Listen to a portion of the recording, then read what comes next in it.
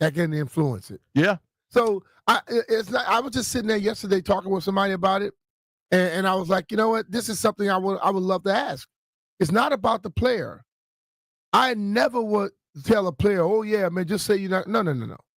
This is about, we claim that medicine is so much better today, that the field of medicine is so much more technical.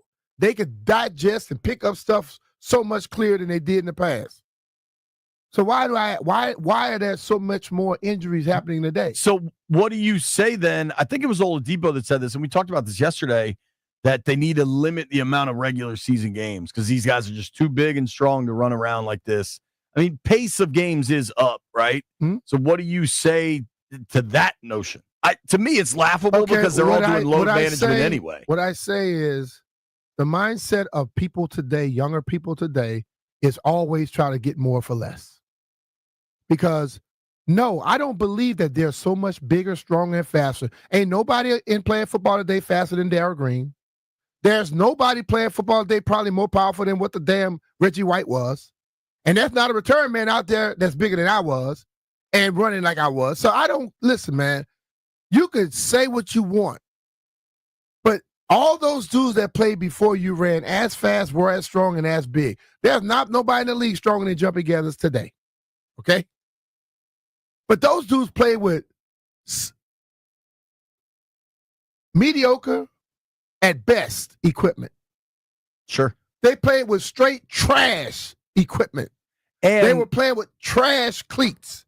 And guess what they did? They played every damn game, and many of them didn't miss none. And they didn't have nearly the tools and chirotherapy. Like all these recovery things didn't exist either. You know what I believe? I believe that when you're in these professions, your body has to be put through a test to know how much you can get out of it. And a lot of times, many people don't train themselves to the point where they know what the hell their bodies can do. Baseball now, if you're a pitcher, you pitch 6 innings tops and they pull you out. If you're a pitcher now, you usually have Tommy John by 19. Yeah, but you 5-6 innings of pitching. Right. There were guys back in the day pitching double headers, okay? They make you become a specialist in every sport at one thing, which does one thing. It enhances the muscles that you need for that job, and it doesn't allow the rest of them to catch up with it. So when guys were young back when I was growing up and before me, they played every damn sport. They didn't just play baseball year-round, basketball year-round, football, that's all they did. They did every sport. So you get a fully developed person. When you're talking to a little kid today and they're going into college, what do you tell them? Like when they get ready out of college to write a resume, you don't want to just have academics prowess. You want to be able to come out of college and say, I can deal with people with social issues. I could deal with a lot of people. I was in these different groups. I was smart. If you could say you played a sport, that'd be even extra, because when that guy goes to hire you, he wants a well-rounded person more than just a one guy could do just one thing. You know what I mean? Yeah. So that is part of the problem. And you know who's that part? That's when the damn doctors come in the professional level, where they want guys to only do one thing. And they limit the amount of stuff they can do. Why the hell people think that I was able to do what I was able to do? Because you know what? I pushed myself to limits in the off season. I hear people now, guys get breaks in minicamp, in OTAs. That's 2-3 days. Okay? It's usually 4 on, 1 off. But they get breaks even in OTAs. Right. Some of them go one day, don't do the next. So when they finally get to football during the way it's set up today, and I'm not knocking any player for anything, but it's like I'm knocking the people that make decisions that feel like, oh, if we make everything easier for them, when they get into full competition, this going to be better. No, you get into full competition, now you're trying to stretch yourself and do stuff that you haven't been doing. That's when injuries pop up. And if you just do the same thing over and over and over and over again, you know what you do in that situation? You wear out your muscles, your joints, your ligaments, whatever. So it just, yes, technology has gotten better, but are we being hamstrung by technology? and forgetting that. And I know this is a movie, but I use this all the time. Drago had all the machines. Oh, yeah. Rocky was running around with a damn telephone pole and running the sand and punching meat. And Rocky beat his ass. Yes, I know. This is how things are. But you know what? You know what I could compare that to? I knew the guys that looked like Tony Atlas that were taking the little pink baby aspirin looking things, which are steroids. And I knew every time we got in competition, I bust that ass. And everybody else that was the hard worker bust their ass. They lost. They looked good. They looked the part, but they could not perform the part because they did it the shortcut way. So guys got to get back into doing what they could do the old school way. And use the other stuff to help you out, but don't forget the old school way. B shot out of a cannon today on Halliburton. I like it, man. I'm because what I watched the kid, and I know Jeff truly loves him, and I felt sorry for him because that was kind of foreshadowed. Jeff was just stating. He said he saw him shooting it, and he said, "Man, but somebody gonna make him have to make a move." And when he had to make the move, what happened? You know. Hey, man, you got to push through some things. You got to find different ways. But sometimes, if that guy is important, show that importance all the time, not just in certain situations. I'm with you, man. I want to get people up to speed on where all you've been because I get people asking me. I'm like, nobody has a motor like B. Mitch. So last Thursday, we were off work. We were down in Richmond to play Kinlock. Yeah. That's how I was on an East Coast worldwide tour. So you drove down to Richmond. You drive back to MGM that night. This is Thursday night. Yeah. Friday morning, how early are you on the bike? I am at the place around 4:20. I got on the bike around 4:30 something, but we decided to back off until 5 because I didn't want to leave out with 300 people at that early in the morning because it's dark. And yeah. I'm not trying to hit the asphalt. So now, what, did you let people go up in front of you, yeah, you're saying? Okay. But let me hit you with one thing, Jay. So we get downstairs at the hotel, and I realize I don't have my bike shoes. This is Friday morning? Friday morning. So you know those red, white, and blue Nikes I wear? Yeah. I had to the first 33.6 miles. You weren't clipped in? I wasn't clipped in. I had on my bike, my basketball basically shoes. Those like Air Maxes you wear. I rode those for 33.6 miles. Then Tony met us. Hold on. Now, does your bike pedals have like the cage to put your foot in, or is it just clips? It's just the clips, but it's flat. Right. So it's basically about it's slippery as hell. It's about this big. Yeah. So I rode, and we averaged about 19, 20 miles per hour while doing that. So then Tony met you in Annapolis? Met us in Annapolis. He had picked up some shoes from Tony Talley? From Mark's Love house. Tony. And then the left clip wouldn't clip in. So for the next 30-something miles, I ride with a right foot clipped in, and the left one wouldn't clip in. It kept coming out. So I had to make sure I could lift on my right foot to push with the left. And then finally, I just asked the dude, they had there's people from the bike lane. I said, do you all have any What do you wear, clips? 11? Yeah. I said, y'all have any clips? He said, yeah. I could put two new clips on. So he puts the new clips on. So now from that 60-something mile point to the 109, I was clipped in at that point. So you rode over half of the bike to the beach without at least one clip. Without being properly clipped. All right. So that's nuts in and of itself. But it was fun. So then you get to the beach. Yeah. You have to drive back that night? That day. Or someone drove back? Yeah. So what we did, we hung around for a little bit because they had a beer festival at Lockport. And I met Duber's dad. Oh, he's funny. I met him. Great dude. I said, yeah, I do a show with JB. Oh, I know exactly who you are. So I bet he knew who you were without mentioning a show with me, bro. So we did that, and then we went to eat. This is a little tidbit. There was a 12-year-old kid that I saw at the second stop where we were at Centerville Elementary School. 12-year-old kid, he was basically on a Huffy. This 12-year-old kid did that whole 109-mile ride. Wow. Because we were sitting out eating, and I said, yo, look, The kid was coming up. His dad said he wanted to do it. This kid did 109 miles on like a little BMX bike, though. Wow. He's a trooper. But then we left there. Me and Mark stopped in Bowie because Mark has a friend with a food truck. We got some catfish and we had some catfish, seafood salad, and macaroni and cheese. And then I dropped Mark back at the MGM. I went home. And I was. What time did you get home? I got home about 11 something, 12. I dropped off my car that morning, the rental car that morning at 6. Right.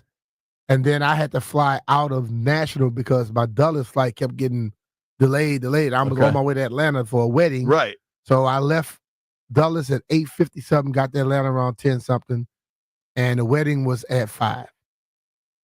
All right. And then you fly back Sunday? Flew back Sunday night. Yesterday you were at Woodmore? Yesterday I was in where Commanders had a golf tournament with some, I guess what you call it, season tickets or something like that. And I played in that. So I'm here today. How'd you play? You have to be gassed, dude. We played 7 under. No, I get my rest, dog. Like, I'll take a nap. An hour nap for me is like 6 hours sleep for somebody else. I've seen you do it. Yeah. Doesn't matter where. I've seen you do it. Yep. So it was fun. But it was fun. And I would just say this here. Thank you, Ben. Ben works with Bike to the Beach for moving it from August 2nd to June 20th. You guys actually had pretty nice weather that day. Yeah, it was 80-something degrees. Yeah. It was 99. You imagine you were biking to the beach today? Yeah, but August 2nd last year, it was 99 degrees at 4:30 in the morning. Golly. Yeah. So your son-in-law, Deshaun, posted, so you were at Ray Brown's daughter's wedding. Yeah. Looked like a lovely affair. But outstanding affair. Jeff always jokes about two Americas, right? And Deshaun posted a video. Now, this might be a younger people thing, or it might be a two Americas thing. Deshaun posted a video of everybody on the dance floor doing a dance, and it looked like 100 people on the dance floor. It was a Florida dance. Everybody knew the dance. Yeah. I've never seen that dance in my entire life. Which one was it? Was it the Florida dance or was it just Sierra? Because I know they were all dancing to the Sierra thing. Jeff's dealing with stuff. Jeff, what song was it? What? Did you see the video Deshaun posted on B. Mitch's son-in-law? Deshaun posted a video on his Instagram story of everybody doing this dance at Ray's daughter's wedding. It was either the song with Sierra sings and they do her little "When I Think About You," whatever the song. Oh, Tamia sings that song, or it was they were doing this Florida dance song. It's this, whatever this was. I don't know if you could see it, Jeff. But, Jeff, I don't know if this is me being old or me being old and white. I have never seen this dance in my entire life. And then this joint right here. Do they got fans in their hands? Where them fans at?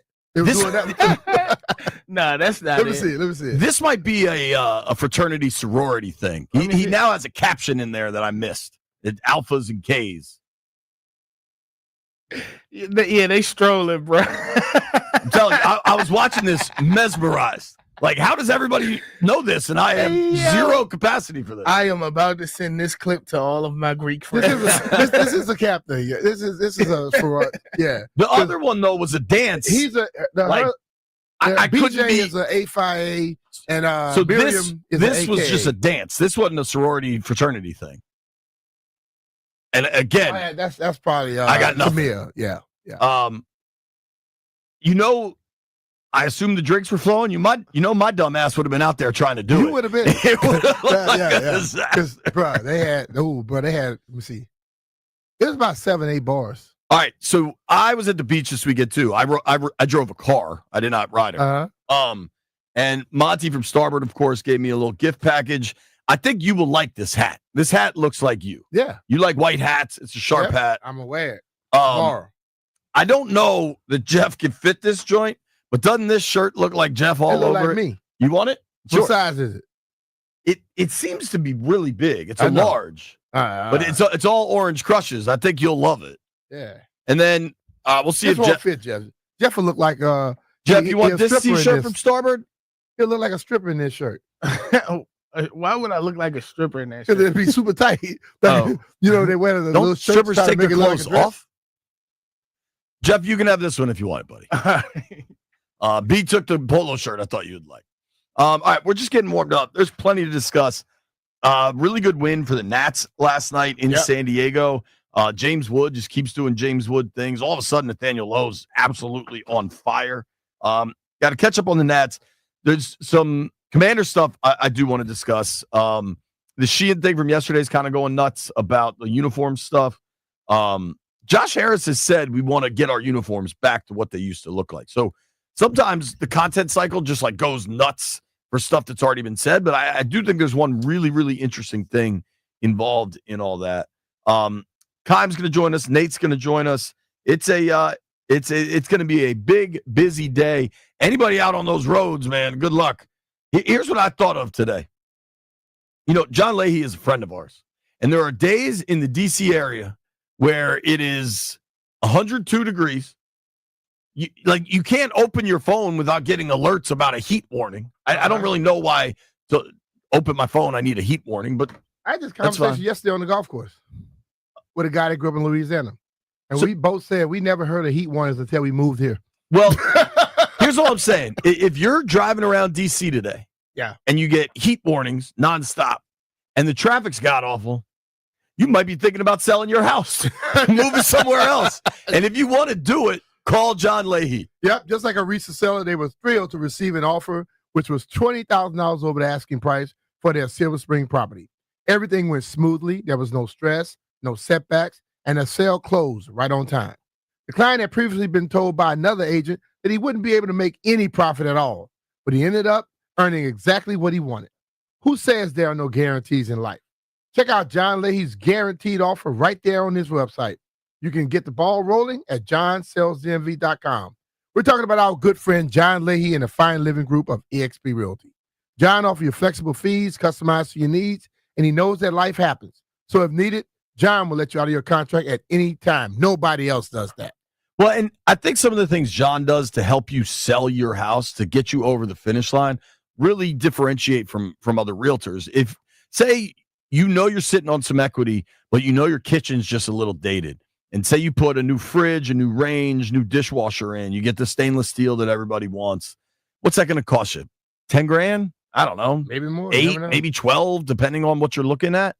Talk to John, because if you talk to John, he can front you that cash. So you don't have to come out of pocket to buy all the new appliances. And then you just settle up on the back end at closing. And if you do work like that before you go to market, the return, the ROI on that is 2 or 3x. Things like that make a huge difference with John. He'll front you up to 50 grand if you and he could decide it's going to make us a lot more money selling this thing.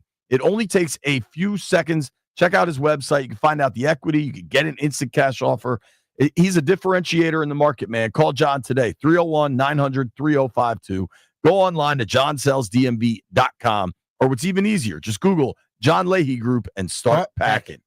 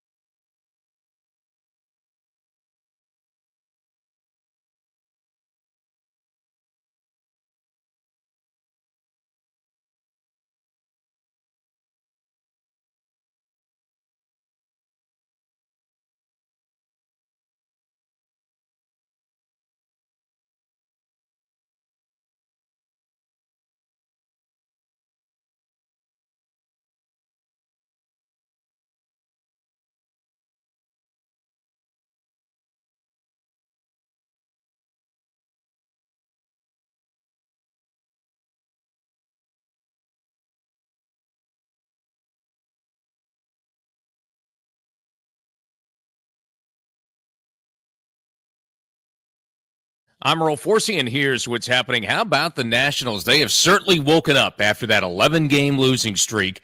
Nationals West Coast swing continued last night with a 10-6 win in San Diego. 2 more home runs, including another from James Wood. Remember, he was part of the blockbuster Juan Soto deal in 2022. Playing for the first time ever at Petco Park. He went 3 for 5, 3-run shot, 4 RBI. C.J. Abrams, also a big part of that deal. He also went 3 for 5, 3 runs scored for him. Nats have won 3 of 5 after that 11-game skid. Now they'll try again tonight. 9:40 first pitch for the Nats and Padres here on the Fan. NBA draft coming up tomorrow night, 8 p.m. Wizards 6th and 18th overall picks. If you haven't noticed, the latest ESPN mock draft had Rutgers star Ace Bailey falling to the Wizards at number 6. We'll see with 2 picks in the first round tomorrow night. From the Crop Metcalf 5-Star Sports Desk, I'm Earl Forsey on the Fan.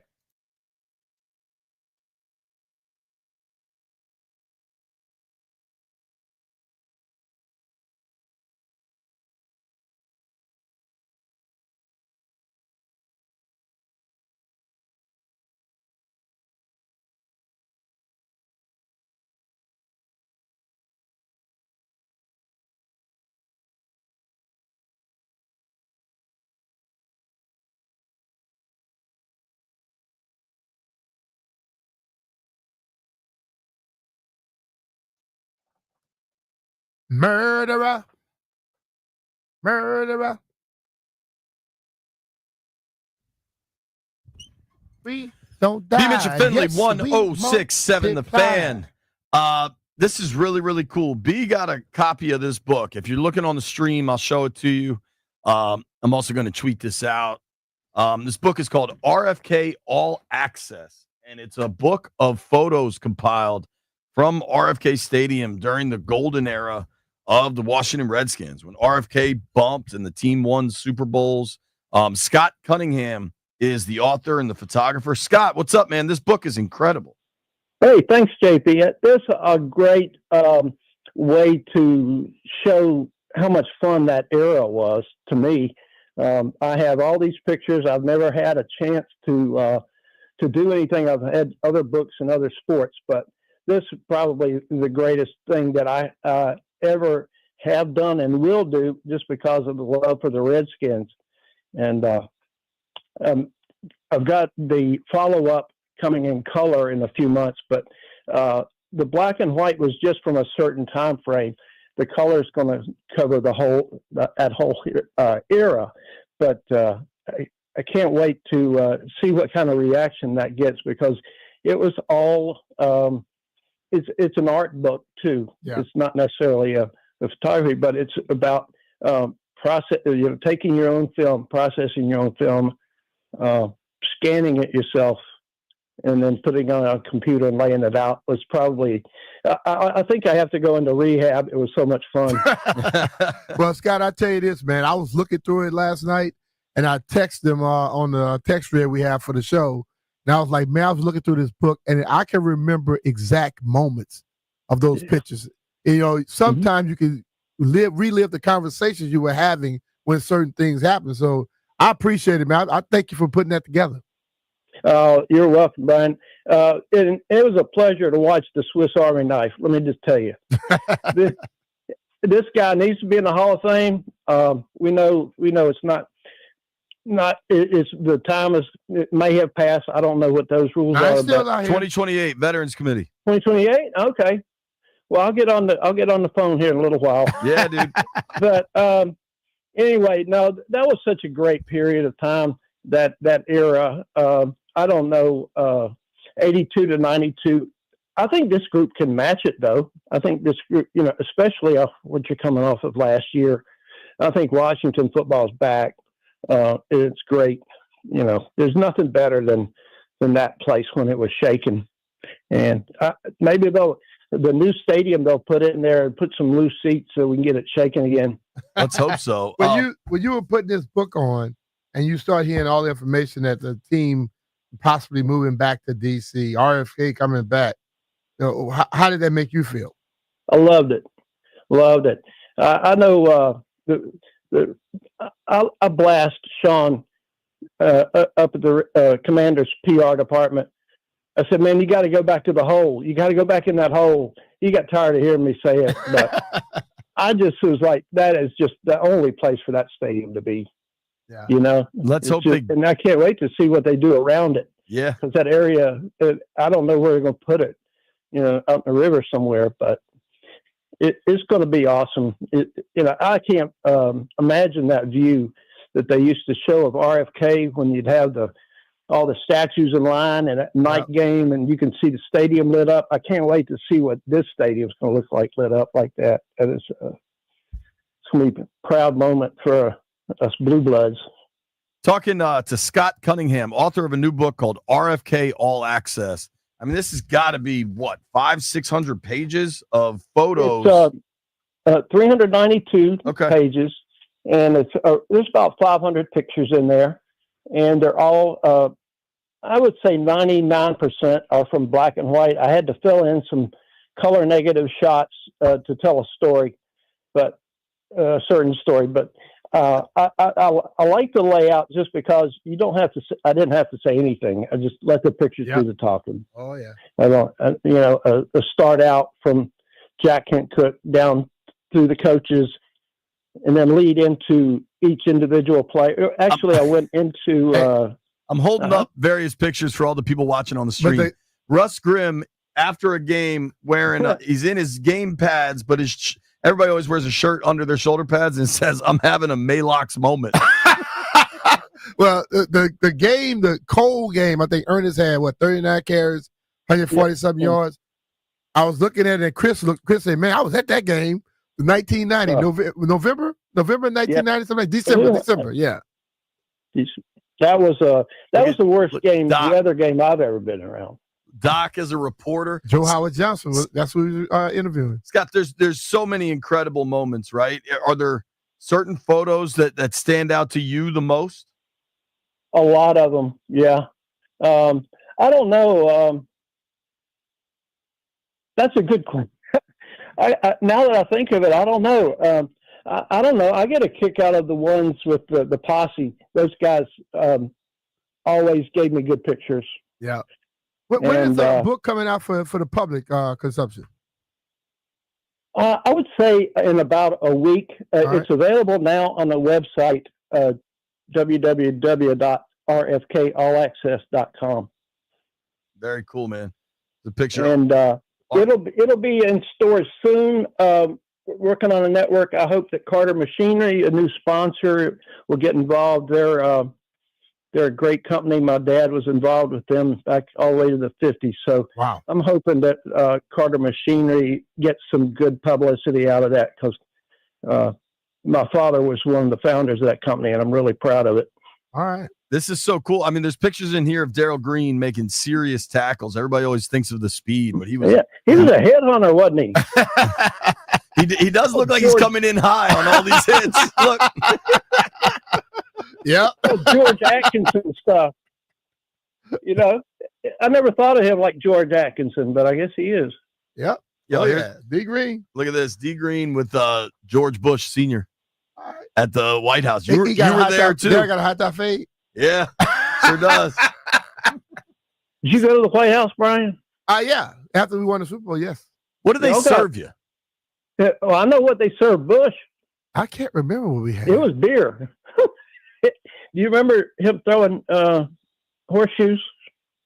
He was good at horseshoes, I went with right? Reagan. No, it was Bush. That was Bush. That was Bush. Yeah. It was Ricky. Bush and Art Monk and Ricky were playing, and I think Bush got a little tipsy that day. I like it. We had a good time. I like him now. I'm telling you. All right, so the website is rfkallaccess.com. A ton of photos from Scott Cunningham from a decade of being inside the locker room as the Skins went to 4 Super Bowls in 9 years. What an incredible run. Scott, thank you for the time, bro. Really appreciate it, Scott. Thank you. I can't wait to see the Washington football come back and make us forget this last bunch of crap we had to put up with.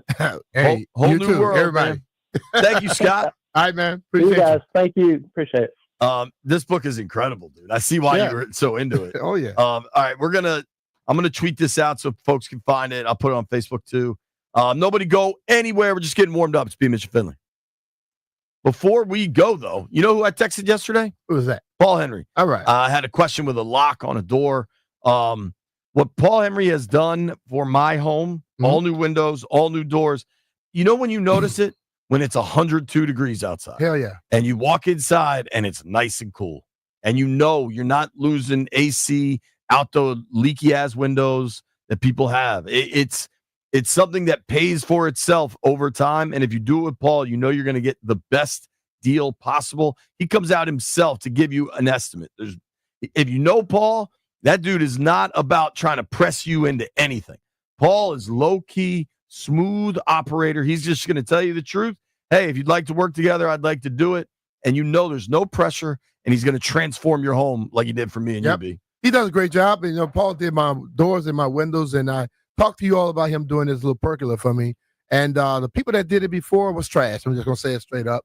Paul is coming in right now, and that pergola, when you walk under it, Jay, it looks like you're inside. That's awesome. There's a ceiling on it. He got recessed lighting. And, Paul, I'm just going to throw this out there. I think I need a couple of ceiling fans out there. You do today. To make that air move around just a little bit.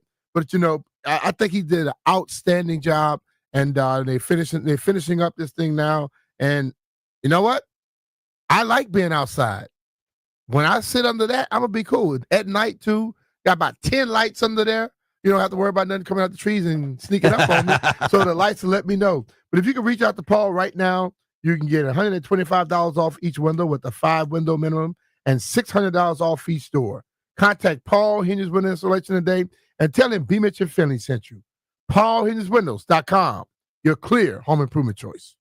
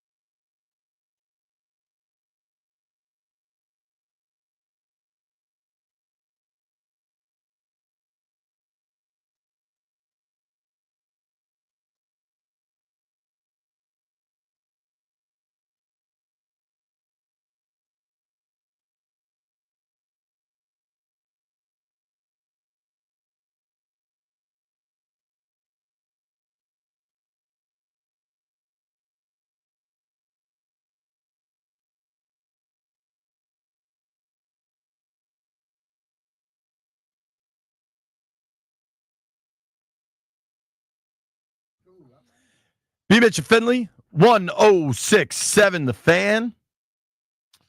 A lot going on in the world. B, I don't know that you and I got to talk about this yet, and I did want to do it quickly. Did you see the Micah Parsons, Kevin Durant conversation from Fanatics Fest? Where Parsons said, I only ride with DQ, and KD said, I bet you playing in Washington in 2 years. Wow. I don't think that's the case. I don't think it's going to happen. Right. Because Jerry is like, as long as I'm living, it ain't happening. Right. Jerry likes to wait a long time before he pays people, but he tends to pay people. Yeah, he does. He does. So, but it was fun. It was a cool conversation. I also thought, I'm sure you saw it over the weekend, how cool was it that Jaden was on stage with Joe Montana and Dan Marino? That was cool. That was cool as hell. And no, what the coolest of the whole weekend was that Josh paid $500,000 for Jaden rookie card. Know what that means? It only goes up. Sure. So it only goes up. I find it the state of cards to me is kind of wild. It's back. It's been coming back, dog. I know, but what blows my mind with that is that, like, I could understand if you told me a Lamar Jackson rookie card now was worth $500K, because Lamar's been in the league a while now. Yeah. And he's won, I don't know, 2 or 3 MVPs. Like, I'm just blown away that Jaden's only going into his second year and a rookie card is worth $500K. Yeah, and people tell me it's one of one. Yeah, but this is what happened. Couldn't we just make one then? No. B. Mitch and Finley, one of one, Jaden Daniels rookie card. But if you had one and someone spent that money for it, it's just like being a first-round draft pick and a seventh-round draft pick. Your salary starts at different places. And the guy that gets drafted in the first round, let's say he's going to another team later on, you're not gonna make less than you made in that first contract, right? So that guy that got drafted in the seventh round, when he go to sign a new deal, for the most part, his new deal is not gonna jump up there where the first rounder is. Yeah. So it's where it starts. And let's be real, it's just like anything else. Going out there and buying vintage cars or antique furniture or whatever, jewelry. This is the big boys' playpen. And they decide how much something is going to be. Let's think about some of what was the little thing, not Bitcoin, what's the little things where they were, the little trinkets. NFTs. The NFTs and all that crap. Some of the stuff you look at and say, $1 million, I wouldn't pay 10 cents for that crap. But somebody will. Right. And if you get into that right, as long as you have a market. When we do these auctions at certain golf tournaments, one tournament, a helmet signed by a particular person goes for $25,000. And the other tournament, it goes for $500. Right. Because the right clientele is not there. Sure. Hell, we went home. I had one of my helmets. I can just hear the jokes coming right now. One of my helmets, and I had a UL helmet and a Redskin helmet back in the day. The UL helmet went for about $10,000, $12,000. The Redskin helmet, it went for about $2,500. Because you were down in because I was in Lafayette, Louisiana. Right. You know, if I I would add those are probably harder to get. It might have switched. Right. You know? And it did fit. So it probably was my helmet. All right. So I'm looking right now. I see a B. Mitch card on eBay for $105. Hell, give it to me. I'll take it.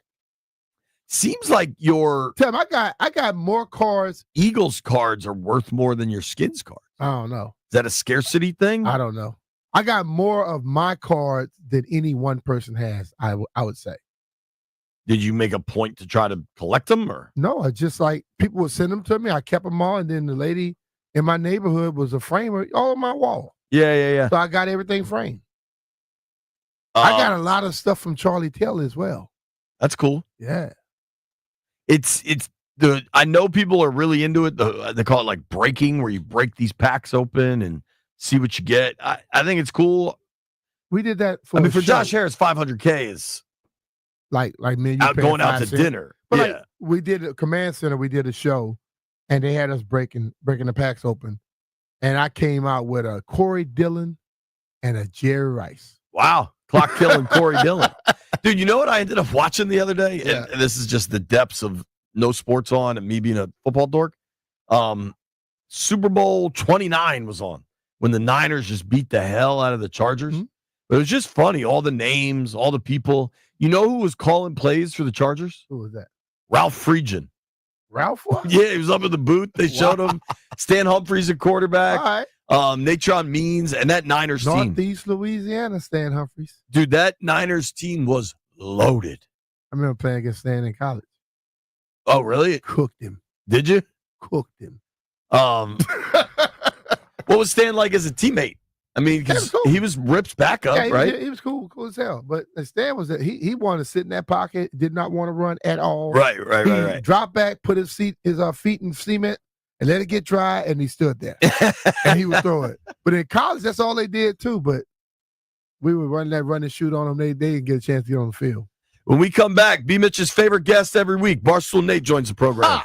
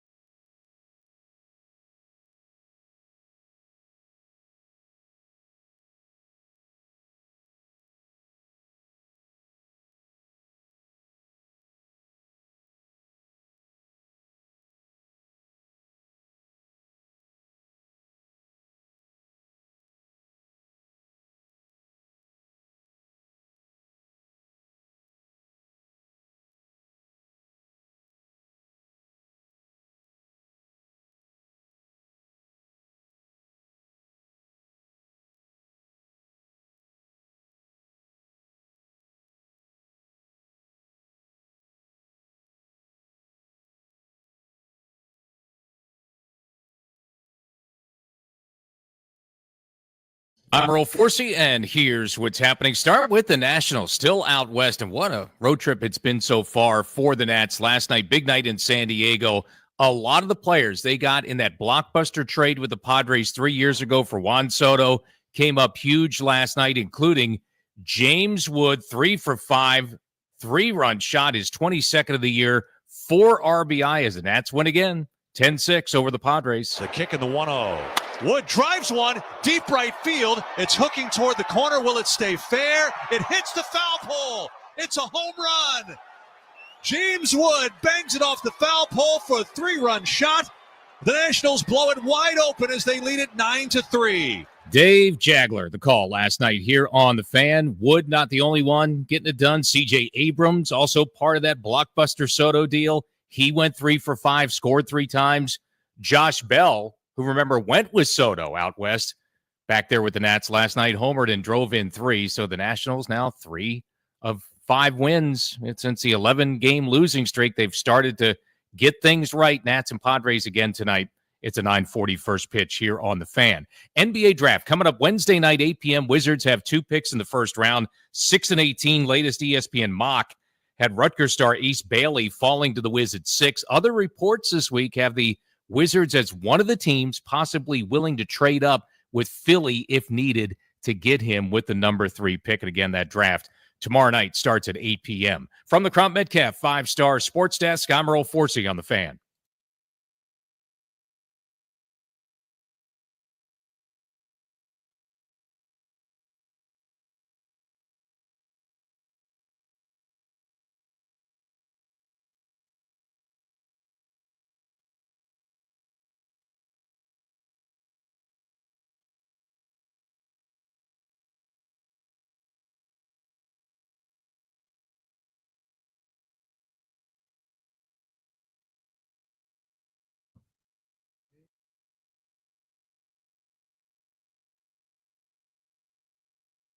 B. Mitch and Finley, 106.7 The Fan. Whenever you hear this OAR song, means we're about to go to New York City. Big City Nate, our friend Barstool Nate. He's not in Vegas anymore? I don't know. Where are you? I love Big City Nate. Let's keep that nickname. Okay. Oh, you're still in Vegas. If you're still in Vegas, we're going to give you that name. If you're not, you're Little City Nate. No, I'm in New York City, the biggest and most important city in the world. You were in Vegas. Did you win? Vegas went terribly. It went as bad as possible. So I'm back in New York City now. So when you have a bad run like that, because don't you sell off portions of your potential winnings? Yeah. Does it get harder to sell it off for the next leg here? No. So tournament poker is very frustrating, where the best players in the world cash in about 15% of all the tournaments they play. So that means in 85% of things you play, you're not making any money. So as a tournament player myself, I only played 4 tournaments when I was out there, and I went 0 for 4. So you can't really judge based on such a small sample size. However, it's very frustrating when you are a passionate poker player like me, but you only get to play like 5 to 6 tournaments every year. So I can never really get any sort of sample size. So this trip it went bad. I didn't cash anything. I came home with my pockets empty, just back to the New York City grind. Ain't it better to be a good poker instead of just a passionate poker player? I would love to be better, B. Mitch. I would love to be, but I chose the New York City blogging life instead. Talking with our friend Barstool Nate here, joining us via the Rude Guest Hotline. Rude makes the most reliable heating and air conditioning products in the DMV. You can follow Nate at Barstool Nate. Read his work for Barstool. Dude, it's obviously a dead time for sports, but it's also, there's kind of a lot going on down here right now. Let's start with the Nats. They had that god-awful losing streak, but now they've won 2 of the last 4. They look good last night. And perhaps more important than like how this season goes, if they go 70 and 92, whatever it is, James Wood is really emerging as like that dude. Yeah, Yeah. We talked about it. You guys still there? Yeah, dude, we got Okay. you. You just keep saying yeah. My phone's acting up. I have a new one. I just need to get it activated. But yeah, we talked about it, I think, last week or the week before, where the Nationals have traded themselves into this amazing core by trading Soto to the Padres and got back just, 5 bona fide studs. And now it's just up to the front office to decide what in the hell they're going to do, because they've just been in ownership limbo for, it feels like, the last 10 years now. Like, it's just every year, are they being sold? Are they not? The money isn't being spent like we know it should be. And I think Nats fans are worried about just blowing this core, where if the ownership's not going to spend money to solidify the bullpen and the starting rotation, you just have these guys who are, James Wood is 22 years old. He is an all-star. He should get MVP votes. And management doesn't look like they can spend a dime to help this team. That stinks. Like, we truly need to not waste this what we got back for Soto. Like, that sort of trade with all these guys panning out. Mackenzie Gore, he's going to get Cy Young votes probably. Like, you can't waste this. So I think the biggest issue in DC sports right now is who owns the Washington Nationals, and what are they going to do about having, I don't want to say lucked into a generational young core, but, making the best trade in baseball history, making the most lopsided trade in baseball history. Take advantage of that. I don't think we need to get too freaked out about losing these guys, because they're all under team control for such a long run that, yes, you don't want to waste it, but at the same time, I don't think the Nats get sold. There are major big issues going on in baseball, both about a potential lockout and television rights, with MLB trying to bring everything together. So I think, unfortunately, an actual sale of the Nats is probably at earliest, I don't know, I guess, February, March of 26. Mm-hmm. But I just, for me, man, with Wood especially, but Gore too, and we'll see who else, emerges to be a true star. Abrams. I just want to enjoy it. It's still going to be great. I just want to enjoy the James Wood thing and not have the discussion about losing. Let me ask anybody this question, because I heard somebody talk about this. The record that was for the longest for losing was what, 13 or 12 games? 12 games. The all-time record. And then they got to 11. They got to 11. Was anybody mad? Because there was some people that was wishing that they broke the record because they felt things would happen if that happened. Any one of y'all felt that way? Mad they didn't get to 12 or 13, so they'd have to fire Davey. Make stuff happen. No, I mean, once you lose 9 in a row, 10 in a row, 11 in a row, what's one more game in a row? I think when you got a record, you break a record like that, that's when things go way south. If Davey survived throwing the entire team under the bus while losing back-to-back series to the Marlins and the Rockies, I think he's pretty safe. I don't know what else. It went 2 in a row to the Rangers, then swept by the Mets, swept by the Marlins, swept by the Rockies at home. So I think Davey is rather safe. They broke it. I think there was a lot of lingering anger, but the way they broke the streak with James Wood hitting the walk-off home run really made it a lot better. I think that kind of changed it, and just how good Wood's been. You want him in the home run derby, Nate Dogg? I think James Wood should be everywhere. He should be home run derby. He should be all-star game. He should be on the cover of video games. He's really, I like when they put graphics up on the screen when they compare him to Soto and Harper, because he's really already at 22, just like they are. But he's just so exciting. I mean, ginormous. He's bigger than Gronk. He's like 6'7", 250 pounds. And he just does everything right every single night. Here's another 450-foot home run. James Wood should be in front of everybody's eyeballs as often as possible. He's so electric, and he hits the ball a mile. It's very Aaron Judge-esque. You're not lying about that one. I'm talking with our friend Barstool Nate here on the Rude Guest Hotline. Let's switch it, dude, to the Wiz. The NBA draft is this week. There's growing speculation that Ace Bailey will be the pick for the Wizards. I mean, there was a time where people were like, Ace Bailey might be able to push Cooper Flagg for the number 1 pick. I think Dylan Harper was objectively better this past year at Rutgers.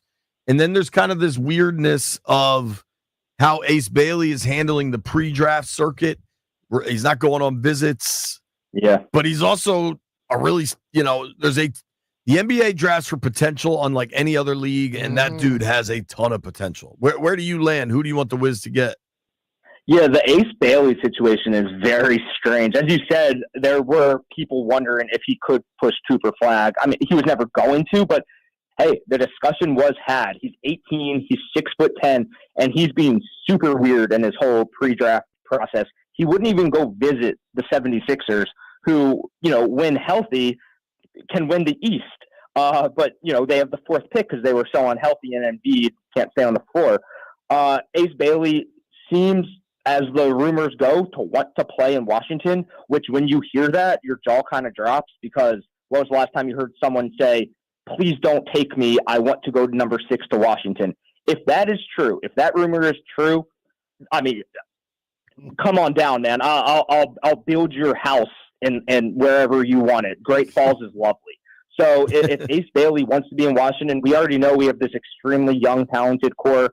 If he's the centerpiece of it all, I would love it. I can't. I mean, none of us know, especially with the NBA draft, how guys at 18 who went to Rutgers can make the jump immediately. Maybe he will be elite immediately in NBA. Maybe he'll need a lot of time to develop and he'll have to put in the work.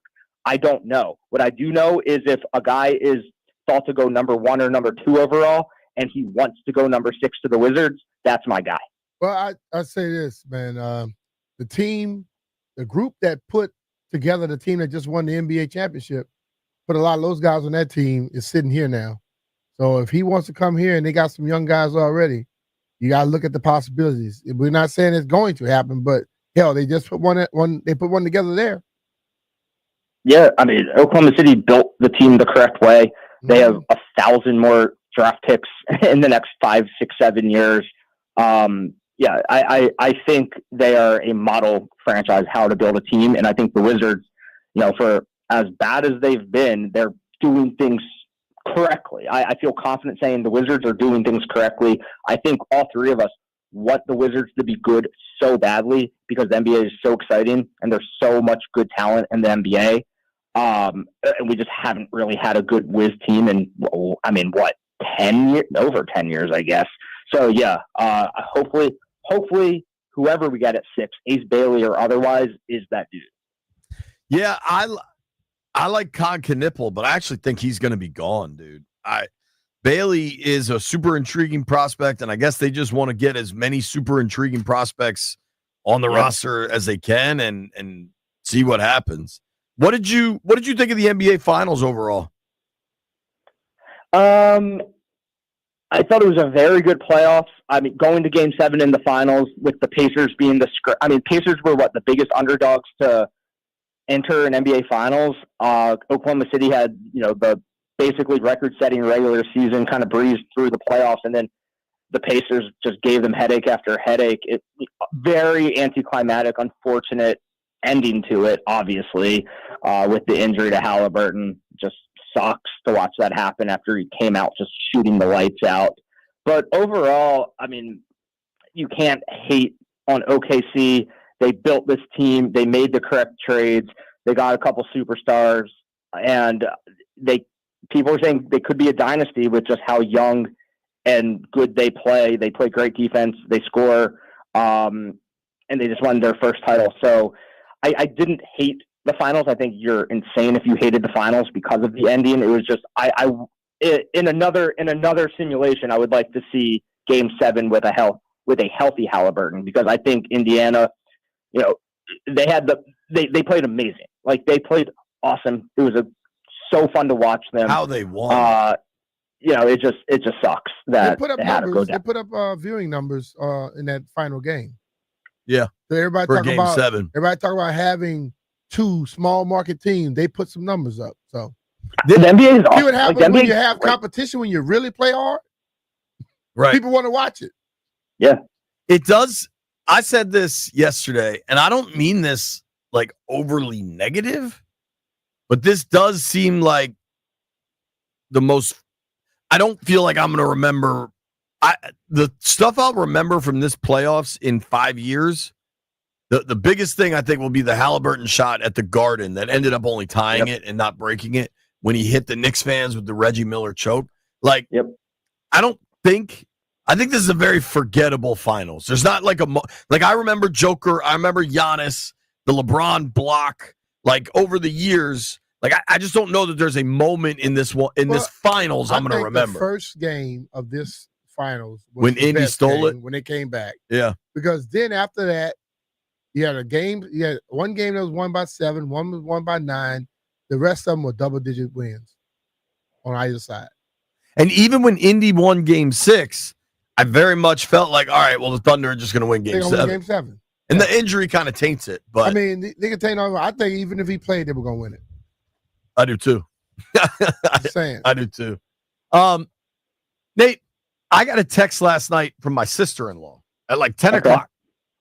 Hey, I'm freaked out about Terry. I just Googled it, and it said New England might trade for him. I said, where are you finding this? It wasn't a reputable source. No. When do you allow yourself to get Your concerned? sister-in-law is at 10 o'clock at night Googling to find out what's happening with Terry? Yeah, dude. Yeah, she's a real football fan. She's a football fan. Damn. Shout out to Caitlin. Kate, what's up? Go to sleep. Damn rest. What the hell? Anybody that's asked me, I said if we get past July 15th, you can start to have a modicum of stress about this. Just because then you get to training camp and then it kind of changes the vibe. I still think this gets done. I don't think people need to be too concerned. Where are you? Hasn't changed. I would prefer him to be signed. I would prefer him to have an extension. I would prefer him to play in DC for his entire career. Do I get worried that he's not signed currently? A little bit. I think I've said on this show more times than anything that I trust Adam Peters in the front office, like with everything. Whatever decision they make, whatever they do, I'm fully behind 100%. I don't think they can do any wrong. So I say that by saying maybe there's a reason Terry hasn't put pen to paper yet, but everything might be fine. The other side, the devil on your shoulder goes, maybe there's a reason that he hasn't signed, and maybe that reason is, they're not giving him the deal that he wants, and maybe there is some conflict between his agent and the front office, and maybe they really, truly aren't aligned on an extension. We don't know which one it is. We don't know if things are fine and it just takes time and he'll be in camp July 15th, or if there really is strife. That's what worries me, is we don't know. And the longer it goes, the more it seems like they're not on the same page. That's all conjecture, though, because honestly, it could be either. I do worry that they're not on the same page, though. Yes. I don't. But I think that's fair. That's why I say July 15th. So that's 7-8 days before veterans report to camp. Like, that's when you kind of 3 weeks from now. You get to crunch time then. I don't think we're at crunch time yet. Now, the tricky part will be, guys, is let's say it is the devil on the shoulder and they're not aligned on the money and the years or anything. We have to continue to trust Adam Peters, though, because he hasn't shown that he doesn't know what he's doing. We have to trust him in the front office, and we can't go back to the Dan Snyder stuff where ownership should step in and make this happen. We can't think that way. So let's say worst case scenario is he does not sign an extension. It's going to be tough as fans to be like, oh no, is this the first misstep by this new regime? I don't know. I just want to trust that everything will work out the way it should work out. I hope we don't get there. But at the end of the day, I do trust this new management that they've put in to make the best decision possible for this team. I'm with you on that, Nate. I think that's the right place to land. I also think trusting the front office will land with a McLaurin 3-year extension. So, and if it doesn't, what do we do? There's nothing you can do. Just watch the team and cheer. All you can. I mean, it's like we ask those questions. What do we do? We can't do a damn thing.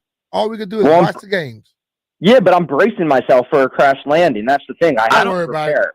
I don't think you should be bracing yourself for a crash landing right now. I hope not. Practice your poker. You're going back to Vegas soon.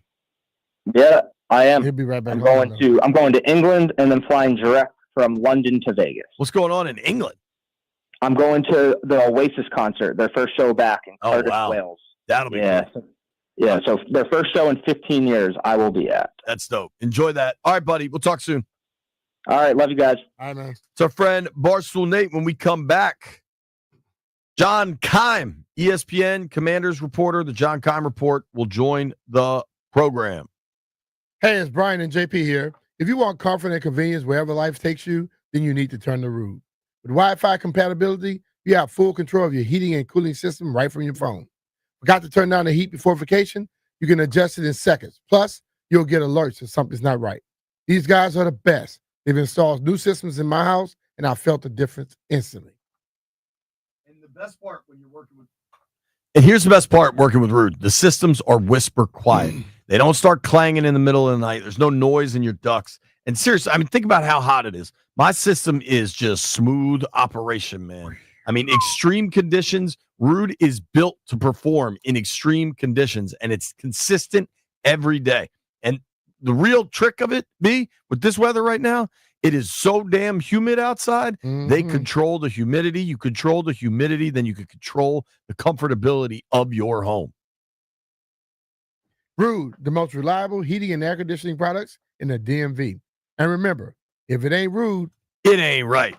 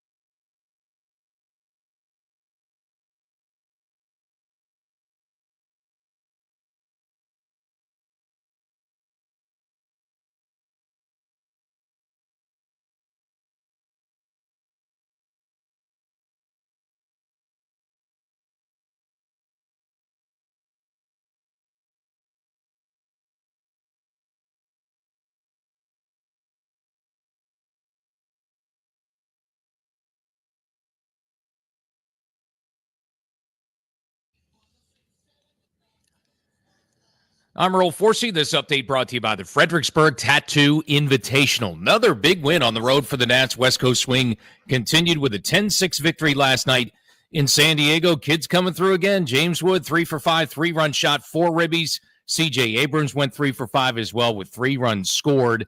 Nats have now won 3 of 5 after that 11-game skid. They'll look for another one in San Diego tonight, 9:40 first pitch here on the Fan. NBA draft tomorrow night. Wizards have 2 picks in the first round, 6 and 18. NBA trade happened last night. Celtics dealt Drew Holiday to Portland for Anthony Simmons and 2 first-round picks. Celtics now also reportedly looking to trade Kristaps Porzingis as well. WNBA Mystics coming off a big overtime win Sunday against Dallas. Host the league-leading Minnesota Lynx tonight, 8 p.m. for that one on the Team 980. Mark your calendar. It's a Fredericksburg Tattoo Invitational, June 27th through the 29th at the Fredericksburg Convention Center, hosted by Black Horse Tattoo Studio. Live tattooing, contests, and family-friendly fun. Get your tickets at fxbgtattooinvitational.com. From the Crop Metcalf 5-Star Sports Desk, I'm Earl Forsey on the Fan.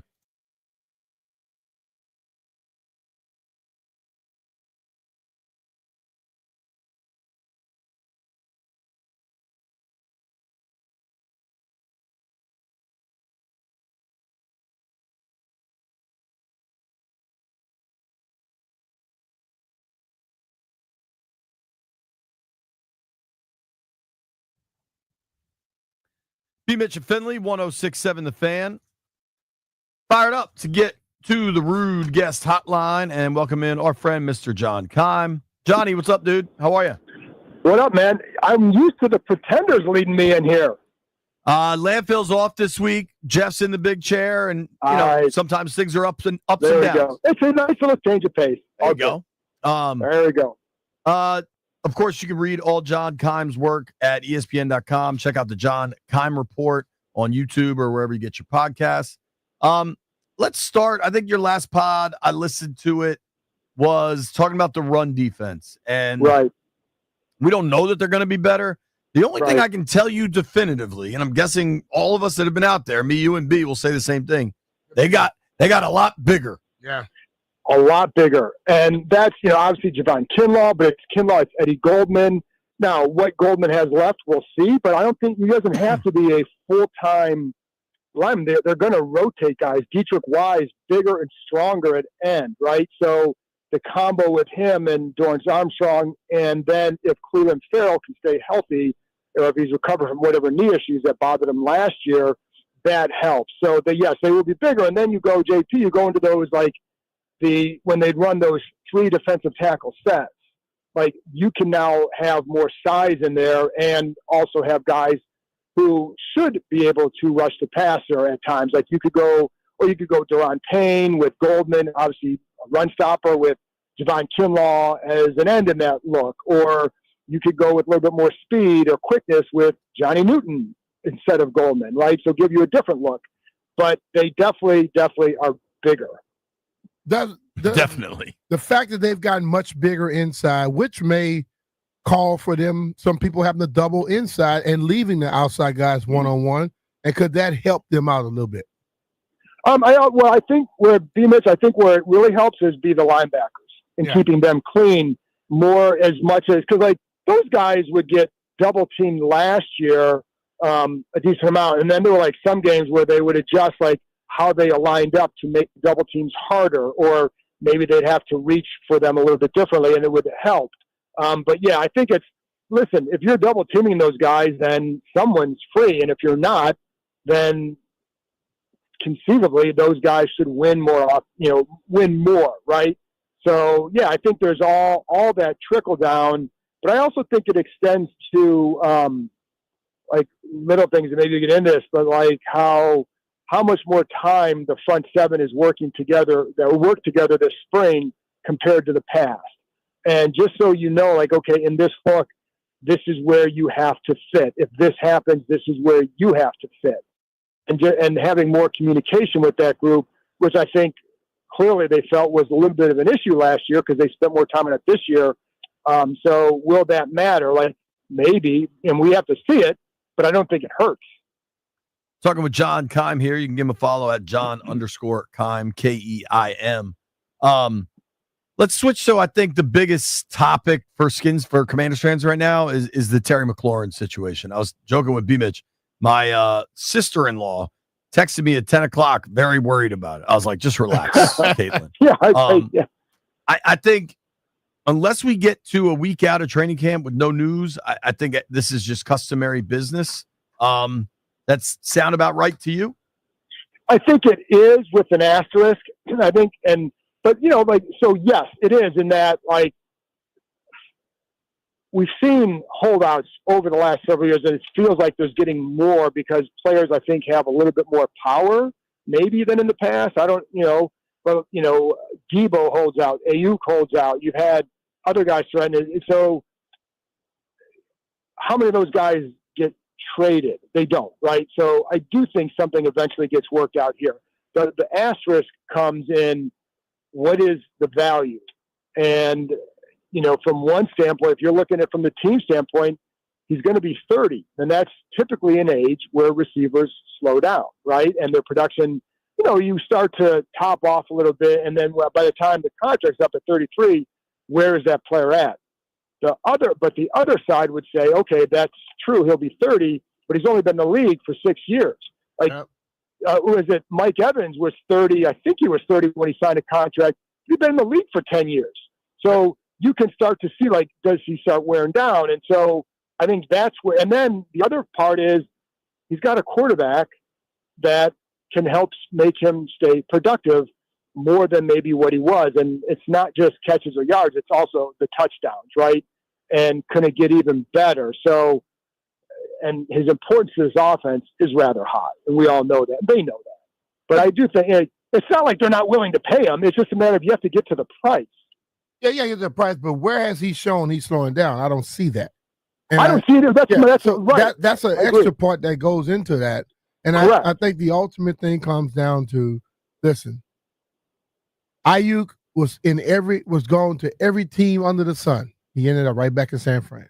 Right. You hear no rumors about Terry right now. I think he's going to end up right back here in Washington. Agreed. Yeah. Well, and that's the thing.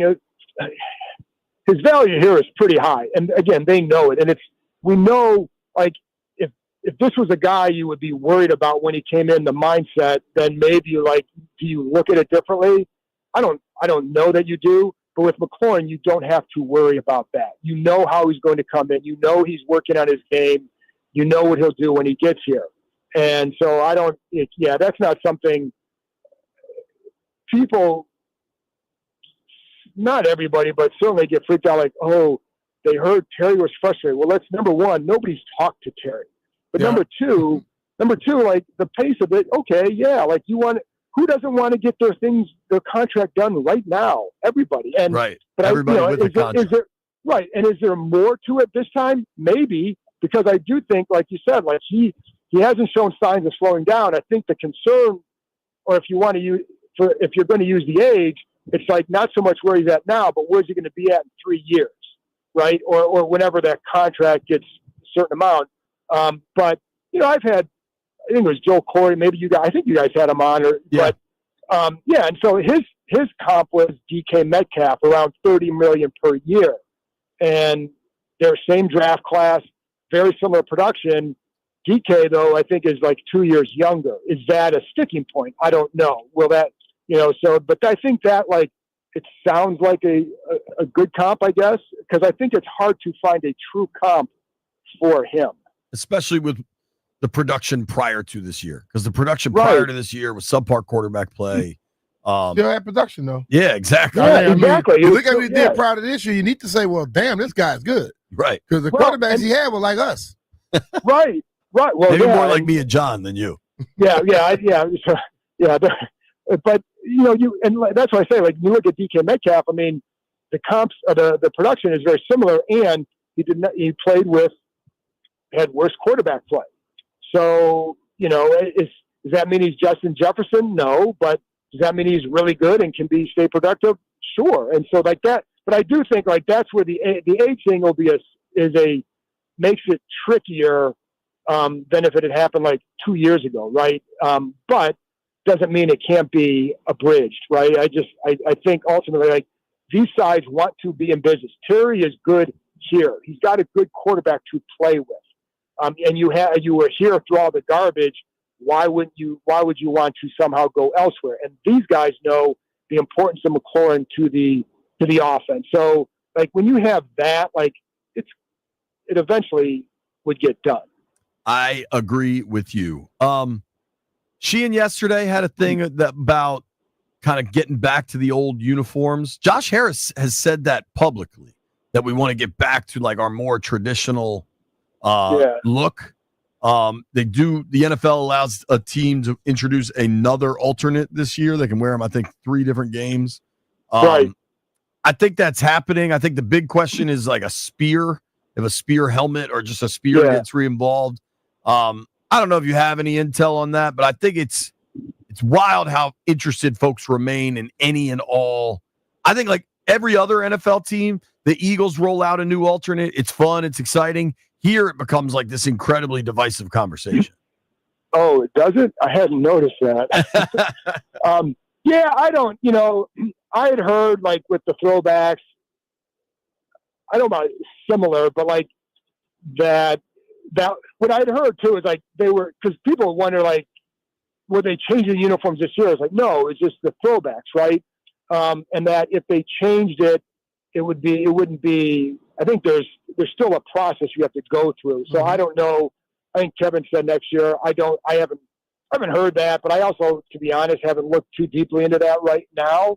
It's something I talk to people about in the spring, and so I don't know what level of progress or thought has been put into it since that time, because a little bit more focused on spring practices, RFK Stadium, the important stuff, et cetera. Yeah, the important stuff. Like, I understand the laundry, and I understand the whole connection to the past, et cetera. One thing that for sure, and I think you see it in naming the draft room after Bobby Beathard, they want to be connected to their past. They're not shying away from that.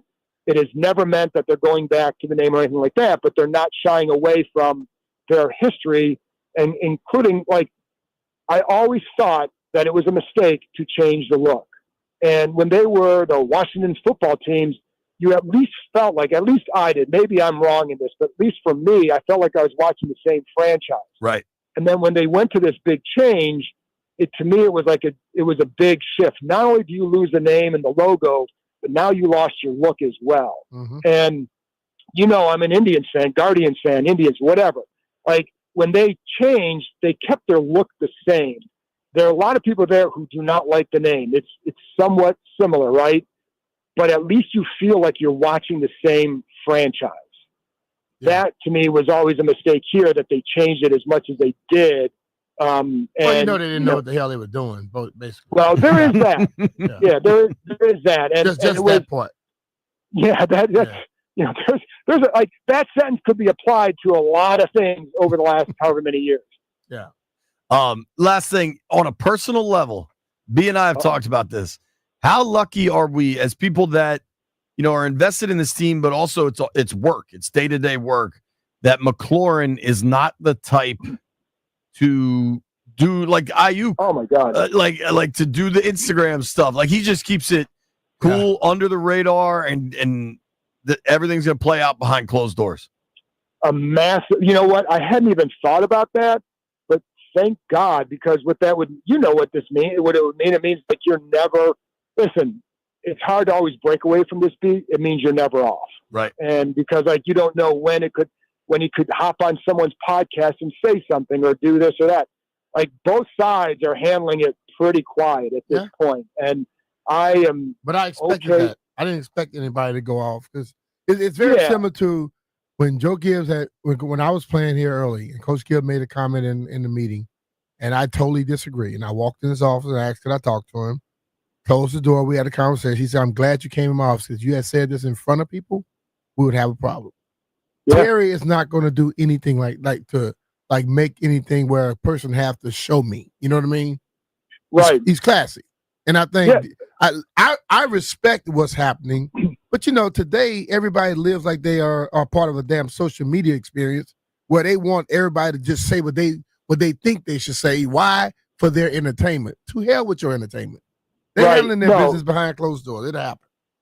Yeah, and listen, as a reporter, obviously you want all the information you can get. I will say both sides are very, very quiet. So, I think there is nothing wrong with that, because I think it leads to I think it maintains a better relationship between team and player, I think. But you're right, like with McLaurin, listen, man, he's had to deal with so much stuff over the years. And whenever anything happened, it was always Terry McLaurin is the voice for the players, right? He was always there to discuss, and he would always give a long, thoughtful answer, and he would never get himself in trouble. Listen, remember after that Giants game, he basically criticized the game plan, but it was done in such a way where it's like it didn't make headlines. Mhm. And Totally. and it's a knack that he has. So he knows how to keep it like that. Doesn't mean that he might not get frustrated with whatever the pace is, whatever he hears, whatever. But he'll be professional, and when he's here, for sure. And ultimately, the dude's gonna get paid. It's just a matter of making sure it works for both. And that's this is still like this team has to worry about it's not just about one player for them, right? And because you have other things you're going to focus on too, other players down the road, or even after this year. Like, what if Deebo Samuel does really well and you want to keep him? There's a lot of things to consider, but ultimately they both know that they're better together. And Terry in this market we know what he means. Yep. Mhm. So, this is a great place for him, and he's a great person for them. Thank you for the time, Keim. 100%, Appreciate Jay. you, buddy. Appreciate you. Thanks, guys. All right. That's our boy, John Keim. Give him a follow at John_Keim. Check out the John Keim Report. Nobody go anywhere. Hey, it's Brian Mitchell here. Baseball fans love the long ball, and FanDuel is giving you even more reasons to love home runs every Tuesday during the MLB season. Because with Dinger Tuesdays, all FanDuel customers get a home run profit boost. That means you can bet on moonshot. When you bet on moonshots, you can take your winnings to new heights. So whether it's a big blast or an apple taco, FanDuel is your home for betting home runs. Just visit FanDuel.com/Brian and gear up to go yard all season long. That's FanDuel.com/Brian to claim your Dinger Tuesday profit boost. Make every moment more with FanDuel, America's #1 sportsbook, official sports betting partner of Major League Baseball. FanDuel Sportsbook is the official partner of 106.7 The Fan. You have to be 21 years old and present in Virginia. Opt-in required. Bonus issued as a non-withdrawable profit boost tokens. Restrictions apply, including any token expiration and max wager amount. See terms at sportsbook.fanduel.com. Gambling problem? Call 1-800-GAMBLER.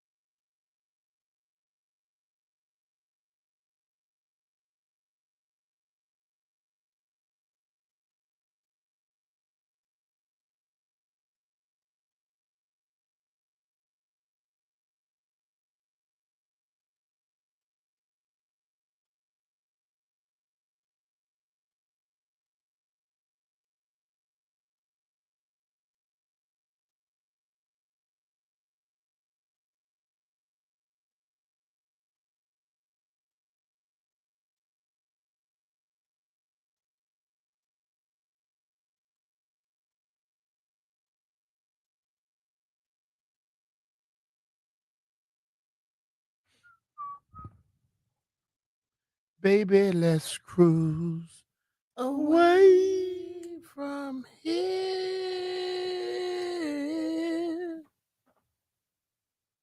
Don't be confused, baby.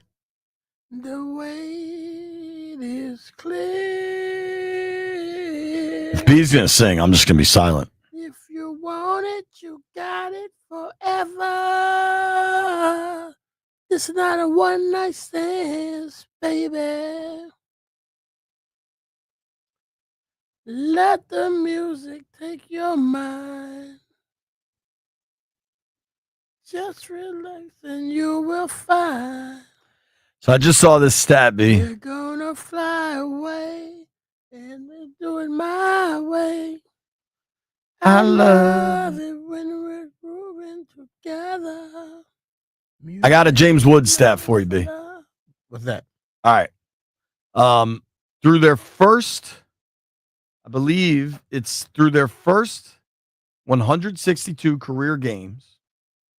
162 is a baseball season, right? Standard season. Through their first 162 career games in Nationals or Expos, going all the way back, franchise history. Expo. Who do you think has hit the most home runs in their first 162? Not their first full season in the bigs, but their first 162. Out of who? The whole organizational James history. 3 players are tied with 31 home runs in their first 162. Soto, Bryce Harper, and now James Wood. Mm-hmm. And James Wood has done that. He's done it? Through 158 games. So he can break it. He could break it. Got 4 games to break it. And it's getting to the point where I'd be hard-pressed to think he won't. I would love for you to be my teacher. You just give the answers. You know, you just. Well, I'm not trying to make it. Well, now, there were 3 people. You named one of them. Well, but if I'm talking a record right now, it's probably going to be a Wood record. But if you're asking, I know James Wood, one of them. That's pretty impressive company, man. Yeah. He is that dude, man. He smashes the ball, dog. Smashes it. Yeah. And he can run. The speed is crazy for his body. Mm-hmm. Being 6'7", and it looks like effortless. See, the thing about it is this. When you look at baseball, you see a 6'7", 250-pound guy, and you go, wow, he's huge. He's a tight end. He's a small tight end, basically. Yeah. And if he's athletic, if he was on the football field running like he runs, nobody would say one word. It's just because baseball, we don't normally see big guys doing that. They normally just hit home runs, and they can't do everything else good. And normally guys his size are normally DHs. You know what I mean? Yeah. But he's basically like what happened when you were in high school when you were younger. These super athletes played every sport. You know what I mean? And hell, he decided as he went forward, baseball don't give me concussions. I don't have to block Chris Jones. Right. You know, I can go out here and just hit this little white ball and run every once in a while. And if I have to run over somebody at the plate, I'm gonna probably be bigger than him. You know what I mean? Yeah. So he made a great decision because he was able to play multiple sports. He's just a better athlete than the average baseball player would be. I mean, he hit another bomb last night. Josh Bell hit a home run last night. C.J. Abrams, I think, scored 2 or 3 times. Yeah. Brady House, the kid they just called up, had an RBI last night. Good night for the Nats. Win 10-6.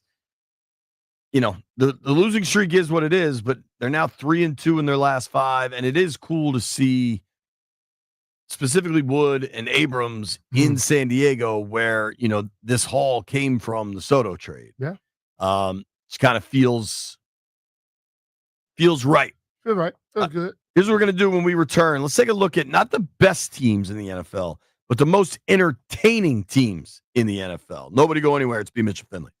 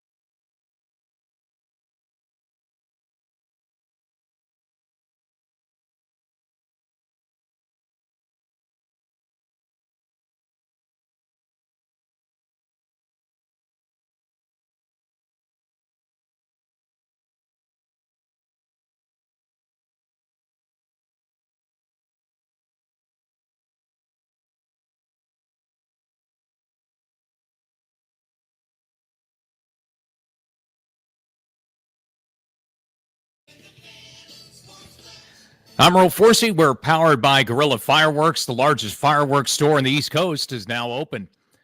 B. Mitch and JP just talking about this thing with the Nats. The kids that are the base of the organization now, part of the Juan Soto trade, back in San Diego for James Wood, first time he's ever played at Petco Park. Remember, he was a single A player when the Soto deal was made in 2022. Boy, did they come through last night. Nats win at 10-6. James Wood, 3 for 5, 3-run shot, 4 ribbies. C.J. Abrams, part of that deal, went 3 for 5 with 3 runs scored. Pretty cool if you're Davey Martinez. That's how the game goes. I mean, they got a pretty good play in the trade. We got, really good players in the trade, so it worked out for us. And it's working out pretty well. 11 home runs, by the way, now for the Nats in the 4 games on this West Coast trip. Let's see if they can keep it going tonight with the Nats. They won 3 of 5 after the 11-game skid. Another one in San Diego tonight, 9:40 first pitch from Petco Park, once again here on The Fan. NBA, there's lots going on. First of all, last night, Indiana Pacers star Tyrese Halliburton had surgery in the torn right Achilles tendon, suffered in Game 7 of the NBA Finals. He is expected to miss all of next season. Trades getting done. Boston Celtics sent Drew Holiday to the Portland Trail Blazers for Anthony Simmons and 2 second-round picks. Celtics also reportedly looking now to trade Kristaps Porzingis. Wizards news, Chris Middleton reportedly picking up his $33.3 million player option for next season. The NBA draft, of course, coming up tomorrow night. Wizards have 2 in the first round, the 6th and 18th overall picks in the draft, which starts at 8 p.m. Guerrilla Fireworks, the largest fireworks store on the East Coast, is now open, featuring all major brands of firecrackers, rockets, mortars, artillery shells, repeaters, Roman candles, fountains, and more. 30 minutes from the DMV in Charlestown, West Virginia. Guerrilla Fireworks, just 1 mile from Hollywood Casino. From the Crop Metcalf 5-Star Sports Desk, I'm Earl Forsey on The Fan.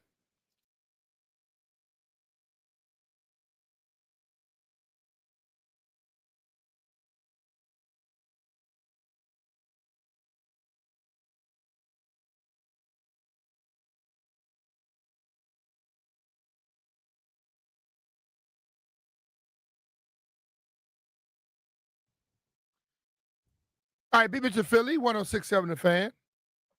All right, JP has some things to do, and we're going to be finishing up this show. Taking you through some different things. And this time of the year, we know we get all types of lists. And some of the lists, I just say, hell no.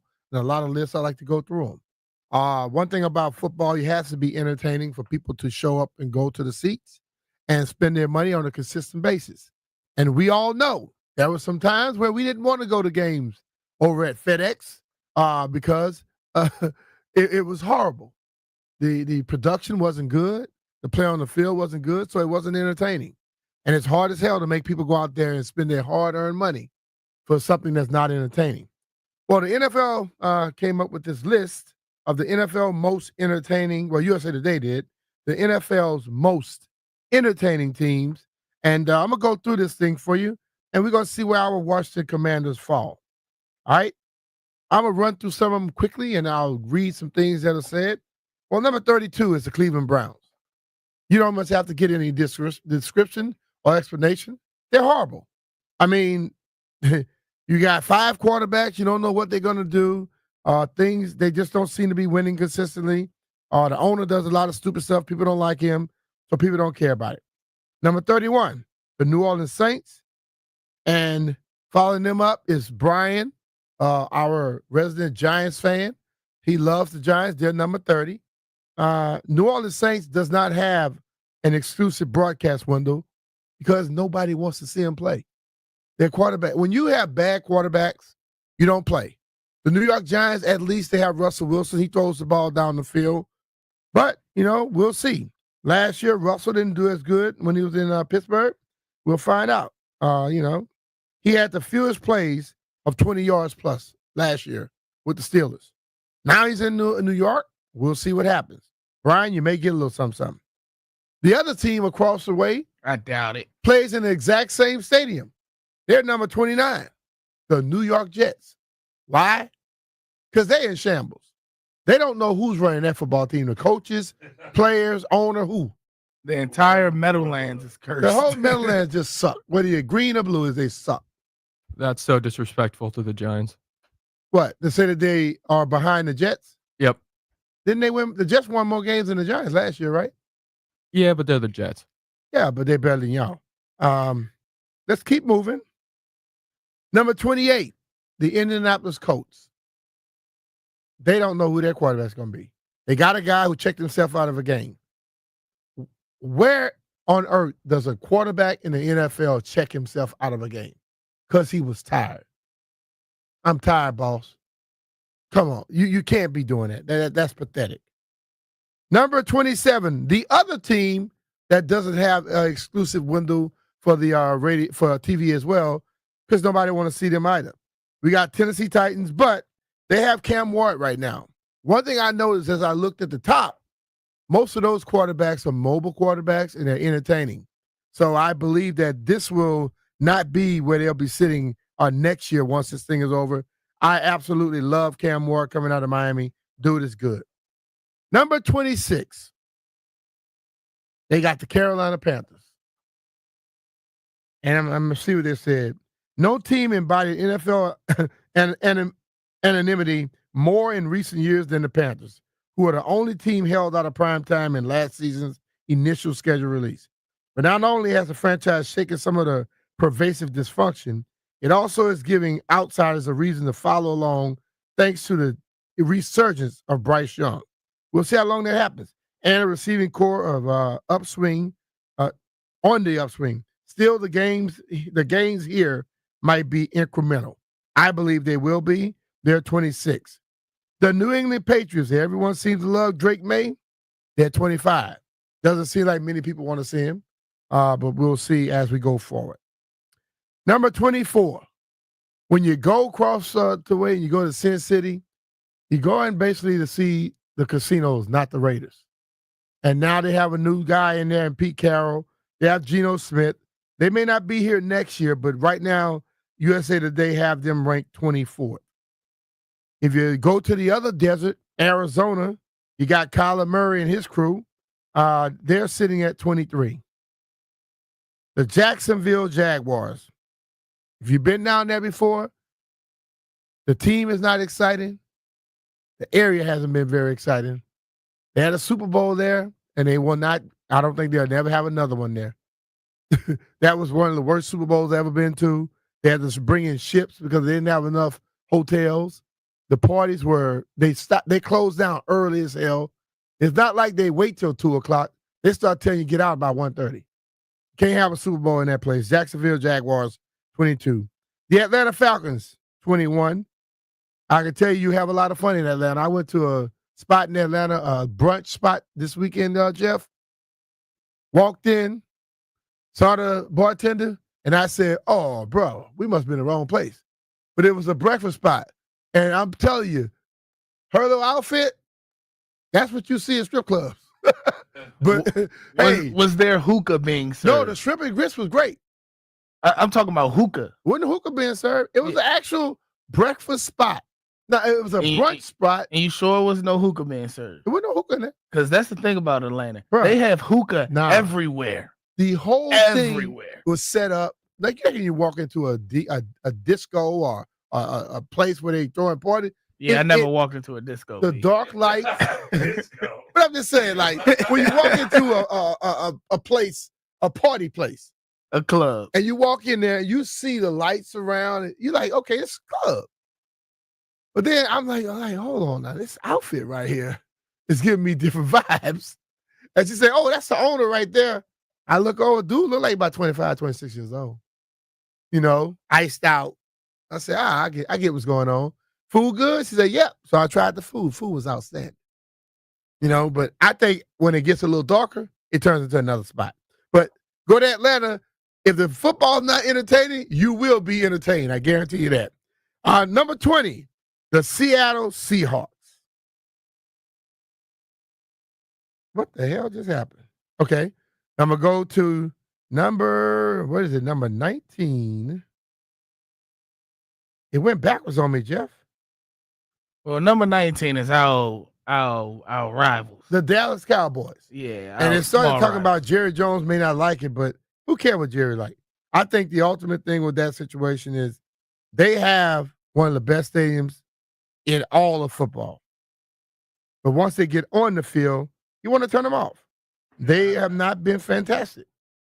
And Dak is going to come back this year, and I know Dallas fans are going to tell us what he's going to do, depending on how long he's around, or depending on who he decides to throw the ball to. I'm just not impressed with Dak very, very much anymore. Number 18, the Chicago Bears. Number 17, the Denver Broncos. I have to agree. I think this is a little low for them. Because with Bo Nix at the helm, they did some spectacular things last year. Denver's pretty in the and the thing of it, Sean Payton is going to find a way to expose people defensively with his offense. But his defense last year was outstanding. Gave them chances to win. And I thought they were exciting. As you flip through channels, when I saw them, I'll watch a little bit. Number 16, the Miami Dolphins. That seems high for a team that has all that speed. Didn't they say they're going to have a lot of track meets and all that? Well, the football hadn't been good. You could actually put them a little farther back, I think, because based off of what they put together 2 years ago, you expected them to be doing a lot more. They're not. And then their quarterback, I think he's one more major hit from being done with football.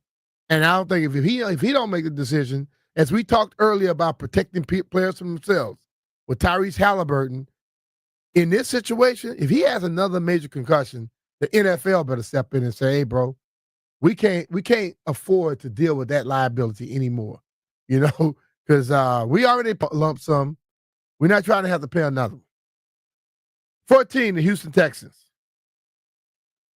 13, the Minnesota Vikings. I thought they would be higher because Justin Jefferson and the other kid, Addison, those dudes are magnificent on the football field. It's going to come down, will J.J. McCarthy be able to consistently get the ball to them down the field and give them spots like I think Jefferson loved. What's up, Jeff? And I just seen this part of the list. I just know you're about to go crazy on this next one. Number 12, the Pittsburgh Steelers. Yes. They don't know who their quarterback. Oh, they got Aaron Rodgers. Yeah, but are we making them? How can we say that team? We said the same thing about them with the Jets. Yeah, like how can we make that team more entertaining than the Broncos? Well, see, we this haven't is the seen thing this about team entertainment. together. Entertainment is not always good. Entertainment is normally ratchet, and it keeps us stuck. Like when you put on hip hop, whatever in Atlanta, it ain't good. That ain't no damn good stuff. That's ratchet, and you keep watching it. Like when you Love look at Island. most of the housewives shows, I don't care what city they're in, they all end up ghetto as hell. They all end up with the women doing something that's just stupid. And you know what you do? You watch it. Okay? Have you ever noticed all these housewife shows? All of these women are very, very out there and outlandish or whatever, and the guys are just quiet as hell. That's why they get those people. I wouldn't be on a show like that. I mean, the hell, calm that crap down. But they don't want that. They want you to look bad. Number 11, the San Francisco 49ers. Last year, they weren't very entertaining. But they can fight and do things. They won't quit. They got a lot of talent on that football team. Now, getting into the top 10, and you know we're in the top 10, so it tells you our Washington Commanders is somewhere in the top 10. What? We finally getting some respect. Now, see, everyone always seems to care so much about what the national pundits are saying. All right? The national pundits are starting to give us a lot of credit. So are you satisfied now? Or do you now scrutinize what they say? So the way I'm going to play this out, I'm going to let you just have to wait a little bit because we got 10 left. The Washington Commanders was not named in the bottom 22. So they got to be in the top 10. Where you think they're going to be? And if they're not in that position, will you be mad or you'll be satisfied? Because I believe if you're the top 10 in anything in the NFL, you're good. You're damn good. Yeah, the fact that they are in number 10 on their first year, everything was a first year last year. Yes. First offense, defense, team, everything. I'm satisfied. First year of ownership satisfied. in the real sense, you want to look at it. Yeah, I think they hit a home run. Yeah, I'm satisfied. We're in the top 10. I don't care if I didn't look. I wanted this to all be a surprise for all of Does us. everybody over there in the studio? Hey, Brian, how do you feel about the Commanders being in the top 10? Do you think they're entertaining at least? Yeah, I think Jaden Daniels is Only Jaden Daniels? third most entertaining quarterback in the league. You just think he's the only entertaining person? You don't think anybody else is entertaining? Oh, you can't make that face be You hard. think Jaden Daniels by himself got the team in number 7? He can't throw the Terry's ball fun to to watch. himself. Terry has Well- won his games off of burning people off straight. Yeah, routes. Terry's fun to watch. Debo, now that he's there, they got some fun guys. Yeah. All right. Brian is kind of a semi-hater. I think Brian's going to convert by the end of the season. I Maybe like two. Jaden Daniels. What Kevin Durant say? 2 years. 2 years. 2 years. Yeah. He'll be over there. He'll be coming up here with his hat on, tilt to the side. He's going Playing to say, "What's go-go. up, Mo?" Playing go-go and stuff. All right, when we get back, we're going to take a break here. We wanted to save the top 10 for our next segment. We're going to save that. And then later on, Tyrese Halliburton opened up about his injury, and he made a lot of comments. We started off the show talking about this earlier today, and I agree with him of what he's thinking. But I also think that a lot of times teams, medical staffs, and all that, they let down the players by not speaking up and really protecting them from themselves. Some guys probably would never have to deal with some of these injuries if they only stood up and were the adults like they're supposed to be. We'll discuss that later on, but coming up next, we're going to give you the top 10 most entertaining teams in the NFL. Be Mr. Finley, 106.7 The Fan. We'll be right back.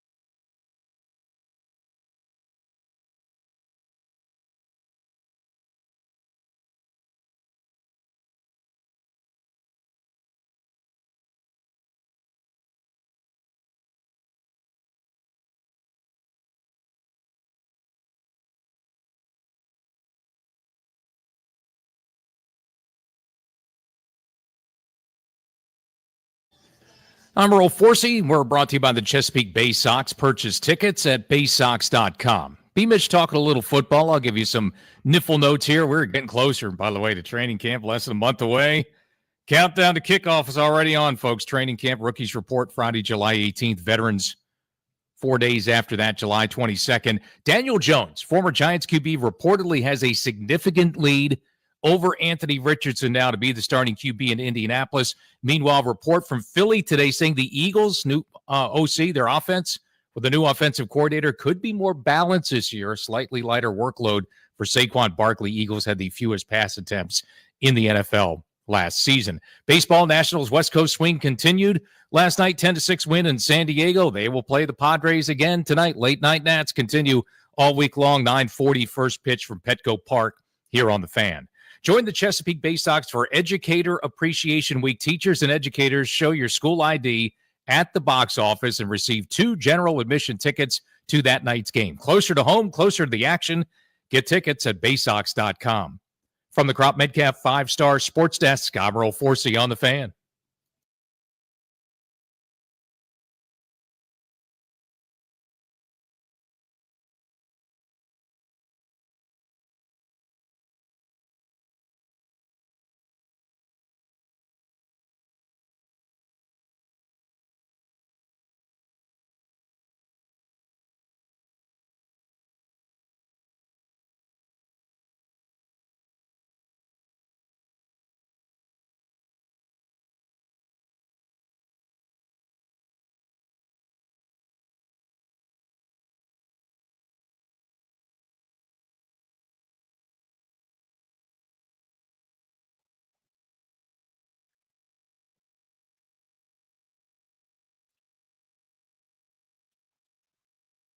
Then we gonna roll.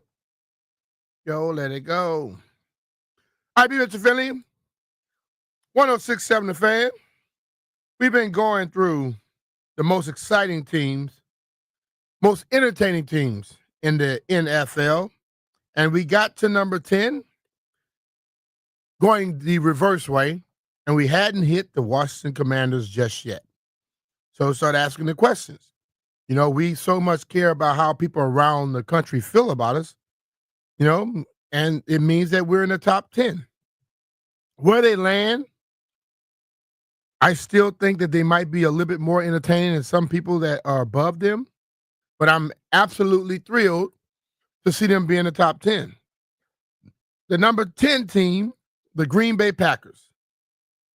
Matt LaFleur has come in, and he has chunk gains over and over again. Now they have Matthew Golden, who can really, really fly. Jordan Love is an unbelievable quarterback, and I think that they're going to be entertaining even more. Christian Watson, who I believe is as entertaining as any at receiver, but hell, he can't stay healthy. If they could keep that dude healthy a whole year with Matthew Golden, they could be a problem. You got all that speed up there with a quarterback who's very, very capable and getting the ball to him. Number 9, the Tampa Bay Buccaneers. I don't know if I consider them super, super entertaining. You know, I think that Baker does some things and he tries stuff. He gets you going a little bit here and there. But they are more this dink and dunk type of team, I believe, more or less. They don't just go down the field all the time. They find ways to get their Mike Evans one-on-one with somebody and throw the jump ball and things of that nature. It's not like he's streaking down the field like a Jamar Chase would be, or White Ryan's his receiver up there in New York. You know, it's just. I think it's Baker's charisma. I think that's it may what it be. is. You know, I always said he does better commercials than he played football at some points, but you know, he may be getting it there. Okay, number 8, the Cincinnati Bengals. If Jamar Chase is on your team, you're going to be entertaining. I mean, so I wonder is this thing just taking one side of the ball or not? Because their games were very entertaining because they could score 30 and their defense would give up 36. You remember the game we beat them on Monday Night Football? They scored some points, but they couldn't stop us. So is it entertaining to just let people go up and down the field on your defense? Because their offense is good. Joe Burrow, say what you want about him. The thing I say about him, he takes too many hits. He tries to be hero too much. He learns to be there for his team. Best ability is availability. And if he's there for his team consistently, I think that'll be even better. With Jamar Chase and also T. Higgins, that's entertaining right there. They don't need a running game to have. When those two dudes on the field, they're going to cause problems. They're going to stress you out defensively. But their defense can't seem to stop people. And that is the major problem for me with them. Okay, number 7. The Washington Commanders fall at 7. I believe that they could have surpassed a couple of teams in front of them, but I'm going to just go through this and I'm going to read it. Arriving much faster to the contender class than anyone could have expected, Washington is no longer playing with house money, and its offseason moves reflected as much. The Commanders look to capitalize on Jaden Daniels' dazzling debut by surrounding the Offensive Rookie of the Year with much more support, namely 5-time Pro Bowl left tackle Laramie Tunsil, first-round right tackle Josh Connolly Jr., and versatile veteran receiver Deebo Samuel. So long as offensive coordinator Cliff Kingsbury keeps up the work that put him back on the head coaching radar, all the new additions should combine to be major assets in one of the most noteworthy sophomore follow-ups in some time. Listen, man, they named the two people they named at first are very, very vital. I believe if you could protect Jaden just a little bit more and allow him to sit back in the pocket and do some things, not only Deebo, but Terry is going to get open. Zach Ertz will be able to do some things for you. Brian Robinson and the combination of him and Austin Eckler are going to be great.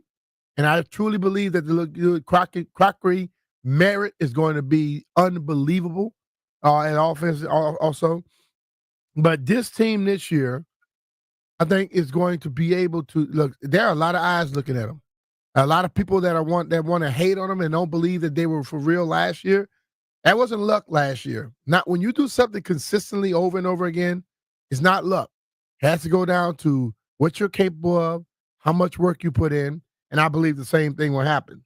So I'm looking forward to a stellar year from this team again. And right now, they're at number 7.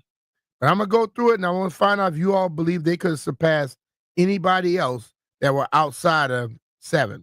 Number 6 is the Los Angeles Rams. Okay? They have Devontae Adams there now. He's back at home. He's from LA. So he's back at home. He's on the team now. And we're going to see if him and Cooper Kupp are going to be those guys for Matthew Stafford and get them going over and over again. Because when he is playing at his best, Devontae Adams is one of the best receivers in the league. We have watched, not Cooper Kupp, the other dude. What's the other receiver name? Not Kupp. Kupp's gone. He's with Puka Nacua. Puka Nacua is a menace. He's big, fast, strong, and he gives people problems. And the kid just make play after play. Number 5, the Kansas City Chiefs. People talk about no receivers. They talk about, the tight end, Kelsey, is starting to fall off. USA Today believe that they are still entertaining. What makes them so entertaining? Is it all about Pat Mahomes? Yeah, Taylor Swift at every game. Yeah, but she's not on the football field. I personally don't think they were. Granted, they made it. I don't think they were that entertaining this year. It's like the thing about them is, last year, if you're up by 3 or 4, you're losing to them if they get the ball last. So I think that is what entertains people. Like they were very much like the Indiana Pacers were. That's how they are in football.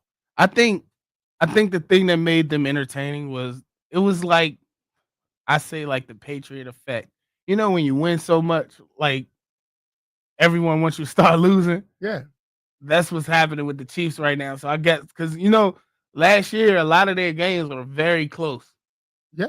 Very close. But they were winning them in the last drive like we were doing, which I think makes people say, damn, that team's good. They close out strong. I think personally, we should have been We were rated more higher entertaining than them. How than the about Chiefs. the Rams? You think higher than the Rams? Yes. Okay, how about this next team? The team that we went into their place, whooped that ass, shut their fans up, the Detroit Lions. Are they more entertaining than us? I think they're entertaining because we see a lot of plays that we don't usually see in the NFL. Like the hook and ladder, what was it called? Hook and ladder? Mhm. Dude, that was my first time really seeing that in the game. Well, the Chiefs have run it. The Chiefs run everything. So Yeah. everybody else doing it now are copying off the Chiefs. But it's like you never know what's coming next with the Detroit Lions. Well, Okay. Ben Johnson's gone though. He's with the Bears now. Ben. Yeah, Ben Johnson's gone. Yeah. Yeah, we're But- going to see if that But I happens. think people love Dan Campbell. He's an entertaining coach. I mean, I know he's not on the field, but he's an entertaining dude. Number 3, the Philadelphia Eagles. They won the Super Bowl last year. Will you call them entertaining or just dominant? They're dominantly entertaining because dude, that was as a person who played offensive and defensive line and tight end to see how things I are mean, practice offensive line. I played until I got to college. But what I'm saying I is, mean, practice. dude, it's beautiful to see on every level, like dominance and good football. You see the defensive line pushing Kansas City's offensive line back. You see Jalen Hurts stand in the pocket and things they say he couldn't do. Yeah. Throw the ball. And come on now. A reverse hurdle. From the ex-New York Giant. Thank you, White Brian, for juicing up the yes, this is your fault. I know you don't have nothing to do with the team, but as a fan, this is your fault.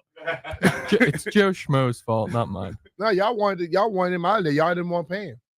The But fans. yeah, garbage. I gotta give it to them, bro. Like For the Eagles, I don't want to give them anything. They Philly suck as a whole. I don't care. I'm saying it. all right. Well, let's go to the next 2. Number 2, Josh Allen and the Buffalo Bills. Are they more entertaining than the Philadelphia Eagles? Yeah, I would have flipped that. Josh Allen pretty entertaining though, man. Josh Allen's the most entertaining quarterback in the league. Probably right now. You believe that? No. Yeah, Most entertaining He quarterback. plays I don't football know. like he's playing Madden.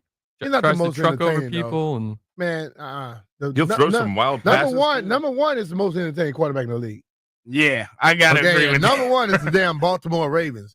And I know people down here, we don't like to give Baltimore no credit, but that dude right there is a cheat code. I think it should have been Ravens. He should have won. Let's just Bills go. I'm 3, going to take it a step Eagles further. 2. Lamar should have won the MVP. Lamar had 41 touchdowns, like 3 or 4 interceptions. He had as many passing yards.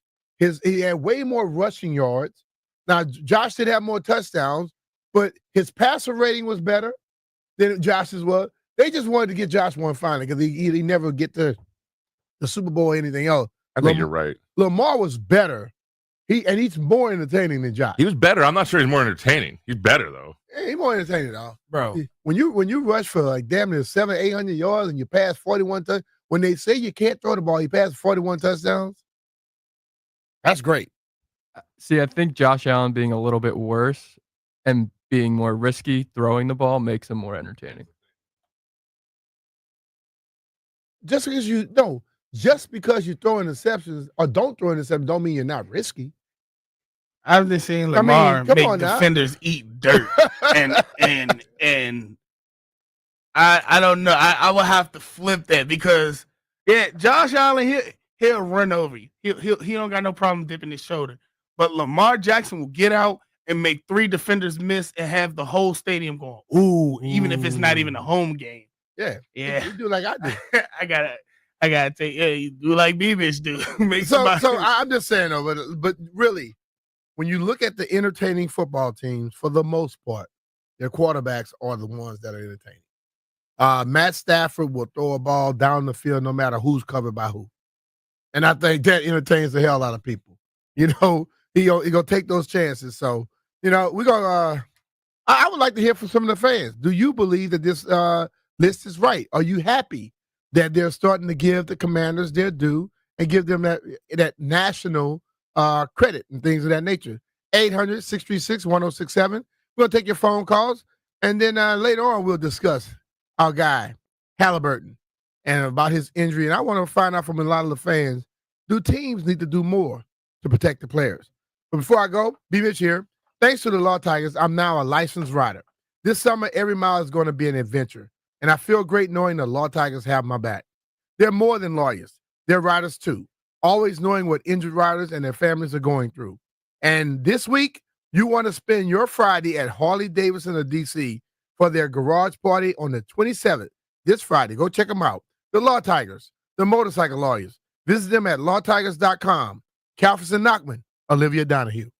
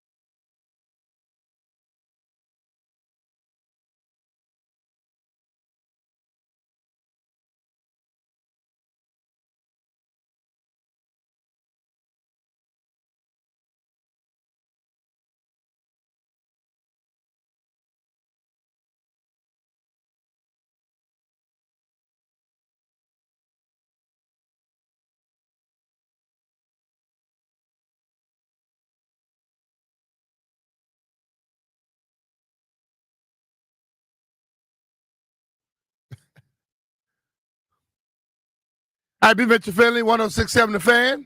We're taking your phone calls, 800-636-1067, and find out the list I just went through, the top 32, well, it's only 32 teams, most entertaining teams in the NFL. Number 1 was the Baltimore Ravens. Number 2 were the Buffalo Bills. Number 3, the Eagles.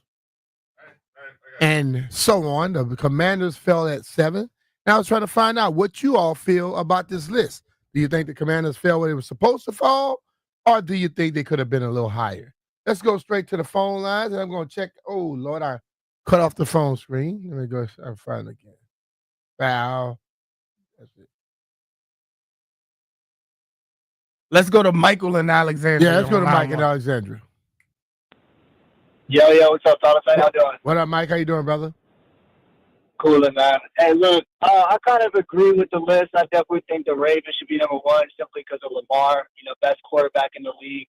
I would agree. I think it was with Jeff that said put the Eagles at 2 and the Bills at 3. I'd agree with that. And the Commanders, they got to be top 5 because of Jaden, bro. Jaden took the league by storm last year, so you got to be top 5 for that. So kick Kansas City out. I think they're number 5 or something like that. Kick them out the way and put Jaden up there with the Commanders. All right, man. So you say move them up to 5, and that'll be cool with you. I'm cool with them being top 5. Yeah, for sure. All right, brother. Appreciate your call, man.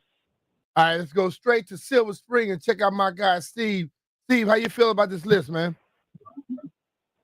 Hey, B, how you doing? I'm good, brother. How you feeling? Oh, man, it's hot outside, B. I love the show, though. Thank you, man. Look, but I like the list, B. I would keep us at 7, but at the same time, I would interchange the top 3.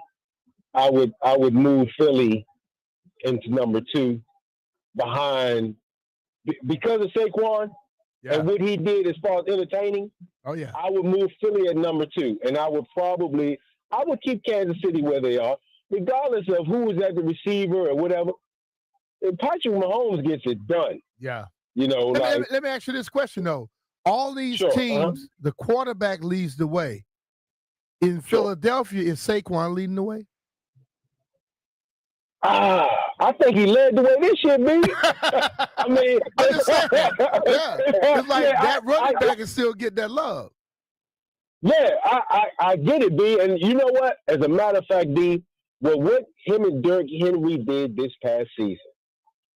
Now, and I'm asking you, because you're still tied to the NFL, do you actually think that these running backs will now start getting the paydays that they deserve, B? Well, I think the better ones will, because last year you saw Derrick Henry just got his little thing. Saquon got an extension after the year. My dude up there in Green Bay. So you're going to have guys start. If you go out there and you put down a year, they're going to pay you. And I think you have to be damn good, though. And I think some of these offensive coordinators better realize your quarterback is not Joe Burrow or Pat Mahomes or even Jaden Daniels. If your running game is better, you better utilize it. All right, baby.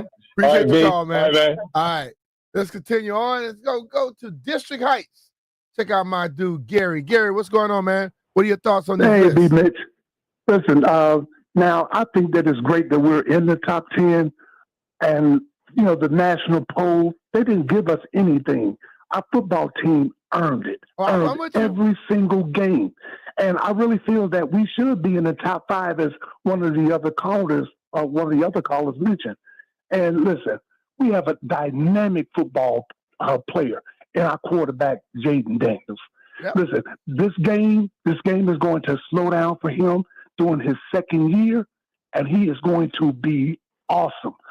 Sure, Lamar Jackson is the man. I take nothing from Lamar, but Lamar been in the league.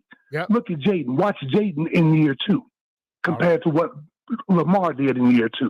Right, it's not going to even be a comparison. Appreciate thanks for taking my call, B. Mitch, and you all have a great day. Love the show. Thank you, man. Appreciate that.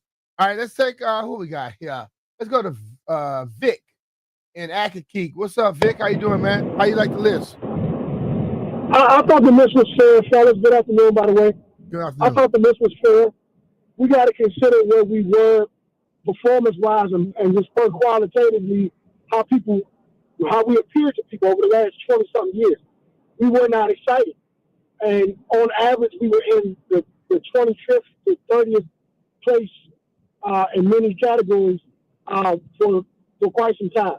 So for much of the analytics that go into what people see by the naked eye to put us where they put us in the top 10, I think it's fair. And I do agree with the last caller, but from a different perspective. We have better talent on the offensive line. It's rare that I've said in my years of being a Skins fan, Commanders fan, whatever, that we got more talent across the offensive line. We had John Jansen, we had Chris Samuels, we had Trent Williams, but that was one guy. But we have multiple talented players on the offensive line now. That means we should be able to run the football. Now, rarely do you also see a quarterback that can pre-snap read, post-snap read, has the arm talent and the ability to use his legs to stretch the field and score touchdowns, and his team can run the ball. We saw a glimpse of it with Michael Vick. We saw a glimpse of it with Randall Cunningham. We saw a glimpse of it with Steve Young. But Lamar Jackson is what we know it to be now. But I believe that Jaden's eyes are just a bit better than Lamar's. Just a bit better. That was very visual versus the Eagles when we turned the ball over 5 times, and he was picking their number one defense apart. And we didn't turn the ball over 5 times in Philadelphia. We're in the Super Bowl. So I truly believe we're going to be more exciting this year, and I like where we've gotten to this so far and how we've been rated. All right, Vic. Appreciate your call, man. If you're on the phone lines, make sure you stay there. We're going to come back to these calls. We're going to jump right back into it. We'll push Halliburton a little bit farther down. That is a topic I want to get from you all as well. But we're going to take a break here. Be Mr. Finney, 106.7 The Fan. We'll be right back.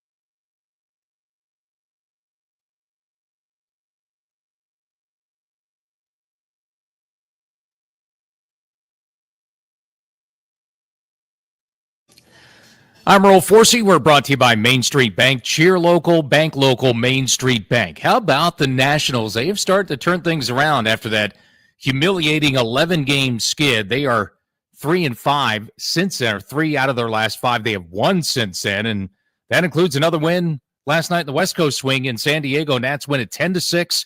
James Wood, 3 for 5, 3-run shot, his 22nd, 4 RBI. C.J. Abrams scored 3 runs. Josh Bell homer drove in 3.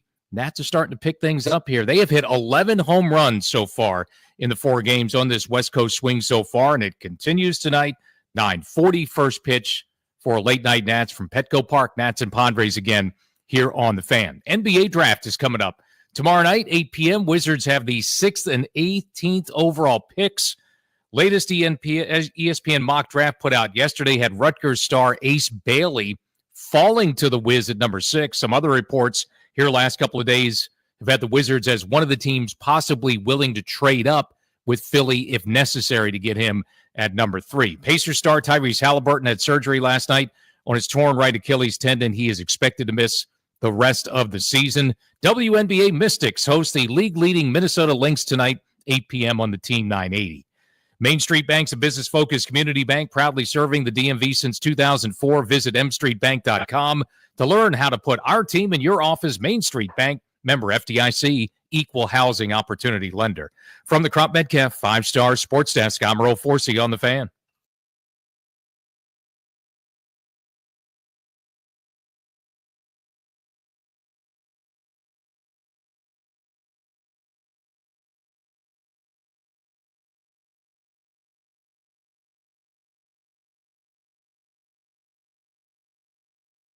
All right, B-Mitch and Philly, 106.7 The Fan.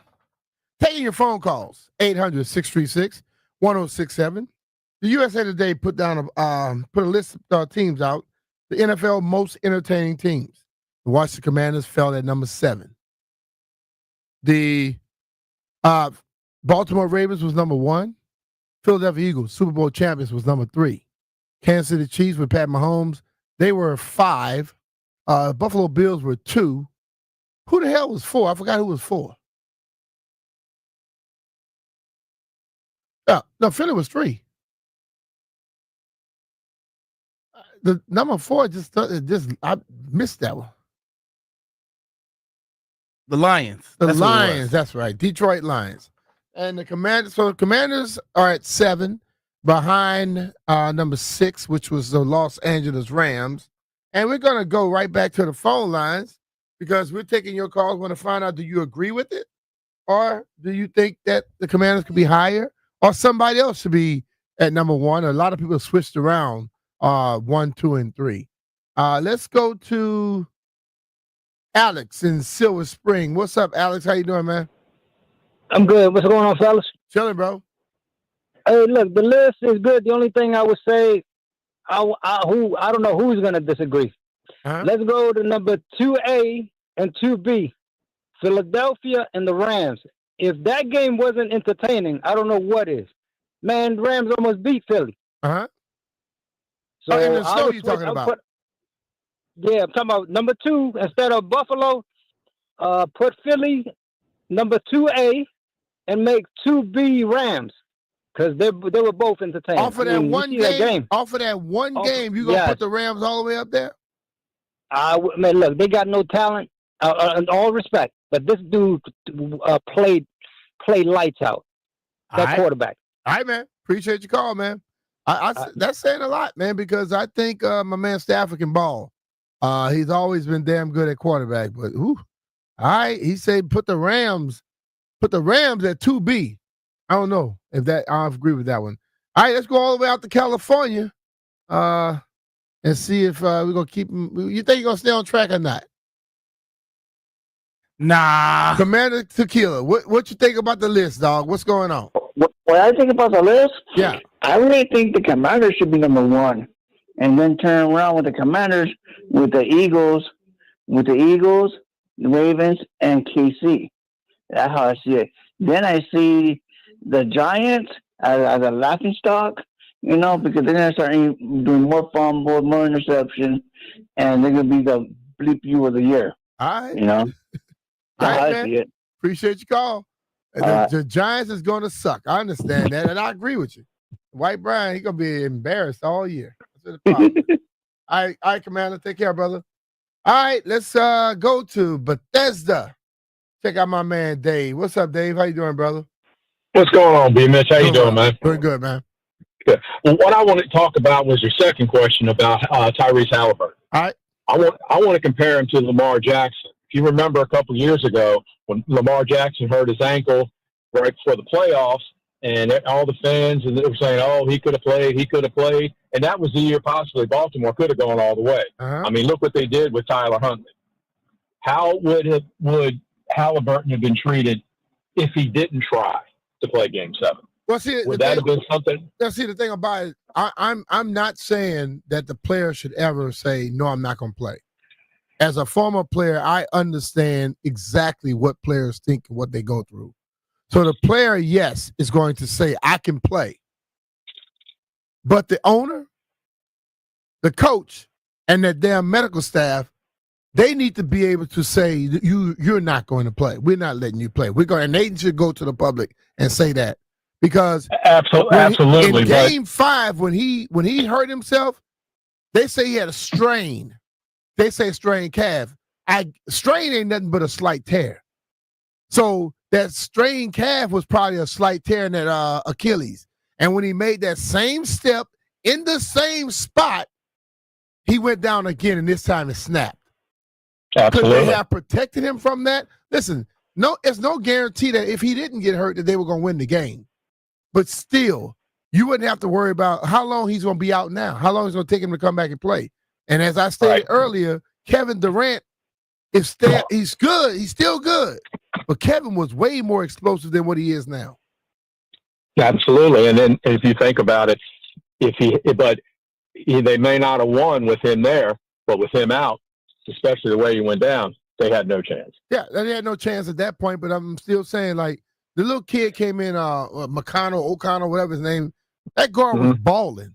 But I think they changed up the whole way that they play. With Tyrese, they're more of a team. They should have just tried to get McConnell to be more of a team player instead of just going one-on-one all the time. He seemed to be able to score whenever he wants. But when they got everybody involved is when they win. But I don't know if they would have won in OKC even with Halliburton. Right. I don't disagree. Yeah. But then again, same thing. You look at Baltimore, you can't say Baltimore would have won with Lamar Jackson, but I like the odds. Yeah. But I think the whole thing about it is the team sometimes. Stop letting the players take all that heat, and they got to step up and protect the player and also take some of the heat themselves. They need to say that we're not letting him play, not that he's not going to play. All right, man. Appreciate your call. All right, we're going to continue on. Let's go to Dallas. Check out my guy, Two-Pick. What's up, Two-Pick? How you doing, brother? Hey, what's good, B. Mitch? I'm chilling, bro. I know. Hey, do me a favor. When you see JP, just punch him one time for me and tell him, like, the show, I don't care what nobody say. You and JP together, the show's at a whole different level. When one of y'all was out, it's different. But hey, man, we got vacation, too. We got to take our vacation. What's wrong with you? I get it. I'm not hating on y'all's vacation. I'm not hating. I'm just saying the camaraderie between you two is amazing and it's noticeable. You know what I mean? Appreciate that. But see, we got to get a right. So you see that right now because we are told we got to use our days because when football season comes, we rarely are not here. Yeah, y'all not going nowhere. That's right. Y'all not going nowhere. But as far as this exciting team list goes, I'm gonna show White Brian a little love, right? I think that they have one of the best up and coming wide receivers. So I don't think New York is gonna stay at the bottom of this list for very long. I like where the Commanders are. We still missing a couple of pieces, and then I'm gonna go back to something that Candy Waller said on my show. Is Denver is another team that's outstanding. They're going to be amazing for a couple of years too. So this list splits according to when you have good coaching, good players, and a good city. So when those things all come together, you wind up with the Commanders being in the top 10 of this list, which is where we need to stay. As long as we keep our good coaching, good players, and we already know what the city's going to do. So all right. I think we're right about where we need to be. Thanks, dude. All right, man. Appreciate you. All right, now I'm about to go to this phone call, and I'm gonna tell you, this call has no bearing on anything. I don't care what you say, what you do. This is the most one-sided call you're gonna ever get in your life. He's a Steeler fan. Let's go. Wild Card Scotty, what the hell you gotta say? I'm just telling you right now. Watch out for A-Fraud. He's going to shock the world. Who? I rep the Commanders. I'm Watch a out Kings for. fan. You say watch out for who? Watch out for A-Fraud. Watch out. A-Fraud's about to do it again. Who is A-Fraud? Aaron Rodgers. Watch out for your boy A-Fraud, man. He just came out today. He just came out today and said this is last year on the Pat McAfee show. This is his last year playing. How much? You know, really? Yeah, he just came out and said this is last year. You got to be in the limelight. You got to be in the headline. So in other words, my thing is, if he already saying this is last year, how much you really getting from him? Personally, I think he's going to ride off into the sunset. Pittsburgh's going to get number 7, and it's going to be a wrap. I mean, it's just what we do. We win championships. Hold, backpedal. Did you smoke something this morning, or you take something? You said they're going to get number 7. What? They're going to get number 7 this year. They're going to get it. $100 bet. $100. Let's go. Jeff, you hear that, don't you? Keep that in line. I got it. Roll. All right. Take care, Scotty. Always. All right. Take care of yourself. All right. So you heard the other caller, Dave, was talking about Tyrese Halliburton. And I mentioned this earlier today in talking about, because I had a conversation yesterday with one of my buddies, because I was like, I understand players are going to say they can play even if they know they can't play, because the player knows public scrutiny will be absolutely too much for them if they ever say they couldn't play in the game. And there's sometimes when a player probably shouldn't play in the game and they know it, but they can't. What I have a problem with is that medical staffs and coaches and the medical, the doctors that work there and the owners themselves, they back away from the decision for the player not to play, and they leave it up to the player. The player goes and plays, he gets hurt, he's out for a whole year rehabbing, doing whatever, you still paying him. The player he decides I'm not going to play because he fears getting hurt, and you never said anything, so now he has to face the public by himself. I think that's asinine. I work with a big man, 6'10", Big John Thompson. He always says, I would rather calm a fool than resurrect a corpse. But he also will follow it up with, I had to protect Allen Iverson from himself. Allen Iverson wasn't the biggest man in the world, but that heart that dude had beating inside his chest was as big as anybody I know that has played a sport, no matter what the hell the level you played, what sport you played. That dude wanted to play. You watch him in the NBA, like we see all these dudes today. Everybody got to have a day off. Everybody they want to take some time off. And what they call it now? They have their little, what's the day that they give all these basketball players, but they don't just play at all.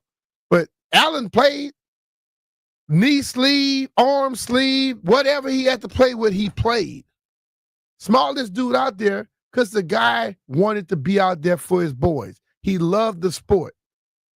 But he never had to worry about, I never saw one time anybody with the Sixers at the time say that we're not going to let him play.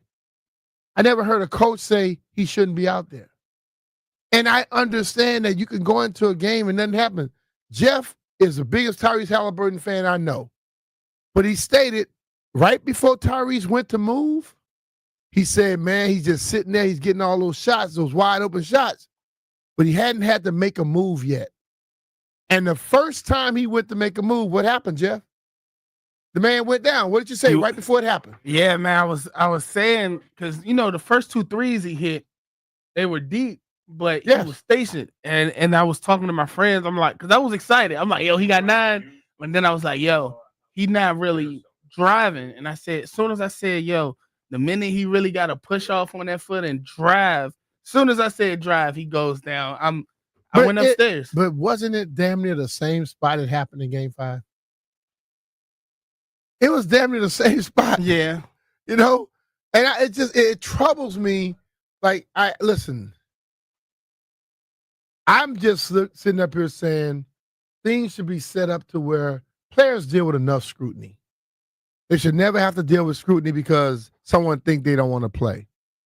And most players always say they want to play because of the fear of scrutiny from the public. And a lot of people in the public, you don't have a clue of what goes into getting back on a court when you're injured. You don't have a clue of what the fear is when you know you got something going on, and it could be one little move and it could just happen. So when you have to deal with that, but you still want to run out on the court because you don't have anybody to help you out, that's where the problems come in. And that's where I love Dan Quinn, because Dan Quinn always sits there and he'll say, you know, we care about the person as a whole.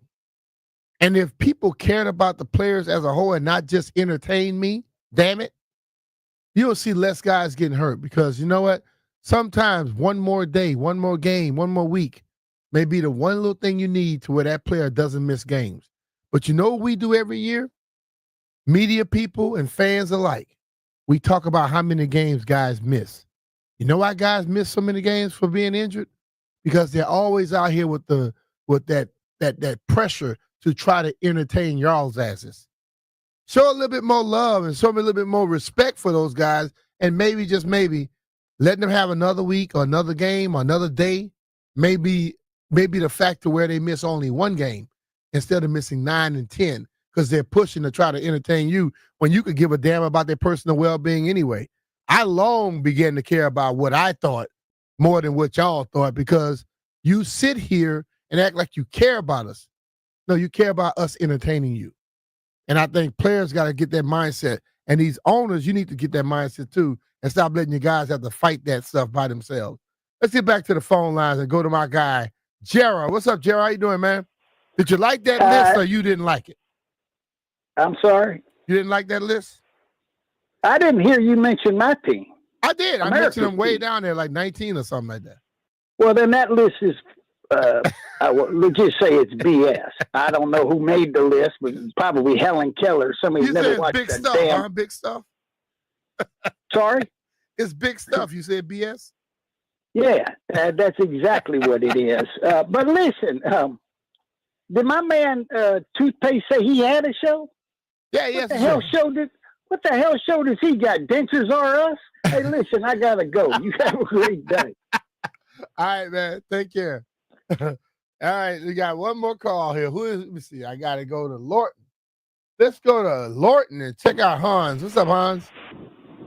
Hey, what's up, B-Mitch? How are you today, my man? I'm doing well, brother. How you feeling? I'm doing good, man. I just wanted to call in to say I totally agree with you. I agree. I think the medical staff, the coaches, they got to take the bullet for the player, because you know the player is going to want to play. Yep.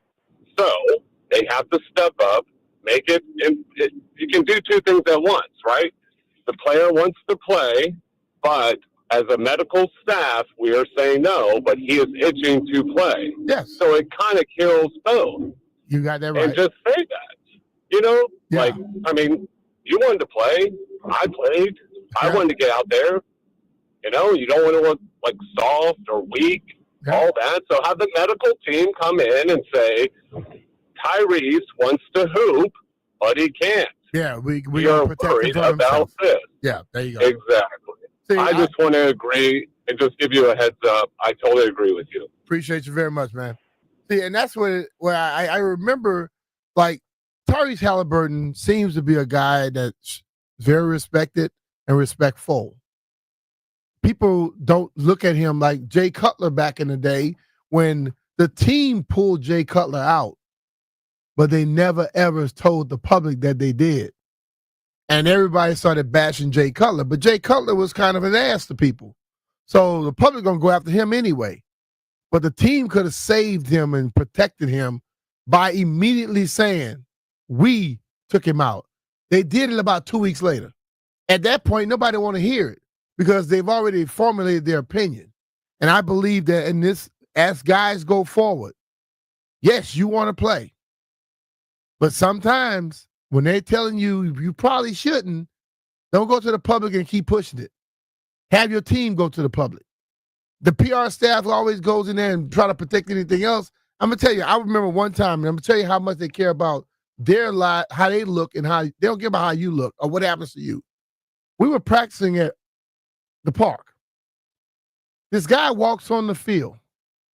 Nor was our coach. The first thing he said was, nobody touch this guy. I'm like, if that guy get within my area, I'm going to tattoo his ass.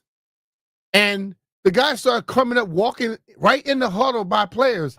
Russ Grimm tackling him. Russ tackled him. They were like, no, don't do that. We might get sued. But what if he had a gun or a knife and he did something to somebody on that damn field? Why was he able to walk through security and get all the way down there? At the park over there now, we were on the field. Remember that old raggedy turf field they had? We were on the grass field on the other side of that. He walks all the way over there.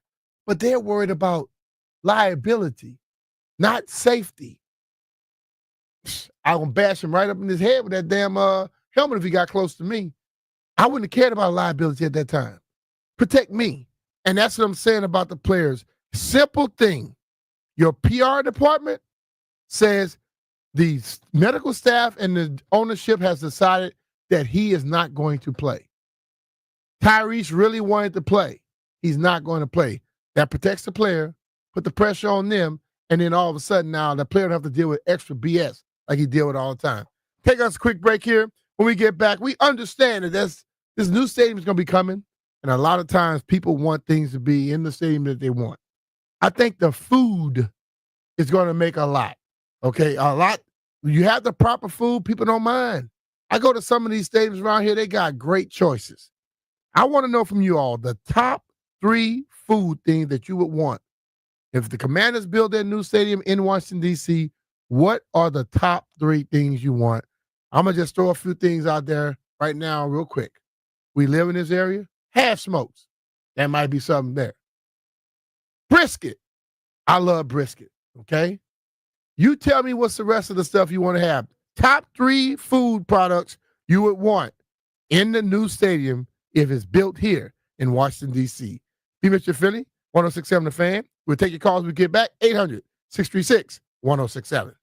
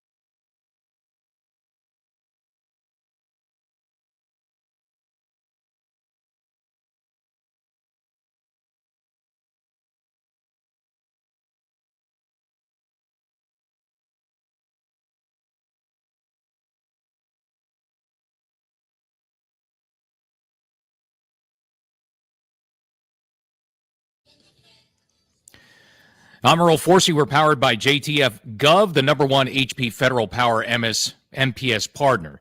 Nationals continue their West Coast swing tonight in San Diego. Another one against the Padres. 9:40 first pitch on the Fan. Last night they hit 2 more home runs, including James Wood's 22nd 3-run shot in a 10-6 win in San Diego. Keeping our eye on the Wizards next couple of days. NBA draft tomorrow night, 8 p.m.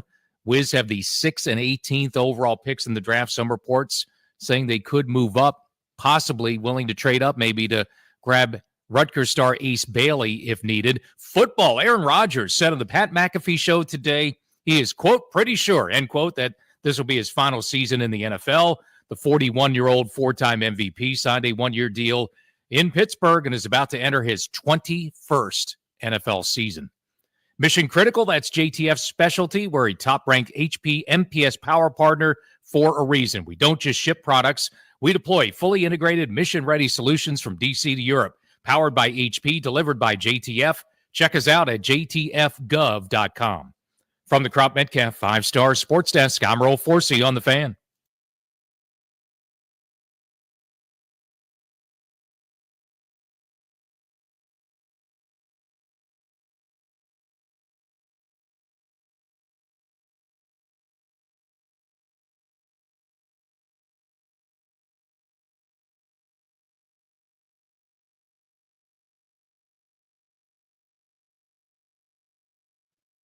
All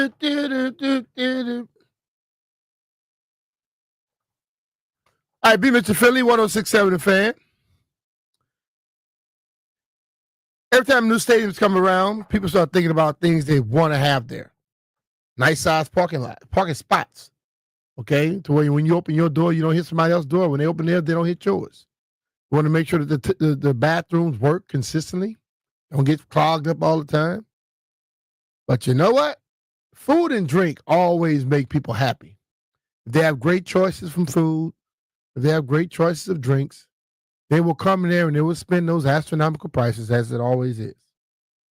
So we were going through some stuff and figured that we wanted to find out from you all the top 3 food products you would like to have when a new stadium is built. And Jeff came up with it, and he's already chomping at the bit to make sure he can give us his list. So I'm going to go into the studio right here and find out. Jeff, what is your top 3? Okay, so before I give my menu items, first, we need to model our food prices after the Atlanta Falcons. They have things like $20 get you like 3-4 things. Yeah, but Atlanta prices overall not like it is in DC. Yeah, I know. I just want that. This just my wants here. All right. Well, I think you need to just start with the food products because you're not gonna get that. $20 for chicken tenders is insane. Do you buy them anyway? Sometimes. Sometimes. All right, but first, number 1, we need tacos in the building. They got to be there. They're probably there already, but tacos have to be there. And they got to have the jalapeno cheese. Yeah, it's like. Yeah, I don't know why people have that regular cheese. They should do like a taco bar. Next thing, dude, I know you said this already, but I got to get specific. We need that pause. D-City Smokehouse have smoke. All right. With the chili cheese, with the brisket on it. All right. We need that in there. And I think lastly, we need, this used to be at Nat Stadium. You could either get loaded nachos or loaded fries. But the quantity, dog, you could have shared those nachos with like 3 people and y'all all would have been full. I'll be sold on. That's just the 3 things. But you did nachos twice, dog. Nah, tacos and nachos. Oh, tacos and nachos. Okay. Yeah, tacos and nachos. But the loaded nachos is it's slash fries because So you could, instead of chips, you can have fries. yes. And Heart attack on the platter. it used to be at Nats Park. I forgot what the place was called, but they used to have these huge. It was like a mountain of nachos, bro. It was. That's how you never got. That's why you never got the Aaron Donald size. That's why you went the other way. All right, Brian, what's yours? Your three top things, and it needs to be some adult items here too. Yeah, I think the Jack Daniels fun drink is just sitting in the face of a marketing campaign there with Jaden Daniels. I mean, you have to put that together somehow. We said food. You went straight to drinks? This is food, dog. Drink. That's not a damn food. We see where your head at. Damn. Food. Hey, he said, "The hell with the food. I want some Jack Daniels." Well, I don't know. When I go to a game, it's like get a drink and food. So Yeah. I would let it slide on the list because it's But food you and said drink. food products, man.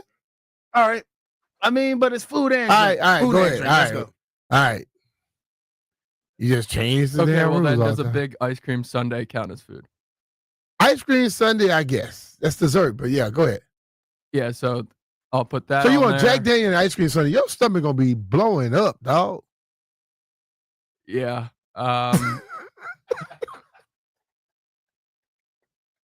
What else?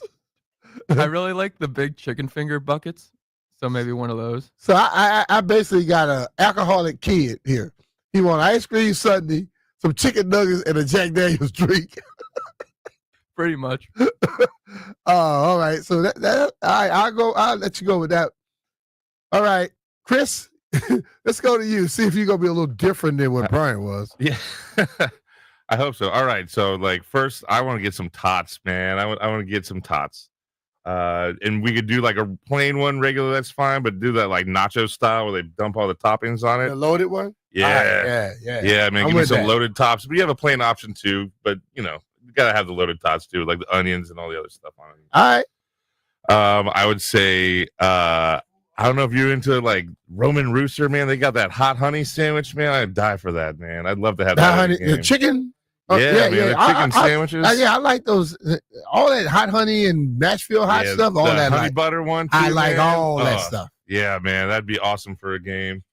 And I don't think Brian would eat that because that's not good for his little stomach. And this wouldn't be all the same game, but just to have another option, man, I would love to have something like a pastrami sandwich somewhere, man. Some sort of nice cut pastrami, either on a bagel or on like a rye bread, something like that. Either way, would love it. I want some fried catfish.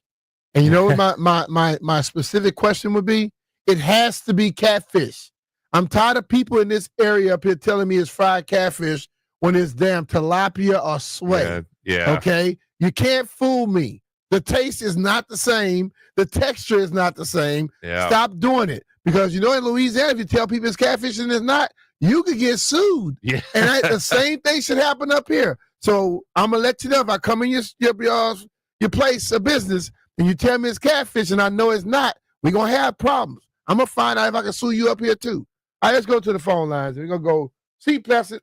Check out my man Vinny. What's up, Vinny? How you doing, brother? Hey, Mitch, what's going on, fellas? What's going on, Brian? Hey, look, I got two things. I don't have a full list, but we get those so small and puny slices of Papa John's pizza up at the Commander Stadium, man. Can we get some nice New York style, fulfilling, type pepperoni sausage pizza, some meat lovers pizza up there, man? Because those little puny pepperoni pizzas from Papa John's don't be doing nothing. You know what I'm saying? And my second one, it's real cold in DC, you know what I'm saying, during these winter games, October through December. How about we get a nice ramen bar, something that's fulfilling, some warm soup, something that can get these fans still energetic and going, something real nice and smooth like that. So those are my two choices, fellas. I'm going to go with that. Vinny. Appreciate it, man. I'll tell you one thing. If they get a ramen bar, I know we're going to be at every game. My damn baby daughter. That is the ramen queen right there, boy. Hey, that's a great idea. It is because like winter game. When it's a winter game, you want to we would have like chicken broth and stuff on the sideline. Hey, I know the fans they need to be out there cheering. Listen, I sat outside one time when it was cold. I have newfound respect for fans. Let me just say it like that. No, we used to at RFK, man, those really cold like December games like we were talking. Mm-hmm. We used to fight over who got to hold the bucket of like the fries because it was hot. Everything else was like cold, but us kids, we were like, no, I'm holding the fries today. Hey, there you. Well, Brian, you on to some of that Jack Daniel, man, for a cold game, but that'd be good for you too, huh? Right. Let's go to Silver Spring. Check out Brandon. Brandon, What's your food choices, man? Oh man, I'm so hungry now. Oh, Jesus Christ! And I had like 3 meals already. Wow. All right, I have my daughter, the 11-year-old, wants high quality ice cream. That's hers for the for the first 2 months. I think ice cream would be good quality. And I like pastrami. I like that type of. Yeah. That's what I like: pastrami, corned beef. I mean, if you're going there and don't want to spend money, you whatever. You got to spend some money. Have some fun. Yeah. Get your hair down. Yeah. All right, absolutely. Man. Thanks, fellas. All right. Take care. I noticed a lot of people just had 2. They didn't have 3. I can make up for that. Hey, what else you want, Jeff? Hey, yo, we gotta think about the kids too. We gotta think about the kids. They should put a candy shop in the stadium. First of all, that would be dope. No, I'm not giving my kids candy when they're supposed to be sitting around for a while. So Heck you gonna man. think about candy, and then all of a sudden, then you're not forgetting that they put a candy shop, and your kid want the candy. You're gonna be going to the dentist eventually. Hey, that's cool. I mean, bro, it's a game. We're all we're all breaking out diets, just stuff like that. People that don't have kids. Oh yeah, I do it all the time. Whenever I get my nieces and nephews, load them up, and guess what? Yeah. And send them back home. If they gotta go to the damn dentist, I'm gonna call you and make Uncle Jeff go pay for it. Oh nah, never mind. I'm gonna start handing out celery on Halloween. Damn candy shop. That would be cool for the kids, man. I mean, come on, man. It's a game. They already eating ice cream, cotton candy. I'll be honest with you, like I forgot the name of the place. The place that have the crab like spring roll. You got crab meat inside. That place is outstanding, dog. Then there's another place up in there. I wish where they do like a well, I know I go by my man. He does the ribs and the brisket and stuff. It's like pregame. I normally go there before I go to the desk, bruh. He's from out there, I think, in Sterling area. Food's good, bro. The man got wings, all that. Then he got another place with the catfish and the fried shrimp. Speaking of wings, we need a wing bar. Yeah, you need a wing bar. Wing bar. I'm talking buffalo, barbecue, Cajun. mumbo. Gotta get Cajun. Yeah, dry rubs. We need some dry rubs. Yeah. So we put our stuff out there, but they're supposed to have so many places right around it. So we're gonna see. You're gonna have inside the stadium. We have to step it up because if they're gonna have other restaurants around, you have to step it up, or people gonna eat before they come into your place. But there are a lot of places out there that really, really take care of it. All right. Cue ball in DC. What's up, brother? What kind of food you want in the new stadium? I want B. Mitch's your specialty. The gumbo? The gumbo, brother. Hey man, look. Listen, tell him to make some money.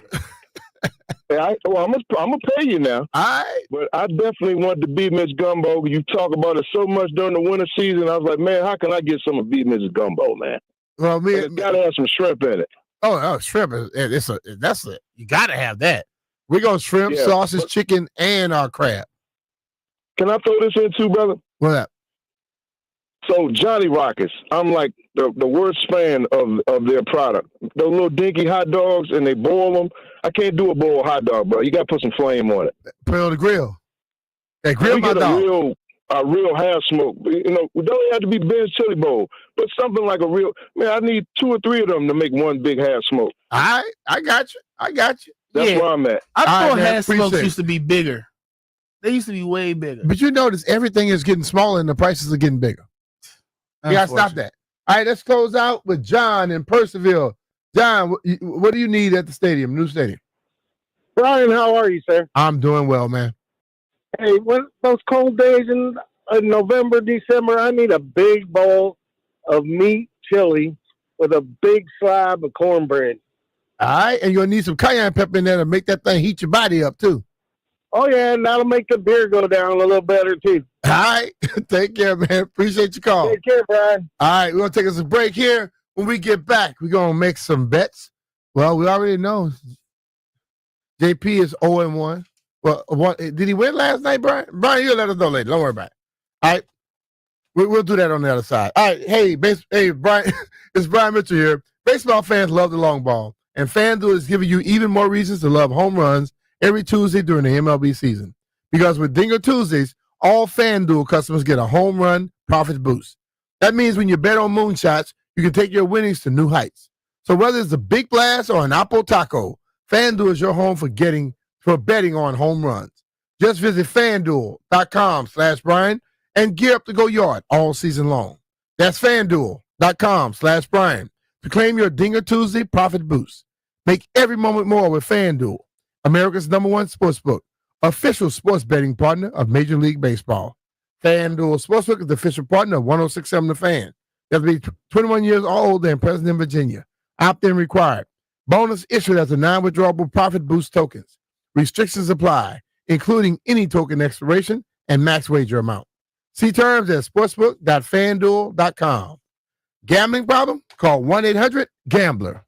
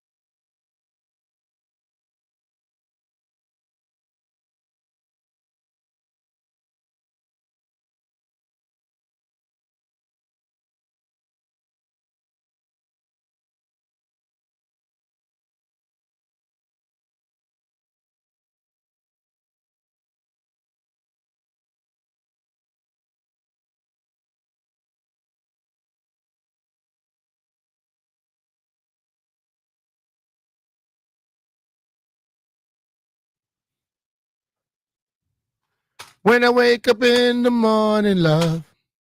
All right, B. Mitch here. 1067 The Fan. B. Mitch in Finley. Enjoy today. When I'm gone, I try to act like I don't miss y'all dudes. I miss y'all. Seriously. I miss talking to the fans and enjoying it. I mean, I have fun with it. But you know what? Need that time off every once in a while. It rejuvenates you, gets you back here. And we did a lot of talking today. Went a little long. And guess what we're going to do right now? We'll go right into the bets. What happened yesterday and what's going to happen tonight. I holla.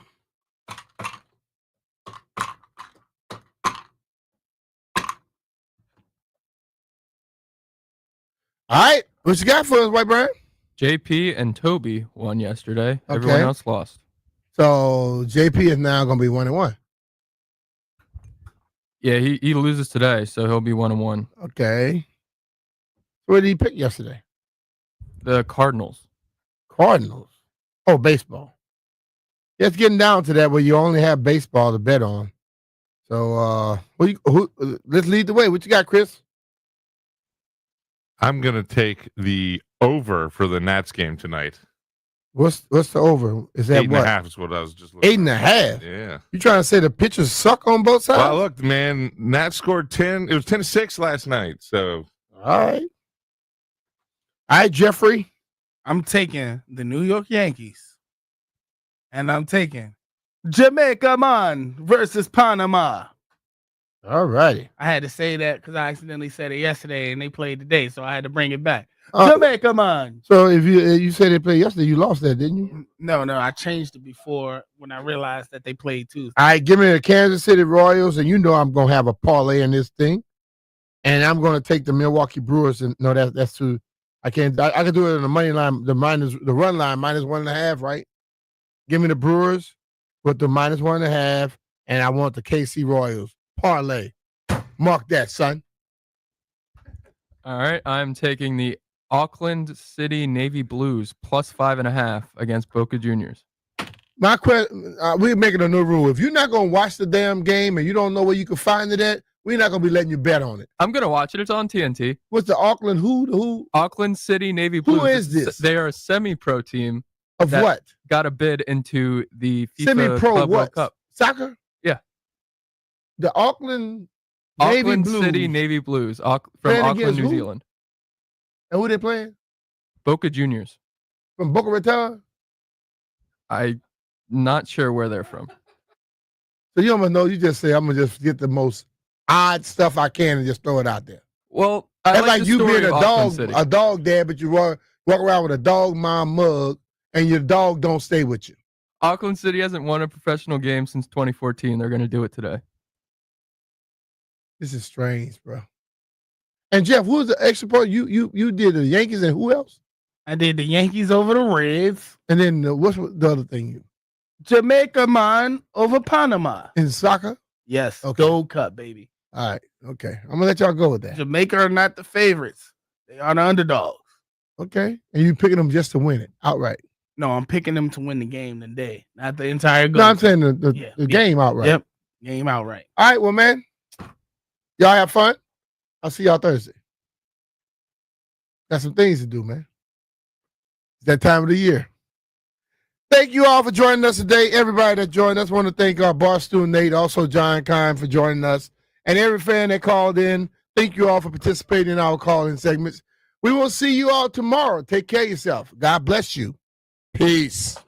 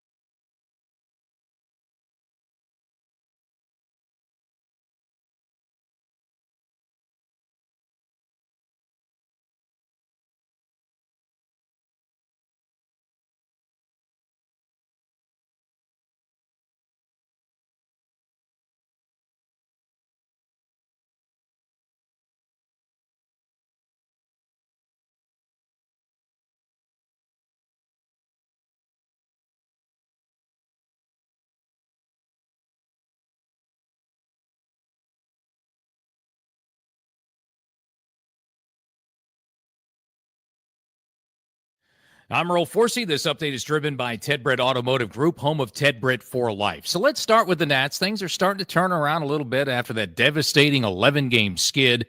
They've won 3 of 5 since then. West Coast swing going pretty well, and the Nats are swinging some hot bats. They start the 3-game set in San Diego last night with a 10-6 win.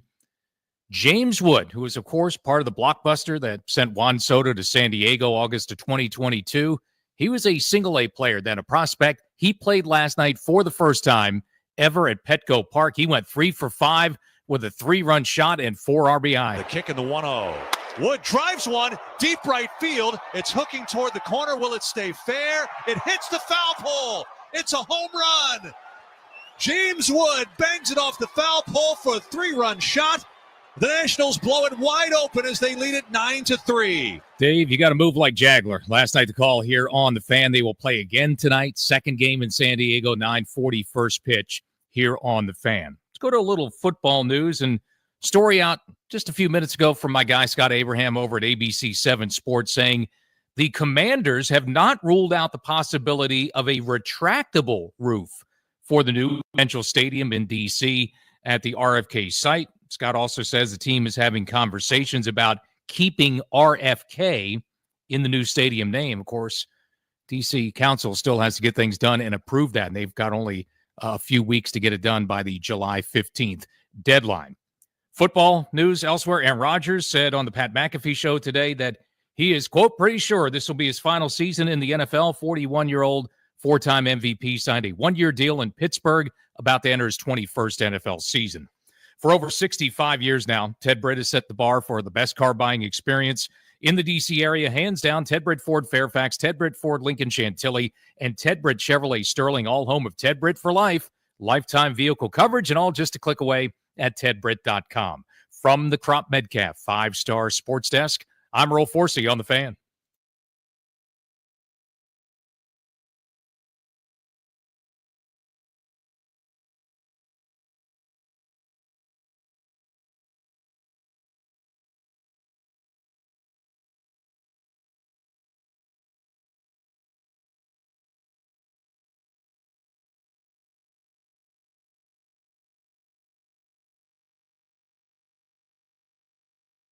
Greetings and salutations, D.C., Maryland, and Virginia. Old Fanny Mouye with you. Danny Rouye, Randy Douye to the layperson. GP should be along in a little while. He's in an undisclosed location doing undisclosed things. We'll let him talk about those things if and when he is ready to name. But it's all good. Hanging out with you guys until 6:30 tonight, a fully armed and operational battle station. Nick Shook joins us at 3:25. A guy you guys probably know and remember. He was on our radio program last year all season long and was awesome, both on the air with us and last year as a football player. Austin Eckler joins us at 5 p.m. Looking forward to catching up with him. There's going to be touches for old Austin Eckler out of the Washington 53's backfield. How are we going to do it? How's he going to keep himself healthy? Just outlook looking into this year, et cetera. He was great on a, I can't remember which podcast it was, but I sent it around to the guys. Ross Tucker's podcast. Thank you, Darius. That's why you're Darius, man.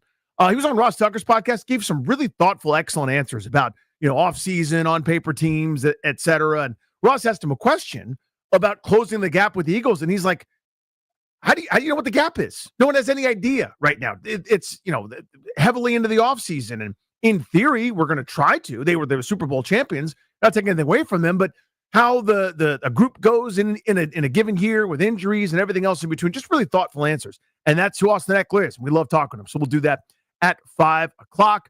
A couple other things we want to hit as this show goes. I've already had a couple marquee moves in the association. Star players, guys you've heard of, are being traded. We'll go through those as well. The NBA draft is tomorrow. I got to get to this here, and I'll do it in a second. There's a profile of Ace Bailey, who is now the #1 intrigue player in this draft. I was talking to our boss a little bit ago. He is the ultimate, talking about Bailey, not our boss. Bailey's the ultimate get you fired guy. He's the get you fired guy. You draft him, could get you fired. Just because, you could just have okay, our first practice is tomorrow, and he's in another country, just doing something on his own. Or he's the guy you pass on who's putting up 26, 6, and 5 for somebody as a rookie and wins Rookie of the Year, and you passed on him. Really, really hard to evaluate. It's why I don't get paid very much money, and the guys that make those decisions do. So we'll talk about that profile here in a moment. We'll talk about the potential of a villain, quite frankly, coming to play for your hometown team. Talk about the guy that was the hardest for you to root for.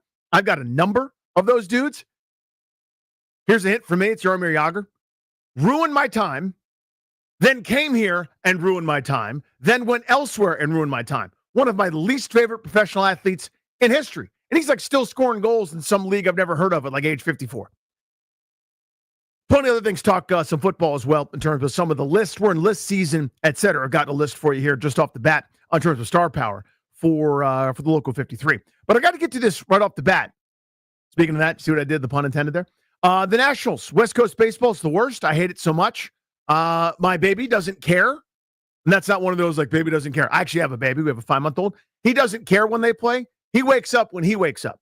So old Fanny Mouye is exhausted, falling asleep, watching these games deep into the night. So I missed James Wood, his home run live. As I get into bed after, dragging a toothbrush across my stupid teeth, lying awake, and I go, let me just check the score. And I missed the fact that he hit that bomb. I've, of course, seen it since. But here's what it sounded like late last night in front of the San Diegans. That's trying to tack onto their 6-3 lead. Here's the set.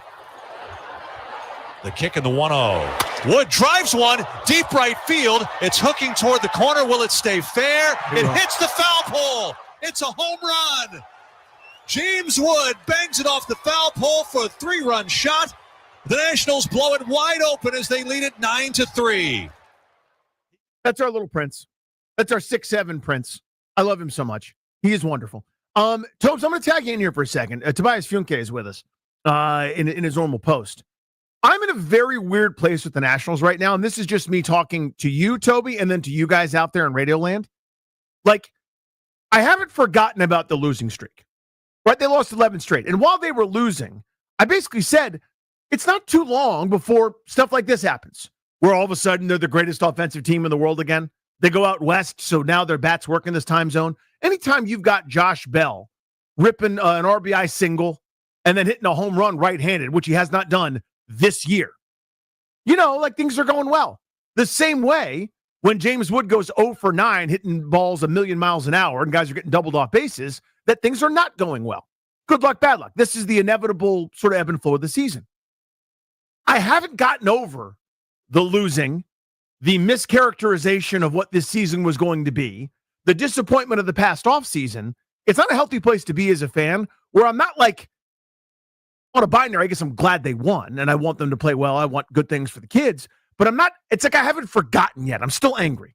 Yeah, you can't. I mean, the month of June has been horrendous for this baseball team after an encouraging month of May. And it kind of took them from being relevant. And even if they weren't going to legitimately fight for a wild card spot, I don't think anyone thought that when they were just a couple games under 500. Basically, with losing 11 in a row, the rest of this season, regardless of what they do, feels irrelevant. Like, they could go on an 8-game winning streak and they're still well below 500. Right. And that's not likely to happen. Which they did several times. I pointed this out during the streak. They lost 6 of 7 at one point. Lost 8 of 9 at one point. I think that little road trip when they went to Atlanta, lost a million times, lost first couple games after that, and then crawled back within a game or two of 500. I've already done this dance. They're going to play better baseball. And there's going to be setbacks. You play the Dodgers, you look like you're wearing the gloves on the wrong hand. But still, there's ebbs and flows to this thing. But that's why they play so many damn games. There's a million teams right now that are within 5 games of 500. Good streak, bad streak. You see the Red Sox, it's a disaster. They lost 2 or 3. See the Giants, they're on a hot streak. They've won 4 or 5. It's all the same. It takes longer, months of attrition and injuries and the AAA Timmy coming up to fill in. How good is that guy compared to the next organization's guy, et cetera, for really you get some pack separation. So there's a lot of teams in that that muddy kind of middle is the word I'm looking for. And the Nats aren't. And I don't know. I'm not even really sure what I'm trying to say. I just know that I wasn't as happy as I should have been last night. We're like, oh, nice, the breakout finally came. I mean, even for the people that didn't expect them to do what Mike Rizzo and Davey Martinez were preaching in spring training, saying this is going to be a winning ball club, you still expected improvement over 71 wins. Are they going to finish with what, 72? So it's technically improvement. Like, it doesn't unless they feel do what like they've done and they sell, Finnegan, Nathaniel Lowe, a couple guys, which by the way I would advocate for. But I know that, God forbid, you move on from some dudes and try to restock things because maybe you're trying to deliver on some message that you're trying to wishcast it to come true, that they're going to be better than they were before.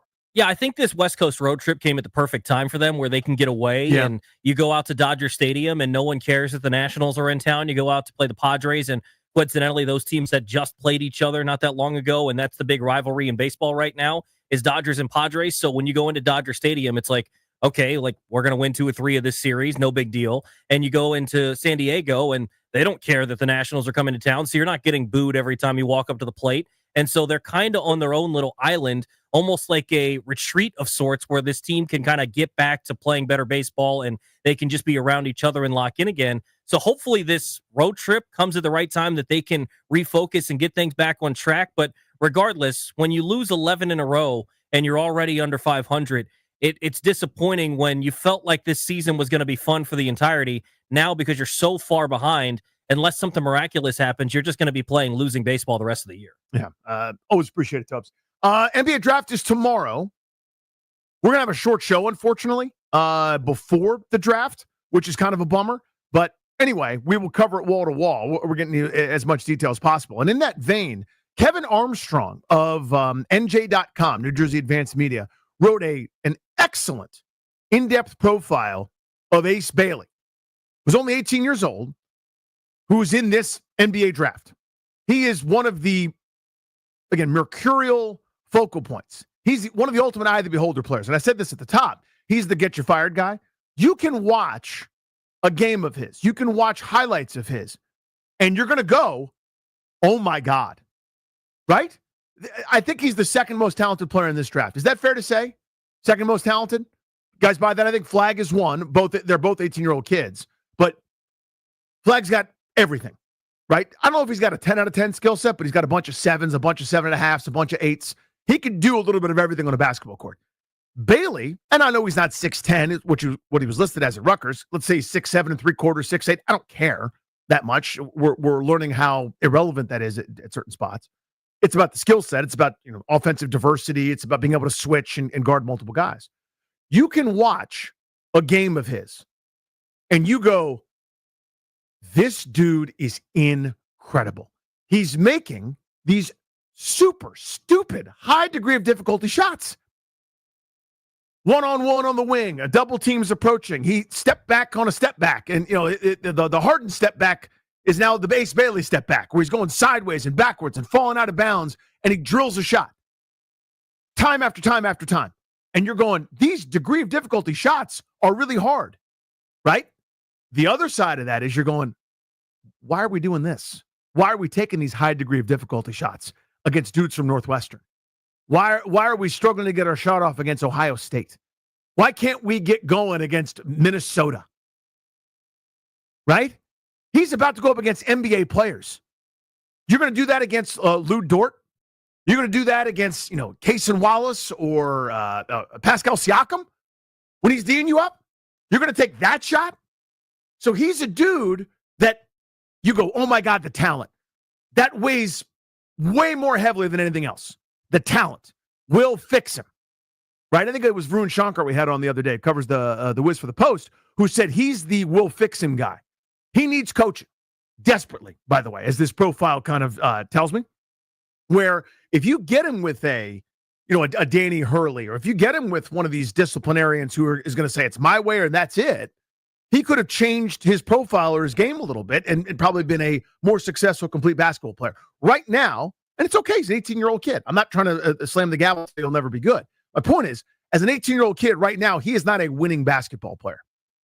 Another lottery pick, the kid that's going second at Rutgers, and again, they're struggling to beat the dregs of the Big Ten. Should not be happening. You get two guys that are going to the top 5 or top 6, I need you to finish 3rd in the conference or 4th or be a tournament team, and they weren't. They weren't close to being that. So, and a lot of it's on him, and it's probably not fair. I mean, Harper probably deserves some of the blame too, talking about Dylan Harper, Ron Harper's kid. He's fantastic. I'm a huge fan of his. He's going 2 overall to the Spurs probably. But for Bailey, he's an eye of the beholder guy, as we've kind of gone through. So his agent is a dude named Omar Cooper.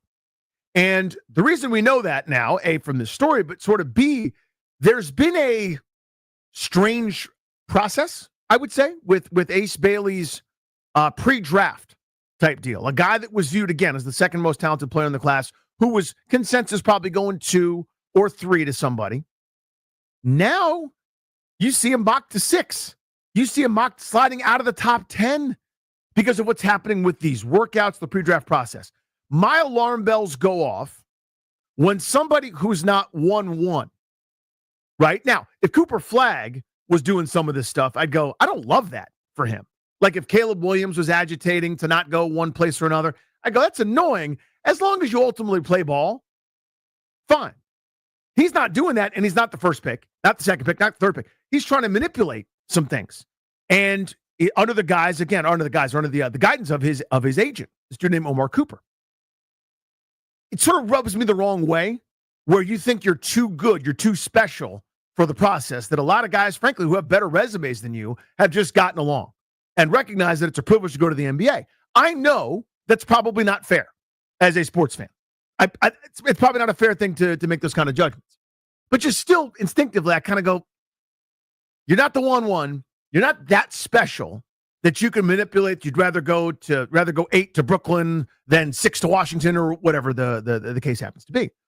Well, look at this. I'm going to read from this story. Cooper, talking again, his agent, Omar Cooper. Cooper says anything short of Bailey going number 1 would be uncivilized.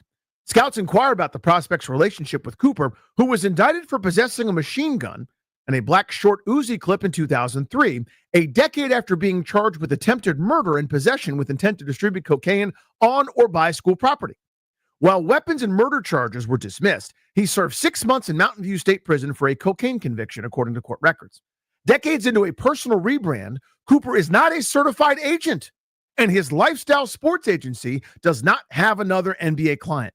He has an FBI number in court records and has been coy regarding Bailey's pre-draft workouts and canceled one with the 76ers last week, keeping the league guessing about whether a deal for Bailey to a certain team is already in place or Cooper, known for his stoic look and controlling nature, is overplaying his hand.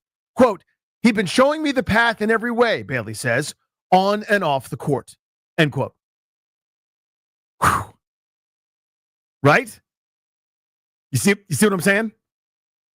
Somebody is going to have to take that risk. And that, again, I'm not telling you that Bailey's a bad kid or the Cooper's a bad dude. He may have actually turned his life around, by all accounts. Not a certified agent, I would offer, is kind of it's not a white flag. It's not a green one. I think it's the color of those nice roses for Valentine's Day. Little rojo, right? But it doesn't mean that you should be eliminated from your board. The point is, there are some signs, and somebody's going to take the risk. And I don't know if I could. But somebody, a GM, is going to have the chutzpah to make him their first-round selection, probably in the top 10, maybe in the top 5, top 6. And here we go, right? Let's buckle up and ride. Let's do it. It sounds like, at best, immaturity, which is allowed for an 18-year-old. At worst, I don't know. But this needs to be one of those times where you earn your medal as a scout, as an assistant GM, as a GM, as a president of basketball, or whatever. But I found this profile, again, really good. I linked to it earlier at Funny Danny on the old Twitterverse. And it's a really, really good read about a guy that's drawing the most attention in this NBA draft. So I went on a little too long about that. But let me give you where we're going to start the program. All right? It is here. Pete Prisco did his top 100 NFL players. This is list time. We are in it. Yes, we all get that. Jaden Daniels was 33rd overall. Terry McLaurin was 81 overall. And Bobby Wagner, future gold jacket wearing, maybe NFL commissioner Bobby Wagner, was 88 overall. Those are the 3 players in the top 100. Other teams had more, as you'd imagine, right? Some of the high-end teams, the Eagles are going to have more. The Lions have more. 49ers still have more at this stage. So I understand all that. Jaden Daniels was 33rd on this list. And I imagine with the arrow trending up. So again, it's not 33rd quarterback. It's 33rd. So the best, best right guard is probably ahead of you. The best left tackle, the best wide out, etc. Right? His number, his arrow trending up. Everybody gets it. So the question here at 800-636-1067, 800-636-1067, we know and love our guys that are here. We know and love Terry McLaurin. We know and are getting to love Bobby Wagner, right? Really, really good player, really, really productive. May have lost a step. So what? I'll take what I got from Bobby Wagner indefinitely. As long as he wants to give it, I will happily take it, right? But the question is Daniels their only star? Is Daniels their only star? You see the star power. He's at the Fanatics Conference. You get lines around the block. His trading cards are going for $500,000. Jaden Daniels is a bona fide star. You're on primetime not because you drafted Josh Connerly. You're in primetime not because of Trey Amos, respectfully to those guys. You're in primetime because Jaden Daniels, man. Is he their only star? Do they have enough high-end talent to help sustain? This year's going to be more difficult. I think we know that, right? I know maybe the occasional Homer Simpson isn't quite aware of it, but you're going to face, on paper, again, who knows what happens in terms of injury and the way teams are playing when you play them, et cetera. But the schedule's more tough. More tough. I'm sure that's a phrase. It's tougher on paper, and you may not get some of the luck. We talked about some of the good fortune they had last year. I know a lot of folks got defensive about that, but they did. They were fortunate in a number of metrics. It happens all the time with health and a team. Think of Ron Rivera's first year where they were 7-9. They got really lucky when instead of facing a healthy Dak Prescott, they faced Ben DiNucci. I'd rather face Ben DiNucci, respectfully, than Dak Prescott in a football game, right? Sometimes you get the benefit of those deals. So it's going to be a tougher road ahead. Do they have enough high-end talent to navigate that? I'll give you my answer when we come back, but I want yours as well. 800-636-1067. Two-parter here. Is Daniels their only star? And do they have enough high-end, what I think of as blue-chip talent for the local 53? Do they have enough? 800-636-1067.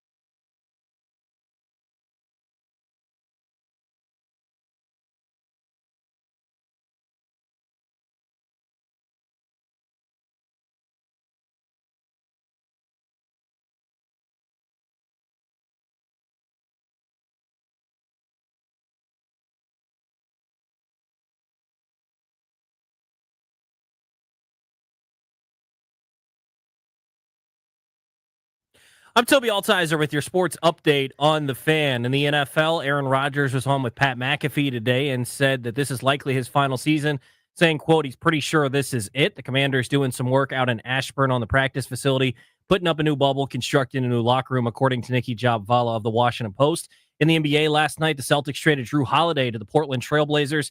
Celtics getting back guard Anthony Simons and 2 second-round picks. NBA draft getting underway tomorrow, first round at 8 o'clock. The Wizards hold the 6th and 18th pick. Second round will be on Thursday at 8 o'clock. The Wizards with 1 pick, the 40th overall pick in that round. And in baseball last night, the Nationals beat the Padres 10-6. James Wood, his 22nd home run of the year, a 3-run homer in the 8th inning to put the Nationals up 9-3. Game 2 of the series in San Diego tonight, 9:40 first pitch right here on the Fan. Trevor Williams takes on Ryan Burgett. From the Crop Metcalf 5-Star Sports Desk, I'm Toby Altizer on the Fan.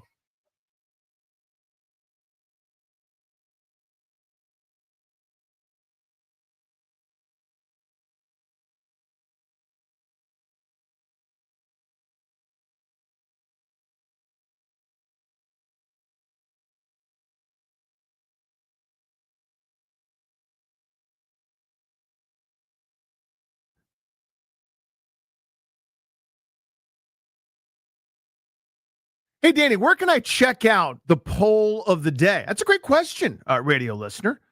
We put that poll of the day up every single day. It's Grant Danny's poll of the day, presented by Metropolitan Moving and Storage, local, long-distance, residential, or commercial. 3 decades of best-in-class service and experience. In this radio program you're listening to, it's Grant and Danny. We're brought to you by the law firm of Condori and Morad. What are you guys doing to protect your family's assets? As the exclusive sponsor of our show, the law firm of Condori and Morad can help you draft your last will and testament, set up a living trust, or put together a medical power of attorney. Schedule a free consultation with their attorneys today by visiting kmlawyers.com.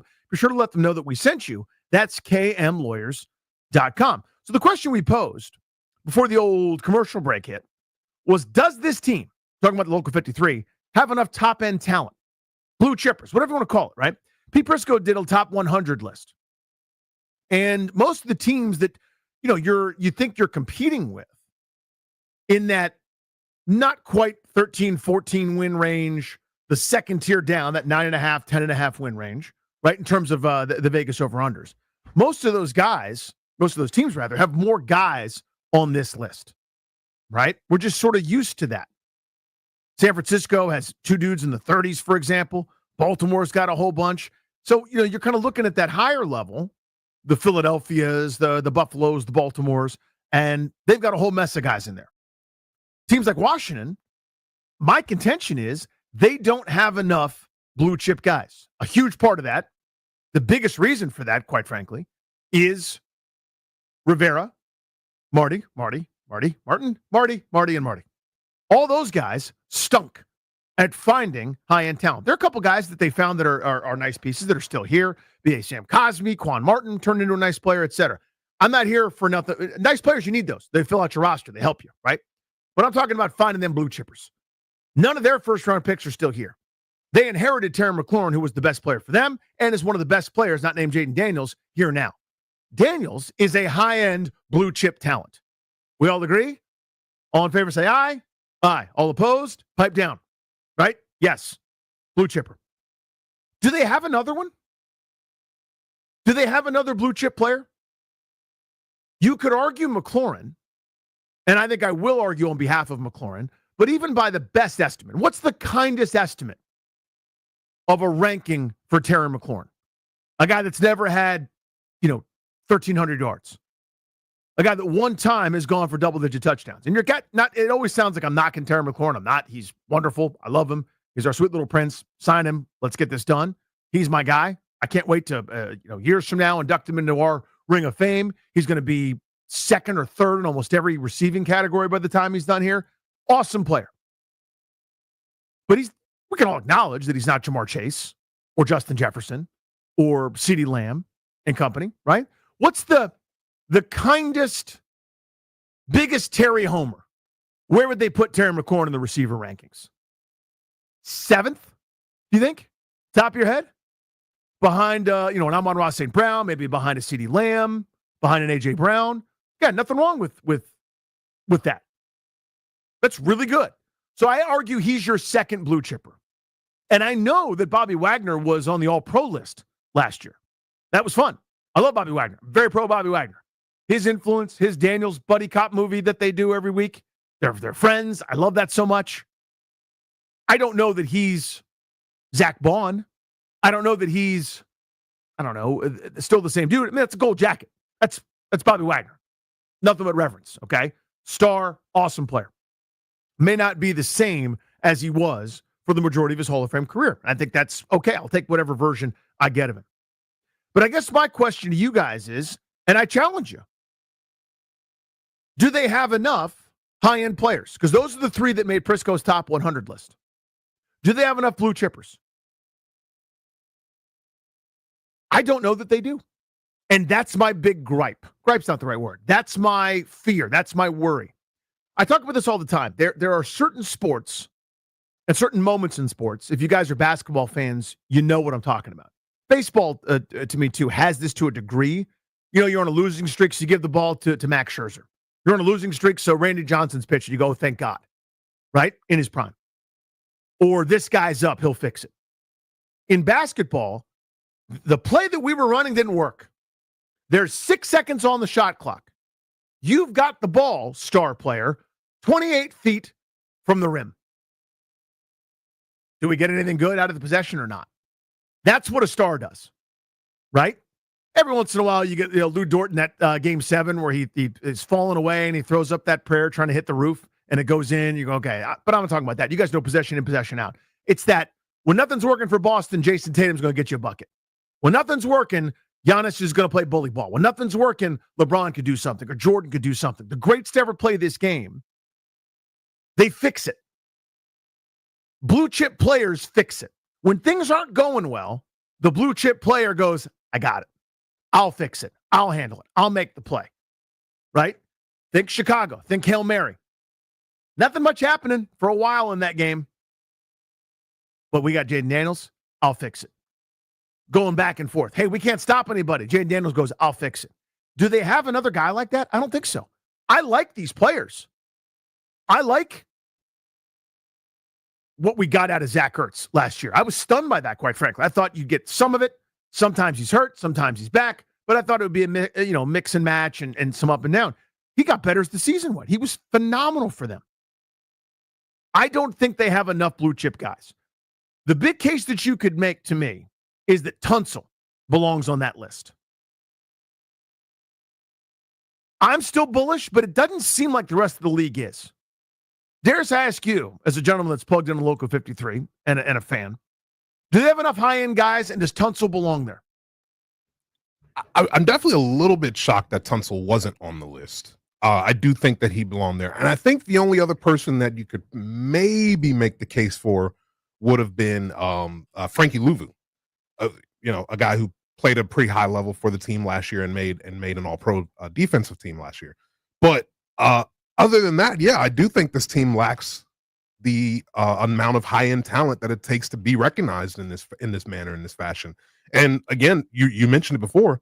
It has a lot to do with all the first-round pick misses that we've had. Yep. Over the last few years due to the Ron Rivera regime and the Marty Party and crew. So that's the part that hurts the most. If there's guys that are currently on the roster that could potentially be that, maybe Sanger still eventually is one of those guys.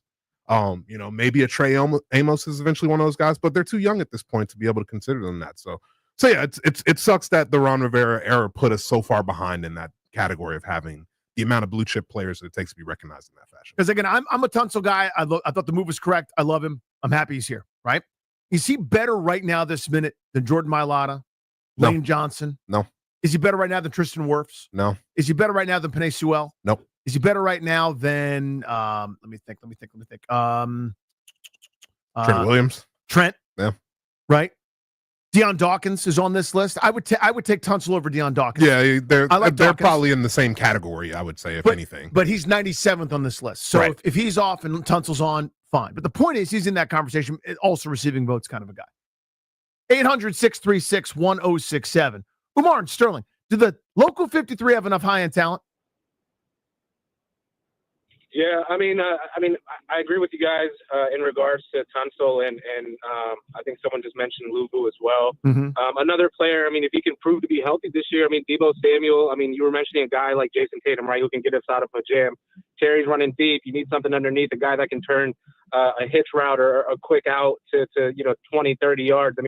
Debo Samuel, if healthy, can do that. And then obviously his ability out of the backfield is something that teams are going to have to game plan for along with Jaden. So I think if healthy, I think Debo Samuel could be one of those blue chip type players.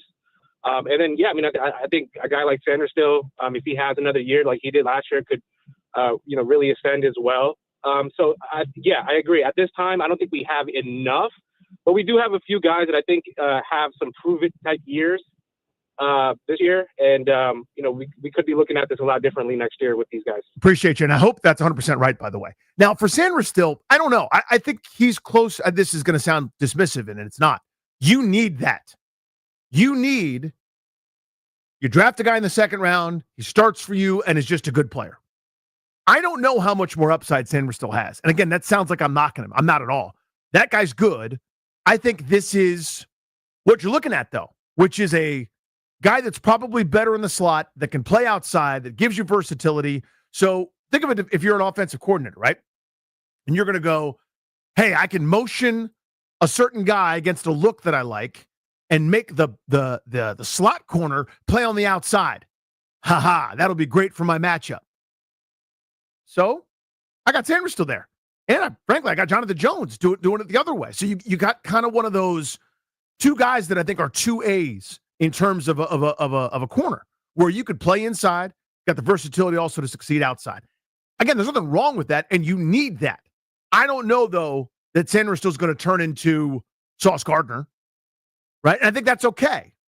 I'd like a Sauce Gardner, by the way, but I don't know that you just get one. Does that make sense? Dean in Leesburg. What's up, man? You're on the Fan.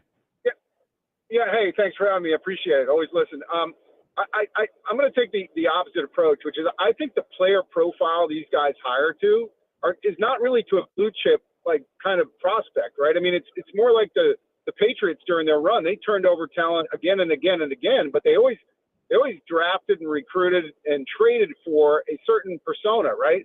And I think that's true in all these guys. It does come to the point you always need a couple, but I don't think you need to load up with blue chips. They did go to the NFC Championship game, and they did it with a player everybody was talking about the locker room, right? Every single one of these guys was either a former captain. They went through the process of fitting the profile. So I don't think you need it. And I think the ones they've got, they could make some upgrades in some places, but I wouldn't. I think what Adam Peters is doing is fantastic. He's developing a culture, and I think the culture eats strategy, and culture eats talent every day. Now, that's my take, but I would take exception that you need to go out and get a bunch of blue chippers. They did it last year, and they're going to do it again. Dean, appreciate you. So here's my response to that. It's a very good call. Appreciate you making it. Who'd they trade for? See what I'm saying? I think if you ask these guys, you'd want blue chippers that obviously fit your mold. But the idea that they didn't want to upgrade talent, I think you got to look at their actions. They went and traded away draft picks. They didn't have a ton of them to go get Laremy Tunsil, right? They upgraded with Debo Samuel. That doesn't necessarily fit the profile of guys that they drafted, this quote-unquote commander tag, whatever that means. But you're right in the sense that in the absence of that, you want do-your-job, Patriot-style dudes. Totally fair and totally right on. I think in general, you're doing that.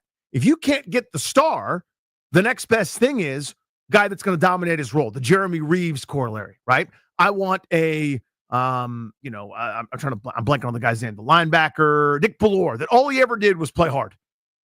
Who's the first guy down on every special teams, punt, kick, punt coverage, this, that, and the other? Him, Jeremy Reeves, etc. You need that too. I'm not telling you don't. And that's what they majored in. You're 100% right. But I think if you ask them, you're willing to do some concessions here and there. They went in and got Marshawn Lattimore, right? Because they needed some help there. That's not just a grinder, a worker, another Sanders still. That's a dude that's going to march to the beat of his own drum. But it's a good call. I appreciate you making it. I just think that the truth is probably somewhere in between. Speaking of that, we're not speaking of that. Totally terrible transition. You weren't speaking of the truth being somewhere in between in terms of player acquisition than talking about the NBA. So anyway, the association. We're already in the offseason, baby. It's hot and heavy. a major star was traded, and then another star was traded. An Olympian was traded. We'll get into what's going on, the latest from the association, and we've got some draft talk for you. Nick Shook joins the program at 3:25 post-Meridian to break down his thought that the Local 53 is going to be one of the most improved teams in the entire NFL. We'll talk about that next.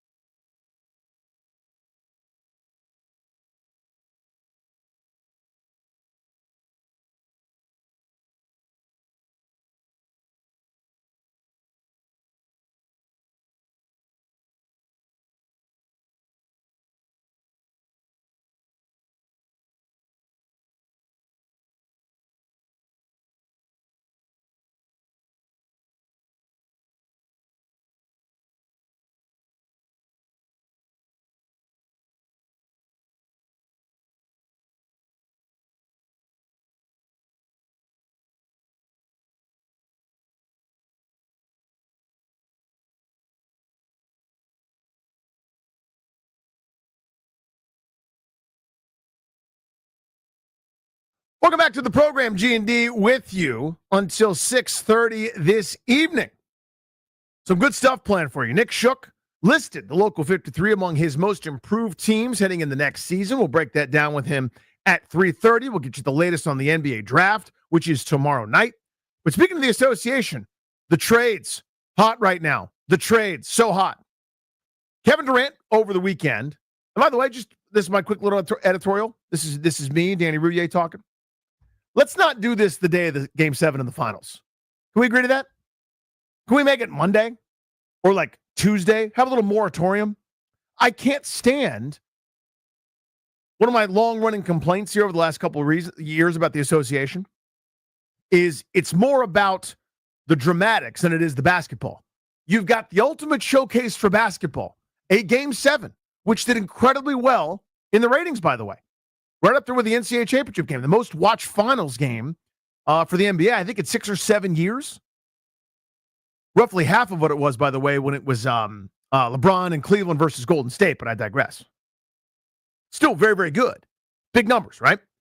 And yet, the talk all day is a Kevin Durant trade. Not Kevin Durant's fault or the Suns' fault or Houston's fault for this deal. Just, I wouldn't allow it. I'd say you can consummate it, but just let's not announce it. Let's have the focus be on the two teams playing for the biggest prize we got. They don't do that, though. Whatever. I would, but that's just me, and that's my little TED Talk. Something I want to remind everybody, this is just, again, for my own little bit of fun. Phoenix had very little leverage when it came to trading Kevin Durant. I'm just offering this to people. They got more than Dallas did for Luka Doncic. Everybody cool? Everybody good to go with that? Just to remind you, Dallas got Anthony Davis back, a dude named Max Christie, who frankly I don't know very much about, and a 2029 first-round pick back. The Lakers got Luka, Max Kleber, and Markieff Morris just sort of thrown in to make the dollars work. Phoenix got Jalen Green, a really nice young player who didn't have a great postseason as a young player. Dylan Brooks, the Canadian pain in the butt, who's a good piece. The 10th pick in this year's draft, and 5 second-round picks to send Kevin Durant to Houston. And Houston, by the way, is now a team that on paper looks pretty good. But again, sort of like 11 teams in the Western Conference, but that is another digression. The move yesterday is Drew Holiday, Team USA guard, a really, really nice piece, instrumental, and I can tag Tobes in if I'm wrong, instrumental in that Bucks championship team a couple years ago. Like that sort of defensive-minded point guard that hits the occasional big shot for you, but isn't an offensive focus, underrated, I think, by a lot of folks.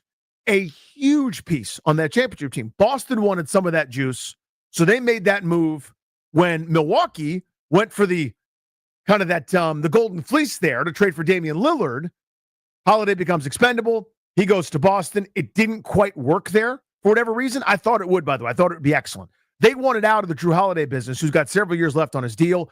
They send him to Portland for Anthony Simons, a guy that nobody knows about because he plays at midnight on Wednesdays in the Pacific Northwest, and tens of people have seen his game. I like him as a player, 20-point-per-game guy on a very, frankly, mediocre to below average Portland team, 35-36 win group, but a nice piece, certainly. I think he could be a nice complimentary third banana there in Boston eventually when Jason Tatum comes back. But in the short term, they're basically getting out of the money that's owed to Drew Holiday and getting into the shorter-term Simons deal. If they like him and he blossoms and develops, it's still a young piece, maybe that turns into something smart and good there for Boston as they kind of are building in the near term without Tatum, in the long term having Tatum back at some point, right? But now we've got the furious movement that's taking place. I mean, you've got guys like Bradley Beal, who's probably going to get bought out, or maybe he already has. I know DeMar DeRozan is going to be team shopping, and there's a few bits of odds and ends. I was actually texting with our buddy Lynnell last night, and he said, do you think Wizards fans would want Bradley Beal back? Because he's like, not that far away from being the all-time franchise-leading scorer and a bunch of other things, and is that something they would want to do? I was like, maybe they would. I tell you that I'd rather have you, Anthony Haney, Ryan Clary, and Darius getting shots up 20 a night for the Wizards than have him come back. And I like Bradley Beal. We're not matching up. That's not what we want right now. I don't want to do that again. I don't want to go through the dance. Too much symbolism there. And by the way, he's not on one of the any of the odds makers lists. Wizards aren't even listed as one of the potential favorites according to Bet Online. But that's kind of the latest going on in the association. It is going to be a busy offseason here. And I'm actually interested in it. I don't like when the offseason is during the regular season and every NBA show is about the offseason. When it is the offseason and teams are kind of trying to adjust to what they just saw from OKC and how can we be Indiana, I like it when stuff like that happens. Because you can't just go, hey, let's try to be Miami with LeBron, D. Wade, and Chris Bosh. You can't do that, right? You could try, but most markets can't. Indiana makes you go, ooh, maybe we can, right? Maybe we can make a move or two. And I think it's going to be an intriguing offseason in the association. And my hope is, by the way, the Wizards aren't ready to jump up and be one of the big players just yet, but you can be the Utah in that deal.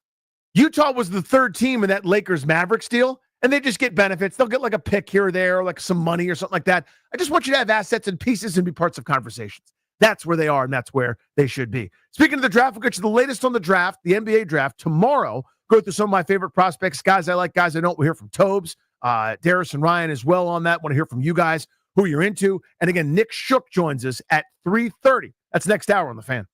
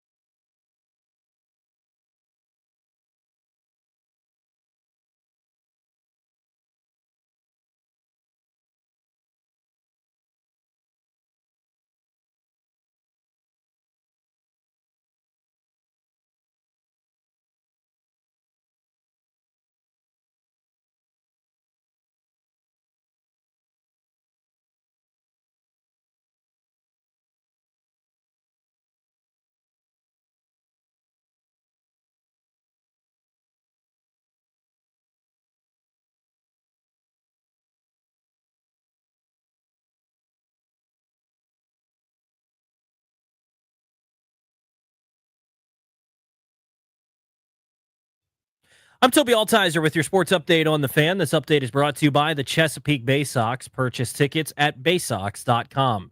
Baseball last night, the Nationals beat the Padres 10-6. James Wood hit his 22nd homer of the season, a 3-run homer in the 8th inning to put the Nationals up 9-3. James Wood now has 31 career home runs in 158 games, tying him with Bryce Harper and Juan Soto for most home runs through his first career 162. He's got 4 games to break that record by Harper and Soto. Tonight, Nationals and Padres, game 2 of the series. 9:40 first pitch right here on the Fan. Trevor Williams takes the hill for the Nationals. He's 3-8 with a 5.54 ERA. He'll take on Ryan Bergert, who is 1-0 with a 1.88 ERA. Nats and Pods right here on the Fan at 9:40. In the NBA, the Celtics traded away Drew Holiday last night to the Portland Trailblazers, getting back guard Anfernee Simons and 2 second-round picks. And the NBA draft comes up tomorrow at 8 o'clock. The first round tomorrow, second round on Thursday. The Wizards hold the 6th pick, 18th pick, and then the 40th pick in the second round. In the NFL, Aaron Rodgers was on with Pat McAfee today and said this is likely his final season, saying, quote, he's pretty sure this is it. Join the Chesapeake Bay Sox for Educator Appreciation Week. Teachers and educators show your school ID at the box office and receive 2 general admission tickets to that night's game. Closer to home, closer to the action. Get tickets at baysox.com. From the Crop Metcalf 5-Star Sports Desk, I'm Toby Altizer on the Fan.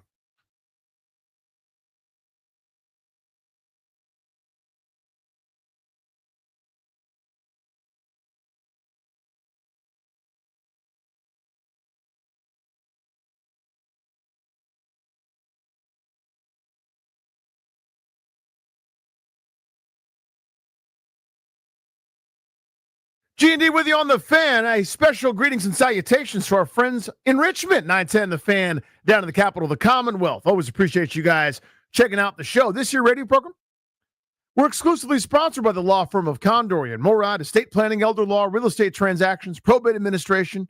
Their attorneys are always there to protect you and your family's assets. Schedule a free consultation with their team today by visiting kmlawyers.com, and be sure to let them know that we sent you. That's kmlawyers.com. Reminder, Nick Shook joins us in about 24 minutes to break down his 7 teams, most specifically ours, here in Washington, that he believes are the most improved heading into next season. It'll be a good conversation. We'll have him on in about, as I said, 20 minutes. Topic of the moment, though, NBA draft is tomorrow. There is a lot of movement at this point. There's a lot of intrigue. There's a lot of uncertainty. Most of it surrounds Ace Bailey, quite frankly. But just looking at everybody's consensus, there are guys in this draft, and there are every year, it's all relative scale, right?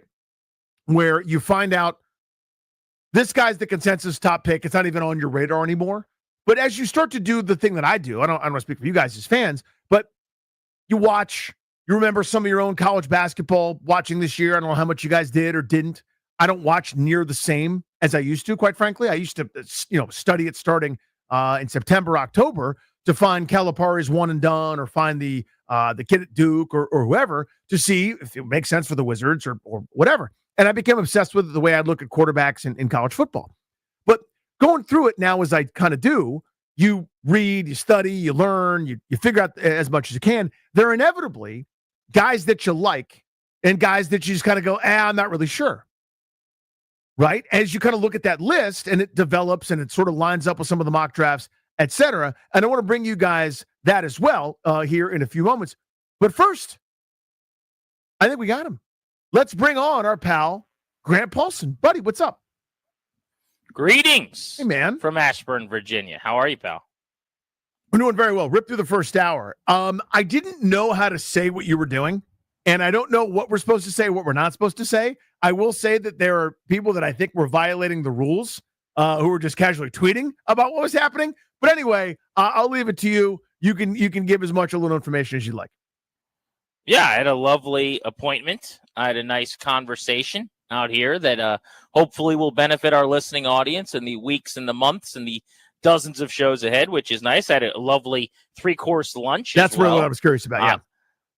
Yeah, I mean, Danny, when you sit down and there's like a menu in front of you and it's a prefix with options and you're choosing between, for lunch, mind you, not dinner. Sure. Salad or soup.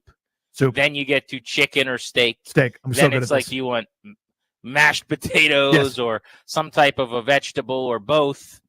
And then the grand finale. Again, this was lunch or dinner. Which one was it? Lunch. Yeah, it was lunch. Mm-hmm. The last option on the menu, on the prefixed menu, was carrot cake or chocolate cake.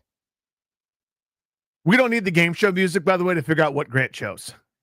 We don't. You don't. Right. Well, co-pair Grant, a little different than, have a field day Grant, I would say. For you. Yeah, so we behaved ourselves as best we could, but the meat, the vegetables, the proteins were delicious. But yeah, I had a wonderful lunch and got to catch up with a bunch of buddies, a little homework and assignment during the show, unfortunately. But I'm happy to be here. And I know you're talking NBA draft. We're one day away, man. Yeah, the Wizards on the clock at number 6 tomorrow. I'm getting excited about this because unlike last year's draft, which stunk, I actually think this year's draft is pretty good. And I remember talking to somebody in the Wizards front office going back a couple of months ago and getting to ask them about this year's draft. And I was like, compare it to last year's. And they're like, it's way better. I was like, okay, so it's great. And they're like, well, it's really good.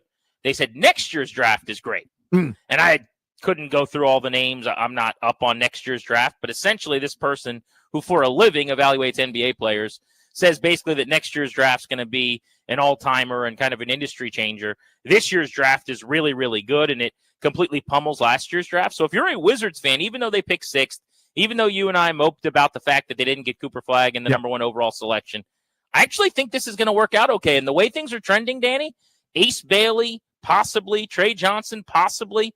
If they end up with one of those two players, I get the sense Wizards fans are going to be pretty excited. There's actually going to be buzz coming out of this, even outside the top 5. Yeah, there might be some Burbank coming out of it, but I've got to send you in our little thank you, our little chat here. There's a profile that we were talking about in the first at the top of the show of Ace Bailey from a guy named Kevin Armstrong from NJ.com, and it's about who's advising him, and it doesn't sound great, my friend.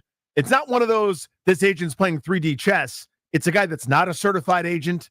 That's kind of making it up as he goes. It sounds like it's not a terribly flattering profile. So, and we talk about Ace Bailey, undeniably talented, like jaw-dropping talent. But is this immaturity, or is this I'm so special that I get to dictate where I want to end up and pull all these strings and levers? Not because I'm again playing 3D chess, but because I think I'm better than this whole process, and I'm not coachable, and I'm already got 1 foot out the door. 2 minutes into my first press conference, I'm looking for the next team. Who knows how to evaluate it, honestly? But again, the talent is jaw-dropping on Ace Bailey. He's the most intrigue-filled player in this draft, I think, without a doubt. To me, this is what the Wizards and every other team have to figure out. Is this a guy that doesn't want to play in a couple of places, trying to manipulate the process, which, while annoying, is not a deal breaker that he's going to end up being easy to work with and a good teammate? Or is this a problem child who's showing his true colors, so to speak, right? Mm-hmm. That's what they've got to figure out. What I actually want to know from our listeners, and maybe you can give me the pulse based on what you've gathered today, is what would people feel good about and what would people not like? So tomorrow the Wizards pick 6th. If blank happens, you're giddy, like what's the best case? And then if blank happens, you're upset, what's the worst case? And you can call in now at 800-636-1067, 800-636-1067. Danny, for me, my 1 seed, as you know, in this class is Trey Johnson out of Texas. I would like him to be the pick. I love it. But I would also feel really good about Bailey, and I get your reservations. I have them too. You know that I just love people that follow the rules. That's kind of what I want in my life. It's just someone who doesn't need to reinvent the rules, that doesn't need to live their own way outside of the parameters and cut corners. And so the Bailey thing gives me great pause. I've just taken it as I perceived it all along to be he doesn't like 3 through 5. He likes 6 through 8 a lot more. He wants to play in Washington or Brooklyn or one of those 3 teams starting at 6. And this is his way to get there. So I'm kind of giving him a pass.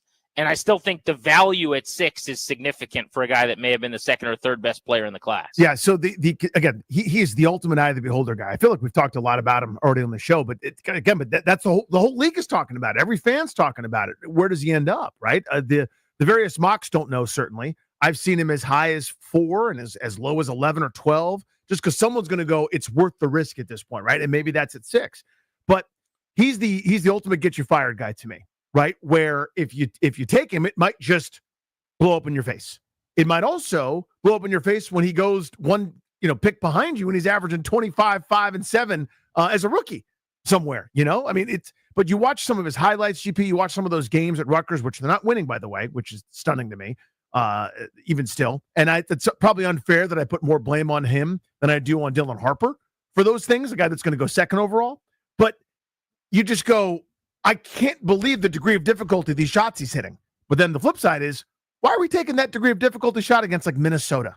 Why can't we get a good look against Northwestern? You know what I mean? Like it's such a hard guy to evaluate. But for me, the thing I'd be thrilled with is somehow, some way, one of these, Trey Johnson. I combined VJ Edgecombe and Trey Johnson, which would be an incredible That's player. a really good prospect, by the way. If Edgecombe somehow falls down, I don't think he will, but if somehow he does, I love him so much. If Trey Johnson is there at 6 and they take him, I'd be thrilled with either of those two outcomes. I certainly don't think Edgecombe's likely. I think he's going 3, but just in case, I'd be thrilled with that. I'd be okay with Malawatch because it would tell me that they've got a plan. It would tell me that they know that what this is. This isn't the get your superstar just yet. This is we're going to have another useful piece next to Alex Sarr, have a defensive rim running, kind of shot blocking guy that can shoot better than people probably realize. He didn't get to do much of that to Duke with all their offensive weapons. Let me just jump in on that really quick. Go. Isn't it a little bit annoying that last year was for that? Yes. I mean, what you just went through, Yes, it is. and I get that that's where you lost out on the lottery, and that's where you didn't get the number 1 overall pick. But isn't it frustrating that you sat through the season you did and you did the tanking thing for that? Mm-hmm. I mean, I got to do a little bit better than that. Like, I am swinging, even if I swing and miss on Ace Bailey, for the fences a little bit. I need someone who can create their own shot. I get that. Knock down shots from the perimeter like Johnson. Why isn't Trey Johnson better liked? Why isn't that guy going, 3 or 4? Maybe he does ultimately, I guess. But right now it seems like his projection is right around 5 and maybe he falls to 6. Mm-hmm. Am I missing something? Like, to me, yes, that's the guy. Yeah, I like so. And here's what I'd be disappointed with: Con Knippel. Nothing wrong with that guy. I think he's gonna have a 10-year NBA career. And as we were talking about this right before you came on. There's always guys in a draft where I fully recognize that guy should go in the top 10. I fully recognize that's a good player that's going to have a good NBA career.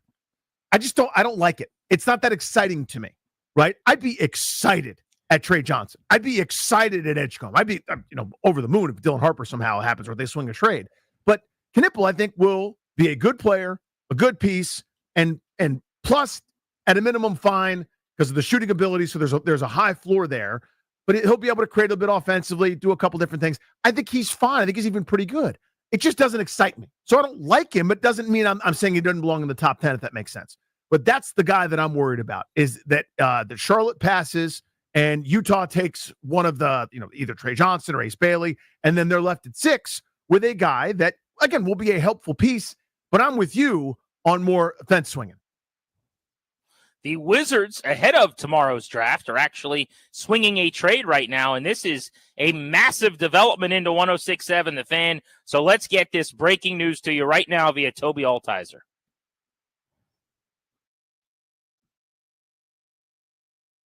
Massive trade for the Washington Wizards ahead of tomorrow's NBA draft. Jordan Poole on the move to the New Orleans Pelicans. He joins Saddiq Bey in the number 40 overall pick, going to the New Orleans Pelicans. Coming back to the Washington Wizards is CJ McCollum, Kelly Olynyk, and a future second-round pick. Again, the Wizards trading Jordan Poole, Saddiq Bey, and the number 40 pick to the New Orleans Pelicans. The Wizards getting back CJ McCollum, Kelly Olynyk, and a future second-round pick. I'm Toby Altizer with breaking news on The Fan.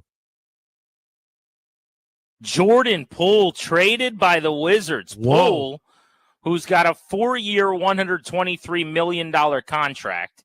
He is set to make $31.8 million against the cap this year and $34 million against the cap next year. Not a free agent until 2 more seasons from now. Is on the move, so the Wizards get out of that money, and they bring in C.J. McCollum, who is a veteran and one of the true good guys in the NBA. Kelly Olynyk, who, when I hear his name, I think about the back-breaking performance he delivered to beat Washington with the Boston Celtics in Game 7 on the verge of the Eastern Conference Finals, going back to the Beal Wall days. So Kelly Olynyk coming to D.C., and a future second-round pick, Danny Jordan Poole, Saddiq Bey, and pick number 40 from Washington in New Orleans. Okay, so just reading through this really, really quickly. McCollum, I believe, is on an expiring deal or close to it. So I think that's what this is about more than anything else. You're rearranging deck chairs there. Poole, more dynamic, a bit more exciting, a bit more mercurial. McCollum, steady Eddie, really nice player, good veteran, a solid piece.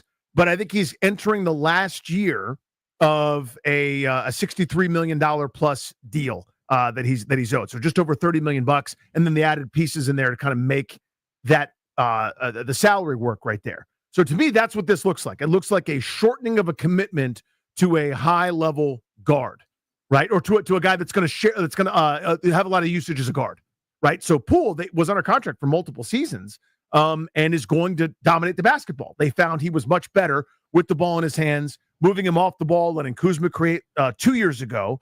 Didn't really work particularly well for him. Moving him back to point guard, putting him in the starting lineup. He played pretty well, to his credit, and bought in and was a good citizen. Less so the unserious player that he was for a time, where he's not in timeouts, not listening, sort of, acting buffoonishly. Locked in much better last year. But this, to me, is about shortening the window of salary. And I wonder if it's a precursor to you for who they might be looking at tomorrow. Well, I would say that somebody who's going to have the ball in his hands and can shoot, a guard who can fill it up from outside, like a Trey Johnson who we were just talking about, makes even more sense now, right? Because just from a sheer quantity of shots available standpoint, Poole leaving is a big deal, right? Nobody is more ball dominant when he's on the floor and kind of demands, maybe not verbally, but by way of how he plays, more looks and more shots. You mentioned Kelly Olynyk. It's a 2-year deal, $26 million for him, an average of about $13 million per, but you're bringing in expiring contracts. You got out of 2 years of Poole. He makes $31 million, which is about even, by the way, with McCollum, with what CJ McCollum makes. He makes 30.6, but his deal ends this year. So you now go into next offseason with $30 million more in flexibility and ability to spend. And then you bring in Olynyk as well. This reminds me a little bit of Marcus Smart, where they go get these veterans and everyone's going, this doesn't seem like you're tanking. What is the point of this? Well, everything in the NBA is about flexibility and getting out of contracts, right? So whereas Jordan Poole, much younger than McCollum, had 1 year left on the deal, now at age 34, CJ McCollum, who by my understanding on the outside looking in has long been considered one of the better locker room guys in the NBA anyway, you bring him in here for his maiden voyage, assuming he's on the team all year, and he plays at that rate. Olynyk, by the way, is going into what is the final year of his 2-year deal. So both of these deals come off the books. Huge flexibility at the end of this year. And the reaction is going to be, who does this benefit? This is the most NBA thing ever. Yeah. It's just rearranging Everybody's money, in different, everyone's in different places for it. So Chris Middleton opts in to his player option, I believe, at $33 million, which is steep. But again, that's the last year for him. Last year now for McCollum. Last year for Olynyk.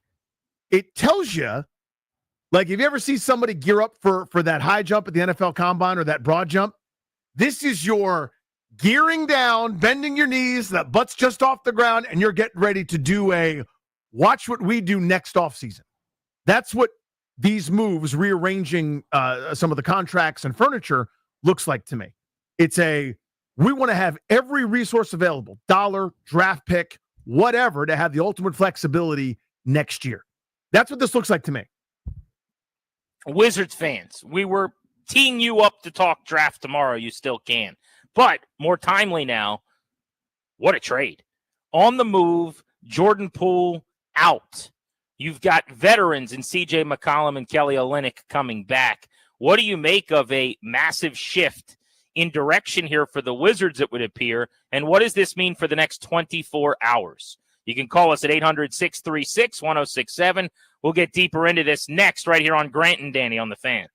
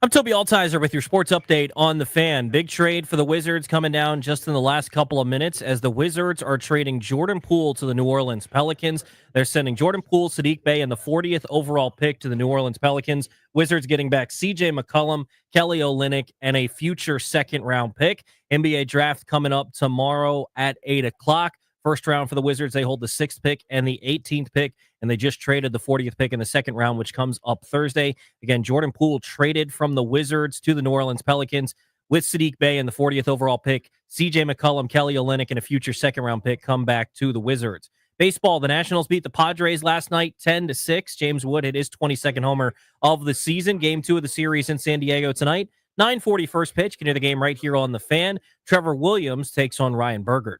From the Crop Metcalf 5-Star Sports Desk, I'm Toby Altizer with your sports update on the Fan.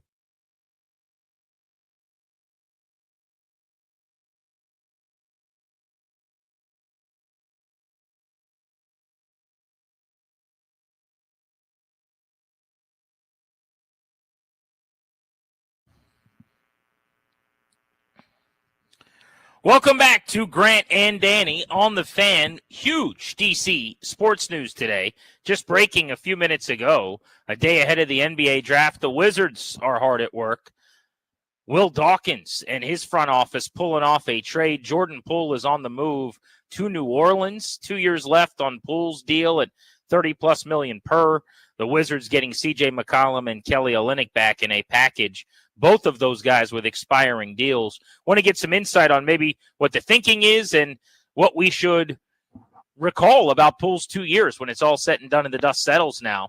So David Aldridge of The Athletic joins us, a Hall of Famer covering the association for many, many years with Turner Sports. DA, you know, when something big happens with the Wiz in the NBA, we want to come to you first. So your thoughts on this, a day ahead of the draft, Jordan Poole traded and a pretty significant move for Washington. Grant, it's like I just saw you. I can't. It's amazing. I'm. Are you guys still? Are you at the same place still, Da? I don't know. And by the way, Da, feels like I just the talked to him a few Wizards. minutes ago.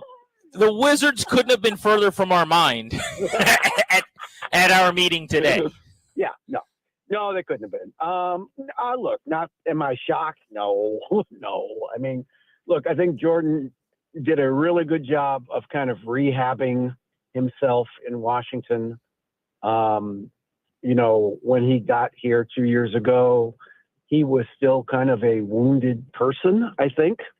You know, I don't think we can really say with certainty how damaged he was by the whole Draymond Green incident, you know, his last year at Golden State. I think it really took him a year really to kind of get back on his feet as a person. Forget the basketball, as a human being. Like, I really think he was shook by it, you know? And so the first year was terrible. He was awful the first year, you know, and they benched him, and that didn't make any sense either because you just traded for a guy who's got a $100 million contract and you're playing him behind Tyus Jones. That doesn't make any sense at all, right? Like, so they did the right thing. They put him back in the starting lineup. And I thought last year JP actually had a very credible season as a basketball player. You know, he shot it better than he shot it in a while. He tried to defend. He moved the ball. He was a good teammate. You know, he was a good teammate the whole time he was here. But I think he spoke with more authority, you know, coming in as the starter last year at the point for a team that was struggling and had a bunch of young guys on it. I thought he never let go of the rope in that sense, right? But look, he's 27 years old. Nobody, you know, this is not where he wants to spend the rest of his career.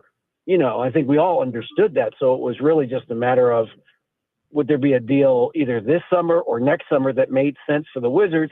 And as you guys mentioned, the important thing with CJ and with Olynyk is expiring contracts. That's the most important thing.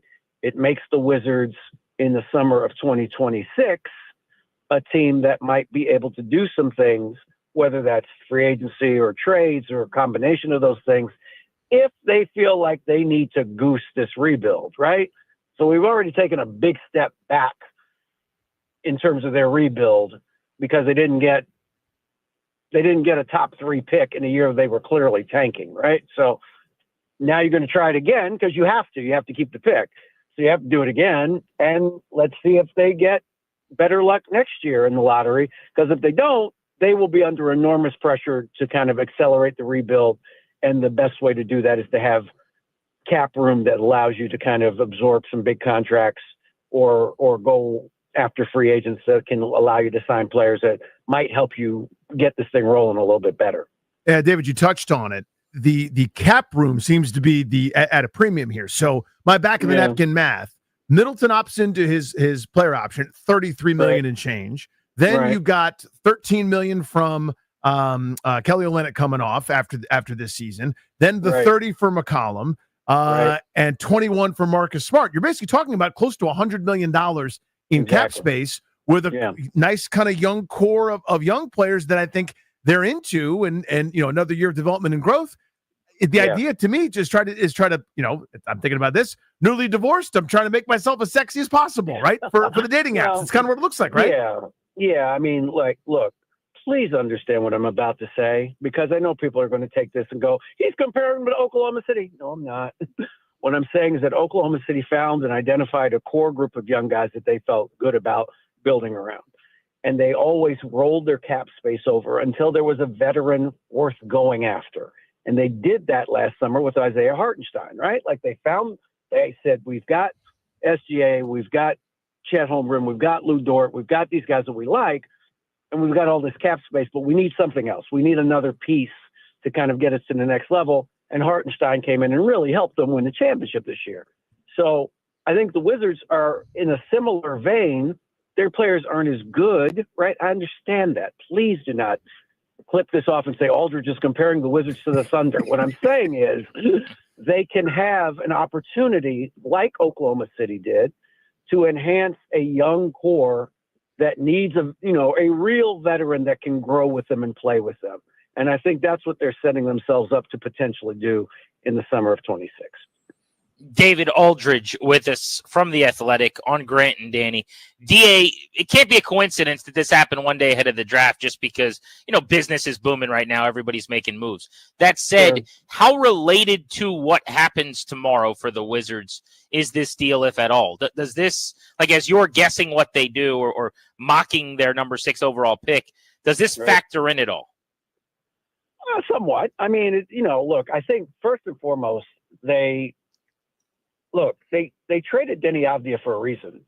And the reason was Bub Carrington. That's who they wanted. That's the guy they wanted in last year's draft. Like they had the second pick and they would make a pick at commensurate with being that high in the draft.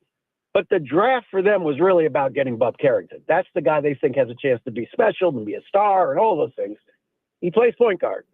So you can't have Jordan Poole stopping up 30 minutes a game or, going forward again next year if Bub Carrington's your guy. And I don't know if he's going to be a star, but he hadn't had a chance to find out yet. So you gotta give him the ball and see what he can do as your lead guard, as your point guard, going forward for the foreseeable future. So that certainly makes sense. I'm not saying that means there's no chance they would take Jeremiah Fears. Mm-hmm. They like him. I think they do like him. And he does have some talent. I just don't think he fits what they have said is important to them in terms of building the roster, which is with size, length, defense, switchability. Those are things that are kind of their non-negotiables when it comes to bringing people in. And Jeremiah Fears is a terrific offensive player. I think he's got a chance to be a star, but he's not a great defensive player. I don't think anybody is going to make that argument right now. And he is little. He's he's small. And this league is not going towards small point guards. It's going towards 6'4" or 6'5" point guards like Bob Carrington, for example. So I think that, yes, that these things are intertwined as this team kind of restructures itself. And I don't know if they're going to keep CJ or if they're going to try to move him. I don't think he starts. I mean, it doesn't make any sense to me. Like you're going with the young guys. Okay. That's a strategy. Nothing wrong with it. Well, you can't then just give CJ McCollum 34 minutes and 20 shots a game. That doesn't make any sense. Right. So my guess is I wouldn't be surprised if he's not on the roster at the start of the season, or if he is on the roster, it won't be as a starter. That's my guess. It doesn't mean I'm right, but it doesn't make sense otherwise. The great David Aldridge with us here on Grant and Danny. So that's where I was going to go with that, David. What's the most likely outcome there? And maybe walk us through that, right? Where is it? Let's give him a chance, half season to build his value, kind of what they did with Kuzma, get what we can at the deadline, let him languish on the bench. Not a great choice of words by me, but then take the cap space at the end, spin him before the season starts. Where do you see this going, and kind of what's best?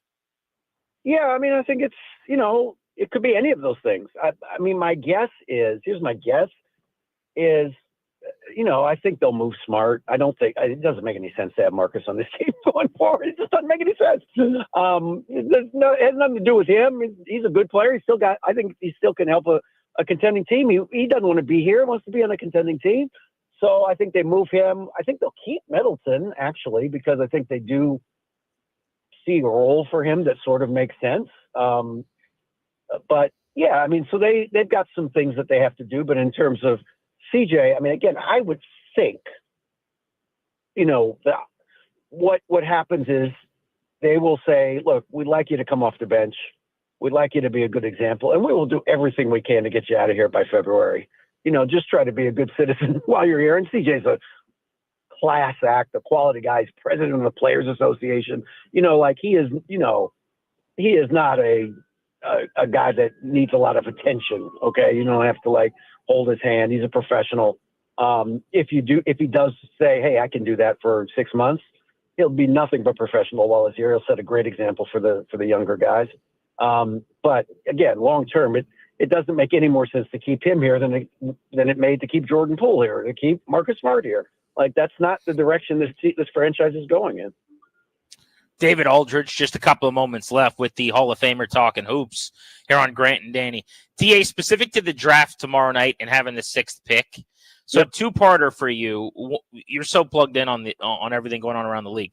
Ace Bailey, is this a malcontent that they need to avoid, or is this just a guy trying to angle to a certain organization? Because those are very different things. And then number 2, on Trey Johnson, I'm very casual observer and kind of get in here in the last month and read and study and whatever else. I love him. Yeah. What kind of fit would he be, and why isn't he in the mix earlier up the board than he is? Why do people think he might be there for them at 6? Well, again, this is the lying season, guys. So everybody's lying, no matter, your most trusted source is being lied to 75% of the time right now by whomever they are talking to. So don't worry about what mock drafts say. Trey Johnson could go 3rd, he could go 4th, he could go 5th, he could go 6th. It just sort of depends on what Philly does at 3. That kind of starts the ball rolling. Are they going to keep the pick? If they keep the pick, I don't think it does not make a lot of sense to me for them to take Trey Johnson when you have, 2 really good young guards that both are kind of ball dominant guards, to bring a 3rd in. Doesn't make a lot of sense to me, but somebody could trade up to 3 with the intention of taking Trey Johnson. He would be a great fit in Washington. I think he would be a terrific fit.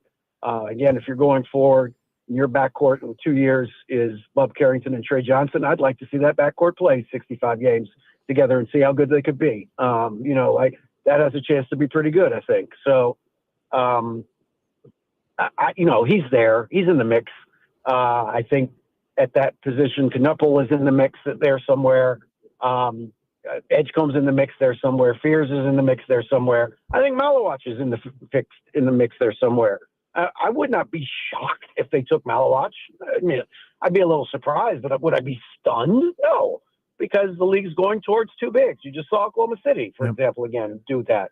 And Cleveland does it. A lot of teams are going to 2 bigs now. So it wouldn't shock me if they went with Malawach and moved Sarr to the 4. It's probably Sarr's best position in the league anyway. If you're projecting out and you think, what is he going to be in 4 or 5 years? Maybe he's a stretch 4. He showed that he can make that shot. It's not like he can't do it. And he showed that he's not probably going to be the greatest interior low post defender in the world. So get a guy that can do that and free him up to do other things. So I think those 4 or 5 guys in some order are in the mix. I know they've been trying to move up. I don't know that they can get there by tomorrow. I could be wrong, but I think that they are reasonably comfortable being at 6 and seeing which one of those guys falls to them. Again, other than Fears, just because I don't think he fits them in terms of what they say they value. Any of those other guys could be drafted and they would be happy with them, I think. David, nobody better. Really appreciate the time here on short notice, bud. Thank you. Okay. My pleasure, guys. And it's been too long. We should hang out at some point. I haven't seen you in ages. You guys seen each other? David Aldridge, the Hall of Famer, here on Grant and Danny. If you're just jumping in the car and you're just wondering, why are these guys talking about a Wizards trade? Well, minutes ago, within the last half hour or so, Jordan Poole moved. He is being traded to New Orleans. The Wizards getting back C.J. McCollum and Kelly Olynyk in the package, both of those guys with expiring deals. So you look now at the money coming off the books for the Wizards in short order here. It is an expansive list. Chris Middleton, $33 million. C.J. McCollum, $30 million. Olynyk at 13. Marcus Smart over 20 mil. Rashawn Holmes close to 15 mil. They are going to have more money than they know what to do with. And ideally at that time, I mean, 110 million, Danny, is the number. And then you've got this young core that might be fun to play with, that might be enticing, right? We got right now guys like Ace Bailey who are saying no to 3 teams, saying yes to Washington. So who knows what that looks like with money to throw around in the near future. That's pretty interesting. All right, Double Play is next, and we'll get more on this right at the top of the hour at 4 o'clock. You're listening to The Fan.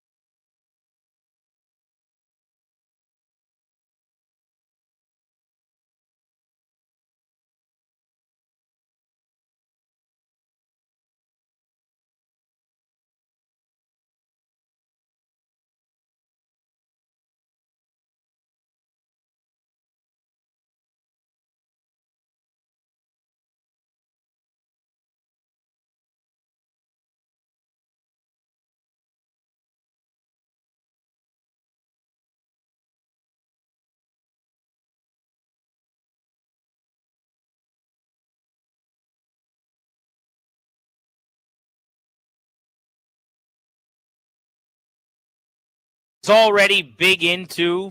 Welcome back, Grant and Danny on the Fan.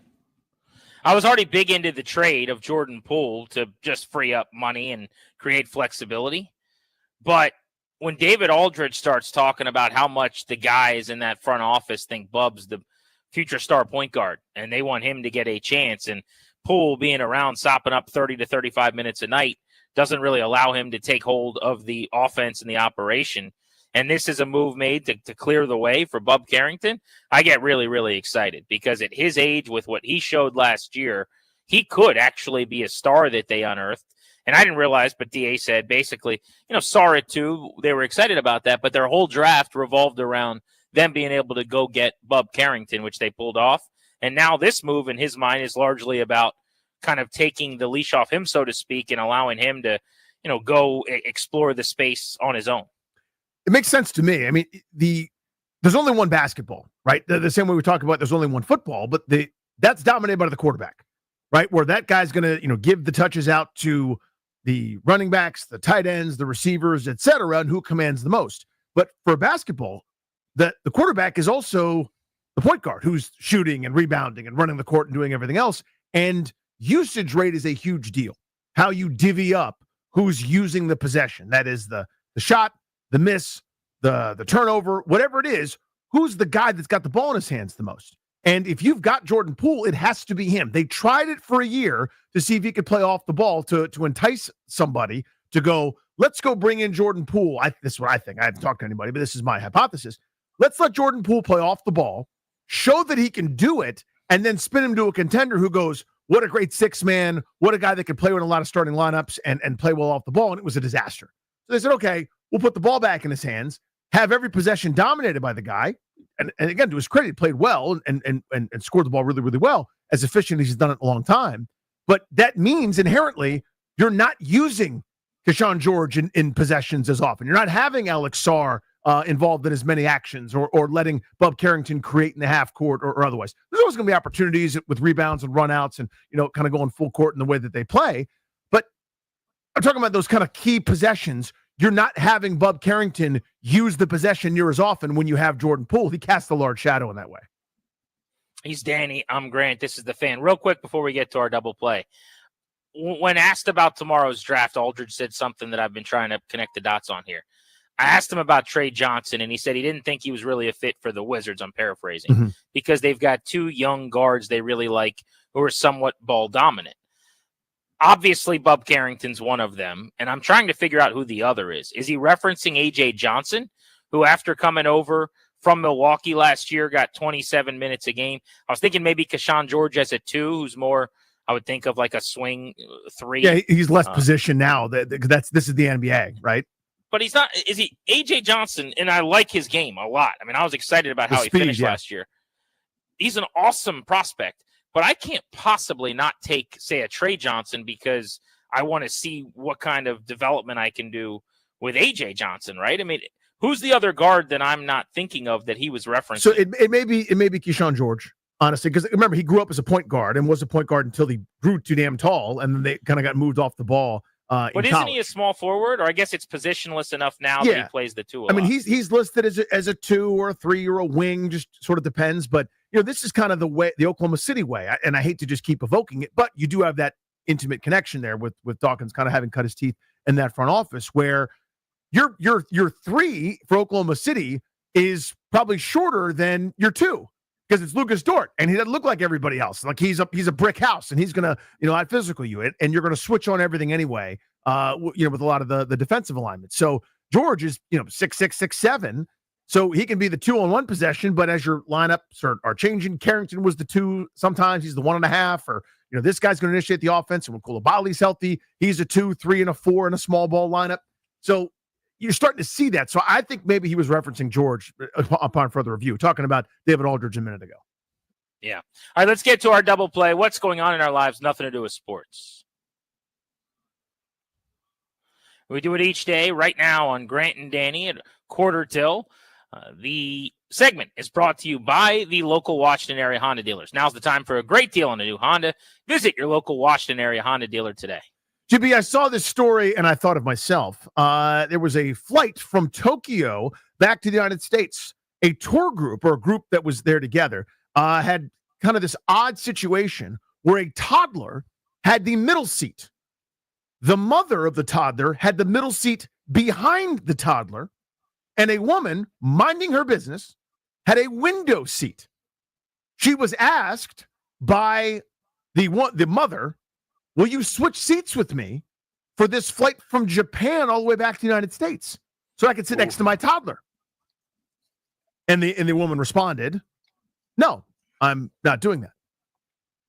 And then, this is where she loses me a little bit, goes on to post on Reddit or wherever people, shout to the heavens or whatever place they need to post these sorts of deals, the story, and then kind of how indignant she was that she was even asked to take an inferior seat so that a mother and this toddler could sit next to each other. And her point was, it's not my fault you didn't book very well.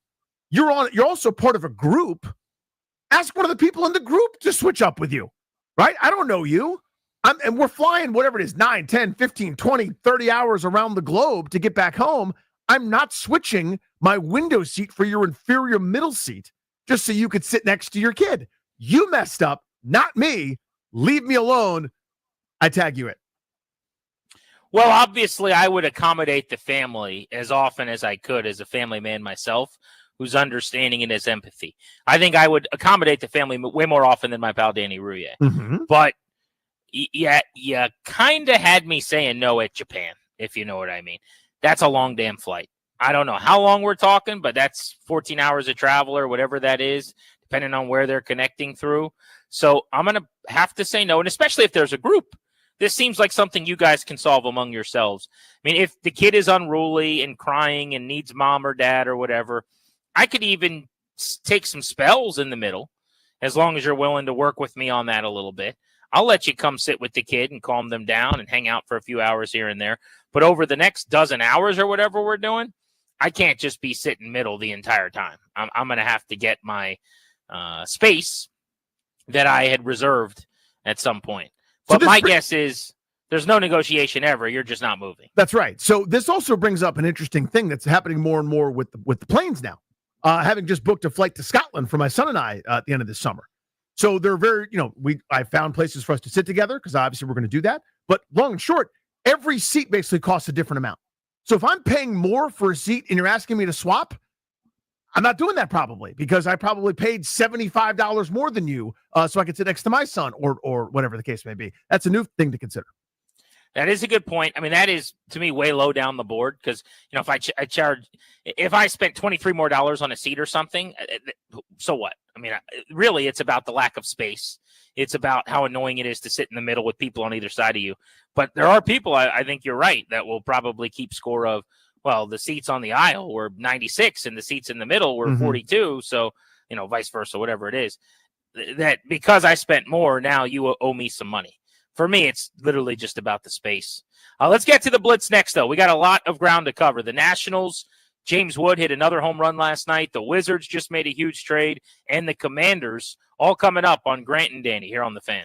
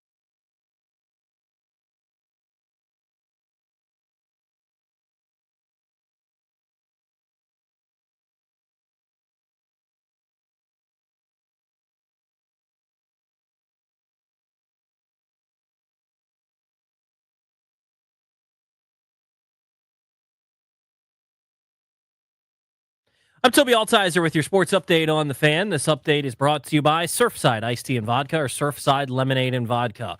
Big trade for the Wizards today. Jordan Poole shipped to New Orleans. He's going to be joined by Sadiq Bey in the 40th overall pick. In going to the Pelicans, the Wizards get back C.J. McCollum, Kelly Olynyk, and a future second-round pick ahead of tomorrow's NBA draft. That'll begin at 8 o'clock for the first round. The Wizards hold the 6th and the 18th pick. The second round will be on Thursday. But the Wizards trading Jordan Poole to the Pelicans along with Sadiq Bey, the 40th overall pick, getting back C.J. McCollum, Kelly Olynyk, and a future second-round pick. In baseball, the Nationals beat the Padres last night 10-6. James Wood hit his 22nd home run of the season, putting the Nationals up 9-3. They ended up winning 10-6. The Nats take on the Padres for Game 2 of the series in San Diego tonight. Late night Nats, 9:40 right here on The Fan. Trevor Williams takes the hill for the Nationals. He's 3-8 on the season with a 5.54 ERA. He'll take on Ryan Bergert, who is 1-0 with a 1.88 ERA. Nats and Padres right here on The Fan at 9:40 tonight. And in the NFL, Aaron Rodgers was on with Pat McAfee today saying it's likely his final season, saying, quote, he's pretty sure this is it. There's nothing more refreshing than ice-cold Surfside iced tea and vodka or Surfside lemonade and vodka to break the heat. Surfside is only 100 calories, 2 grams of sugar, and 0 bubbles. That's right, no carbonation. Look for the can with the sunset stripes. Must be 21. Please drink responsibly. From the Crop Metcalf 5-Star Sports Desk, I'm Toby Altizer on The Fan.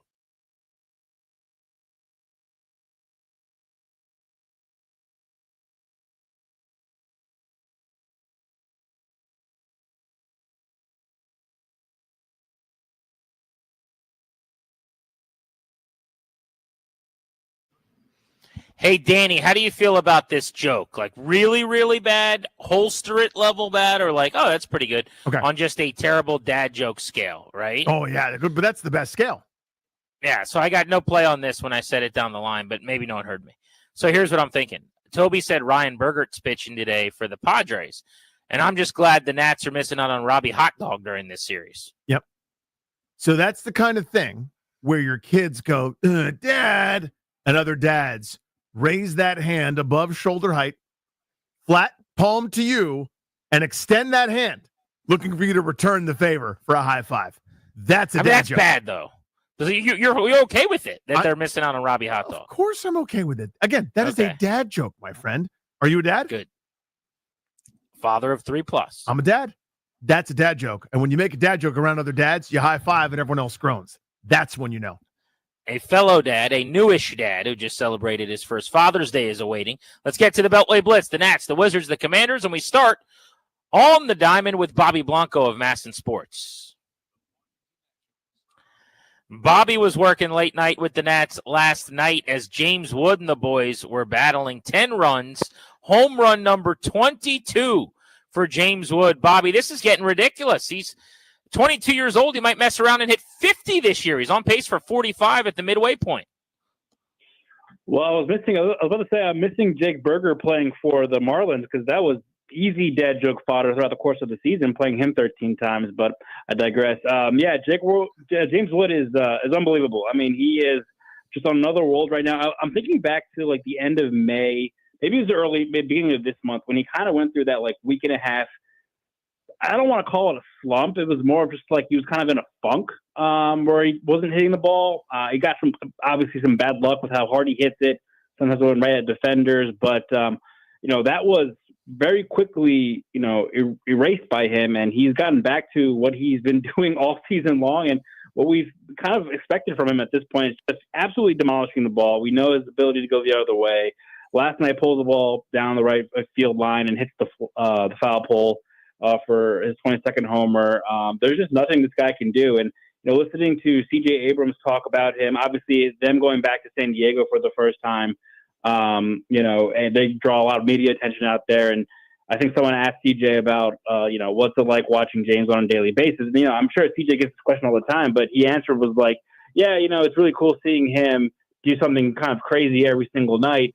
And that kind of sounds like, just like, a buddy, dabbing up a buddy, kind of giving him like an easy answer. But CJ's not wrong. James kind of does something we don't normally see every single night, whether it's 450-foot bombs or, the home run he hit last night or some crazy thing in the left field. So yeah, he is an all-star for sure, and a budding superstar definitely in this lineup. Bobby, what happened to Keim Ruiz? Is he okay? Yeah, scary incident last night. I mean, I'm actually surprised this doesn't happen more often. Same. But a foul ball ricochets off of Josh Bell's bag, goes into the dugout, hits the back of the wall in there, and then hits Keim in the head. And, of course, it has to hit the catcher, right? The guy who gets foul tips off the face mask all the time, gets back swings hit in the back of his head all the time. And I feel like Keim just gets beat up a lot more so than a normal catcher. So, of course, it had to be him in the back of the head. They took him to get a CT scan. We haven't heard the results yet. We're waiting for Davey Martinez to announce that today. But I will be interested to see if Drew Millis isn't out there meeting the team in San Diego just in case, because they have Riley Adams, and that's it for catching on that roster. And I think their emergency catchers are like Alex Call and Ahmed Rosario were catching warm-up pitches last night when Riley was getting ready. So, yeah, a scary sight. Hopefully Keim's okay and doesn't need an IL stint. Maybe he sits out the next couple of days. They have an off day Thursday, get some rest, and get back in that lineup for the Anaheim series this weekend. Yeah, Ahmed Rosario can't play the positions that he plays defensively. So I would hate to see him catch. That would be really, really problematic. Bobby, thank you, buddy. We appreciate you. Yeah, guys, anytime. Thanks. See you, dude. You got it. Let's talk hoops. Pool's closed. Pool party's over. You ain't got to go home, but you got to get up out of here. Greg Finberg of Bullets Forever joins us now on Grant and Danny.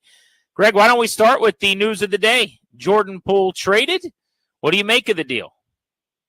Yeah, thanks for having me on, guys. It's obviously it was being discussed, for a couple weeks what his trade value could be, and I thought maybe they'd look the route of maybe looking to see if they can get draft capital for him, but they decided to go the salary dump route, which opens up cap space. They'll have $100 million plus in cap space in 2026. So probably looking at another losing season this year with the roster they have with a bunch of vets and young guys trying to figure it out. But they take back McCollum, who's expiring $30 million salary next season. Obviously Kelly Olynyk as well. As Wizards fans know from that Game 7 in 2017, he's $13 million expiring salary. So between Olynyk, McCollum, Chris Middleton, Marcus Smart, they're going to be paying him around $97 million next year. But all four are off the caps for the following year. So, obviously, Poole maybe could have netted some more draft capital, but the Wizards looked at the salary dump route. They're looking to contend, probably from 2026 and on. So I view it as a salary dump. It's a bit shocking. I didn't think they would actually, pull the trigger and move him, but it opens up minutes for other guys like Bub Carrington, A.J. Johnson, and all that. So, I can make sense of it for sure.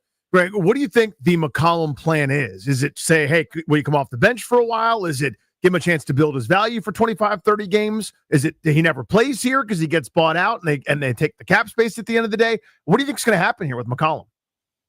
It's interesting, right? I mean, he's an expiring salary, so what they could do is what they've done with some of the veterans. They've tried to move some of them. They got off Valanciunas' contract. They moved Daniel Gafford when he was an expiring deal. So they've been able to do it in some cases, but they held on to guys like Tyus Jones and Landry Shamet. So it's possible if they can't find a trade for him, which might be tough considering he's making $30 million. But he averaged 21 points per game last year, shot 44% from the field, 41% from three over his last 10 games. He scored 50 on the Wizards if anybody watched that game in New Orleans last year. So this is a guy that still has his game. He's in his early 30s. So it's a good guy from Bub Carrington to learn from. Bub Carrington's a guy who likes the mid-range. CJ McCollum does as well. So certainly I'm sure they'll keep him through the beginning part of the season, see what his value is at the deadline, and that's if they don't move him at the draft. But he certainly has value. It's just a matter, is somebody willing to take back $30 million in expiring salary? It's a little difficult, but he can still play, and it's definitely a good veteran for the younger guys to learn from. All right, Greg, the draft is tomorrow. I'm going to give you three categories for answers. You'll fill in the blank. Best case scenario that you'd be thrilled by, likely solid scenario, and then something that would leave you underwhelmed and disappointed when the night ends? Best case scenario for me would be the top four goes Flag, Harper, and then some combination of Edgecombe and Concanipple 3-4, which so I think it will go. And the Wizards sat there at 6. They don't have to move up, and they're guaranteed either Trey Johnson out of Texas or Ace Bailey out of Rutgers. That means that the Wizards don't have to give up a plethora of assets to move up.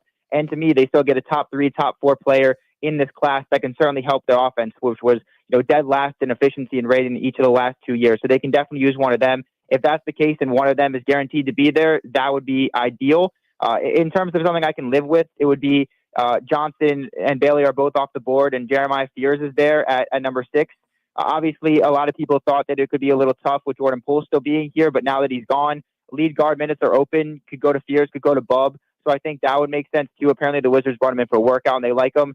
Something I couldn't get behind would be Kaman Malawak. I don't feel like that's a good combination with Sarr in the front court. Would certainly lead to offensive of spacing issues, possibly switchability issues on defense. I know a lot of people say you can't teach size, but that's just a pick that I couldn't get behind. What about at 18? Is that used in trade? Do they stay there and take somebody? I mean, how do you feel about that one? 18 is certainly interesting because if you know Will Dawkins, each of the last 2 drafts, he's traded up to get his guy. He gave up a pair of seconds to get Bilal Coulibaly, and that was just a minor jump. And then last year, obviously, trading Danny Avdia in part to acquire the 14th pick to get Bub Carrington, then traded up again 2 spots to get Keyshawn George. So he's a guy at GM that isn't afraid to go up and trade for the guy he wants. And the Wizards now have 18. There's going to be some guys that might fall. You got the local kid, Derek Queen, that could fall. Yegor Demon out of BYU.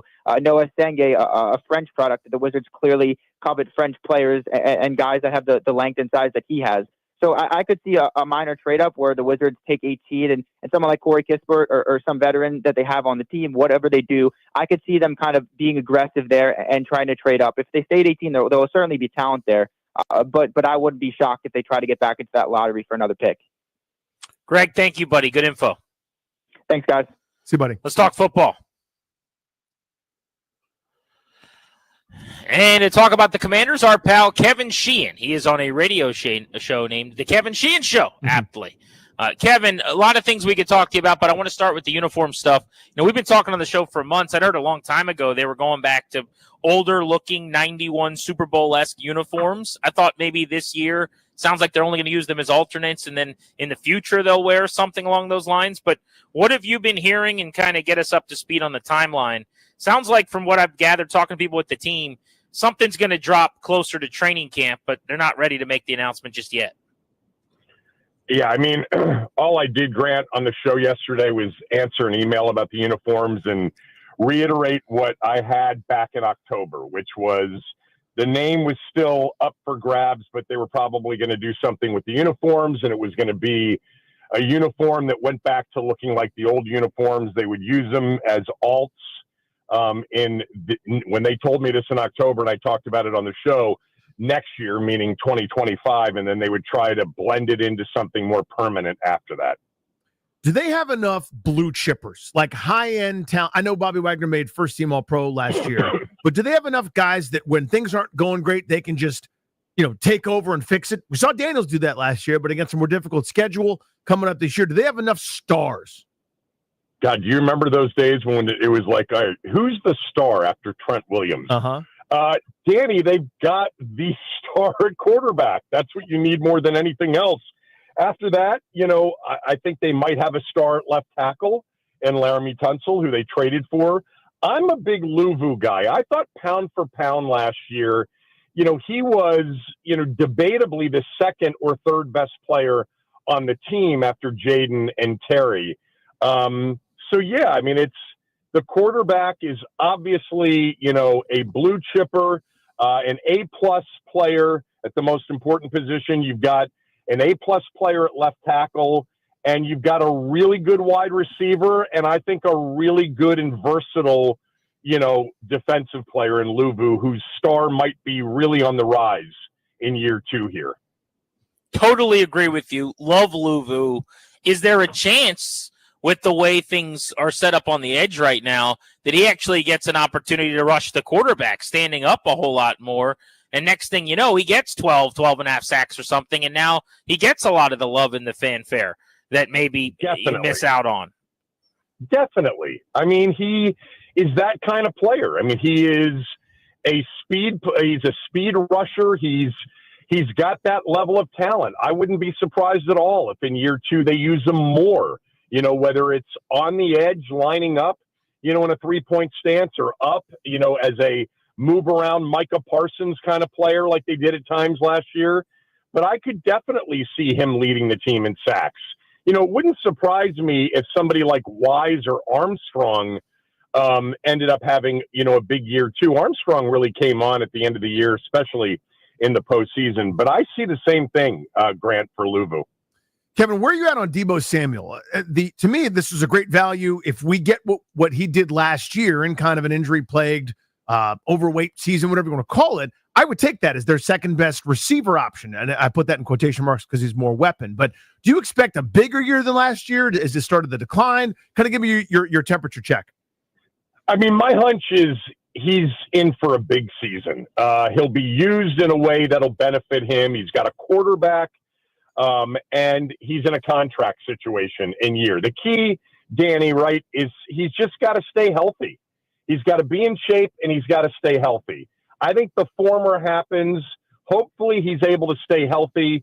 If he stays healthy, I think he has a big year here in this system. Kevin Sheehan on Grant and Danny. I'm going to slide one in real quick because I know you love hoops. The NBA draft is tomorrow. If you get your way at 6, what breaks for the Wizards? Oh, God, I was just listening to your last guest and was listening to the trade. I had not heard about it. Anybody but Ace Bailey. I'm not an Ace Bailey fan. I saw him play up close and personal at Maryland. Derek Queen abused him. He left the game. He tapped out with 4 points and said he was sick. Now, I watched him against Northwestern. He was awesome. But there's something that just rubbed me the wrong way when he tapped out in College Park. After Queen owned him. I really like Trey Johnson there. I'm a big Derek Queen guy. I'm hoping that maybe from 18 they can move up and take Queen. I think he's just flat out a basketball player, and I love the kid from BYU, but that would be more in line of, at 18 or trading up for it. But Trey Johnson's going to be a big-time scorer at the next level. But you just don't know. I just am not a big Ace Bailey guy, and it seems like everybody else is. Kevin, great as always, buddy. Talk soon. All right, talk soon, guys. Thanks. See you, bud. You got it. Kevin Sheehan on Grant and Danny here on The Fan. Speaking of the Wizards, Jordan Poole was traded about an hour ago. Brian Geltzeiler is going to give us some national perspective on why they made that move and what is the chance that they've got the next point guard star in the association, Bub Carrington, waiting in the wings. That's next right here on The Fan.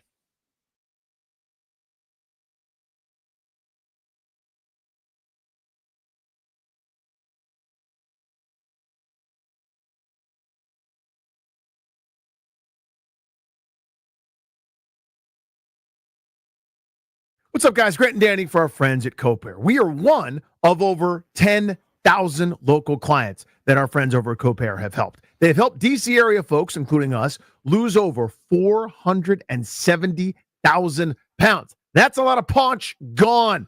Copair has hundreds of reviews with really, really high marks. Why? Because it works.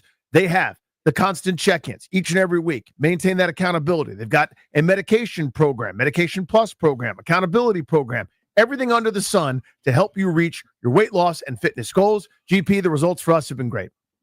Yeah, I've had my brothers on the program who needed to lose weight because I believe in it. I trust it. In fact, one of my brothers losing a bunch of weight right now, doing it the Copair way. It's the real deal, man. I had a weigh-in this morning, and I was down another 1.5 pounds, which was awesome. Call Copair at 855-888-0180 and do it now.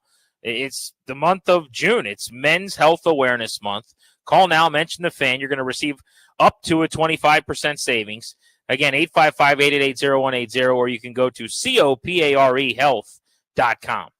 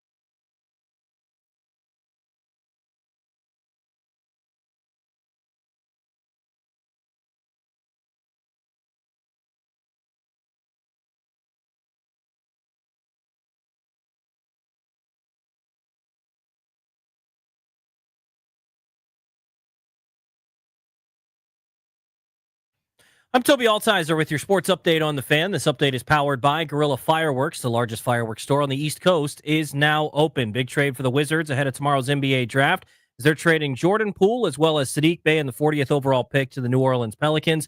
They get back C.J. McCollum, Kelly Olynyk, and a future second-round pick. Tomorrow, NBA draft gets underway. The first round, the Wizards hold the 6th pick and the 18th pick. That'll get underway just after 8 o'clock. In baseball, the Nationals beat the Padres last night 10-6. Game 2 of the series in San Diego tonight, 9:40 first pitch right here on The Fan. Trevor Williams takes the hill for the Nationals. Ryan Bergert goes for the Padres. NFL news today, Aaron Rodgers said this is likely his final season, telling Pat McAfee that he's, quote, pretty sure this is it. Guerrilla Fireworks, the largest fireworks store on the East Coast, is now open, featuring all major brands of firecrackers, rockets, mortars, artillery shells, repeaters, Roman candles, fountains, and more. 30 minutes from the DMV in Charlestown, West Virginia. Guerrilla Fireworks, just 1 mile from Hollywood Casino. From the Crop Metcalf 5-Star Sports Desk, I'm Toby Altizer on The Fan.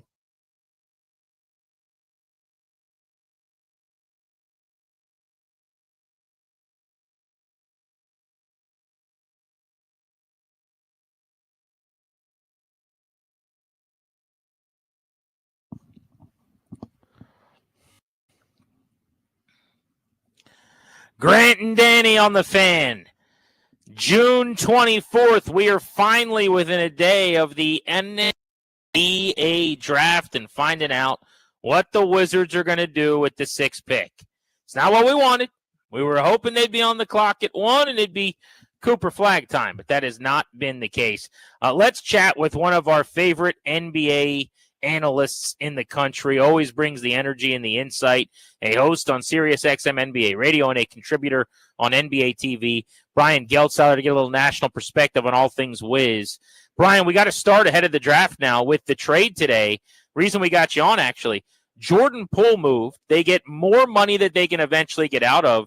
Now, they're due to have like $115 million coming off the books now after this season. What'd you think of the Poole trade? Well, so listen, essentially what the Wizards did here is they gave up the number 40 pick to get out of the last year of Jordan Poole's deal. And when you look at where they'll be next season regarding cap space, it's about $110 million. Now, you know, you have to understand that sounds very exciting on the surface to fans. The bottom line is this: the way this system is set up in the NBA, that free agency can be slim picking sometimes. Most of your big players and your higher profile and better players in the league are signing extensions with their current teams. Acquiring players via trade has been the much more frequent method of bringing guys in than signing free agents in this new CBA, which essentially this whole second apron era, and the second apron functions as a hard cap. With all that said, in any marketplace, having that kind of financial flexibility gives you a lot of options. So what I would tell you here with the Wizards is they put themselves in great position to be able to, A, bring somebody in without having to send a big salary out if they have an opportunity to make a trade for a major player. Or if that's not available, there's always bad contracts in the NBA. There are owners and lead personnel executives that make financial decisions, bad financial decisions every offseason. So the Wizards are in a position to rent cap space and collect draft capital as payment for that rental. So I think it's a very good position they put themselves in. I like this trade for the Wizards. I think with where they are pick-wise and where they're going, number 40 in this draft is not all that big a deal. And yes, it only got you out of 1 extra year of Jordan Poole. But the other thing is this, and I think it's important to note, Jordan Poole, his style of play, I'm not referring to him personally, but his style of play is not team basketball and can be somewhat toxic to a young team that's building. And I do think there's an addition by subtraction element here that's going to help younger players like Koulibaly and Sarr and whoever the Wizards go draft in this draft to be able to develop more with the fact that there will be some touches and there will be some usage, because Jordan Poole's the type of guy on the offensive end of the floor that breathes all the air in the room. That's just his nature. That's who he is. It's one of the reasons why he didn't fit all that well in Golden State. So, Brian, I want to jump on one of the things that you said. I think you're exactly right. I mean, free agency now means overpaying for Dylan Brooks or something to that effect, which isn't that exciting because, and sort of the trade market is where it's at. How do they best position themselves for that using this cap space? Love for you to go into that because I think you touched on it in terms of taking on other people's trash, some of these bad contracts, because now you've got the flexibility to do so to acquire enough assets. Well, listen, so now they got McCollum and now they have Middleton, and both of those are Middleton just opted in earlier this week. Those are both expiring deals after this season. And again, that'll all come off the books. So, how do you use that cap space? Again, if there's a player you like out there, and I'll give you a great example of a guy, and I think it's going to be very interesting to see what happens with him. But I point this guy out because this is the type of guy the Wizards are going to be looking at next year, Jonathan Kuminga. So, that's where the kind of player, if I'm the Wizards, I would maybe overpay on a restricted free agency deal for him. And again, they're not going to be able to do that this year because they have those two deals on the books. Now, maybe they could execute some kind of sign and trade, and the Warriors wouldn't mind having that financial flexibility. But that's the kind of player that you're talking about if you're going to go sign a free agent. A young guy who's coming off his first contract in the league, his rookie scale deal, and has talent. You've seen enough production to know that he can be something, but for whatever reason didn't fit in well where he was. Those are the kinds of guys. But if you can't get one of those guys, it doesn't mean that cap space is a waste. Because when I talk about the concept of renting cap space, so taking someone else's really bad contract. Listen, the Wizards they signed Kyle Kuzma to what ended up being a bad contract. They were able to trade him and get him off the books for a shorter contract in Middleton, and that was actually a very good deal for them. But that's the type of player you would take off somebody's hands. Another example of a guy, and again, if Philly wants to give you draft capital to take Paul George's deal at the end of this year, and there's only 2 years left on the deal. Well, depending upon the level of draft capital, maybe you do it. But that's the kind of guy that you're looking at when it comes to renting a cap space. Here's another point about the cap space that's very, very important. Make sure you're carving out enough numbers that when Koulibaly's time comes for a second contract and Alex Sarr's time comes for a second contract, that you have plenty of money available to pay those guys. Because I do think in Koulibaly's 2 years and Alex Sarr's 1 year in the league, they have shown you that they are part of what's going to be the long-term solution for the Washington Wizards. Brian Geltzeiler on Grant and Danny. So let's just say hypothetically the master plan goes beautifully, and in a couple of years, 3 years, whatever it is, the Wizards are playing in a deep Eastern Conference series because everything went exactly how Will Dawkins was hoping it was going to. Just fill in that blank for me. What does that look like over the next few off seasons? We keep comping them, not to the Thunder in terms of talent, but hey, you just stay super flexible. You develop this young core. I don't know where their SGA is coming from. That's kind of the big area of concern. But if I'm telling you in 3 years they're the it team and everyone's going, oh my God, look how they did this. What happened?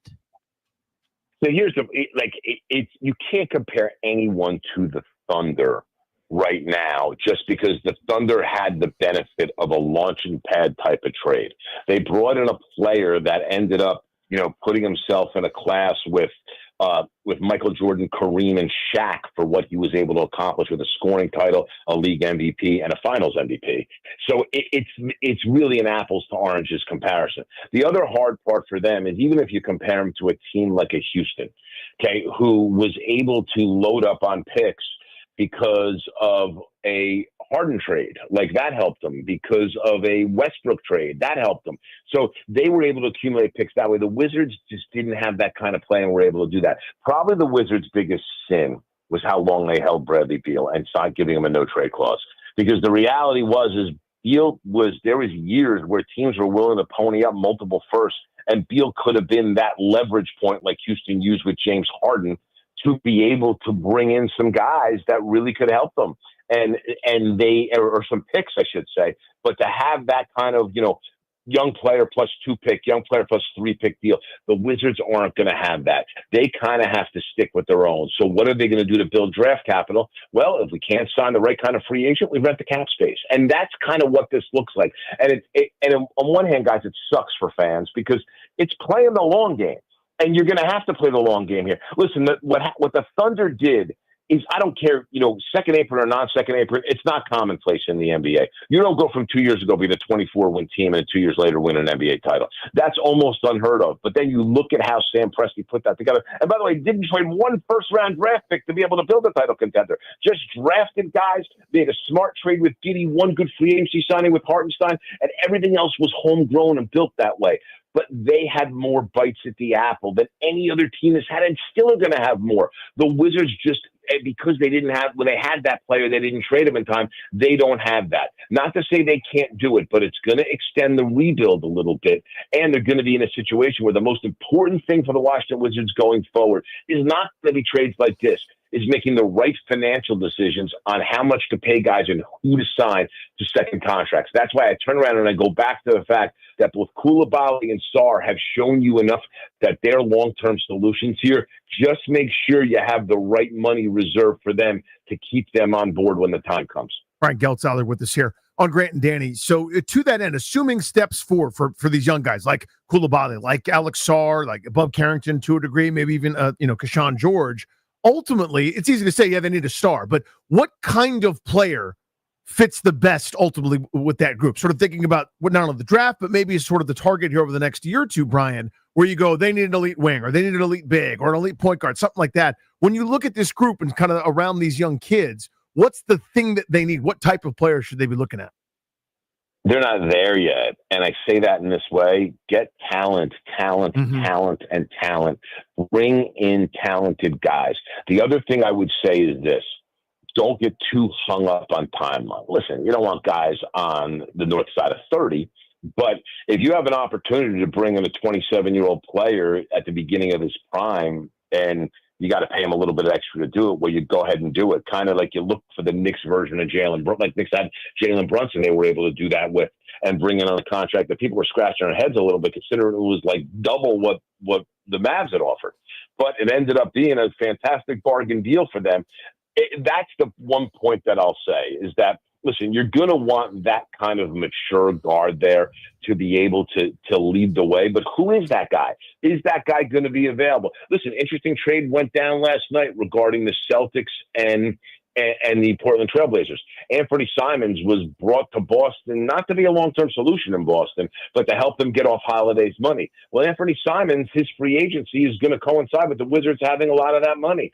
You know, Simons he's a professional scorer. I don't know how well he guards. He doesn't pass that great, but he's a professional scorer. My point being is if Simons goes to Boston and the Joe Mazzulla system seems to fit him, and you know he improves, and their good player development program develops them, and he can go make more money with the Wizards than he can staying with the Celtics. Maybe he's interested in that. So that's the kind of example of a guy who has already had a second contract, came into the league very young, but you're going to get a guy at the age of 24, 25 that's ready to contribute on a big level and can see him improve under your watch. That's the kind of guy that you're looking at. But again, you're the Wizards. This is an important point to make to Wizards fans. You're not in roster building mode yet. You're still in asset accumulation mode. You just need more good players there. And that's why what happens tomorrow night with this number 6 picks, very, very important to them. They're going to have to be able to go get themselves a guy that is going to be a long-term solution, and it doesn't matter what position he plays.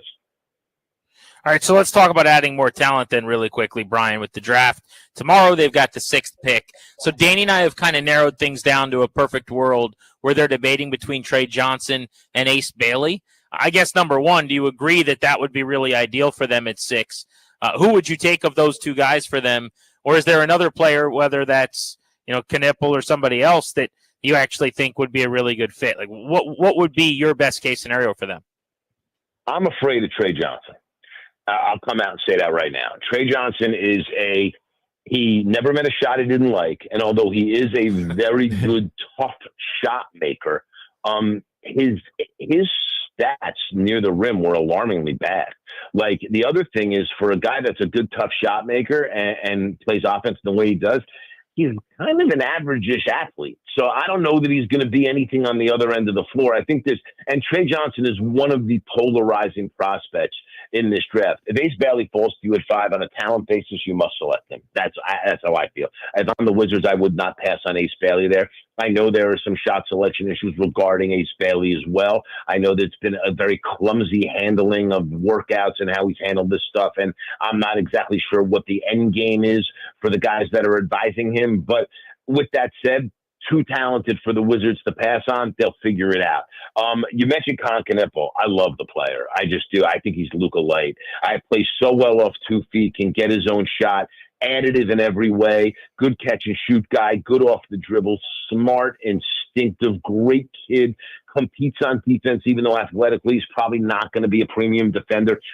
To me, you can't have enough players like Concanipple in your system. So my point being is if that's where they end up going, I'll have no problem with that. One other guy that I think is interesting, I think he's interesting for any team that's pretty much picking after 4 is Malawak out of Duke. And I would not hesitate if I were the Wizards to grab him and put him at center and let Alex Sarr play the 4 next to him. Because one of the things you saw with Alex Sarr, he was drafted as a 5. He showed you this year between some of the long-range shooting and his ability to guard the perimeter that he could really be a big 4. And play quite well on both ends of the floor on the perimeter and still give you that whole shot blocking type of thing. And when you look at whether it's Sarr and Malawak there, or if you're bringing in Ace Bailey, you're adding listen, Sarr's a great athlete. You add another big-time athlete like an Ace Bailey there to him, now you're starting to move in the right direction. So I kind of look at, I threw 4 guys, you threw 2 guys, I threw 2 more at you regarding Knipple and Malawak. Trey Johnson will be the one in that spot I would avoid. The other guy that to me I would stay the heck away from is Jeremiah Fears in Oklahoma, just because he's another one. Struggles around the rim hitting layups. His efficiency stats were not really good. His counting stats were good. His efficiency stats were not really good. Volume shooter a little bit. And I worry about his level of athleticism also. And it's tough for guards to translate into the league. Remember 2 years ago, how everybody's talking about Scoot Henderson being a can't miss prospect. I mean, he started to get it in the second half of last year, but he's really, really struggled. Fears isn't anywhere close to the prospect Scoot Henderson was. And so I'd be careful there too. So to me, I'd be happy with one of those 2 Duke guys or Ace Bailey for the Wizards at number 6. Brian, great as always, man. Great to catch up with you, buddy. Thank you. My pleasure, guys. Talk to you soon. Take care.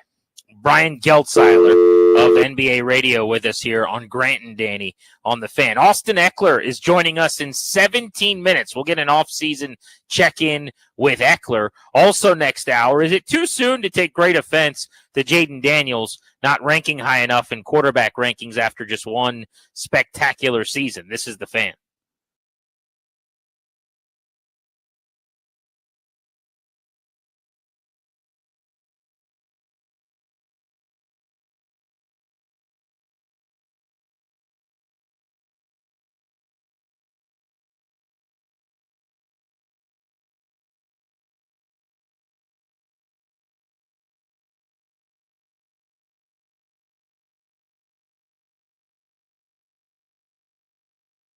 Hello, my name is Grant, and I'm a FanDuel Sportsbook guy. FanDuel's giving you even more reasons to love home runs every Tuesday. Today's Tuesday. During the Major League Baseball season, because with Dinger Tuesdays, today is Tuesday, all FanDuel customers get a home run profit boost. That means when you bet on moonshots, you take your winnings to new heights. Why wouldn't you bet on James Wood to hit a home run? He hits home runs every day of the week, doesn't he? Whether it's a big blast or an opposite field shot, FanDuel's your home for betting home runs. Visit FanDuel.com/GP, promo code GP. FanDuel.com/GP, promo code GP. Cal Raleigh homers every single day. Wonder what his odds are tonight. Did a home run. Got to be 21, present in Virginia. They call him Big Dumper. Opt-in required. Bonus issued non-withdrawable profit boost tokens. Catchers aren't supposed to hit that many home runs. Restrictions apply, including any token expiration and max wager amount. The Nats catchers hit no home runs. See terms at sportsbook.fanduel.com. I'd love Cal Raleigh in D.C. Gambling problem? Call 1-800-GAMBLER.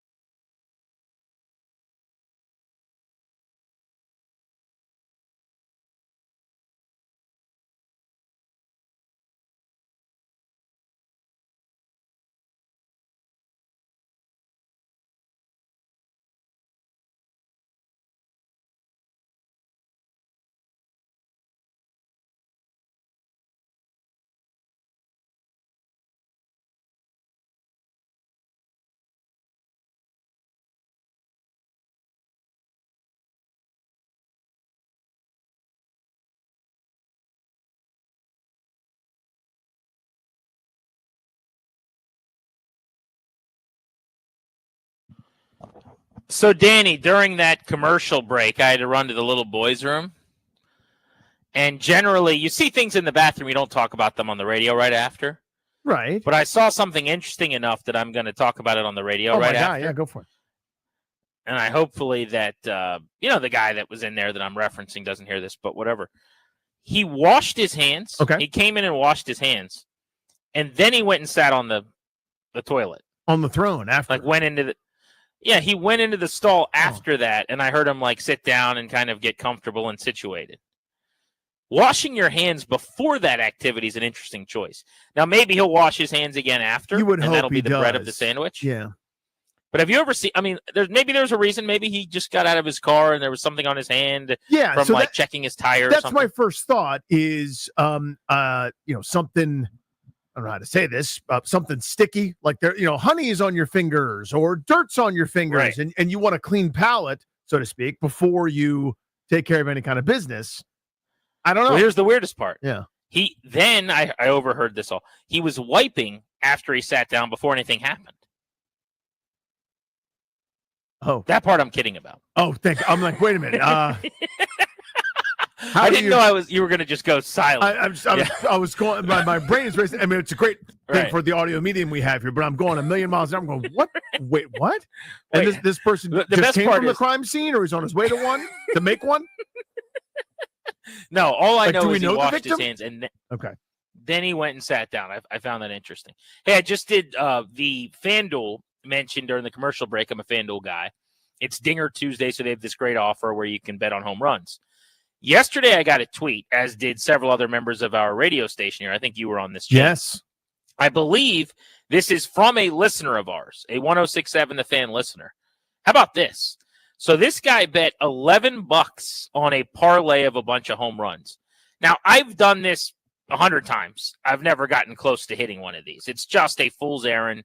This is how you give money to FanDuel if you're interested in doing that. This guy bet $11 on what is a 7-leg parlay. Little 7-leg. Okay. In fact, 7 legs of different players who all have to hit homers yesterday. Aaron Judge, Ellie De La Cruz, Ronald Acuna, Cal Raleigh, Ketel Marte, Christian Yelich, and James Wood. These are all home I run don't hitting even- people. They hit home runs all the time, but asking all Well, I was 7 gonna to say- do it, yeah. Some of them are. I mean, Christian Yelich doesn't really hit That's a true. lot of home That's true. runs at all, which had the longest odds. But otherwise, yes, Judge hits a lot. De La Cruz in the same game. They both need the homer. That's hard to land that plane. Acuna's been on a tear, so that's not crazy to me. But Yelich hitting a home run, James Wood on the road in San Diego when he's been already hitting several recently. You wonder if he's got one in the bag that night. But you need 7 guys to do it, and they all did. So his $11, this listener of ours, who's a local guy, it seems like, won $100,000 on that parlay last night when James Wood's home run hit the foul pole for the final leg. Amazing. Can you imagine What if is it goes that foul? reaction Yeah. like? I By can't tell you. inches. Yeah. By inches. Mhm. You go from $11 to $100,000. And that's these screen grabs of these wins are why people do it. And you don't see the 100 times that they didn't win, right? They're not showing you that he's done this every single night. But regardless, still, it takes one of these, and it's the greatest thing that's ever happened to you. And the rest of your bets for life are, you're playing with house money. 11 turned into $100,000. And this is not just some random story of someone cross country. Best I can tell, this is one of our listeners locally to 106.7 The Fan who hit this Incredible. parlay. Just so amazing, right? I mean, that's how when you're talking about FanDuel, when the FanDuel DraftKings wars were at its hottest, right? When every other ad was for, win big, win the $1 million prize, whatever. Each week there's one. It's, you see, like, just a dude.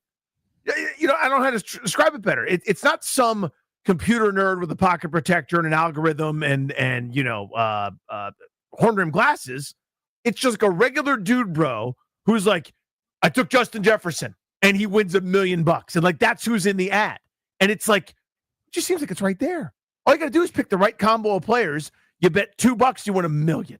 You know what I mean? It's like, it's so close. Like, oh, I almost put in Saquon Barkley and paid up for him that time. Instead, I went with Tyrone Tracy to try to go cheap or whatever. It's always like a player away or something really, really close, But to your point, it just seems so reasonable. Now, Yelich is a bit of a stretch, but 6 guys who seemingly are on fire, hitting homers, hitting a home run any given night is not that crazy. Like, you know what I mean? Like, it makes it seem like it's so damn tangible. Wild, but congratulations awesome, to man. him. And I don't know. I'm putting that right in a bank somewhere or in an account and letting it work for me. But maybe he goes and gets himself a new car, or who knows? Ain't no The wrong world is answer. his oyster. Bet he has a nice steak tonight somewhere, listening in the DMV.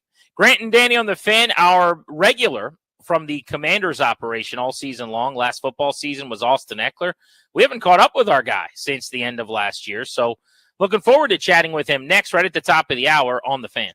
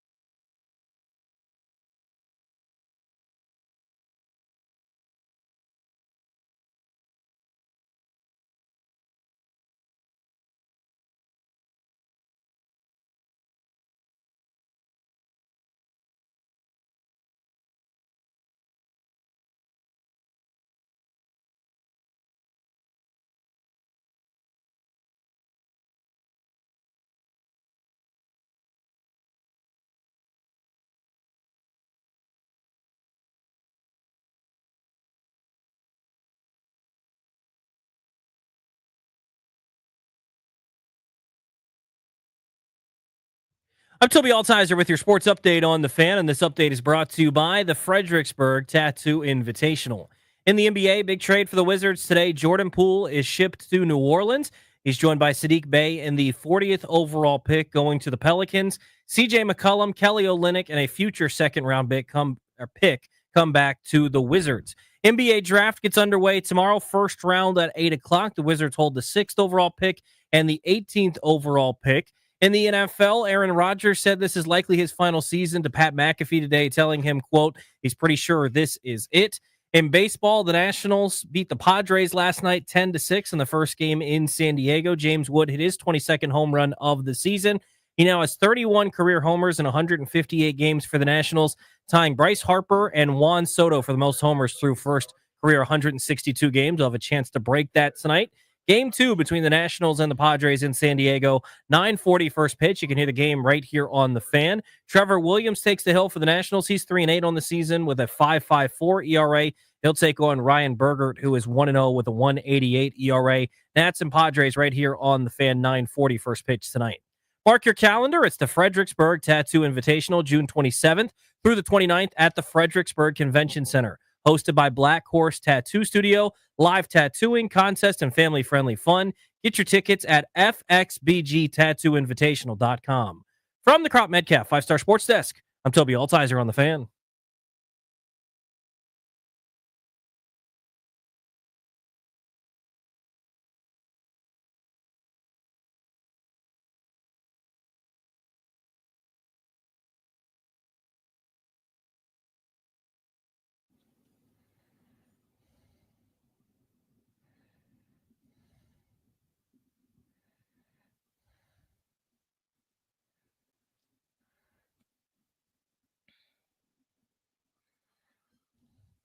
Grant and Danny brought to you by the law firm Condori and Murrah. They will help you with all the important stuff you need.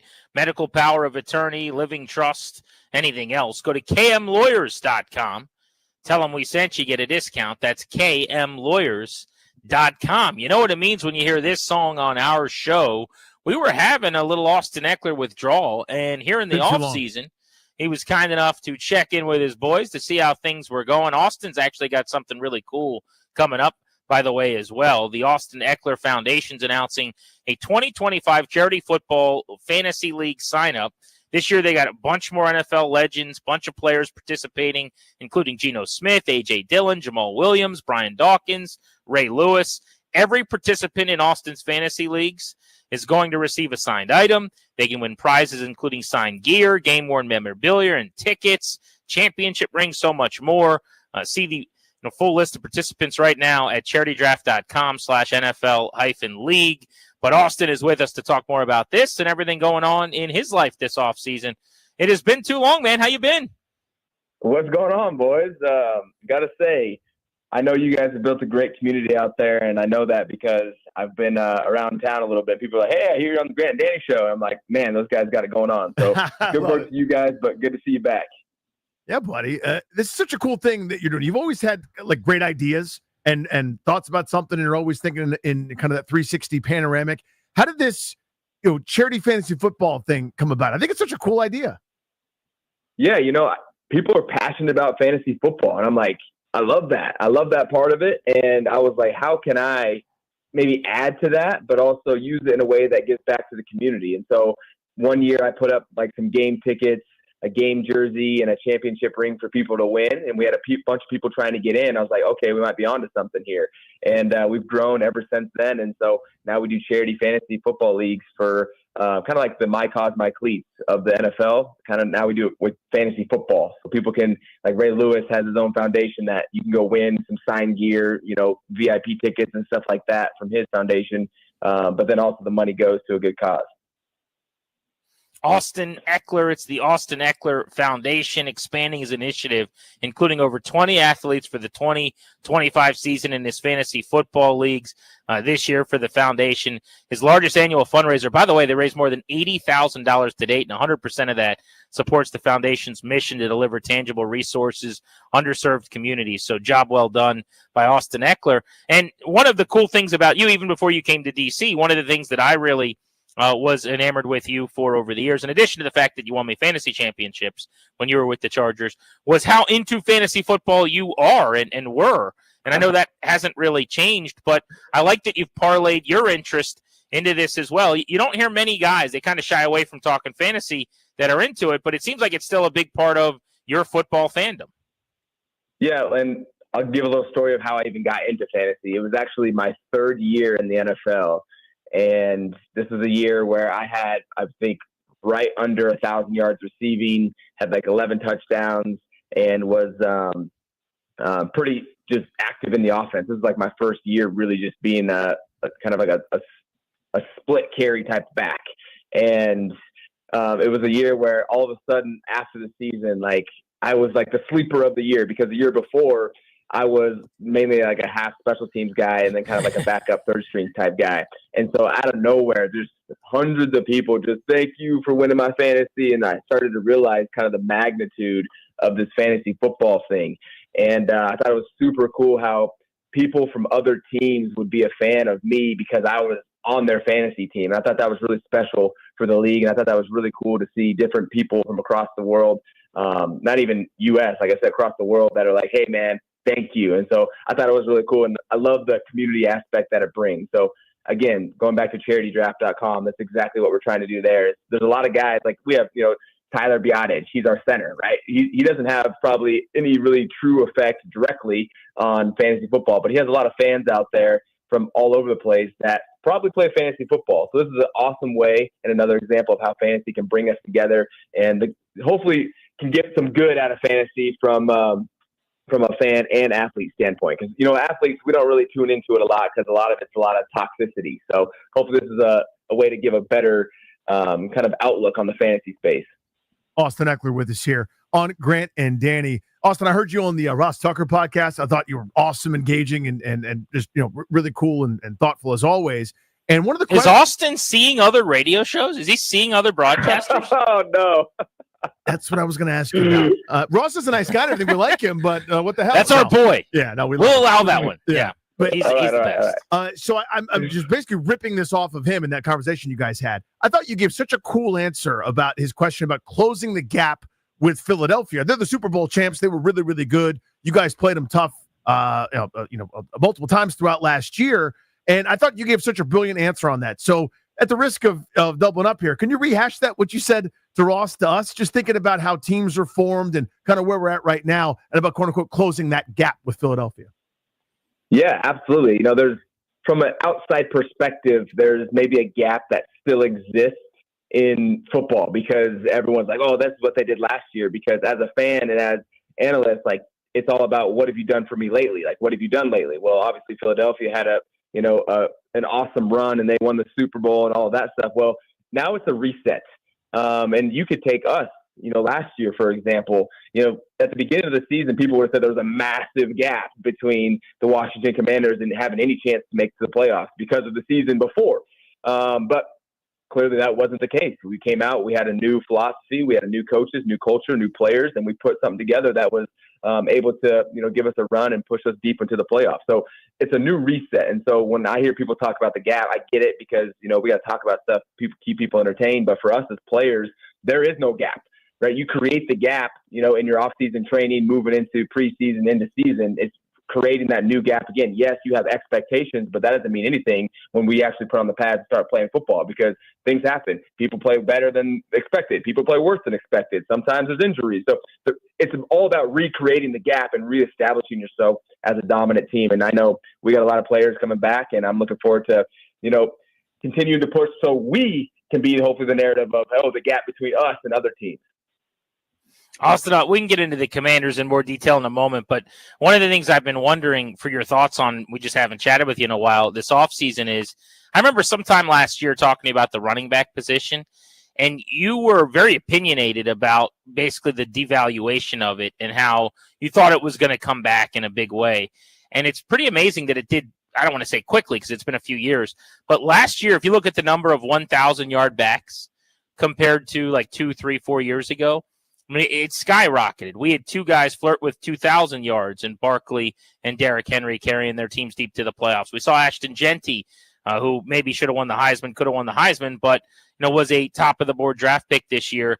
And it seems like with teams kind of playing two deep safeties, trying to not let teams take the lid off, playing that like anti-Chiefs defense that spread throughout the league, the run game became in vogue again with lighter boxes. Curious to get your thoughts on that and how you think that changes kind of the health of the pay scale at the position, because it all changed within the last couple of years. Yeah, absolutely. There are different trends, absolutely, when it comes to philosophies.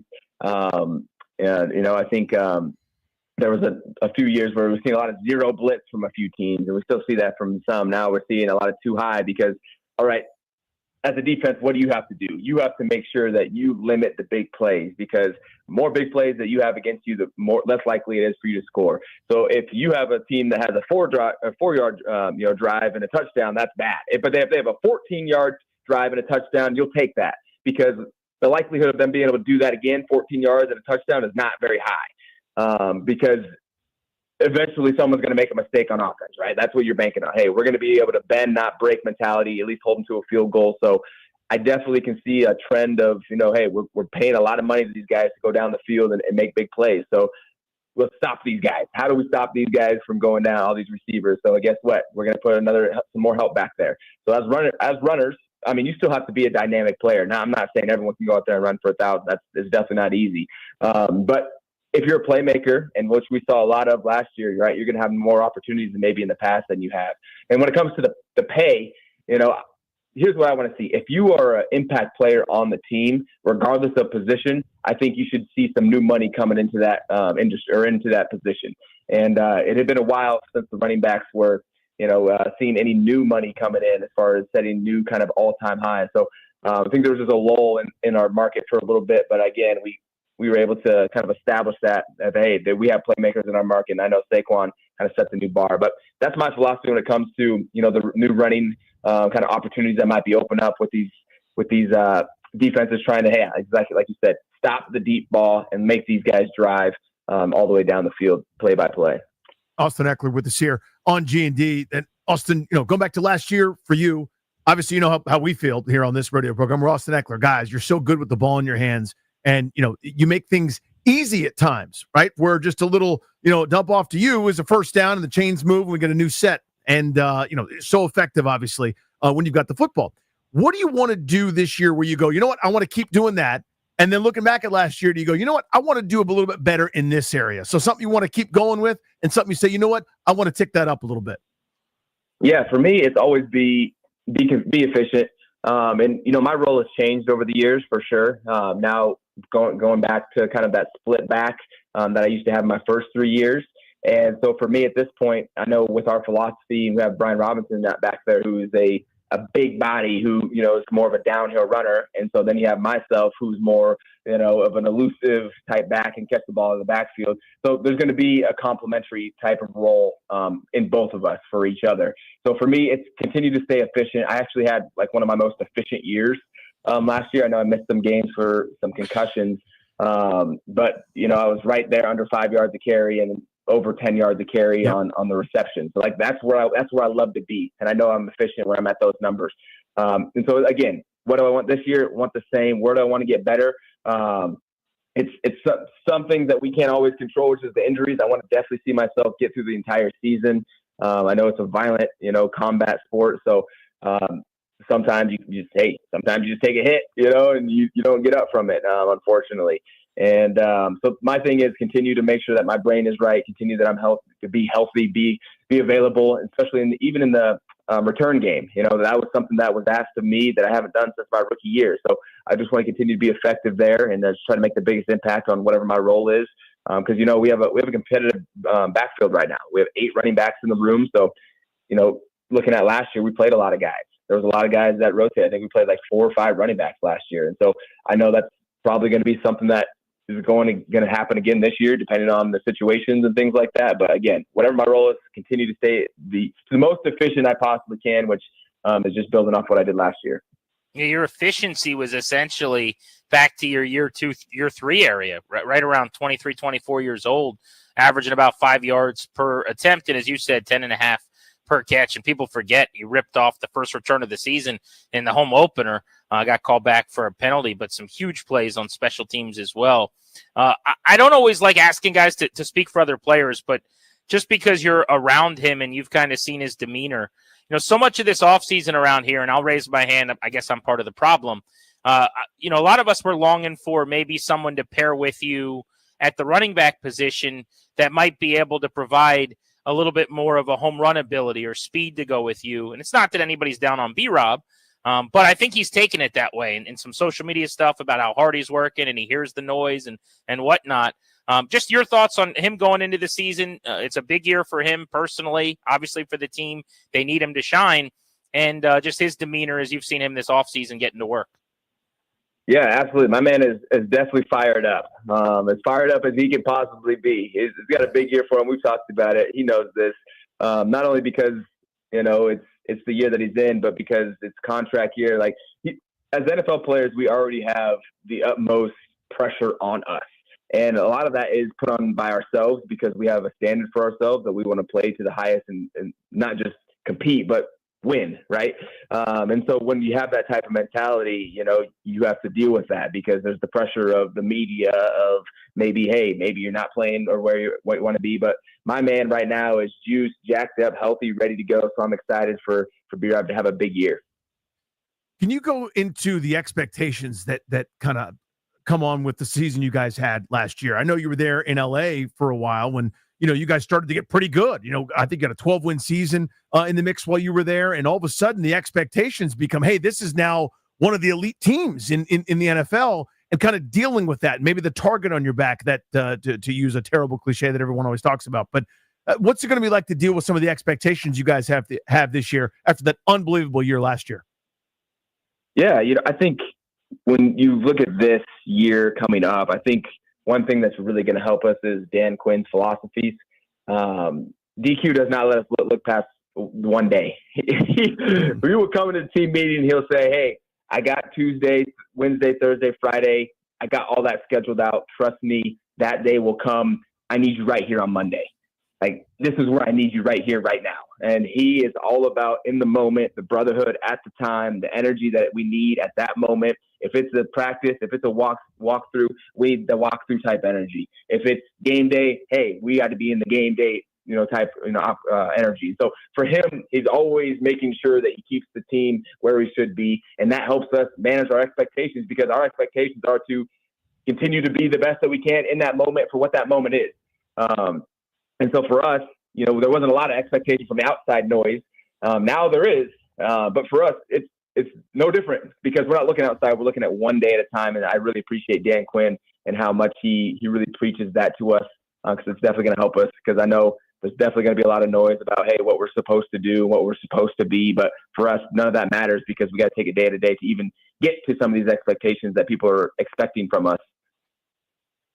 Austin Eckler, again, the new venture he's got, and he's ramping it up this year, is the Eckler Foundation 2025 Charity Fantasy Football Leagues. They've got more NFL players and more NFL legends than ever before partaking. There's all kinds of great things that you can win, so you'll want to check that out at Austin's website and at the Austin Eckler Foundation's site. Last one for me, I'm taking on some heat for this today, no pun intended, but I want to see where you come in. I don't want to lead the witness. The 4 seasons ranked by Austin Eckler, 1 to 4, favorite to least favorite. Your ranking of the seasons would be what? Of just summer, winter, fall seasons or what? Yeah. Yeah. Well, sorry. Yeah, not sports. Yeah. Fall, spring, winter. We got to want to switch up there, man. You got to set me up a little bit. We're talking 4 seasons, the hotel. We're talking 4 seasons, yeah, we don't get to stay in those as often. No, this is band, right? The 4 seasons. Yeah. My long time take has been that summer's the worst season. It's probably because I'm a bigger fella. I think it's terrible and overrated. So I've got fall, spring, winter, summer in that order. What is your ranking of seasons? Wow. Okay. Ranking of season. I'm going to say spring. I love spring as number 1 because it's kind of cooler. Things are growing. You're just coming out of winter. And it's all right, this is kind of the new fresh start. Fall is probably number 2 because that's when for the past 21 years of my life, I have strapped it up and played football, not missed a season, knock on wood. So that's number 2. I'll say summer is number 3. A lot of some good times in the summer, kind of like a reset type of time. And then I hate the cold. That's why I live on the West Coast. So I'll say winter is last. Wow.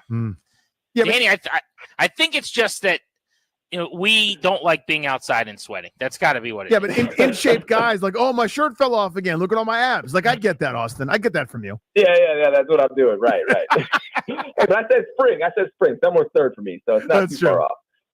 I do love spring. It's pretty good.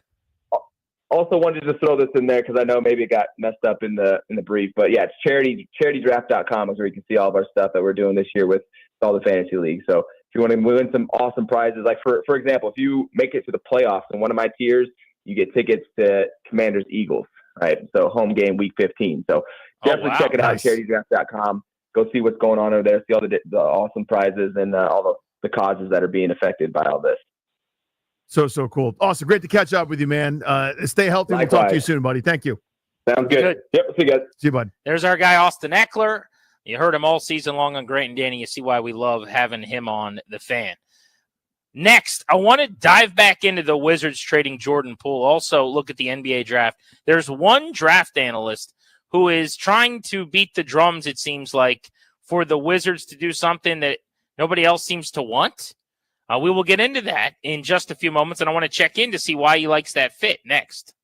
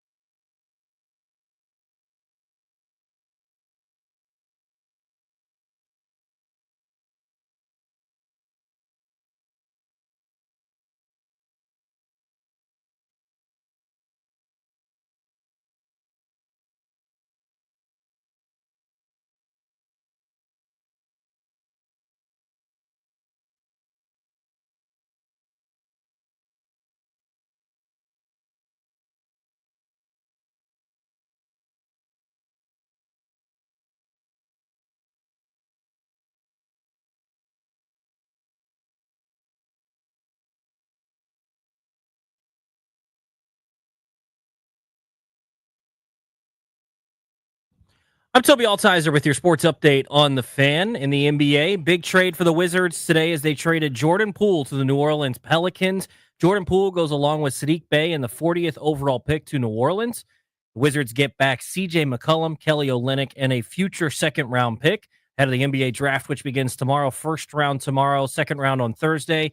Tomorrow, the Wizards have 2 picks in the first round, the 6th overall pick and the 18th overall pick. In baseball last night, the Nationals beat the Padres 10-6. James Wood hitting the right field foul pole for his 22nd home run of the season. Now has 31 on his career, tied for the most through the first 162 games of a career in Nationals history with Bryce Harper and Juan Soto. He's still got 4 more games to potentially set that record as he's got 158 career games. Nats and Padres, Game 2 in San Diego tonight. 9:40 first pitch right here on the Fan. Trevor Williams takes on Ryan Bergert. From the Crop Metcalf 5-Star Sports Desk, I'm Toby Altizer on the Fan.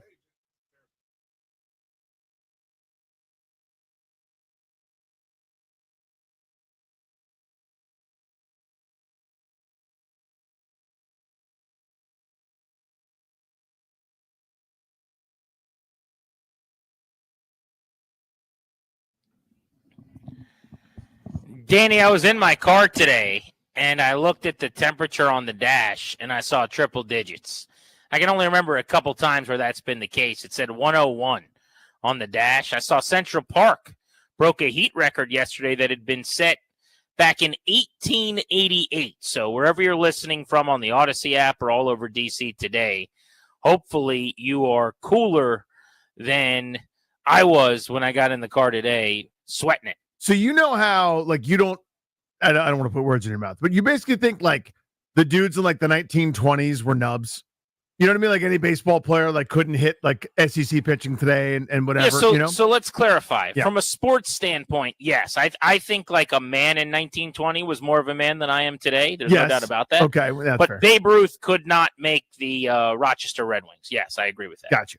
All right, so this is my weird bit about that. I don't think they really know what the temperature was in 1880, whatever. Like, I feel thermometers existed. They did, but it was like some dude named like Ernest, like would lick his finger and put it up in the air and be like, "The wind's coming from the southwest." I tells you with the dew point. I don't think they knew. I don't think their thermometers were any good. Is my point. I know mercury existed. I know they had them in little tubes. I don't think they really knew what the temperature was. I don't trust the records. Is my point. That's a crazy take. Is that a little bit crazy?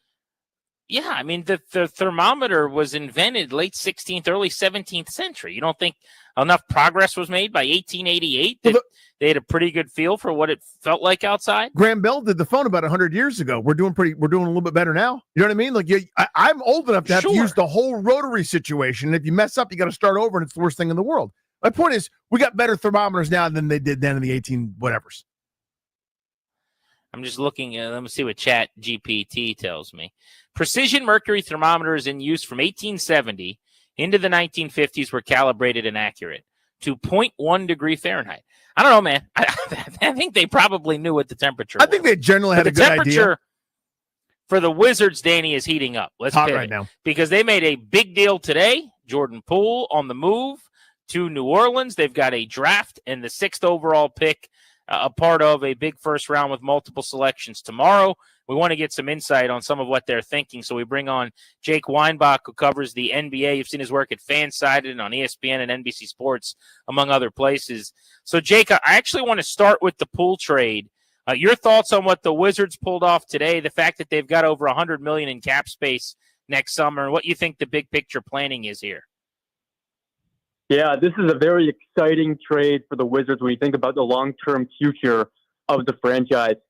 You know, when acquiring C.J. McCollum and Kelly Olynyk, both veteran players that will be great mentors to the promising young core that they've built throughout the years, the Wizards, they've been very patient throughout this rebuild process and have had the proper approach to rebuilding this team. And like you said, they're projected to have around $100 million in cap space next summer in 2026. So they'll have the opportunity to go after a lot of big-time quality free agents and really give them that flexibility to increase the timeline and improve this team moving forward. So they've built a promising young core. They've collected future assets. Now with this trade, it sets themselves up for a lot of exciting things to come beginning next summer. So, Jake, on that front, though, this isn't a handful of years ago in the NBA where free agency and having that salary pool was the thing. And now, guys are signing these lucrative extensions, and then it seems like the trade mechanism is how a lot of the superstars are changing teams. Does this help the Wizards do that potentially? Yeah, absolutely. And when you have cap space, it's not just about going after certain free agents. You can use that cap space to also absorb other players, whether it's salary dumps and collecting more assets, or signing players to bigger deals and then using that salary to trade for bigger names and stars that are on the market.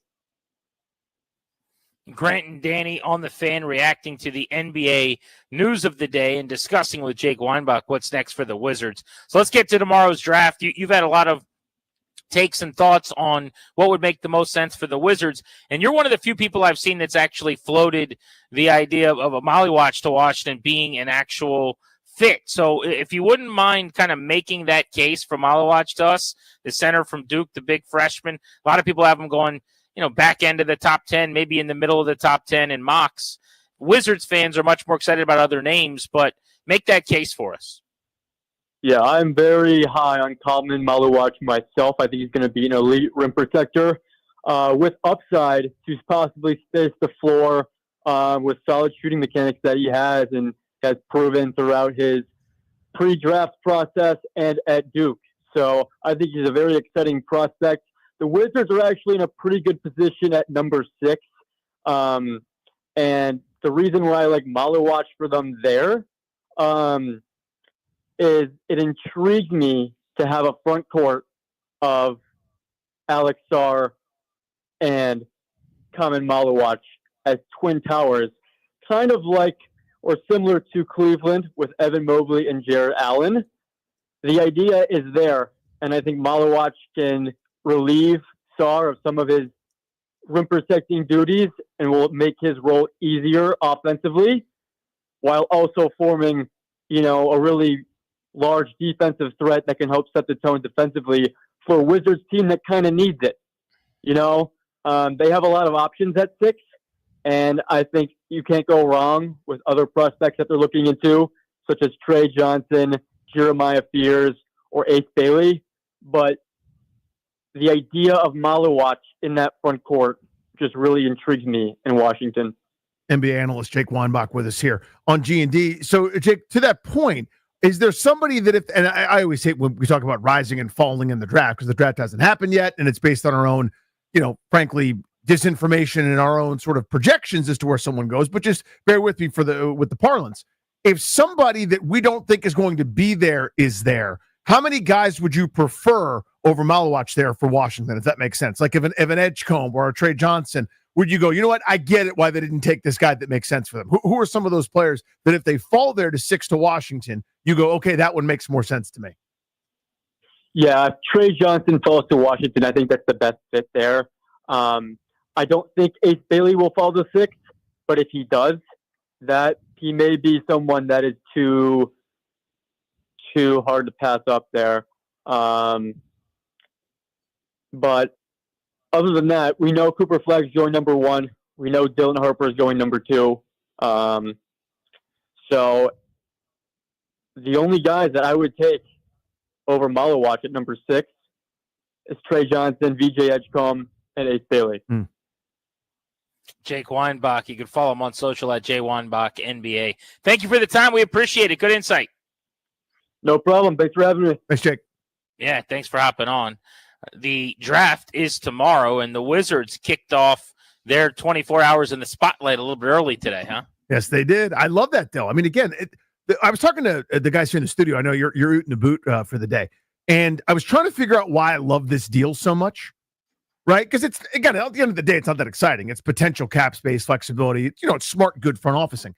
But I think I really like it. And this was one of my big frustrations with the Wizards for so long, and even the then Redskins for so long, is when I can see a good plan, I can think along with you, and I go, oh, I get what they're doing. It's very clear what the design is here, right? That's $110 million that's not on the books at the end of 2026. Ta-da. That's the plan. Now, what you do with it, we'll see. I mean, last time they cleared a bunch of cap space, they couldn't get a call back from Kevin Durant, and they signed Jan Mahimi and Andrew Nicholson, and they had to spend picks to get out of those terrible contracts. But whatever. What you do with it obviously matters an awful lot. But when I can see along with you, when I go, I get what you're doing, and it's not just some sort of fly-by-night or some sort of silly plan that doesn't make any sense. This makes sense. Again, you're not in a position to win big, so trading away a player for like a slightly better player, maybe we get to 32 wins. Like that's a chicken feed. It doesn't make any sense. This makes sense. I think that's what's got me so excited about it. So for me, it's. I think all that's true. It's just more simple than that. Give yourself the most flexibility possible so that when you've got this young talent that someone might want to play with, you can trade for a guy on a superstar contract who you handpick to be the fit. And that's exactly what they're doing. I would also say that I don't care what they got back. You know, we could talk to Chris Miles about this coming up after 6 o'clock when he joins us from NBA TV. But the first reaction people had when they traded Jordan Poole was, well, who'd they get? And then it was CJ McCollum, Kelly Olynyk. What? No. It doesn't matter. What did they get? Not who. Are. Yeah, that's it. Exactly. That's it, I literally don't care who came back in the deal. Mm-hmm. And that's probably not the right way to say it because these are human beings on the move. And CJ McCollum, by all accounts, by the way, is like a Hall of Fame human being. Great dude, yeah. I'm not convinced he'll play for the team, for the record. I don't know if Olynyk will play for the team. They got money that's coming off the books. That's what they got. So who it is, well, does this guy fit, and how's he going to help them, and what kind of player is he going to be? None of that matters. I mean, people are just thinking about it all wrong. They had 2 years left of Poole, and now they get rid of all of this money that equals well over the Poole money next season. That was the whole point of the swap, as far as I'm concerned. We will talk to Chris Miles, as I mentioned, just after 6 o'clock coming up here on Grant and Danny on the Fan. As Danny told you, he's in our Half Street studios in the Navy Yard in D.C. I'm out here in Ashburn today, joining him from an undisclosed bunker and an undisclosed location.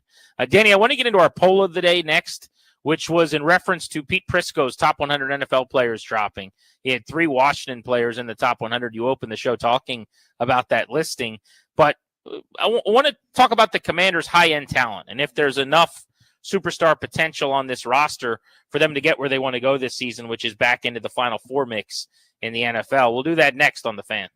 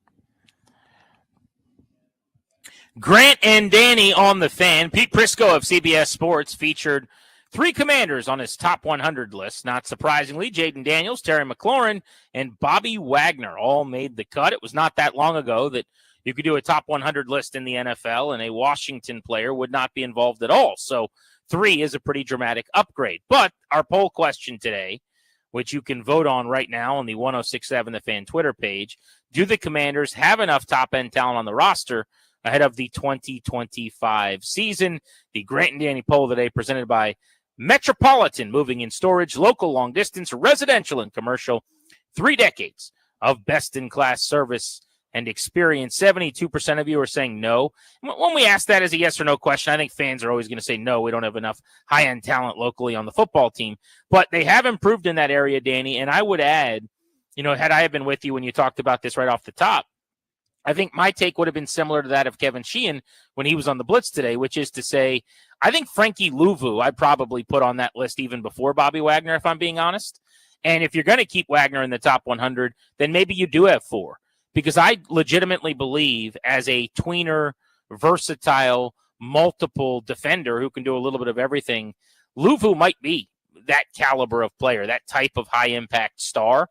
And my guess is they are going to use him rushing the quarterback more this year, that he does get a dozen or so sacks, and that he does show up on a list like a top 100 players in the league this time next year. I think he's that good. There's nobody else, in my opinion, that's on the verge of that. Maybe when it's all said and done, Tunsil doesn't get that Mikey. Who's that? Laramie Tunsil? Tunsil's in the conversation for sure. It's hard. Because when you rank 5th-ish at a position, and it's an offensive line position, the hype, the love, the accolades that you get, it's not like being a corner or a wide receiver, right? Yeah. So he's certainly in the discussion as a top 100 guy. I think he's going to be really good. I also believe that, and this will be taken out of context, I'm sure, I think his best football was probably a couple seasons ago, if that makes sense. Like, I think he's going to have 6-7 really good years, still ahead of him in the league if he wants to do that, 4 or 5, hopefully really good years here. But in terms of being an all-pro caliber tackle, I think he's probably just more like really good Pro Bowl caliber. And if that's the case as a tackle, you're not getting on a top 100 list, if that makes sense. It does. It makes sense. I mean, but here's the thing. If you swapped him out with Tyler Smith of the Cowboys, who's 98 on this Prisco list, or 97's Deion Dawkins, I don't think anybody's like throwing a riot, right? Or anybody's complaining. No. Very similar right now. But the totally point is he's part of that group, so I'm fine because he doesn't belong in the Trent Williams, Jordan Mailata, Penei Sewell type categories, right? I don't think so. I mean, I wouldn't put him on that list with like the best of the best. But yeah, I agree with the back end top 100 tackles. Or were those guys on the list? Like, yeah, those are 97, 98 overall. Yeah, somewhere. Yeah, that's fine. I mean, and that's why I'm saying he's kind of a bubble type tackle. But that was over the last couple of seasons. New scheme, first year, new organization. I mean, the Texans moving on from him is in the back of my head, right? We had people on from Houston who covered him who say this guy's awesome as a pass protector, but as a run blocker at this point, there's nothing special about it. I think he's going to have a good year. I'm glad that he's here. It was a great trade. I would have done it in a heartbeat. Yeah. But if we're kind of picking nits on superstardom or like one of the best in football, he's certainly been there in his career. Is he going to continue to be? I think that's up for debate. But do they have enough of that talent? I don't know that you ever have enough. But as long as your quarterback's on that list, and there's very much is in Jaden Daniels, you're probably going to be okay. It's an equalizer. And here's my counter, though. Philadelphia's got 10 guys. Now, not that this list is gospel. It's not. 10? 10. Detroit's got 8. And Kansas City's got 6. You see a theme here, right? It's now, again, a lot of it is you win, so that's ridiculous. Your linebacker gets a little bit more love, or Quinyon Mitchell gets more love than the average cornerback. But the point is, a lot more teams have a lot more. And this is the drum I'm beating. Everybody's kind of going, Jaden Daniels fixed it last year. He'll keep fixing it. It's much easier when you've got more talent. If he has a bad game, sometimes the corner that's awesome that they've got that we don't got can have a pick 6. And sometimes the tight end takes over, or sometimes the running back is great, or sometimes any of these other blue chip stars can have that game that we remember. Washington doesn't have enough guys. This is what I keep going back to. Everybody's just going, Daniels will fix it. He's great, and I love him.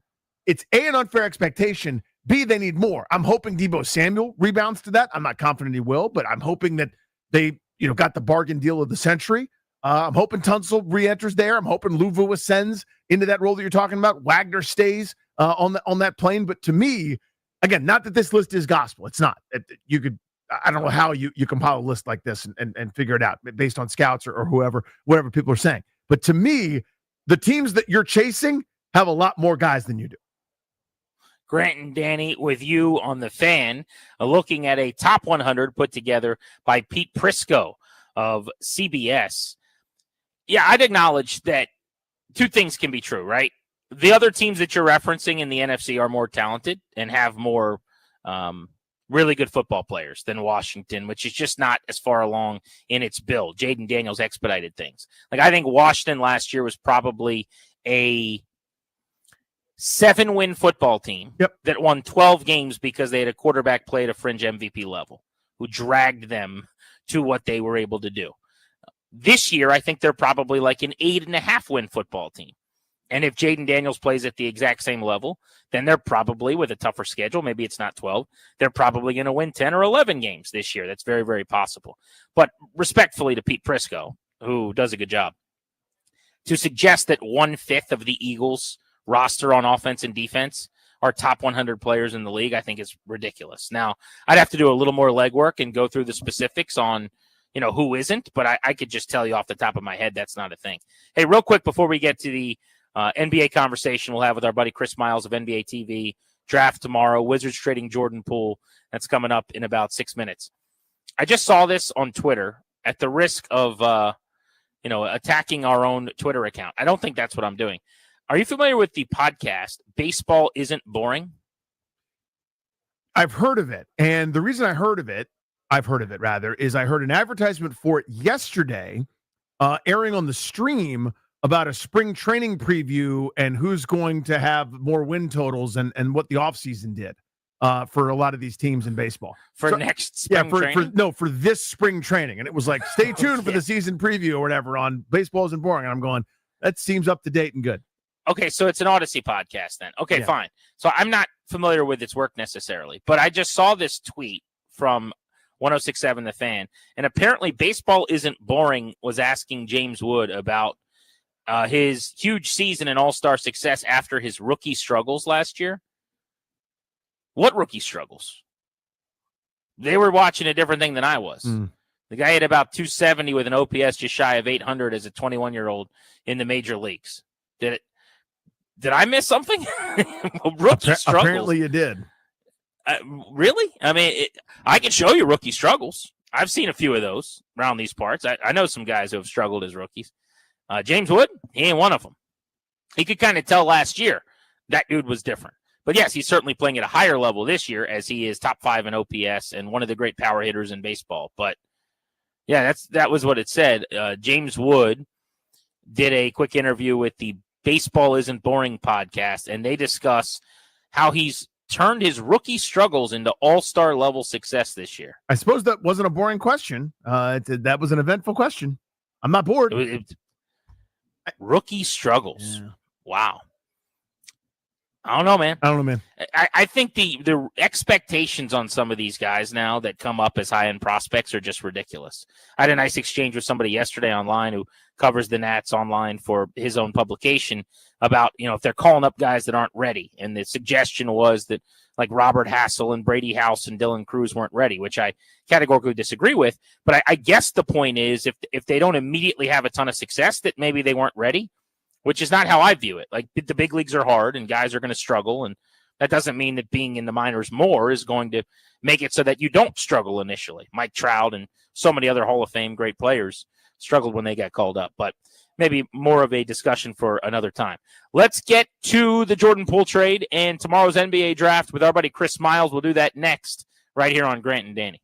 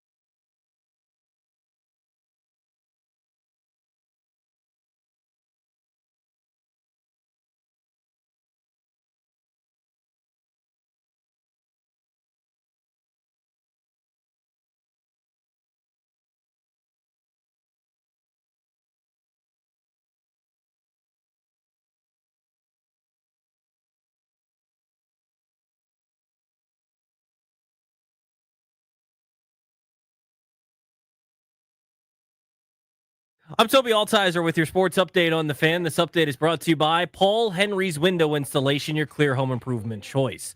In the NBA, the Wizards traded away Jordan Poole to the New Orleans Pelicans alongside Sadiq Bey in the 40th overall pick. The Wizards get back C.J. McCollum, Kelly Olynyk, and a future second-round pick. The NBA draft gets underway tomorrow. The first round is tomorrow. Second round going to be on Thursday. Tomorrow at 8 o'clock, the Wizards will have the 6th pick and the 18th pick. In the NFL, Aaron Rodgers said this is likely his final season to Pat McAfee today, saying, quote, he's pretty sure this is it. Baseball, the Nationals beat the Padres last night 10-6. They'll look to keep the winning ways going as they take on the Padres for Game 2 of the series in San Diego tonight. Late night Nationals, 9:40 first pitch. Can hear the game right here on The Fan. Trevor Williams takes the hill for the Nationals. He's 3-8 on the season with a 5.54 ERA. They'll take on Ryan Bergert, who is 1-0 with a 1.88 ERA on the season. Nats and Padres, Charlie and Dave on the call at 9:40 right here on The Fan. This June only, get $125 off each window with a 5-window minimum and $600 off each door at Paul Henry's Window Installation. Schedule your no-pressure free estimate today at paulhenryswindows.com, your clear home improvement choice. From the Crop Metcalf 5-Star Sports Desk, I'm Toby Altizer on The Fan.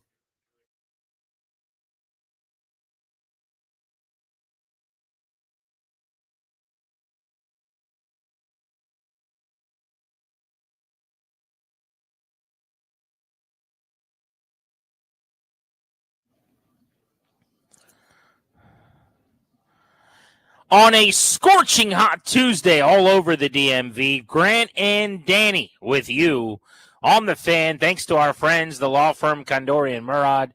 They are our exclusive sponsors. They will deliver a will and testament for you if that's what you need. A living trust. They'll put together a medical power of attorney. Whatever you've got as far as the important paperwork needs in your life, they will handle. Schedule a free consultation with their attorneys today at kmlawyers.com. Tell them we sent you, get a discount. That's kmlawyers.com. If you're getting in the car, getting out of the office on your way home in traffic right now, big story of the day in DC sports, the Wizards electing to trade Jordan Poole to New Orleans to get, frankly, cap relief, more cap space coming up. They're going to be $110 million flexible after this season based on money coming off the books. We want to get some insight on that trade and on the draft tomorrow that the Wizards are going to try to hit the lottery in. And our buddy Chris Miles, who used to be here in D.C. and now he's hosting all kinds of shows at NBA TV, joins us. Chris, how are you, pal? Good to talk to you again. Exhausted, my friend. I mean, because we had Game 7 of the finals, which was great, being a part of that, being on the floor for the trophy presentation, and then coming back here and getting ready for the NBA draft. Typically, last couple of years, we've had a week in between. So just a crazy busy time before it slows down here for us with the NBA. Yeah, with a bunch of guys on the move already, Kevin Durant, Drew Holiday, and now Jordan Poole from the Wizards, exchange for C.J. McCollum. What do you make of this move from a Wizards perspective here? What was this move about, and kind of what does it mean? 10 out of 10. And I don't want to speak for an organization I'm not around every day, right? But I was talking to a lot of people around the NBA the past couple of weeks. Like, Jordan Poole's got to go, right? Like, that's too much money on the books. They're drafting young players like Bub Carrington that show that he can play in the NBA. He needs the ball more. And, man, when I look at who they could potentially draft this year, whether it's Ace Bailey or Jeremiah Fierce or, if they're lucky, Trey Johnson, right? Like, any one of those three guys, you want the culture to be right.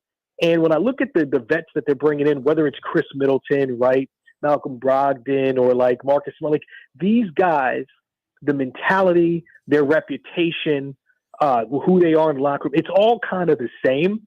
And when I look at the players that they're drafting, it seems as if that's the book on them as well. So I just think for the Wizards, and I don't want to bash Jordan Poole too much. Again, I haven't been in their locker room the last couple of years.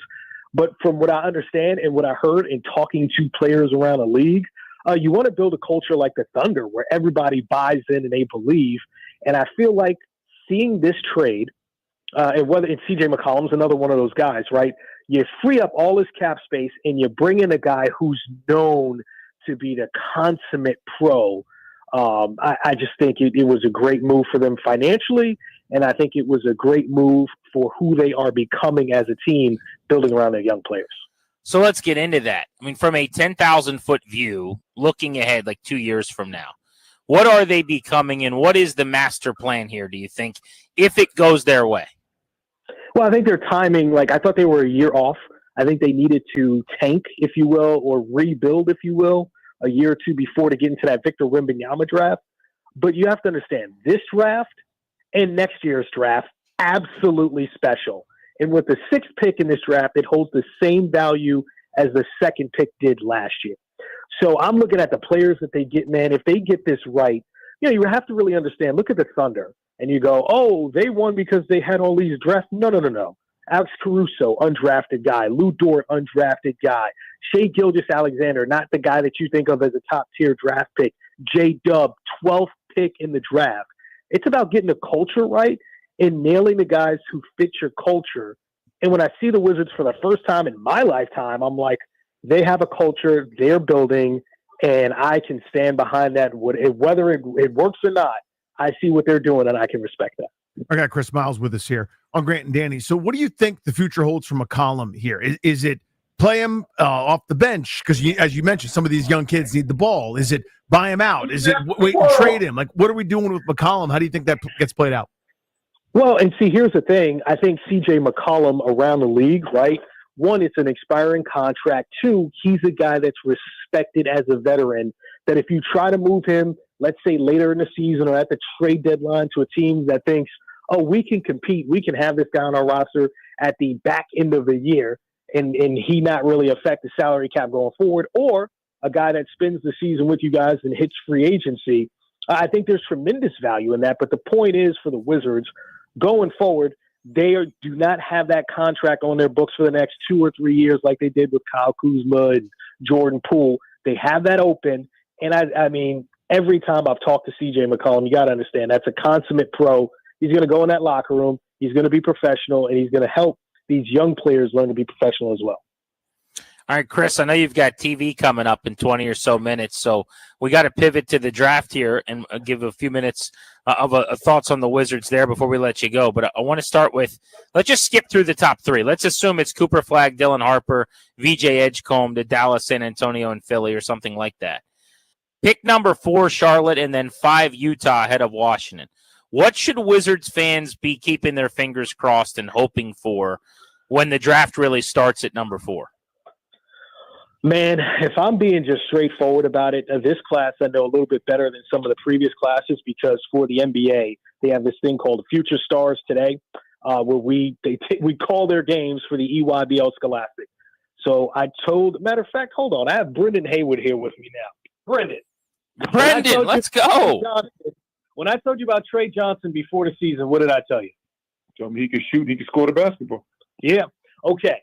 So what I'm trying to tell you guys is, before the season started, I told Brendan Haywood, hey, Trey Johnson's a microwave scorer. I saw him in high school score 11 points in 8 seconds. And when I asked him about it, he was like, oh, yeah, I mean, this happens sometimes. I think the best thing that can happen for the Wizards is Trey Johnson falls to you at 6. I don't see how these teams let that happen. But I think that would be a wonderful pick for the Wizards. And this Ace Bailey thing, I mean, he's a tremendous talent. If he falls to the Wizards, you lucked out there too. And where you at on Ace Bailey? I mean, everything surrounding, I don't know how much is mystery and misdirection and the season of lies, or if it's real. I have no idea, Chris. Well, I'll tell you what's real, right? He's from this area that I live in now in Atlanta, Georgia. I watched him play all the time in high school. High motor, high energy guy. I talked to a coach that coached him with Team USA, and he's like, look, he's in the gym. He's always working. And then I just worked with Seth Davis, who said, his college coach said that he galvanized the guys. He was always like, hey, we're going to work out early. He always talked about how high energy he was, that like even when things were said about his game and his shot selection, he's like, look, I'm going to hit the big shot. You guys can trust me. I think he's the kind of player that if he goes to the right place with the right culture, and if the Wizards are building that, he could be your leading scorer, right? Like, he's the guy that can do that. I think some of the things in his games that he lacks is passing. Decision-making is not there because he's always concerned with getting a bucket. And I think that's like the biggest knock on his game. But I think, he's 18 years old and he can grow past that with great coaching. So I think Ace Bailey is the second most talented player in this draft, if not the most offensively gifted. Chris Miles of NBA TV. All right, last one. Jeremiah Fears is kind of a blind spot for me out of Oklahoma. They want to turn things over to Bub Carrington. David Aldridge told us earlier today they love him. It's part of why they traded Poole. Is he a 2? Like Trey Johnson obviously could play in the backcourt with him and fill it up. But what about Fears? Does that make sense if they want Bub to go out and play point 30-some minutes a night? Well, so here's the thing. I saw Jeremiah play when he was so he classed up, just like how Cooper classed up. Jeremiah did the same thing. And the first thing I thought is, this kid will be a 4-year player in college because his body hadn't developed. When I saw the workout clips of him, I did not recognize him, and it was a year and a half later. So when you ask me about what kind of player he can become, the improvement that he's made to his body, his explosiveness, his NBA speed has gone into warp drive that I'm like, there's no way that he's not the hardest worker.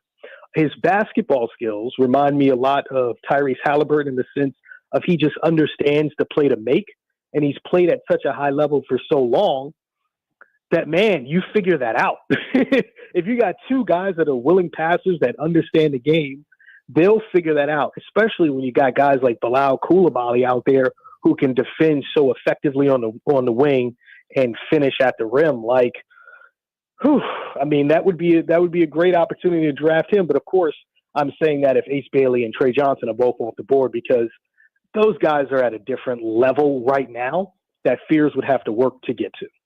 Chris, awesome to catch up with you as always, buddy. Really appreciate it. Thanks for having me. You got it. Watch him. I think in about 15 minutes he'll be on NBA He's got to go on TV, for their, man. Yeah, pre-draft mock. It seems like if Brendan Haywood was sitting next to him, they were probably finishing up their pre-show meeting. By the way, call me a old school Wizards nerd. That was my wheelhouse. Brendan Haywood out of North Carolina as the big man with his kind of bricks for hands in the paint. I loved Brendan Haywood. That is your classic. I mean, classic old school UNC center. Brendan Haywood, Eric Montross. They had one of those guys every 4 years. A new guy would take over for the previous guy. Just an old school man in the middle. He's here to block a shot, get some rebounds, and dunk. He was here for 8.5 years. You sleep, Brendan Haywood. And there was a couple of times where he felt like he was really becoming something and like was about to maybe be like a 10-and-10 type player. But I don't know. His career year here was probably 9 points and 7 or so rebounds. Yeah. But I loved Brendan Haywood. Those Wizards teams when I was in young high school. So I'm thinking it would have been like Gilbert Arenas time frame with Larry Hughes and Antoine Jameson. But Haywood and Jarvis Hayes and Jared Jeffries and Etan Thomas and Juan Dixon and Michael Ruffin. Those were my squads. I loved them so much. And they were like a 40-win team every year. Didn't matter. They just sort of, interchangeably with the different parts. The best they were was with the original big three, not Caron Butler and Antoine Jameson, but with little tiny athletic Larry Hughes, just getting steals and ones and shooting a career best. That's when they were at their best all time in that little run in that post-Jordan mid-2000s window. 01-02 Wizards coached by Doug Collins to 37 wins. I just looked up this roster. This might be my 1 seed. I got Courtney Alexander, who you completely sleep on. I'm sure I sleep. Former Virginia Cavalier who would jump like Fresno State, man. Yeah, 4 feet off the floor and hit jumpers. He would hang in the air for his jump shot longer than anybody. Kwame Brown, Hubert Davis, head coach at North Carolina. He had Tar Heel. Rip Hamilton before they shipped him out to Detroit. Brendan Haywood, Popeye Jones. You don't know anything about Popeye. Ronald Popeye Jones. Murray State. His son, who's an NHL superstar now. Christian Leitner, Tyronn Lue. Tyrone Nesby. Oh, God, I loved him from UNLV. 6'6", 225. Steve Buckhantz. Nice guy. My guy. Your guy. We love him. Steve Buckhantz lied to me about Tyrone Nesby. I thought Tyrone Nesby was about to be the best player ever because of what Steve Buckhantz said every night on the telecast. Well, you Heidi White. You sleep on how Bobby Simmons was going to be the savior because he was on a 10-day. Shows up and all of a sudden can't miss for like a month, and then basically that was it. That was kind of his career. If you were a Wizards 10-day player, I did think you were the franchise at some point. Do you remember the name Anthony Goldwire? Anthony Goldwire. Before, because it wasn't the G League at that point. Like whatever it was before that. Like he made trips back and forth. God Shamgod, who you've got stories about playing against. That's right. But God Shamgod was I don't know if he was the OG, but in my childhood, like that was the 10-day guy. He came in 3 or 4 times. It was like a 50-day contract on 5-10 days. Chris Whitney, nobody filled it up from outside better from Clemson. But Jahidi White, when he would score the Georgetown product, who had the range of, a actor who's only ever played a police officer, he only could score if he was dunking, basically. I mean, that was Jahidi White's range, was like, are his fingers touching the rim? But he would score, and they would play, ha-de, ha-de, ha-de, ha, oh-de, oh-de, oh-de, oh. To this day, I'm like, that's my game. I'm backing you down until, like, I'm looking up at the basket. I'm under the rim, and then I'm just kind of turning and laying it in. That's what we're doing. That's the hidey-ho game. I really believe this, and you could tell me I'm wrong. Someone could give me another example. And it sounds like I'm just beating the guy. Played in the NBA, played at Georgetown, and is a good story. Worked his you-know-what off. I don't think a human being has had worse hands in human history. Nope. Than that guy. You can't. That, like, every finger was a different cinder block, and they'd never interacted before. Like, if you tried to catch the ball with your fists and pinch it, you'd have been better off than Jahidi White trying to catch a real pass from a guard. Like, a guy would penetrate, make a great move, dish it off to Jahidi White, and it was like he had axes for fingers trying to swat that thing out of the air. Oh, the pits.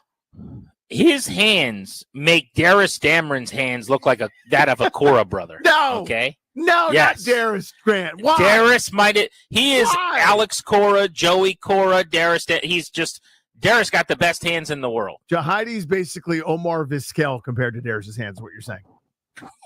Yeah. He's a middle infielder who had a 17-year career as a glove-first baseball player. And by the way, that was unacceptable, Danny. I don't know why you threw Darius under the bus like that. Why would you do that? It wasn't me. That was you. That. No, that had nothing to do with me. He doesn't deserve that. He works too hard. He doesn't He even does. catch that trap. No. He does. Darius, how did it come about the other day that we just kind of started talking about how bad your hands are? We were throwing the baseball around, as we do here in the bullpen sometimes, and Yeah. I believe I was kind of like two-hand trapping the baseball. And That's right. You're double catching. Right. Pop. You're double catching. Yes. This.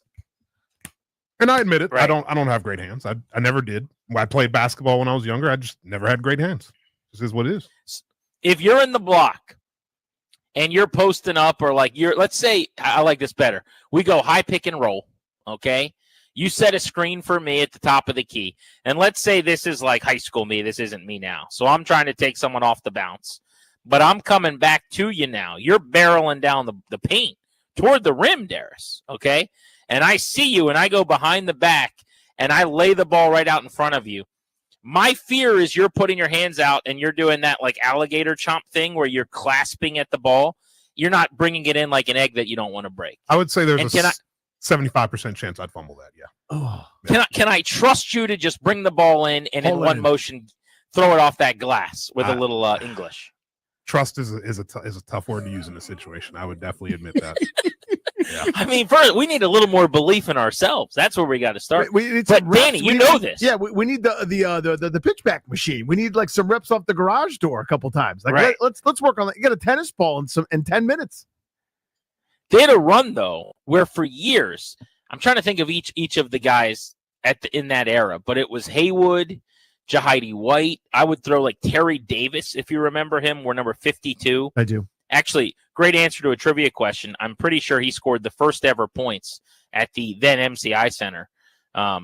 Maybe even Calvin Booth. Booth had better hands, actually, as I think about it. But like they went on this run where all of their bigs that there was no screen and roll. Like I would watch the Kings and I'd watch Chris Webber set a screen or pass the ball, and then he's moving, and no matter where you threw it, he's bringing it in and he's able to gather and go up. You'd watch a Wizards game, it's like a different sport. You just can't throw the ball inside to the interior. What are you going to dish it down to Etan Thomas and let him work respectfully? Like I love Etan Thomas. That guy could play in a way. I mean, he got an enormous deal because Wizards had Ben Wallace and let him go for nothing. And that guy turned into the defensive player of the year and an anchor for a championship team. So you had another undersized center that was physical. So Etan Thomas got an astounding amount of money to basically be a 7-6 backup behind Brendan Haywood. And they hated each other. Other than that, great move. Etan Thomas, poet laureate, right? He was the poet on the team. I believe he got paid $39 million. He was one of the nicest professional athletes to me. Oh, yeah. As a kid that I ever dealt with. He was so accommodating. Was he the guy? Was it Haywood? Who did he always fight? It was Haywood. He and Haywood hated each other. Yeah, they got into actual like fist fights. Now, I'm not talking about Rod Strickland, Tracy Murray, where Murray played a game with a black eye because Rod Strickland punched him in the face. Do you remember that? Tracy Murray's black eye game because Strickland and him got into an actual fist fight. And, like, there's no way to hide that. I mean, at least when Etan Thomas and Brendan Haywood got in their fights at practice or whatever, you know, we wouldn't find out about it until years later. But Tracy Murray standing there with a giant black eye, and it's like, what happened? And they've got to talk about how him and Rod Strickland got into one. Somebody tweet me at Funny Danny. Who was the guy? You might remember this, Grant, because this is your Slumdog Paulson situation. There was a guy where they claimed he couldn't get a suit and didn't play for a game when it was probably maybe something suspension worthy or whatever. And I'm like, dude, there's a Joseph A. Bank 100 yards from the then whatever the phone booth was called. Like, you can get yourself a suit if you're in the association. That wasn't Kwame? I don't remember who it was. See, and he was, I mean, like, the name that jumped to my mind is like Laron Prophet, but I don't think that's who it was at all. But it was like that era where there was some sort of chicanery that happened, and they wanted us to not pay attention to it because, like, the guy couldn't get a suit. I'm like, dude, yes, you can. There's a guy we haven't mentioned yet, and not necessarily that we should have mentioned him because why would we? But in that era of Wizards basketball. So here's your trivia question, and I'll give you this hint. There was a year where the Wizards took two players in the first round at picks 11 and 17. Juan Dixon was the second of them at 17. Who was the guy they took in that same first round at 11? And the hint I'll give you is that they had just played each other in the Final Four. Jared Jeffries. Jared Jeffries out of Indiana. Or Aaron Effries, because there was no J.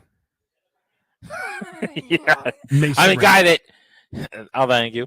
A guy that wouldn't exist in today's game because just didn't have the shot or the range or whatever. There's never been a worse shooter. A nice dude, but my God. You sure about that? Yeah, I mean, they did draft Jan Vesely. That guy was so athletic and gifted and like a little bit of a Swiss Army knife, like do everything, tall, could not shoot even a little bit. He was my guy at one point. All right, we can end it here. Who was the Wizard that you were the most excited about in your life that never amounted to anything close to what you anticipated? Do you know the answer to this, and that's why you're putting me on a tee? I don't, actually. It's Jarvis Hayes. I told everybody during the season, the college basketball season, this is the missing link. This is the key. This 6'7" athletic jumping jack, a transfer from Western Carolina to Georgia, has everything that I want. He is a shooter. He can slash a little bit. He's long, lengthy, athletic, as I said, can defend. This two guard can excel without the ball in his hands and is the missing link to go from fun 42, 43 win team to the first 50 win team of my lifetime.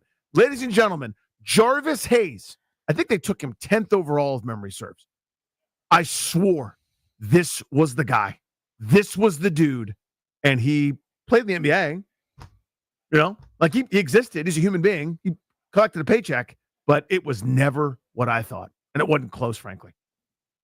I'd go either, and I think they were drafted at the same time, but two guys that I thought were going to be really good and didn't end up being good. Dominic McGuire and JaVale McGee. Or I would throw in Kevin Seraphin. I was a big Kevin Seraphin guy. You were a Kevin Seraphin guy. There's no good reason for that, but I just was. You sleep on my 11-year-olds every once in a while from the other room going, JaVale McGee, to get me to laugh. I don't sleep on that. I don't know where it comes from, but it's funny. It sounds like he's playing NBA Jam or something. Maybe. All right, Lynnell's got overtime. There's a lot of Wizards to discuss. Jordan Poole traded today. The draft is tomorrow. The Nats play tonight in San Diego. James Wood looking to homer again on this road trip. He's sitting at 22 and in the top 5 in the big leagues in OPS. Thanks for listening to the show. As always, we're back at 2 o'clock tomorrow. Thank you for coming.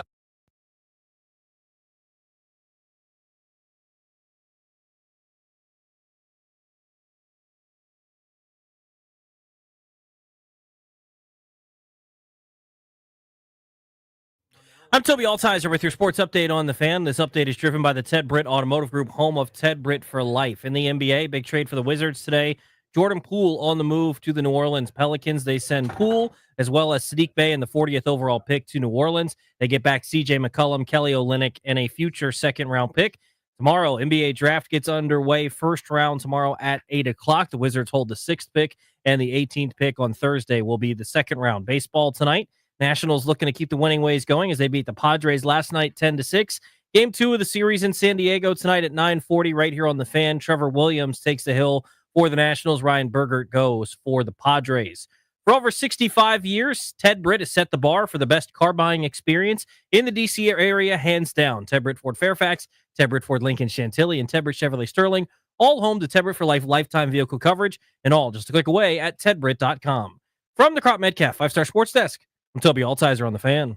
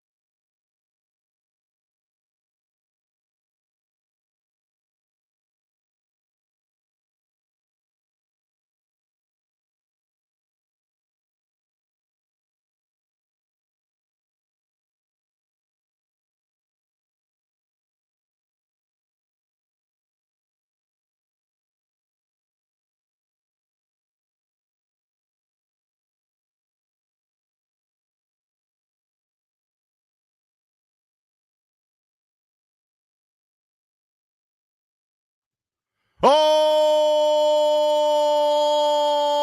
yeah. What's going on, DMV? You know who it is. Youngest in charge movement. Lynnell Willingham here with you live and local on 106.7 The Fan. We're simulcasting. We're streaming live on the always free Odyssey app.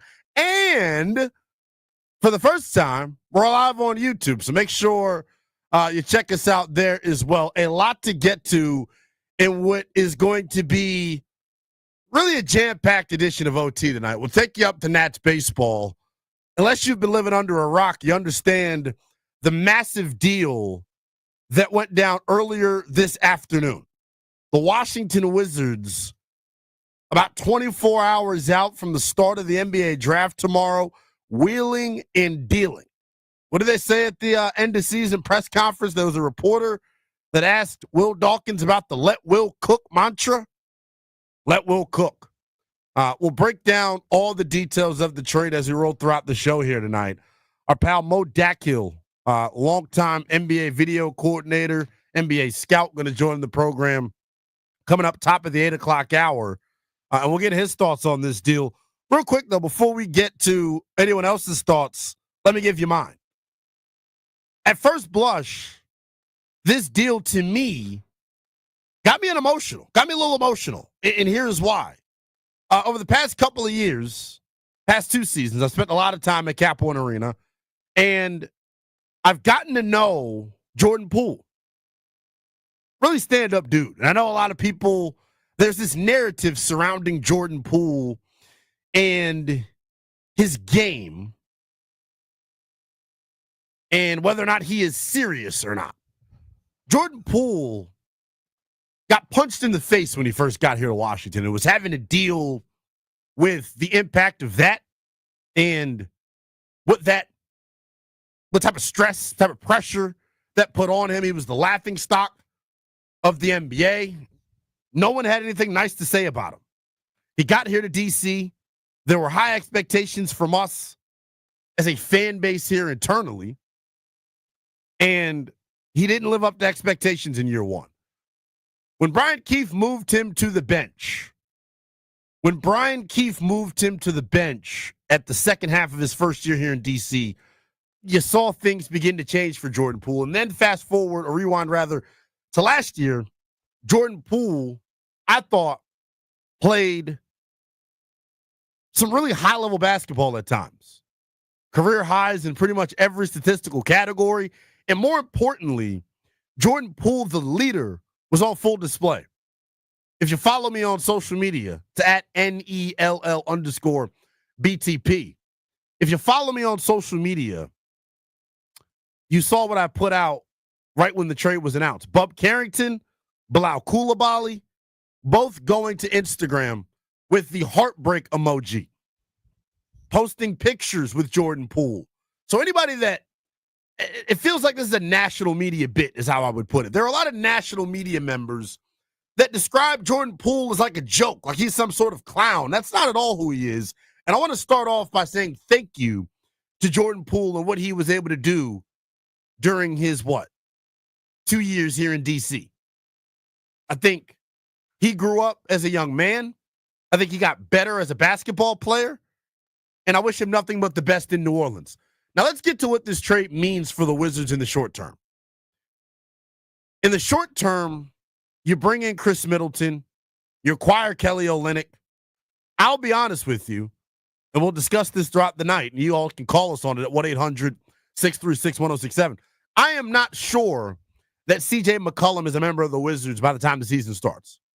Here is how I will put it. If C.J. McCollum gets announced as a Wizard, I don't think he can be traded until December because of the recently traded restriction. This deal cannot become official until July the 6th. So there are some moving parts here with this. A lot of things can still happen. A third team can jump in on this to make the salaries match, and hopefully Washington will get an asset or two back. But if the terms of the trade are as follows and it stays the same, the position that the Wizards are in right now, to me, is an excellent one. They have flexibility moving forward. They got nearly $110 million in cap space opening up after next season. Chris Middleton comes off your books. CJ McCollum, who you recently acquired, comes off your books. Marcus Smart comes off your books.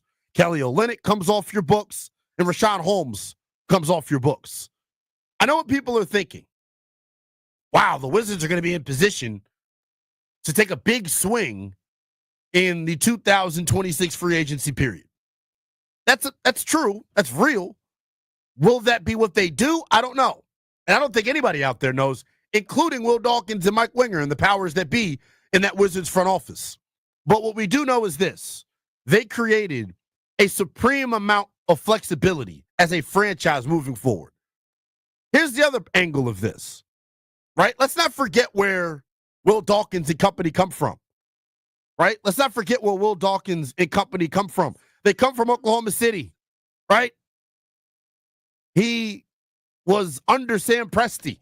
Think about the way Sam Presti has built this Thunder roster. And obviously they finish it off Sunday night with a championship. They did not go the traditional route of roster building, right? They acquired their best asset, their lead dog, from another organization. They traded for him. That's what the Wizards are setting themselves up to do. They're covering all bases because let's just keep the main thing, right? Tomorrow night, the NBA draft, pick number 6, pick number 18. You want to walk away, hopefully, with a potential franchise-changing talent. 2 of them. Hopefully a star with one of those picks. But if you can't get your star tomorrow night, if tomorrow night's guy doesn't turn into a star, if Bub Carrington doesn't turn into the star, if Alex Sarr doesn't turn into the star, you are giving yourself flexibility to go acquire that piece when you're ready. Whether that's via free agency by throwing a boatload of money at a guy, or whether it's via the trade market. And here's how the trade market thing kind of comes into effect here. Washington, all of a sudden, in that 2026 offseason, are going to be the hub for bad contracts, right? Washington, this is what teams do. When you're trying to offload a guy, you look around the league and you go, man, who has the financial flexibility to take on a contract like this? And the Wizards are going to be at the top of that list moving forward because of the financial flexibility they're going to have after this year. And here's the thing about the Wizards. Yes, you can invite teams to send you their bad contracts, but you're not doing it for fun. You're not doing it for free. You get to attach first-round draft capital to that. And if you're the Wizards, that's just as important as the salary cap space that you have. The ability to take on bad contracts in exchange for draft capital and assets is how you either, 1, package those assets for a disgruntled star that could become available, or 2, you have multiple bites at the apple, so to speak, when it comes to hitting on a guy in the lottery. The bottom line is this, though. The Wizards organization is in a really good place after this deal. Doesn't guarantee anything, but they're setting themselves up to really be in position to compete, I would say, maybe as quickly as the 2027-2028 season. That's my big overarching thoughts on this deal. Now, from a basketball logistics standpoint, I firmly believe CJ McCollum fits like a glove here if they choose to keep him, right? Think about the trio of veterans that now exist here in Washington. It's Chris Middleton, it's Marcus Smart, and it's CJ McCollum. Could you ask for 3 better veterans to be in this organization right now, considering where you are as a franchise? I don't think you can. So in the short term, love them being able to be mentors for guys like Bub Carrington, Bilal Coulibaly, right? Keyshawn George, AJ Johnson, the young cats that they have, like these vets that they have in-house right now are perfect for those dudes. These vets also, if you choose to deal them at some point, I would think have value across the league. Contending teams want a Marcus Smart. A contending team is going to want a CJ McCollum. The question now is, if you're DC, how do you want to move? I would describe this move as like a chess move rather than some big home run swing. Exactly. And I think Wizards fans that are upset about this move being made, one, because there's the proponent that people really started Yeah. to like who Jordan Poole was, not just as a player, but as a person around the locker room, putting his locker next to Bob Carrington, kind of serving as a mentor despite his young age within this Wizards organization. But you got to look at this with the 10,000-foot view because of what you brought up here with the ability to acquire more assets in the future. The Thunder have set the standard for maybe how team building is going to happen here in the future. We're not even really in the era anymore where you got to go out and sign a big free agent in order to contend. That era of basketball is done. Yeah. The Wizards are, following along with the suit here. You got to get with the times, and Will Dawkins makes a big move today to do so. Yeah, I totally agree. And I just love that they're not scared of anything. Because let's be real here. This blindsided me. It did. I've had Josh Robbins on of The Athletic. I've had Chase Hughes on of the Monumental Sports Network here recently. And both of those dudes, I asked them at the end of the interview, I said, look, if you had to listen to your gut, right? Is Jordan Poole a member of this team by the time the season starts? And they both, undoubtedly said yes. And I think, look, I would have felt, I agree with him. And I thought Jordan Poole would be a part of this thing long term. He's 26 years of age. He's coming off of a career year. His value across the league, I would think, it's pretty good. And I think here in D.C., it's very clear, what his value was. Young mentor for the young pups, and then potentially a guy that can be a part of your future, but all for nothing, I guess. I don't think this trade signifies how the Wizards feel about Jordan Poole. I don't. I think they loved him internally. I think this front office was really appreciative of what he brought. If you remember the first season under Jordan Poole, Mike Winger got emotional at the podium, damn near started crying when talking about Jordan Poole's struggles and how much of a lovable young man that he was, and now he's not. So the trade, not going to be made official till July the 6th. Thank you, though, to Jordan Poole is how I want to end this first segment and kind of shift the conversation here. Thank you to Jordan Poole coming to D.C. and being a pro's pro, and best of luck to you in New Orleans. 1-800-636-1067 is the number right here on this Tuesday night edition of Overtime. Just getting rolling. Youngest and Charles Lynnell Willingham taking you up to 9:10.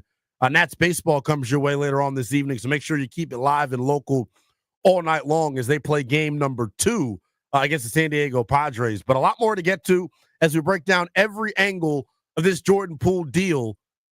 He has been shipped out to the New Orleans Pelicans in exchange for C.J. McCollum, Kelly Olynyk, and a 2027 second-round pick. We'll take your calls on your reaction to Jordan Poole no longer being a member of the Washington Wizards. That's next here on The Fan.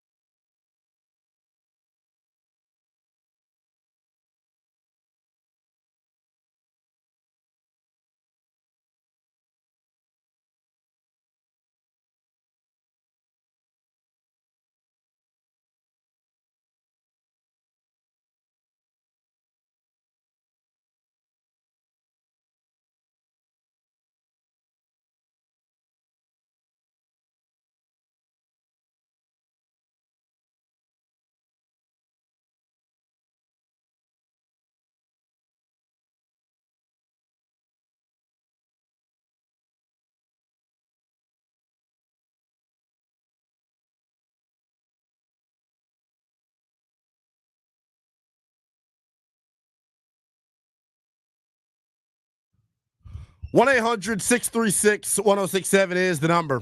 Right here on this Tuesday night edition of Overtime. We're tapped in. The youngest in Charles, Lynnell Willingham, will take you up to 9:10. So we lead our way into Washington Nationals baseball. They play game number 2 of a 3-game series against the Padres. Charlie and Dave get you warmed up with Nats on deck starting at 9:10. It is a 9:40 first pitch. And per usual, you can hear all the action right here on the flagship home of Washington Nationals baseball, 106.7 The Fan.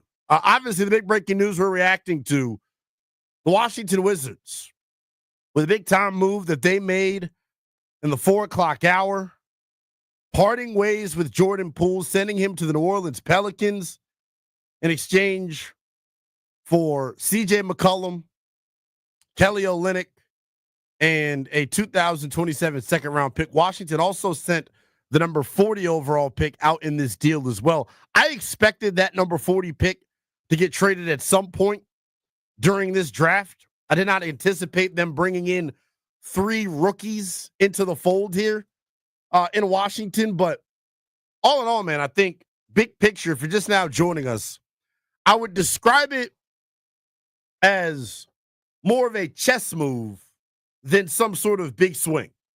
The big takeaway that everybody should have, first of all, you should be thrilled by the trade. Let's just be honest here, right? Everybody should look at this deal and go, man, Will Dawkins and company got one over on the New Orleans Pelicans. And I think as the grades for this trade begin to come out from your favorite pundits, as the grades from this trade begin to come out from your favorite pundits, I think you're going to see it. Like, this was a deal that I think clearly the Wizards won. And a lot of folks looking at the Pelicans right now like, what the hell are you doing?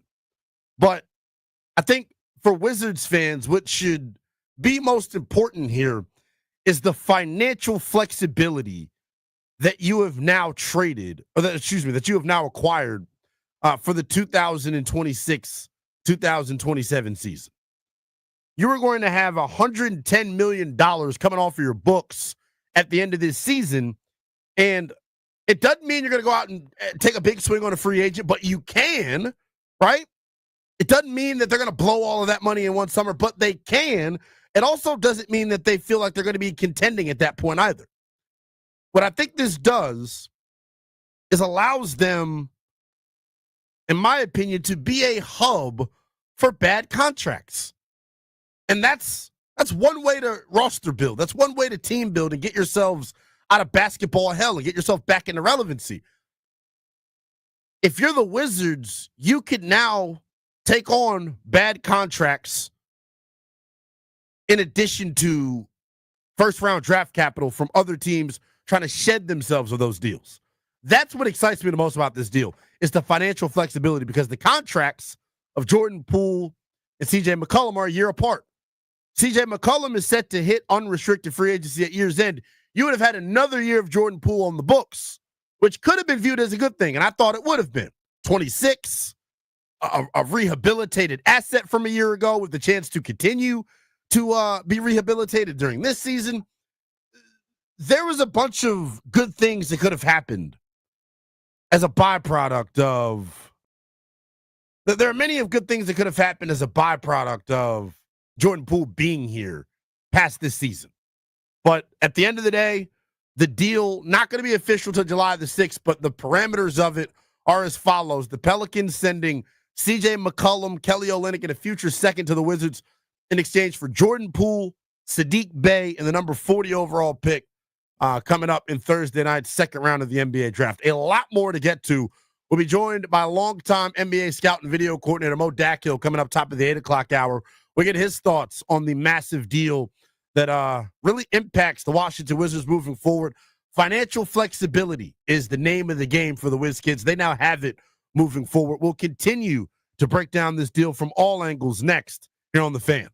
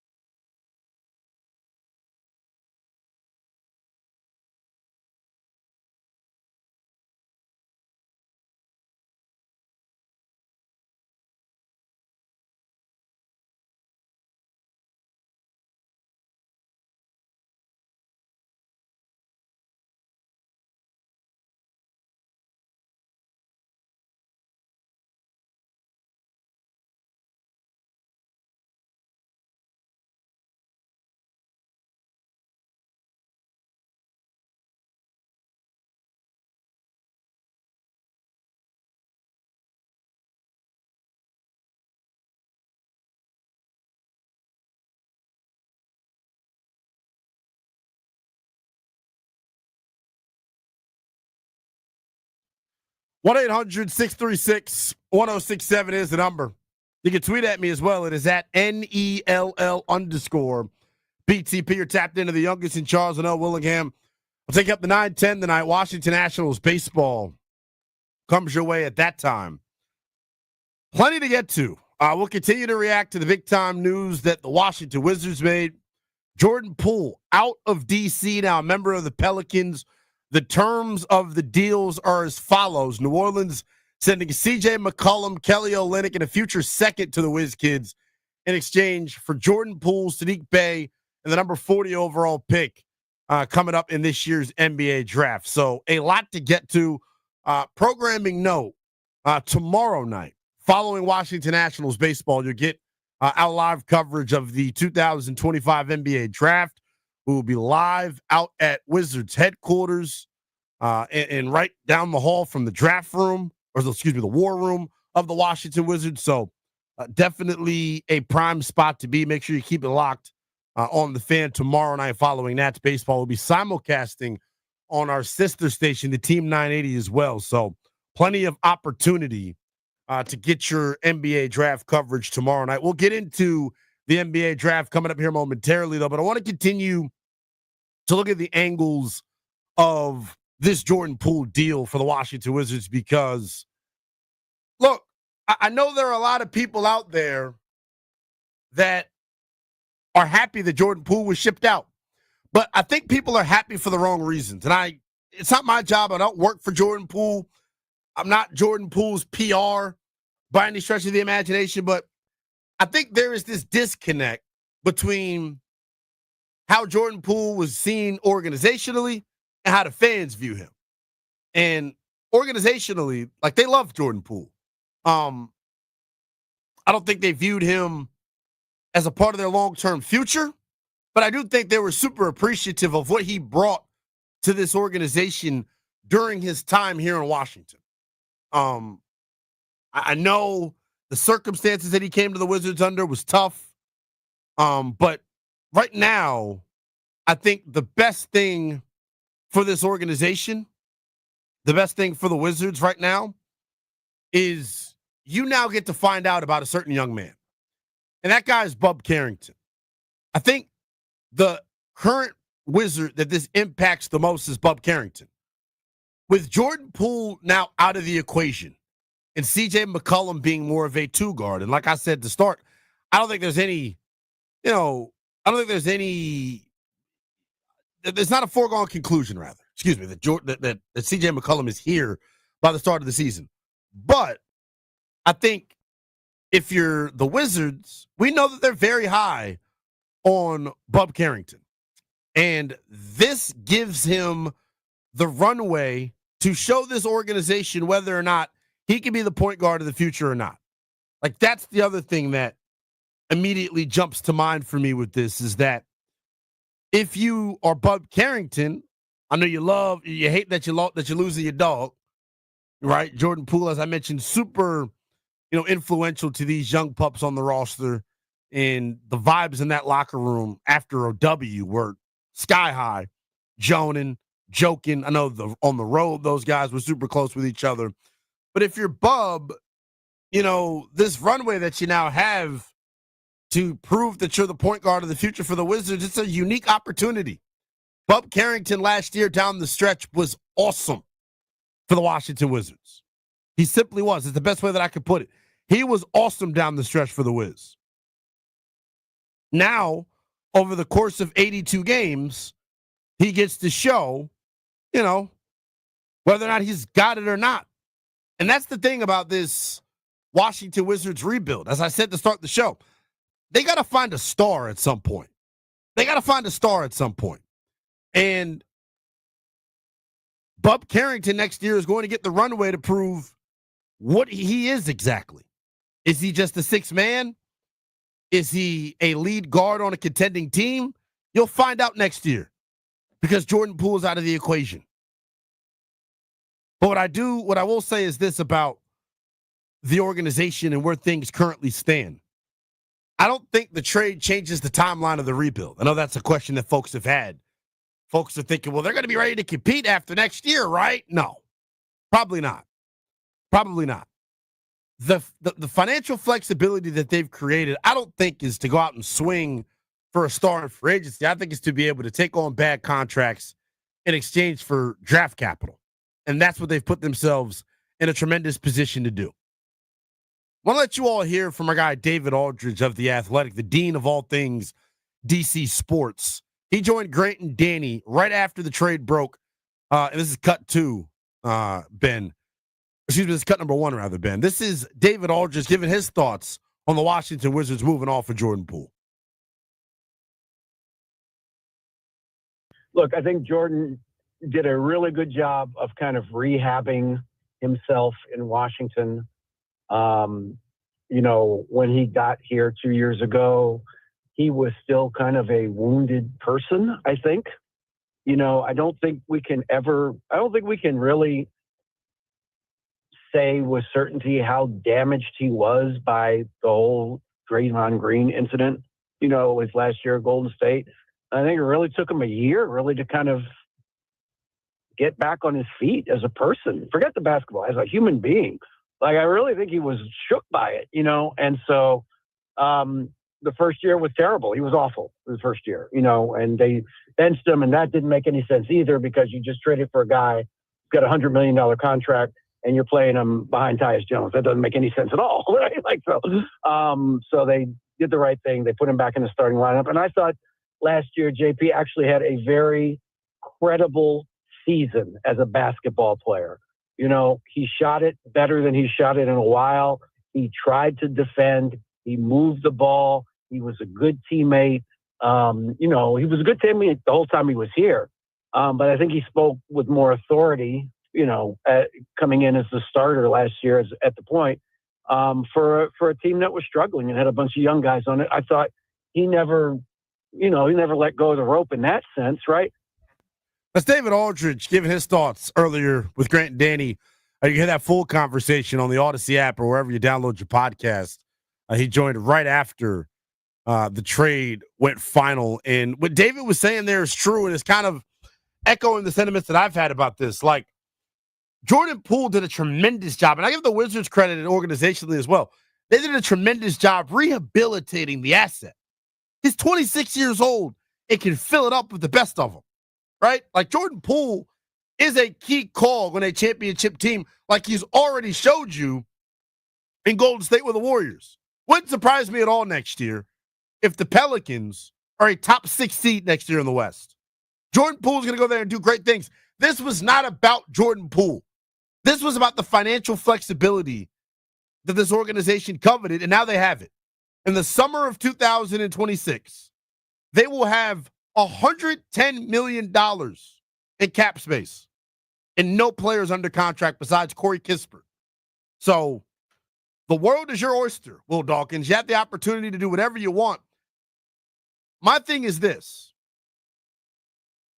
The number one most important thing moving forward for this franchise, and I keep saying it, you got to acquire a star. You now have put yourself in a much better position to do so if you don't hit on your draft picks. A lot more to get to here on this Tuesday night edition of Overtime. Tapped into the youngest in Charles, Lynnell Willingham. I'll take you up to 910. Number to call us, 1-800-636-1067. You can tweet at me as well. It is at NELL_BTP. Your immediate reaction to the Jordan Poole deal. He was shipped out of Washington to the New Orleans Pelicans in exchange for CJ McCollum, Kelly Olynyk, and a future second-round pick. How do you view the Wizards' rebuild as we're about 24 hours out from the start of the NBA draft? They've created financial flexibility moving forward, and they've created a runway to really get a good, firm look at one of their young assets in Bub Carrington. Your thoughts on the Wizards' rebuild next here on The Fan.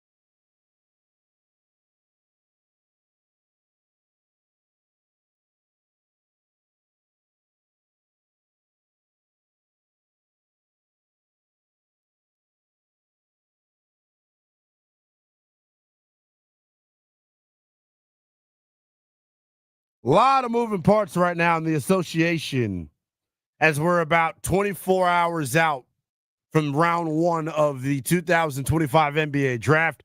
We'll have every angle covered for you tomorrow night right here on The Fan, as well as our sister station, the Team 980. I'll be live out near the War Room, right down the hall from the War Room of the Washington Wizards tomorrow night as they get ready to add potentially two, hopefully franchise-altering pieces to this organization. You'll get our coverage of the 2025 NBA draft right here on The Fan right after Nats baseball wraps up.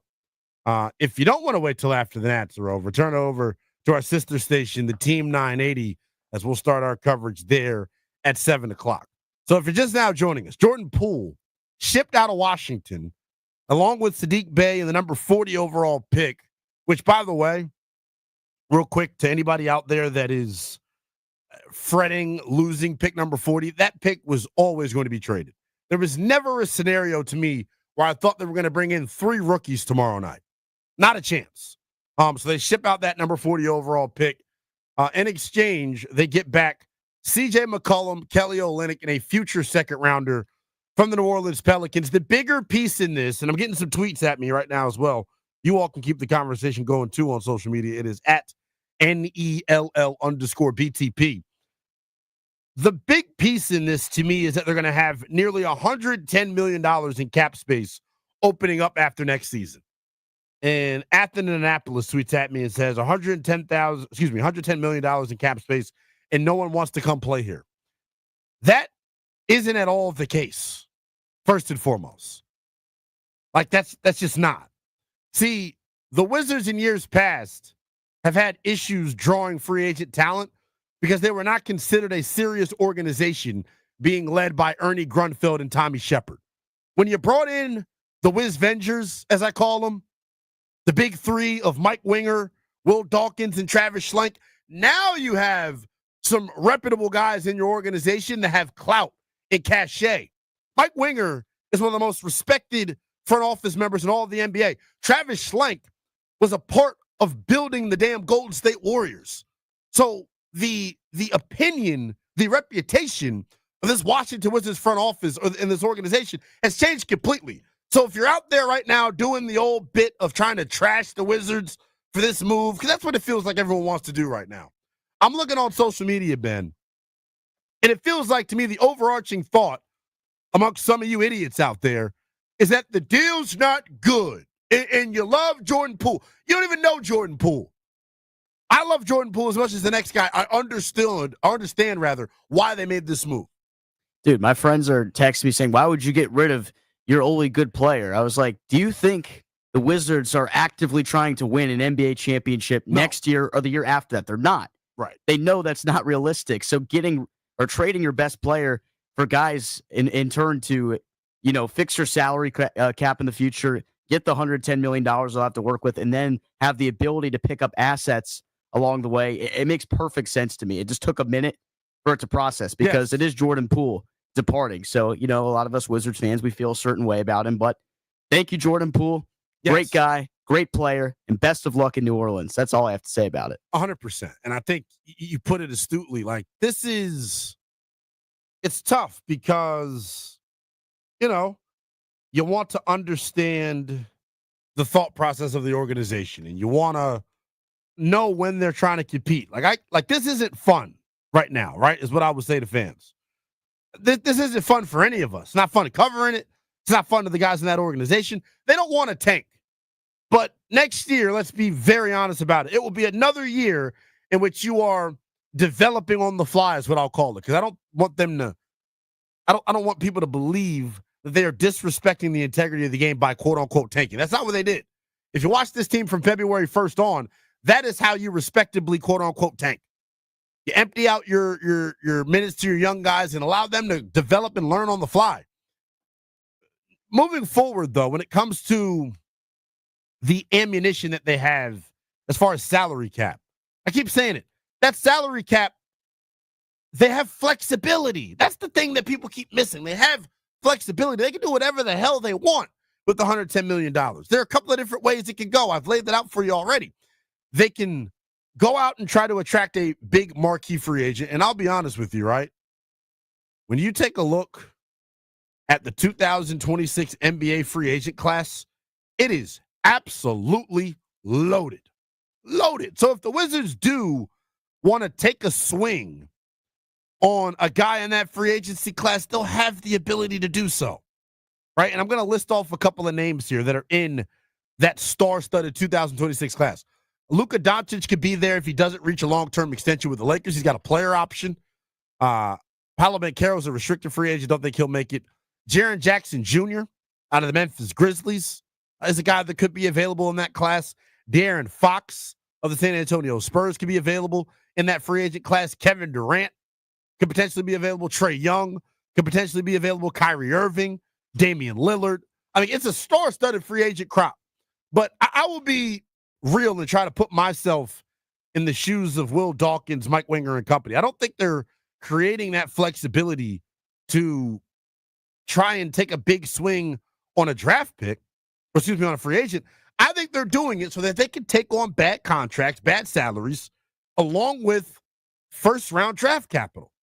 And then once you have the capital, and then the money's going to come off your books, eventually you can put yourself in a position, similarly to how Indiana did, to go acquire your star. They traded assets to go get Tyrese Halliburton. The Thunder traded assets to go get Shai Gilgeous-Alexander, and I think that's the big picture piece here that is being missed by a lot of folks. It's not very difficult to understand why they did what they did. And what did you and I talk about the entire car ride here? Because we were talking about the proponent of the Wizards eventually having to go out there and acquire a superstar via trade or free agency. And the point that you and I kept on making is that this is before the Jordan Poole news even broke.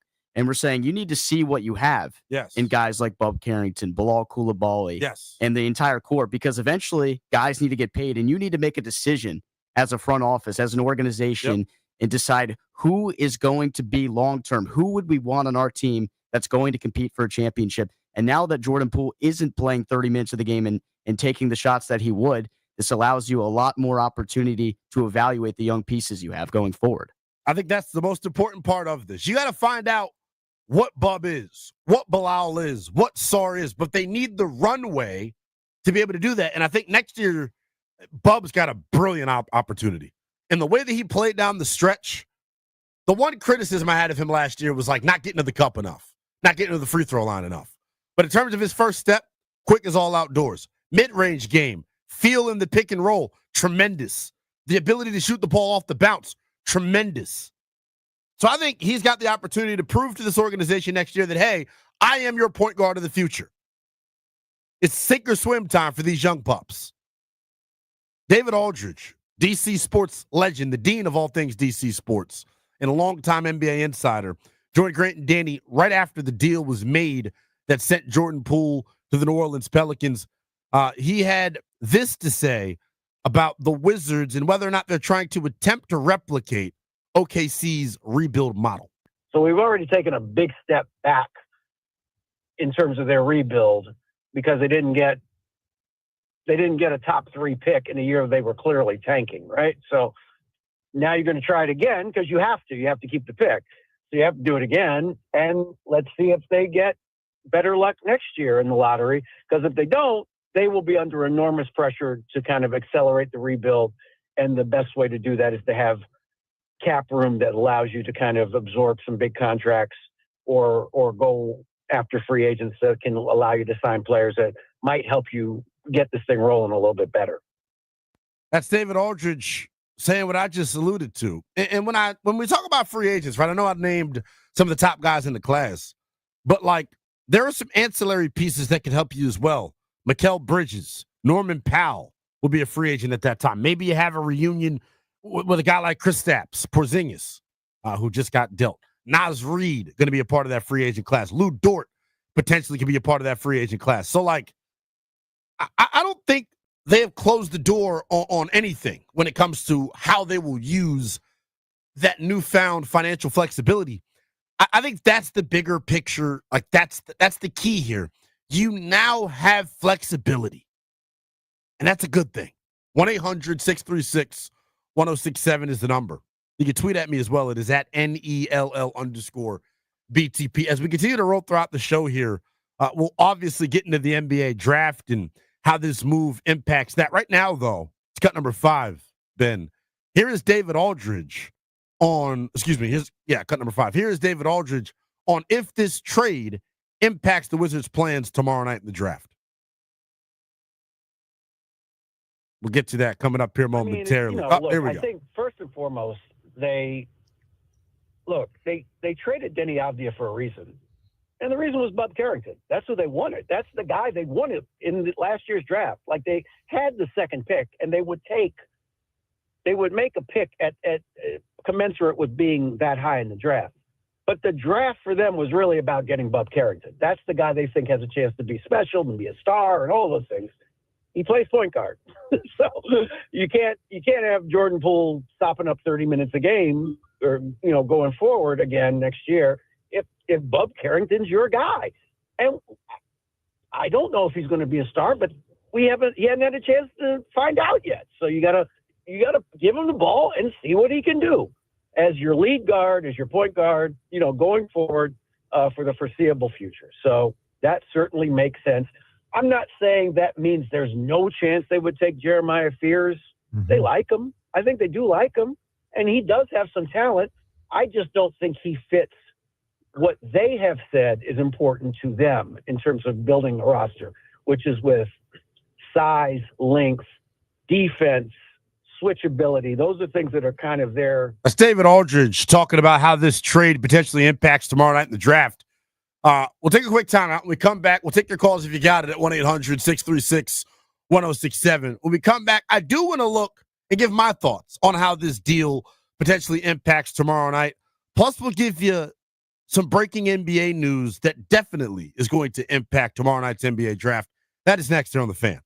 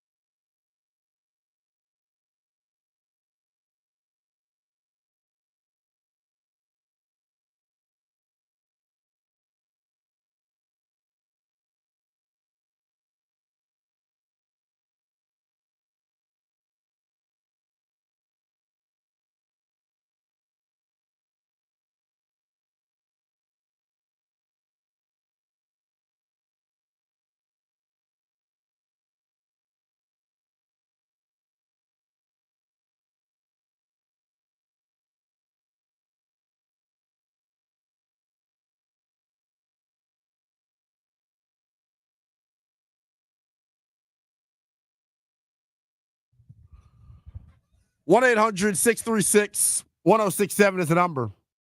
Right here on this Tuesday night edition of Overtime. Tapped into the youngest in Charles, Lynnell Willingham. I'll take you up to 9:10.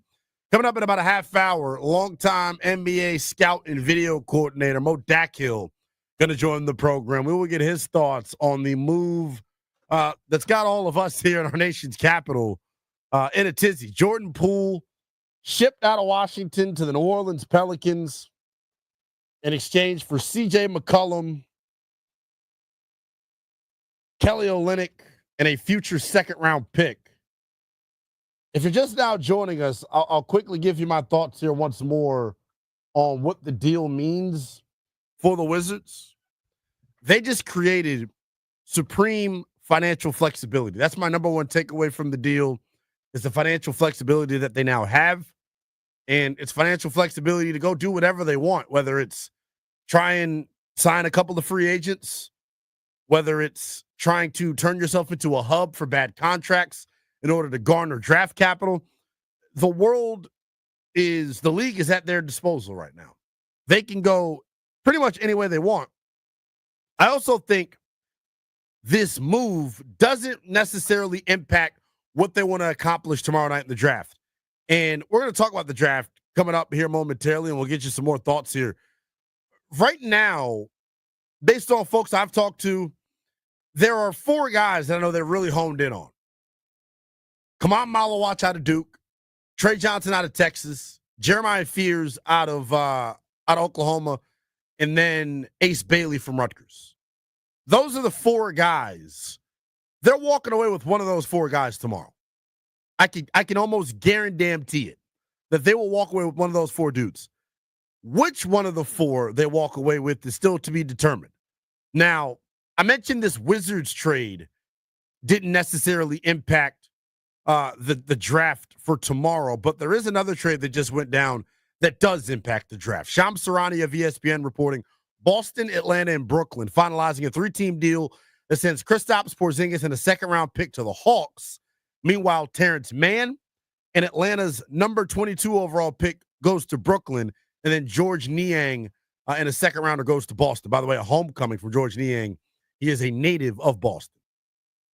This really muddies up things for the Wizards and could put them in a position where they have to stick and pick at number 6, and here's why.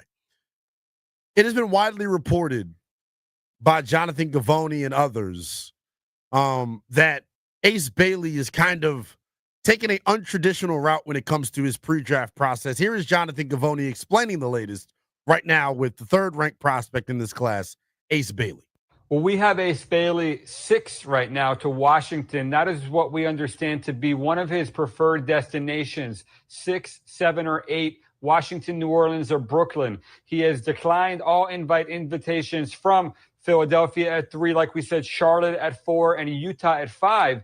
But today we started hearing some rumblings that one of those teams at 4 or 5 could just decide to take Ace Bailey with their pick regardless, potentially for a trade. Maybe one of those teams at 6, 7, or 8 decides to make an aggressive move.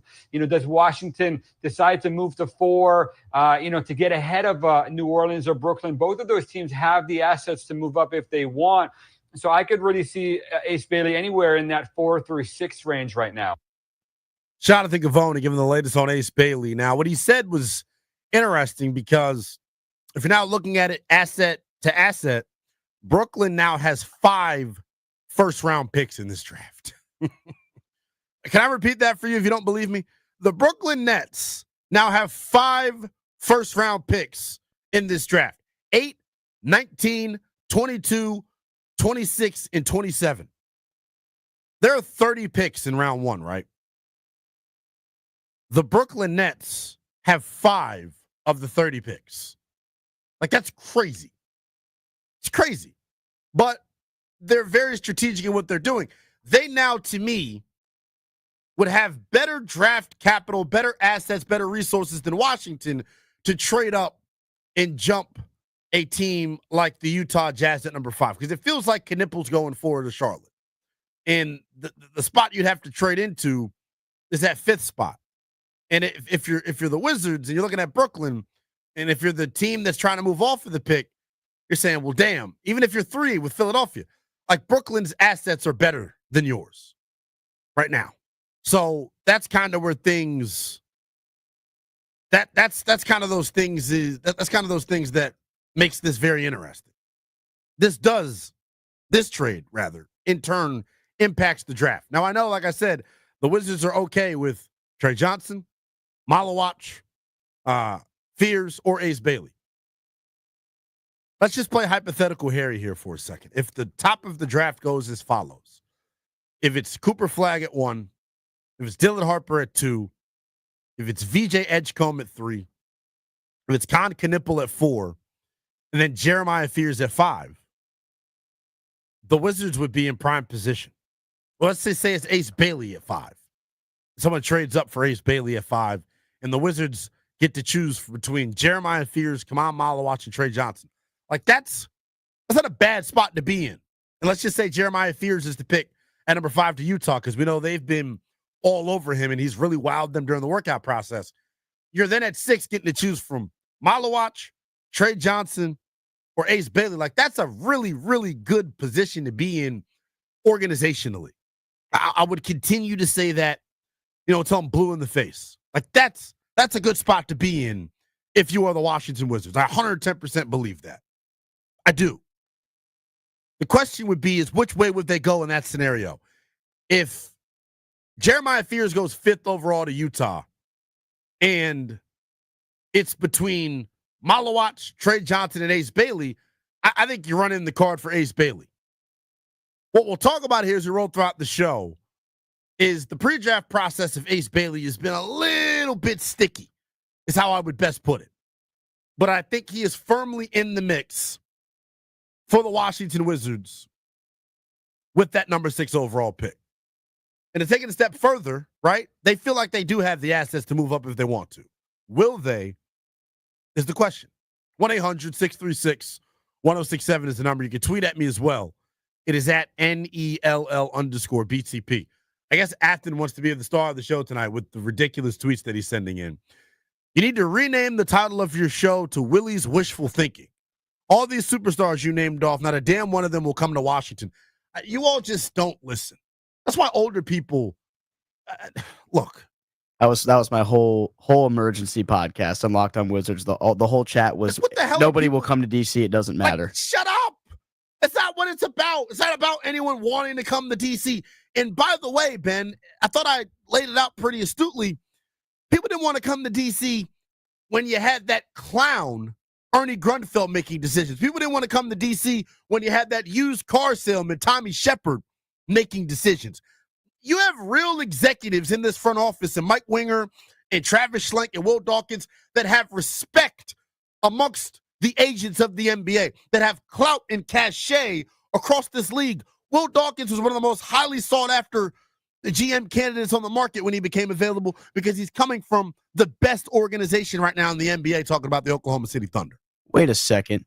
Is this now back-to-back years where 2 top draft prospects have ducked other teams because Washington was their preferred destination? So, exactly.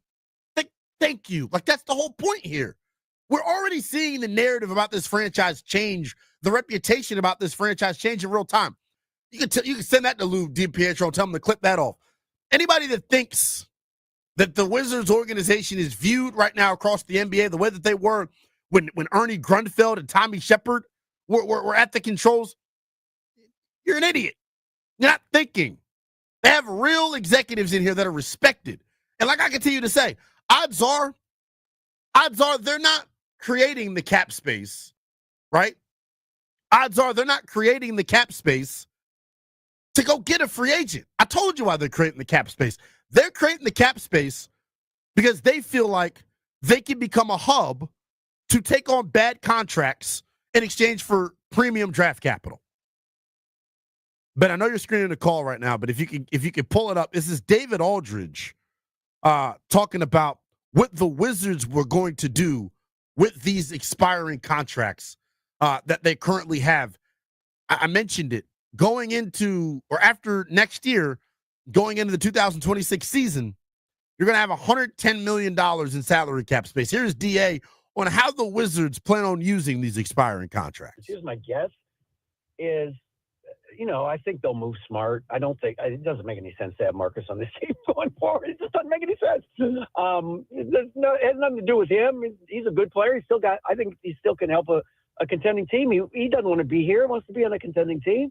So I think they move him. I think they'll keep Middleton, actually, because I think they do see a role for him that sort of makes sense. But, yeah, I mean, so they've got some things that they have to do. But in terms of CJ, I mean, again, I would think, that what happens is they will say, look, we'd like you to come off the bench. We'd like you to be a good example. And we will do everything we can to get you out of here by February. Just try to be a good citizen while you're here. And CJ's a class act, a quality guy. He's president of the Players Association. He is, he is not a guy that needs a lot of attention. Okay. You don't have to hold his hand. He's a professional. If he does say, hey, I can do that for 6 months, he'll be nothing but professional while he's here. He'll set a great example for the younger guys. But again, long term, it doesn't make any more sense to keep him here than it made to keep Jordan Poole here, to keep Marcus Smart here. That's not the direction this franchise is going in. It's just not. I think, DA put it perfectly, man. We'll see how CJ McCollum, how receptive he is to coming here to DC. The trade's not finalized till July 6th. As I continue to say, if he is announced as a member of the Wizards, he's here for till at least the trade deadline. If he's not announced as a member of the Wizards on July 6th, then this could be a potential 3-team deal to where he never plays here. Similarly to how Chris Paul never played for the Washington Wizards, but was traded here. Real quick, and we got a couple of calls calling in, and we'll get to you all at 1-800-636-1067. When we come back, I do want to look at what Will Dawkins and company have done since coming here, because holy hell, are they cooking. Anthony's in D.C., though, wants to chime in to lead us off here. What's going on, Anthony? Hey, what's up, now? What's going on, man? So, in your evaluation of the Boston trade, I think you're missing a key aspect. Now, this is just me speculating. I don't have any inside information. I don't even know what kind of assets they have. But I don't think Luke Cornett cuts it at center. I think they're trying to maneuver for Malawat. Huh. Now, I don't know if they would have the assets to move up and select Malawat. Here's what I think has happened with Boston. I think Boston's going to take next year off. They just sold their team.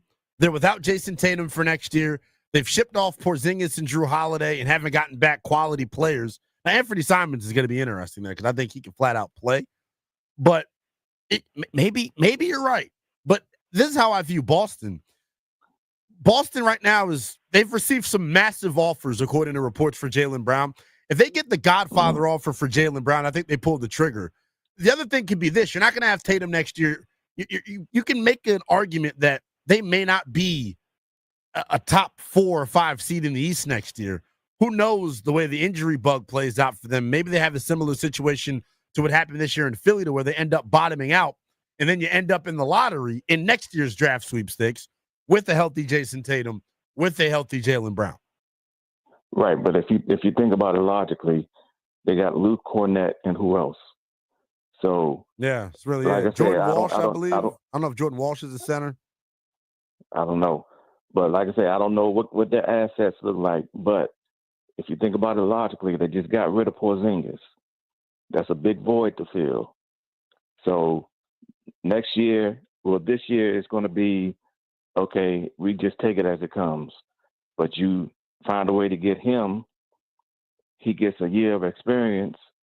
Tatum comes back. They ready to rock and roll again.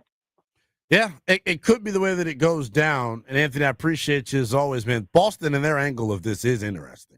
I'm glad Anthony brings that up. Because that Boston trade, like I mentioned, does directly impact what could happen tomorrow.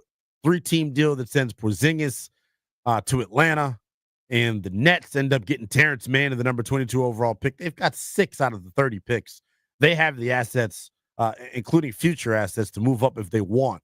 We'll see if it ultimately happens. 1-800-636-1067 is the number. When we come back, the third best player in this draft, according to most people, has a very, very interesting agent. And there was some info put out today about Ace Bailey's agent that may change your mind on whether or not you want him here in D.C.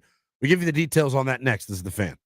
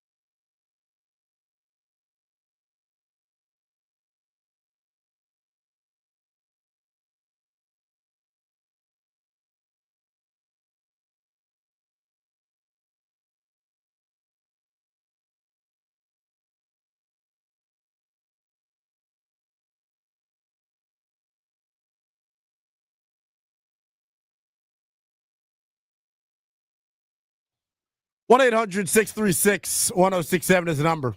You can tweet at me as well. It's at NELL_BTP. Taking up the 9-10 as we lead you in the Nats baseball tonight. Our pal Mo Dackhill, longtime NBA video coordinator and NBA scout, going to join the program. We get his thoughts on the Wizards deal. The one thing I do want to harp on here, though, is this idea that, like, Washington is some destination that's considered poisonous. I don't think that's the case anymore. Ben, you astutely pointed out the last 2 years, we're seeing prospects try and position themselves to come to Washington. Alex Sarr did it last year, bypassing the Hawks, refusing to work out with the Hawks because he wanted to come to D.C. And we're seeing a similar situation right now with Ace Bailey as he is trying to posture himself to get to either D.C., Brooklyn, or New Orleans. I just sent you Ace Bailey, Ben, because he is speaking right now at the pre-draft media availability. All the top prospects gonna be I just got a funny text. So in this video, Ben, you see Ace Bailey. You notice who's in the corner? That's Chris Miller, the play-by-play voice of the Washington Wizards. I just texted him. I said, see, Mills, that beard looking good, brother. He's rocking the salt and pepper look. He texted me back. He said, much respect, brother. My guy, C. Mills. Can't wait to hear what he thinks about the new look Washington Wizards. Right now, though, here is Ace Bailey addressing the rumor in the speculation that he is bypassed working out with any team here in the pre-draft process. But since you're not working out for teams, people have been critical of you. I mean, but people who like you say they love you. And does that like upset you a little bit, or that people are kind of misconstruing you or getting bad taste? Everybody go feel how they feel. I'm controlling what I can control, and that's the basketball. What did Coach Hank? I love the answer that he gave. I'm controlling what I control. It's about the basketball. That's it. That's it. It's about the basketball for Ace Bailey. And for me, it is as well. There was a garbage report that came out earlier today, and I'm calling it garbage. I don't know if it's true or not. I think court records have proven that it probably does have some truth to it. But the agent for Ace Bailey is Sharif Cooper's father. I don't know his first name. I'm not even going to pretend like I do. There was an article put out that uncovered the fact that Cooper, the representation for Ace Bailey, was indicted back in 2003 for possessing a machine gun and a black short clip Uzi. That was a decade after he was charged with attempted murder and possession of intent to distribute cocaine on or by a school property.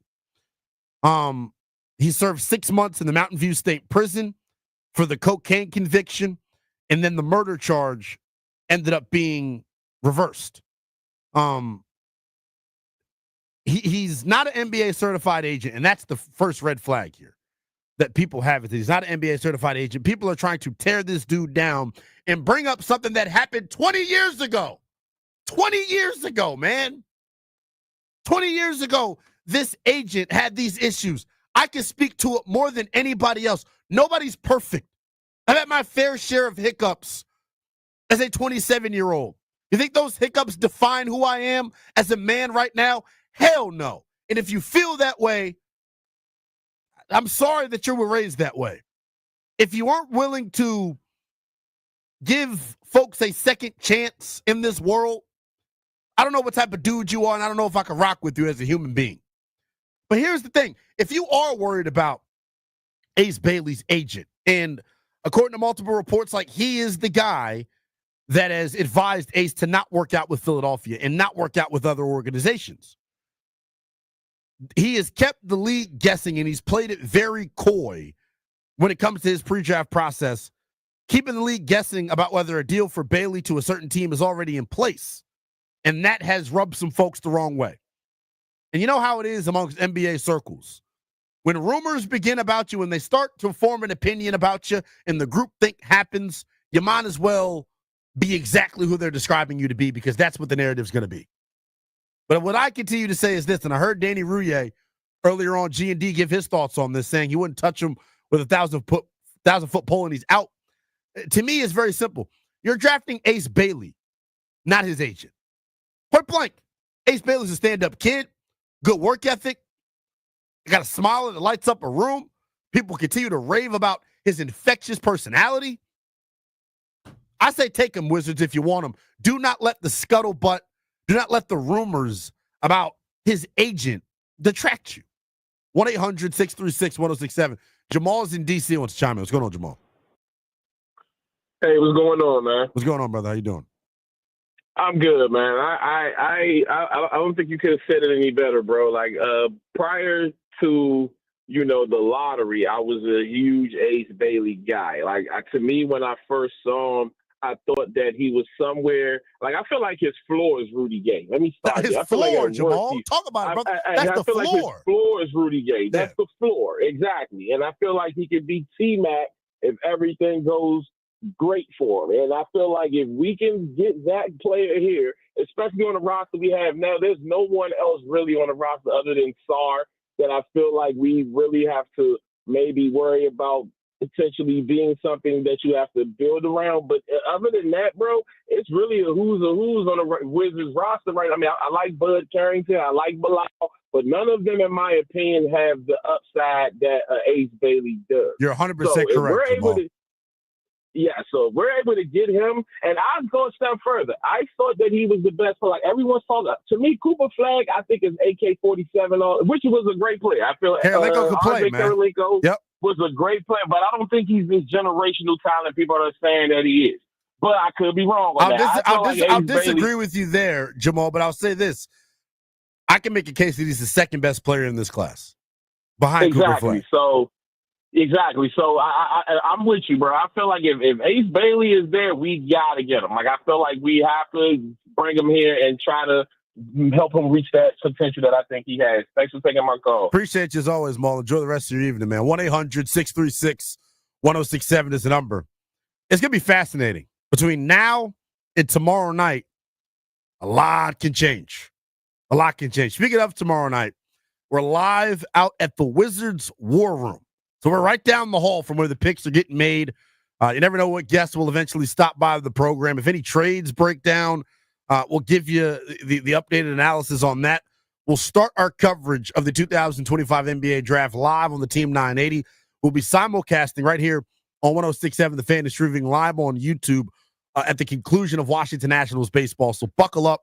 Should be a super duper exciting event tomorrow night as we cover the Washington Wizards draft. Top of the 8 o'clock hour coming up next right here in our nation's capital. We'll continue our conversation about the active day that it's been in the NBA. Mo Dackhill, longtime NBA scout and video coordinator, joins us next. We'll get his thoughts on what's next for the DC family. That's next here on The Fan.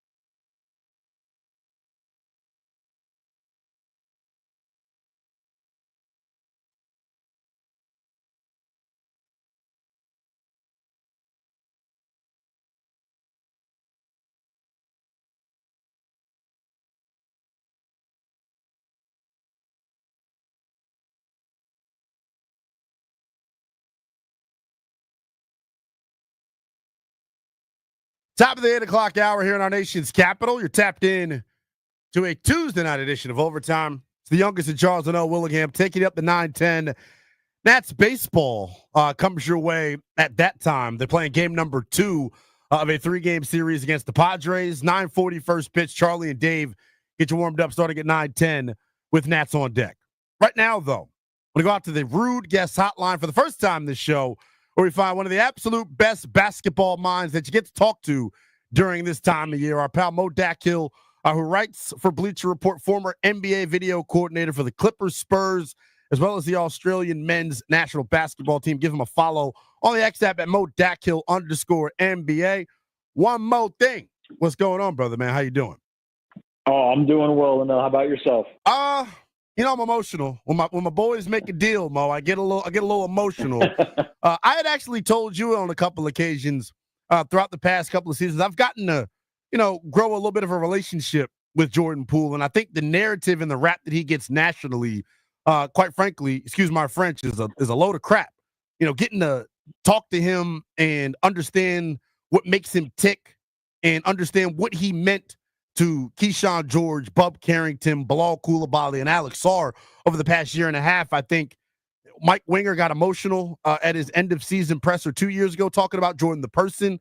So to see him leave Washington obviously is tough, but I think it's another shrewd move by Will Dawkins and company, creating the ultimate financial flexibility for the summer of 2026, where they're going to have north of $110 million in cap space.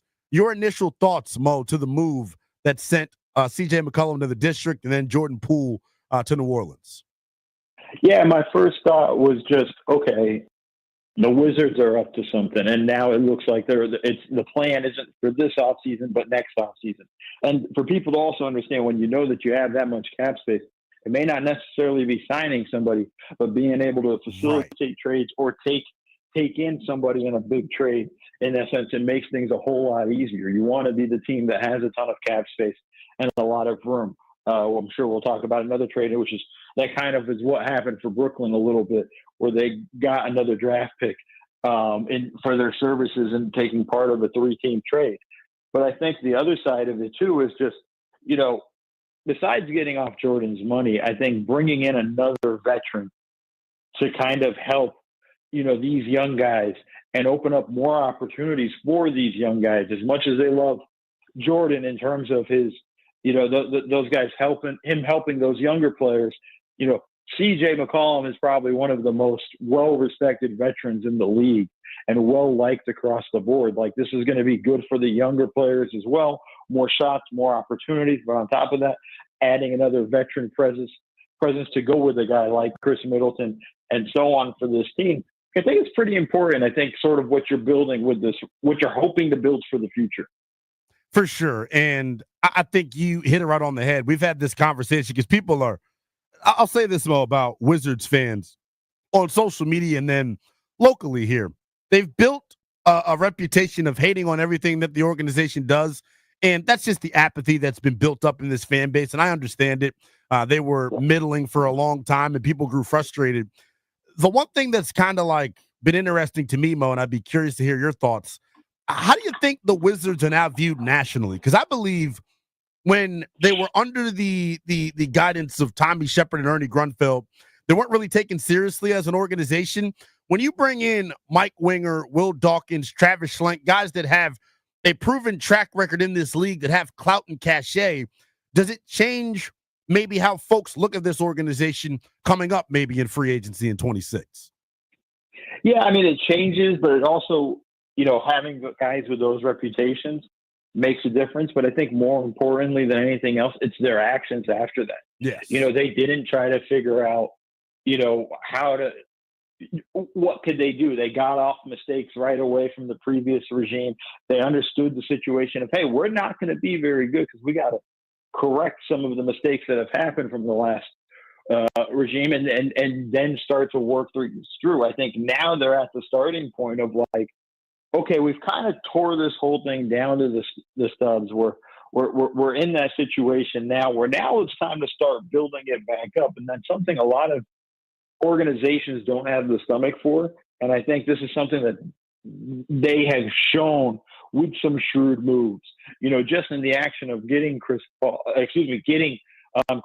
for Bradley Beal and then flipping Chris Paul for Jordan Poole, which has helped them over the past few seasons, just shows you like there's a level of thinking that those guys have, that they're kind of putting this stuff together. And so when you're a player, especially a free agent, you're going to decide to sign somewhere for 4 or 5 years, you want to have some trust that, the guys who are making the decisions are going to be making the right decisions and making them with the right reasons. And I think that's something that these guys have proven so far.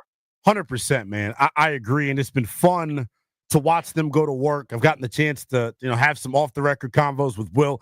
They want nothing more than to turn this thing around and to get the Wizards to be a perennial playoff team. I think at his end of season media availability, he put it perfectly. They don't want to be a team that gets into the play-in one year and then the next year they're the 12th seed. They want to be, a sustained winner in the Eastern Conference, and I think they're doing their damnedest to try and be that. Mo, when you look at this team, though, I think the clear need right now is like finding that franchise guy, finding that star, your SGA, your Tyrese Halliburton, for lack of a better term.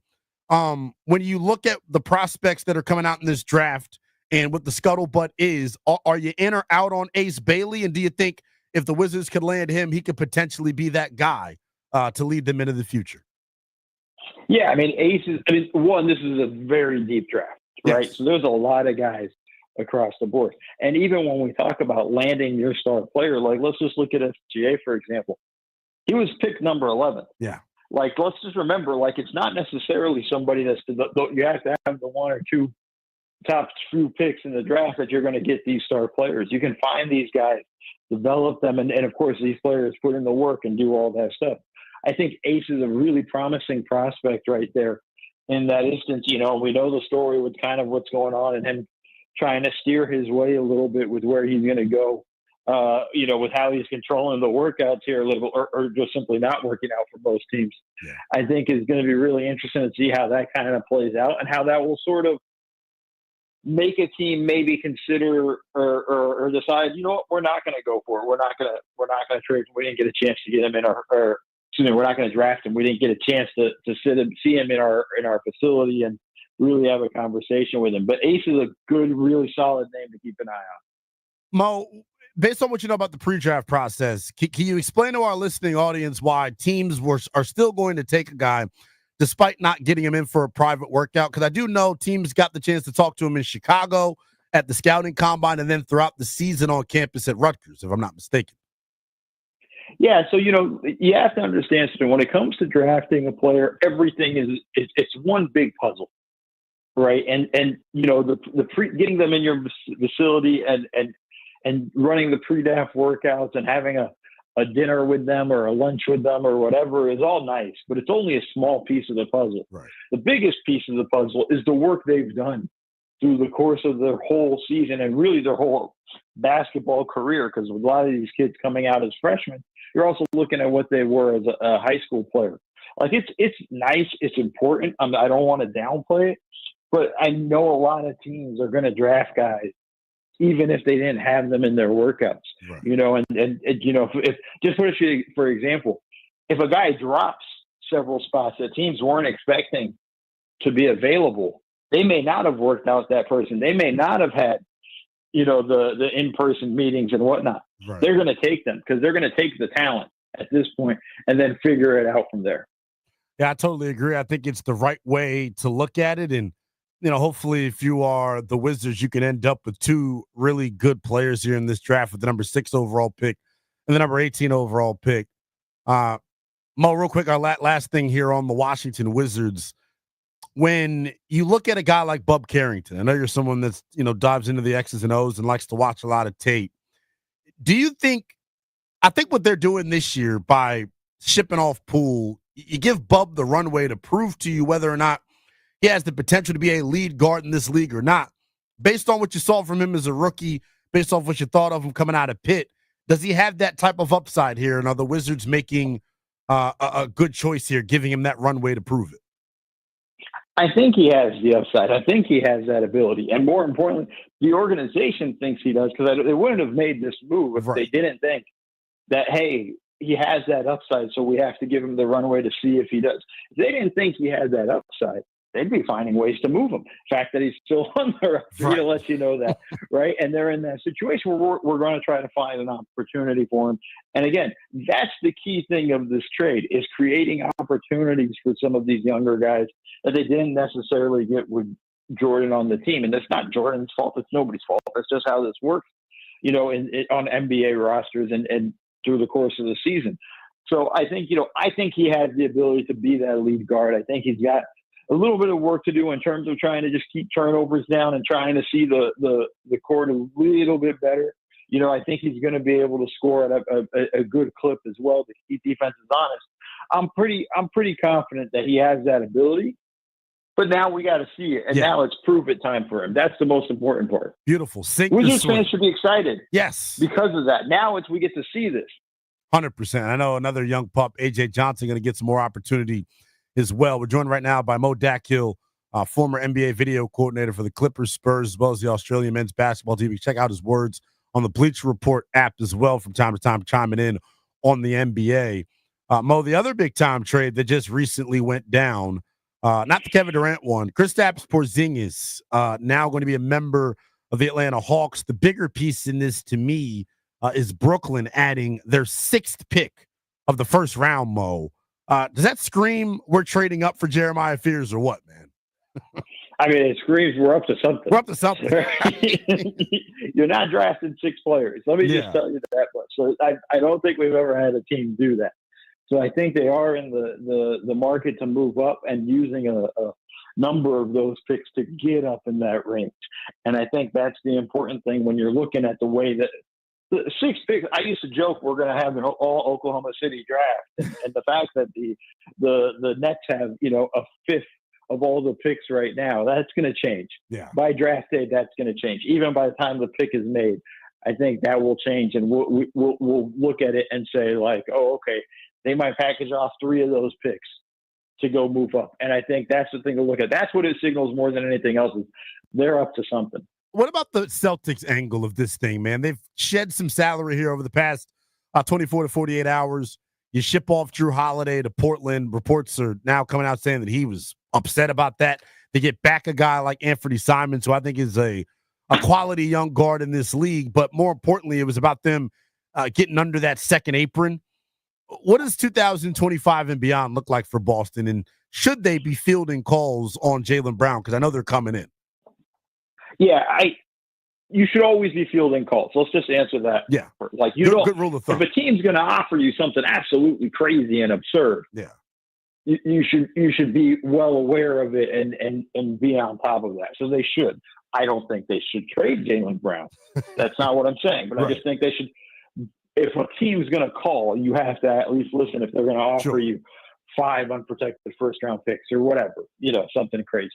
I think that's one thing. I think in terms of what they're going to be next year, and if they stay kind of the way they are now, I think they're going to be competitive. I think they're going to be a team that's going to battle for top 6 in the Eastern Conference. I think Jaylen Brown's an unbelievable player. I think Derek White's defense. We saw Peyton Pritchard and what he could do, assuming they keep Al Horford, assuming they're able to re-sign Luke Cornett. They're going to be in an interesting position where they'll still have some of those core pieces that they need. And I think, adding Simons helps, adding George Niang, who's a quality rotation player at this level. Like, I feel like these are all solid pieces. And the way the East is set up and looking for next year, they're it's not a situation where you're just like, wow, we can't compete. If they were in the Western Conference, it'd be a different story. But they're in the East. I think they have a legitimate chance of being a top 6 team. I do as well. It'll be interesting to see, how they move forward. The Jason Tatum injury obviously, puts a wet blanket rather over this year and next year. I'm not saying that they should tank, but man, you got to look at what Philly did this past year and go, one guy's down for the year. We're having injury bug concerns. Do we put ourselves in that AJ to dance the lottery next year? That's another layer of this that I'm keeping an eye on as well. But I think it'll be hard to do that with Jaylen Brown and Derek White still there because they're just going to be too competitive of a basketball team. I want to get your thoughts on the Kevin Durant deal as well, man. Mo, I'm a huge KD fan. He's from the DMV area. He's a guy I grew up watching, and when I was young and in high school trying to play basketball, wanted to play like Kevin Durant. His fit in Houston, when you think about the way he manipulated the trade market to kind of force himself there, I think it automatically catapults the Rockets into the biggest threat to Oklahoma City in the Western Conference. Do you agree? And then if Durant doesn't win a title there, or if he does win a title there, how does it impact the old legacy conversation going forward for easy money? Well, I think the easy one is if he does win a title there, that can throw all the critics off his back. Yes. All the comments of, he wasn't the bus driver and all that nonsense, which I do think is fully just ridiculous stuff. And we just can't seem to just live with the fact that he went to the Warriors and everybody goes completely nuts and loses their mind. But that's a whole other conversation another time. But I think it does get all of that off his back. And again, he starts to get more of the respect that he deserves, for what he has done through the course of his career. I think their first question of are they going to be the clear number 2 against the Thunder? I think as of right now, the West is still extremely volatile. Yes, it is. We're only 2 days since the championship, yeah, and we've already had 3 trades where we're like, okay, what's going? It's kind of like we're in a situation where this is going to be. Everybody needs to buckle up. There's still a lot more trades coming. A lot more teams are still going to be trying to figure out who they are, what are they, how are they going to sort through things, and who can they get. So I think there's still a lot more stuff and moves to come. As of right now, I will say they're probably second. Listen, they finished second in the West last year. They in a very contested battle. It was pretty tight between 2 through 6 in the Western Conference, and then you just add somebody that can actually score for them, which is something they were missing badly throughout, their course of their whole season. And we saw it especially in the playoffs where they can get a lot of stops, but they couldn't get any buckets. So adding a guy like KD, who the defense will take a little bit of a step back, but not a lot. And I think adding KD will help their offense a ton. So I think you got to look at it as of right now, June 24th. Yeah. We can say, listen, Lynnell, it's a long way to September and October. So there's and we seem to have crazy trades literally these past few seasons, literally right before training camp. So there's still a whole lot more to happen. 100%. Mo, it's buckle up is right. I'm super excited about it. Any basketball fan out there has to be excited about it. One final thing here before we let you go, man. We appreciate you making some time for us here tonight.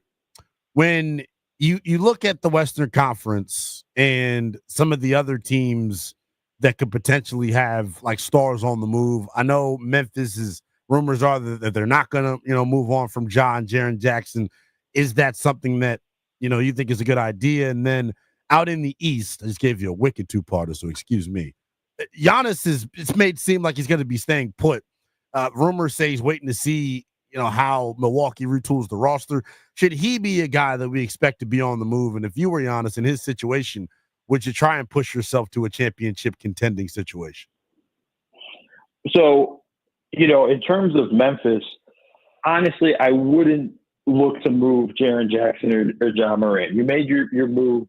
You made your trade. You've added some valuable draft assets, over the course of the next few seasons off of that Desmond Bane trade. I think the important thing now is to build off of those two guys.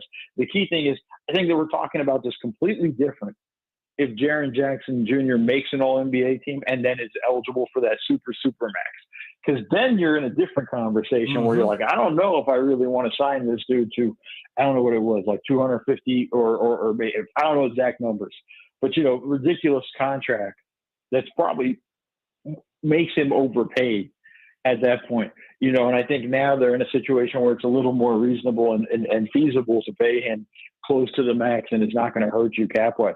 So I don't think this is something where I don't expect them to make a trade for that. That doesn't mean if somebody doesn't give them, again, a great offer, they might move off of him or Ja, but I just don't anticipate that coming. I don't anticipate Ja generating a ton of great offers. I think teams kind of want to see how healthy he's going to be. Yeah. And, of course, all the other stuff that surrounds him if that stuff's kind of fixed. So I think there's that. Back to Giannis. Yes. For me, Giannis should just demand a trade and ask his way out and try to force his way to a contender. it's I guess blind loyalty. And here's the thing that frustrates me, Lynnell. When you say I'm waiting to see how the team retools around me. Come on. So basically, whatever they do, if you don't like it, you're gone. And then whatever they did, which was to placate you. Yeah. Now they're even more in a tough position. Right now, they've dug themselves into a deeper hole throughout all the whole Gross situation. And if you just look at it honestly, there's really nothing they can do. There's really nothing they don't have. They traded Chris Middleton for Kyle Kuzma, and that blew up in their face. And Middleton was always their main piece to move. Dame has a torn Achilles. Like, you're not really expecting him to come back next season. And even when he was healthy, you were still struggling as a team, and you were going to get knocked out by the Pacers anyways.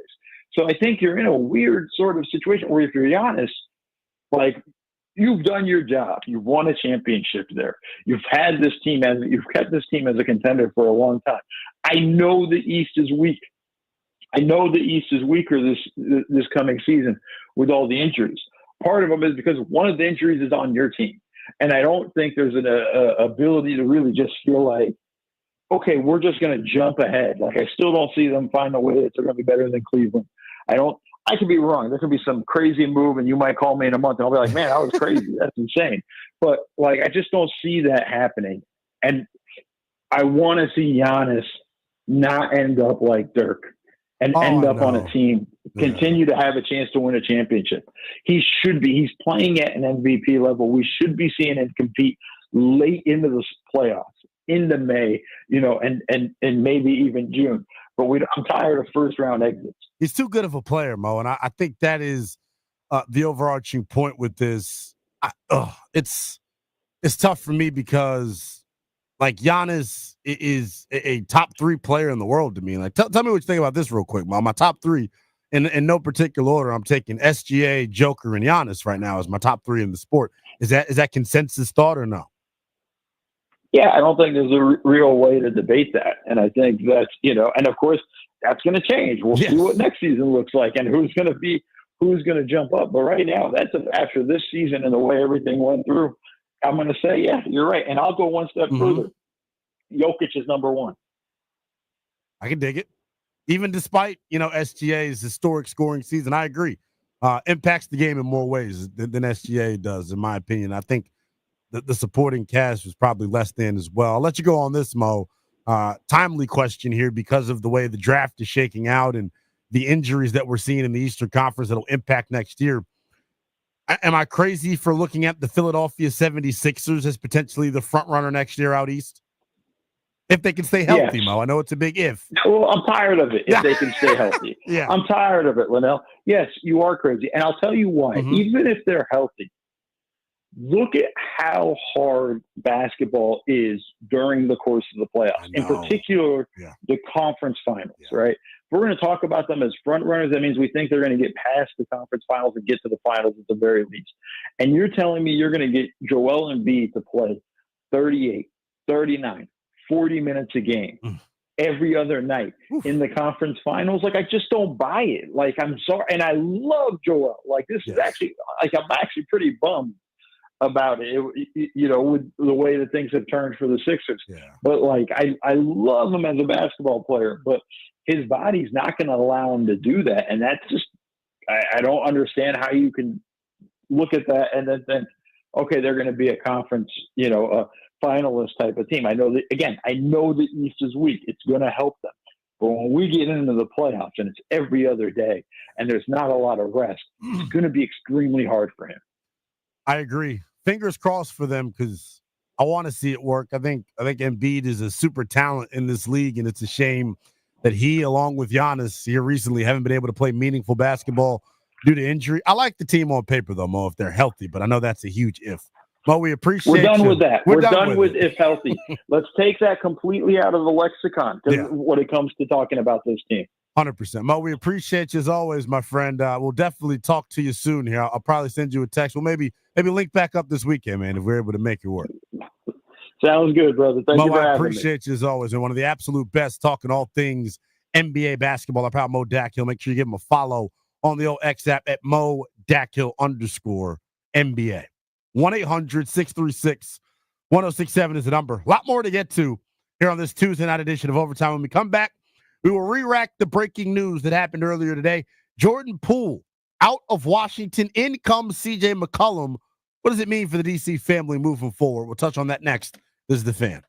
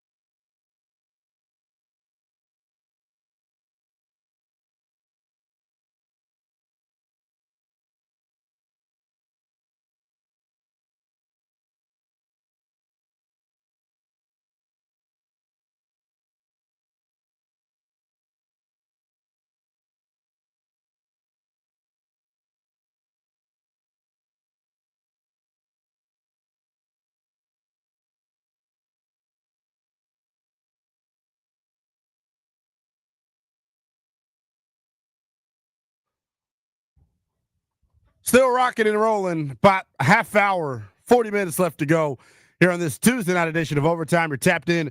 The youngest in Charles, Lynnell Willingham, will take you up to 9:10. That's baseball. Comes your way at that time. Charlie Slows and Dave Jagler get you warmed up for game 2 of 3 against the San Diego Padres. And we'll get you a little game 2 preview coming up, top of the 9 o'clock hour. But right now, though, if you're just now joining us, boy, what an afternoon it has been for the DC family. The Washington Wizards super active in the trade market. If you're just joining us, the latest move from the Wiz Kids is as follows. The Pelicans are sending C.J. McCollum, Kelly Olynyk, and a future second-round pick to the Wizards in exchange for, I know, Heartbreak Hotel, Jordan Poole, Sadiq Bey, and the number 40 overall pick coming up in this year's draft. If you are the Wizards right now, it feels like you've created a ton of flexibility financially. Like, that's the number one thing I continue to take away from this is the flexibility that the Wizards now have when it comes to the 2026 summer.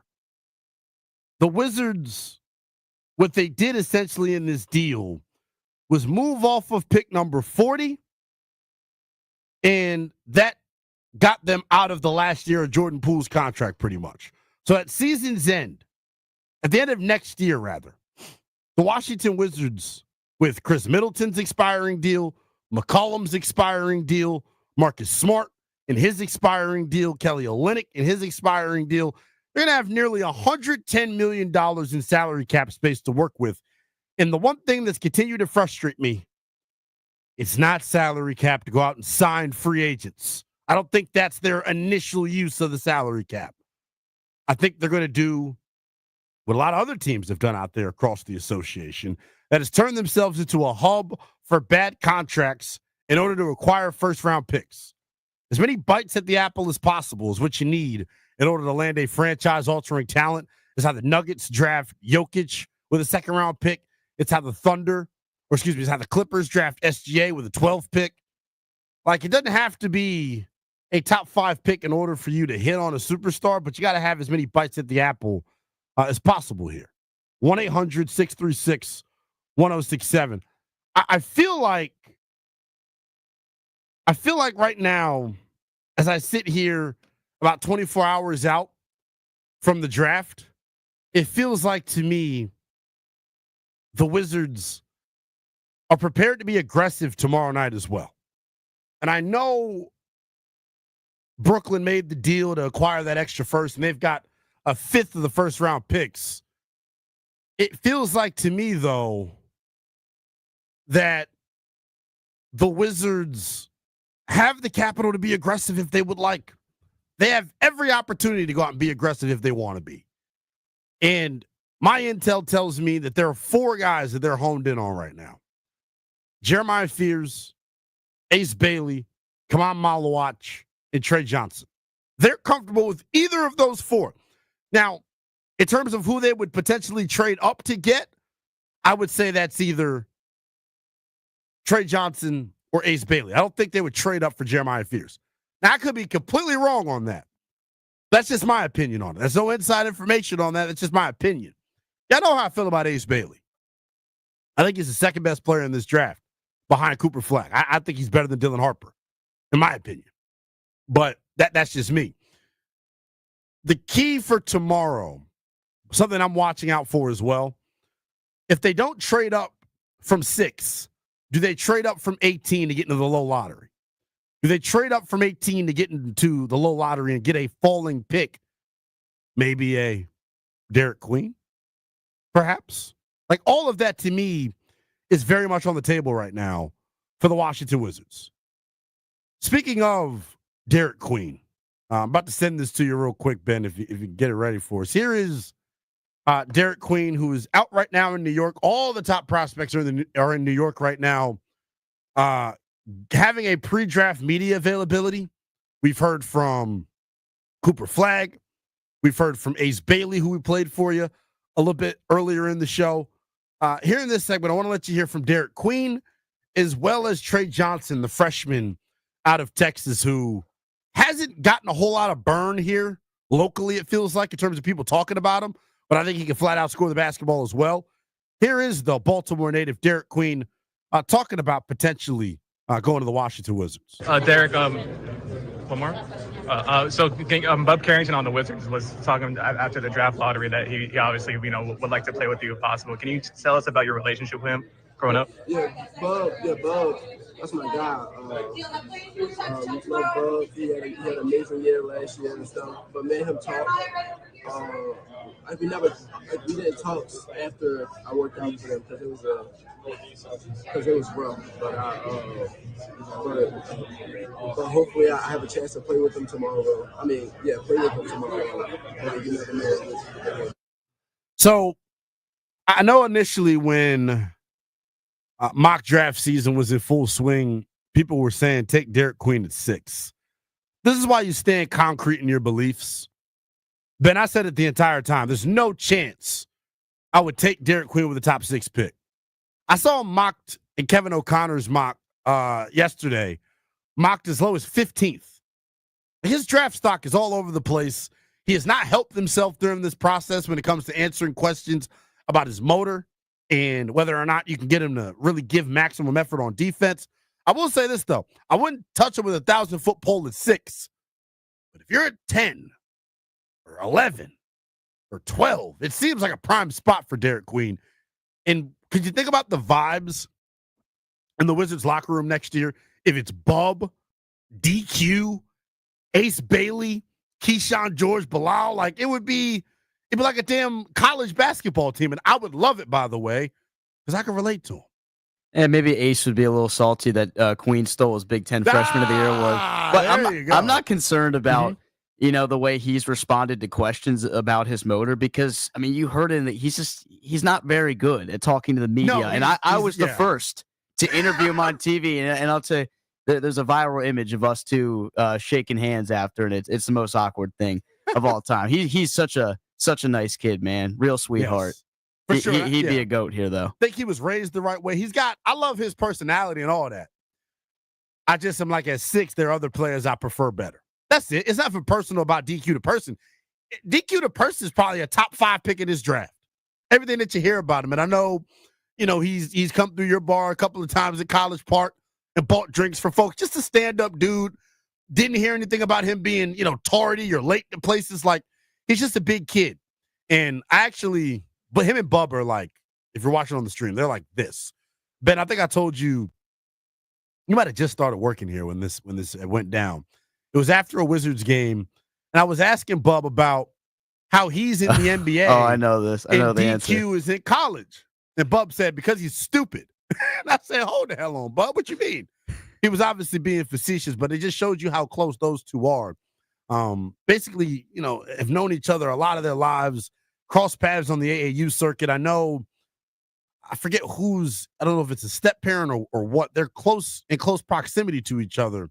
Yeah, they live 3 doors from one another. 3 doors. So, bros going to be bros. I think because of the Wizards organization being so high on Bub, the person, when he speaks up and says, hey, go check out my bro DQ, man. I think Will Dawkins and company listen, and they have probably vetted DQ to the point where they know him better than any other team in this draft. I would pay a good amount of money to bet on that. And I'll take it a step further. Frank Ross, the director of college scouting for the Washington Wizards, is a guy that's a DMV guy through and through. It's from this area, understands this area. So they've had the ability to go talk to DQ's AAU coaches, his high school coaches over at St. Francis in Monteverde. Monteverde? How do you say it? Mount Verde? Yeah. So they know who he is 110%. So they probably don't have the questions I have about work ethic, motor, and all that. But some may. Another guy that's been linked to the Washington Wizards is Trey Johnson, the star-studded freshman out of University of Texas. He's another guy that's just a flat-out bucket getter at 6'6". He just straight up fill it up. Here is Trey Johnson talking earlier this afternoon about the relationship he's built with the Wizards during this pre-draft process. Trey, what was your impression overall of the Wizards? Sorry, when you spent time with them. I had a great relationship with them, especially with the coaching staff. And I actually told my agent this, like, since I've been down there in Washington, it's like the way the visit was set up was like it was a college visit. Like, you had snacks in the room, you had met everybody, you talked to everybody. We did like a shoe thing before we even got on the court and stuff like that. So it felt like a college visit, and I had a good relationship with the front office. What did I just talk about? A potential college locker room with the Wizards. They're already creating that environment, man. They have focused a lot on how they treat people. Similarly to the Commanders in their ownership group with their transition to power. I think Mike Winger, Will Dawkins and company have really put an onus in a real importance on the little things when it comes to these prospects, including how they're handling them on their visits. I'll say this. My dream scenario for tomorrow night is Ace Bailey at 6. I can't believe I'm saying it. I think I want Derek Queen here. I think I want Derek Queen here in D.C. Would I be willing to trade up? Does Corey Kispert and the 18th pick, if that gets you up to, say, 14, where Oklahoma City is picking, do you take that deal? Wizards fans, do you like that deal? Let me know. 1-800-636-1067. We'll take a quick timeout. When we come back, we will put a bow on the NBA draft conversation. We'll put the NBA draft on the back burner for a second. When we come back, I want to go around the National Football League real quick while we got some time to do so. Aaron Rodgers was on the Pat McAfee show earlier this afternoon and gave some really, really good insight into his future in the NFL. We'll let you hear from Rodgers next here on The Fan.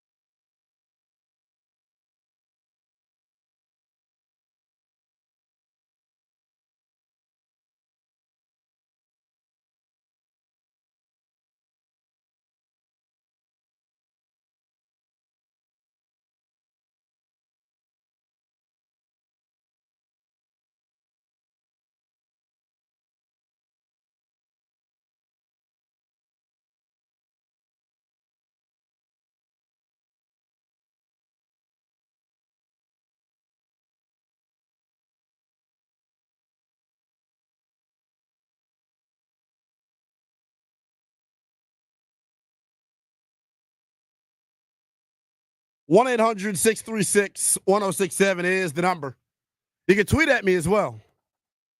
Same handle on all social media platforms. It is at NELL_BTP.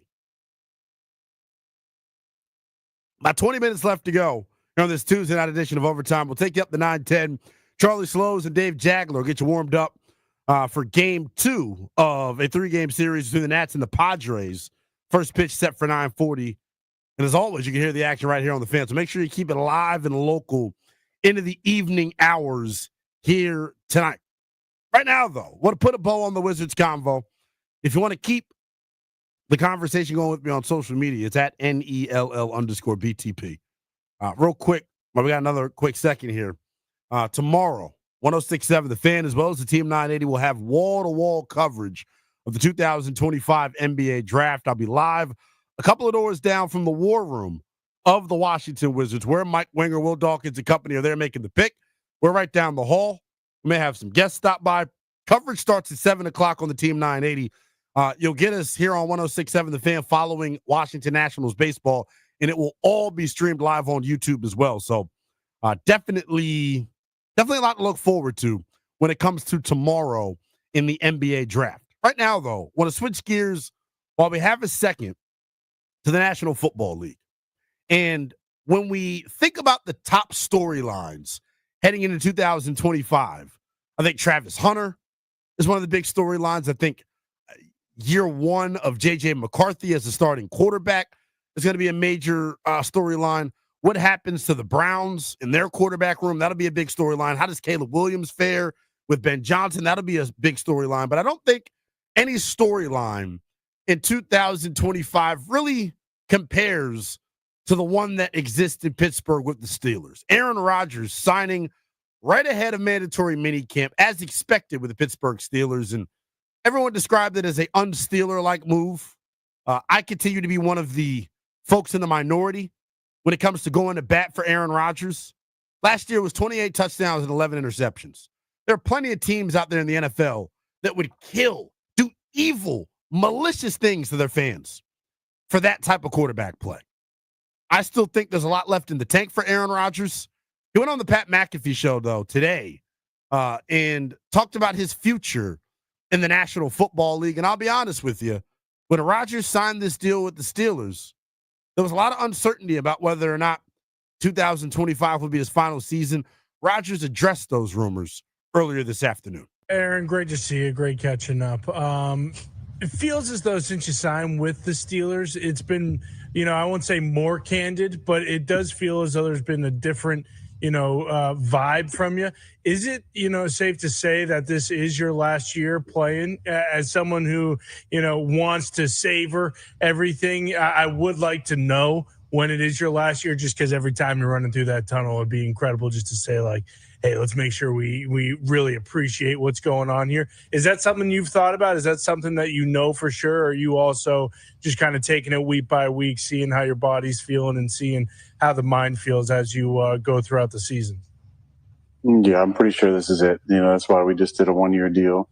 Steelers didn't need to, put any extra years on that or anything. So, this was really about finishing with a lot of love and fun and peace for the career that I've had. I mean, I played 20 freaking years. It's been a long run, and I've enjoyed it. And what better place to finish than in one of the cornerstone franchises of the NFL with Mike Tomlin and a great group of leadership and great guys in the city that expects you to win. Congrats. Yeah, Rodgers let the cat out of the bag. 2025, according to Aaron, going to be the final year in the National Football League for Aaron Rodgers. And look, say what you want about Rodgers, the person. Rodgers, the quarterback, is a first ballot Hall of Famer and one of the greatest to ever play this game, one of the most physically gifted guys to ever play the game. Effortless thrower of the football, accurate, command of the offense, football smarts, you name it. He's got it when it comes to Aaron Rodgers. How will Aaron Rodgers be remembered? I think he's got to be remembered. Hopefully the stuff in the later parts of his career, the ayahuasca retreats, things of that nature, hopefully that goes on the back burner when it comes to how we address Aaron Rodgers. I think he's a first ballot Hall of Famer, and I think he's one of the damn, is he a top 10 quarterback of all time? I think that's up for debate. And I think he's got to be in that conversation, right? In terms of quarterbacks of the 2000s, Brady, Peyton, Pat Mahomes, Aaron Rodgers. Like, I think like the list is very short. Like, he keeps elite company. This is a guy that won 4 NFL league MVPs.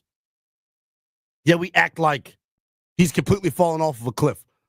I'll take it a step further, and I've said this every time I've gotten the chance to talk Rodgers since he signed with Pittsburgh. I think there are no better than 3 teams in the AFC that are concretely better than Pittsburgh. We consider their defense.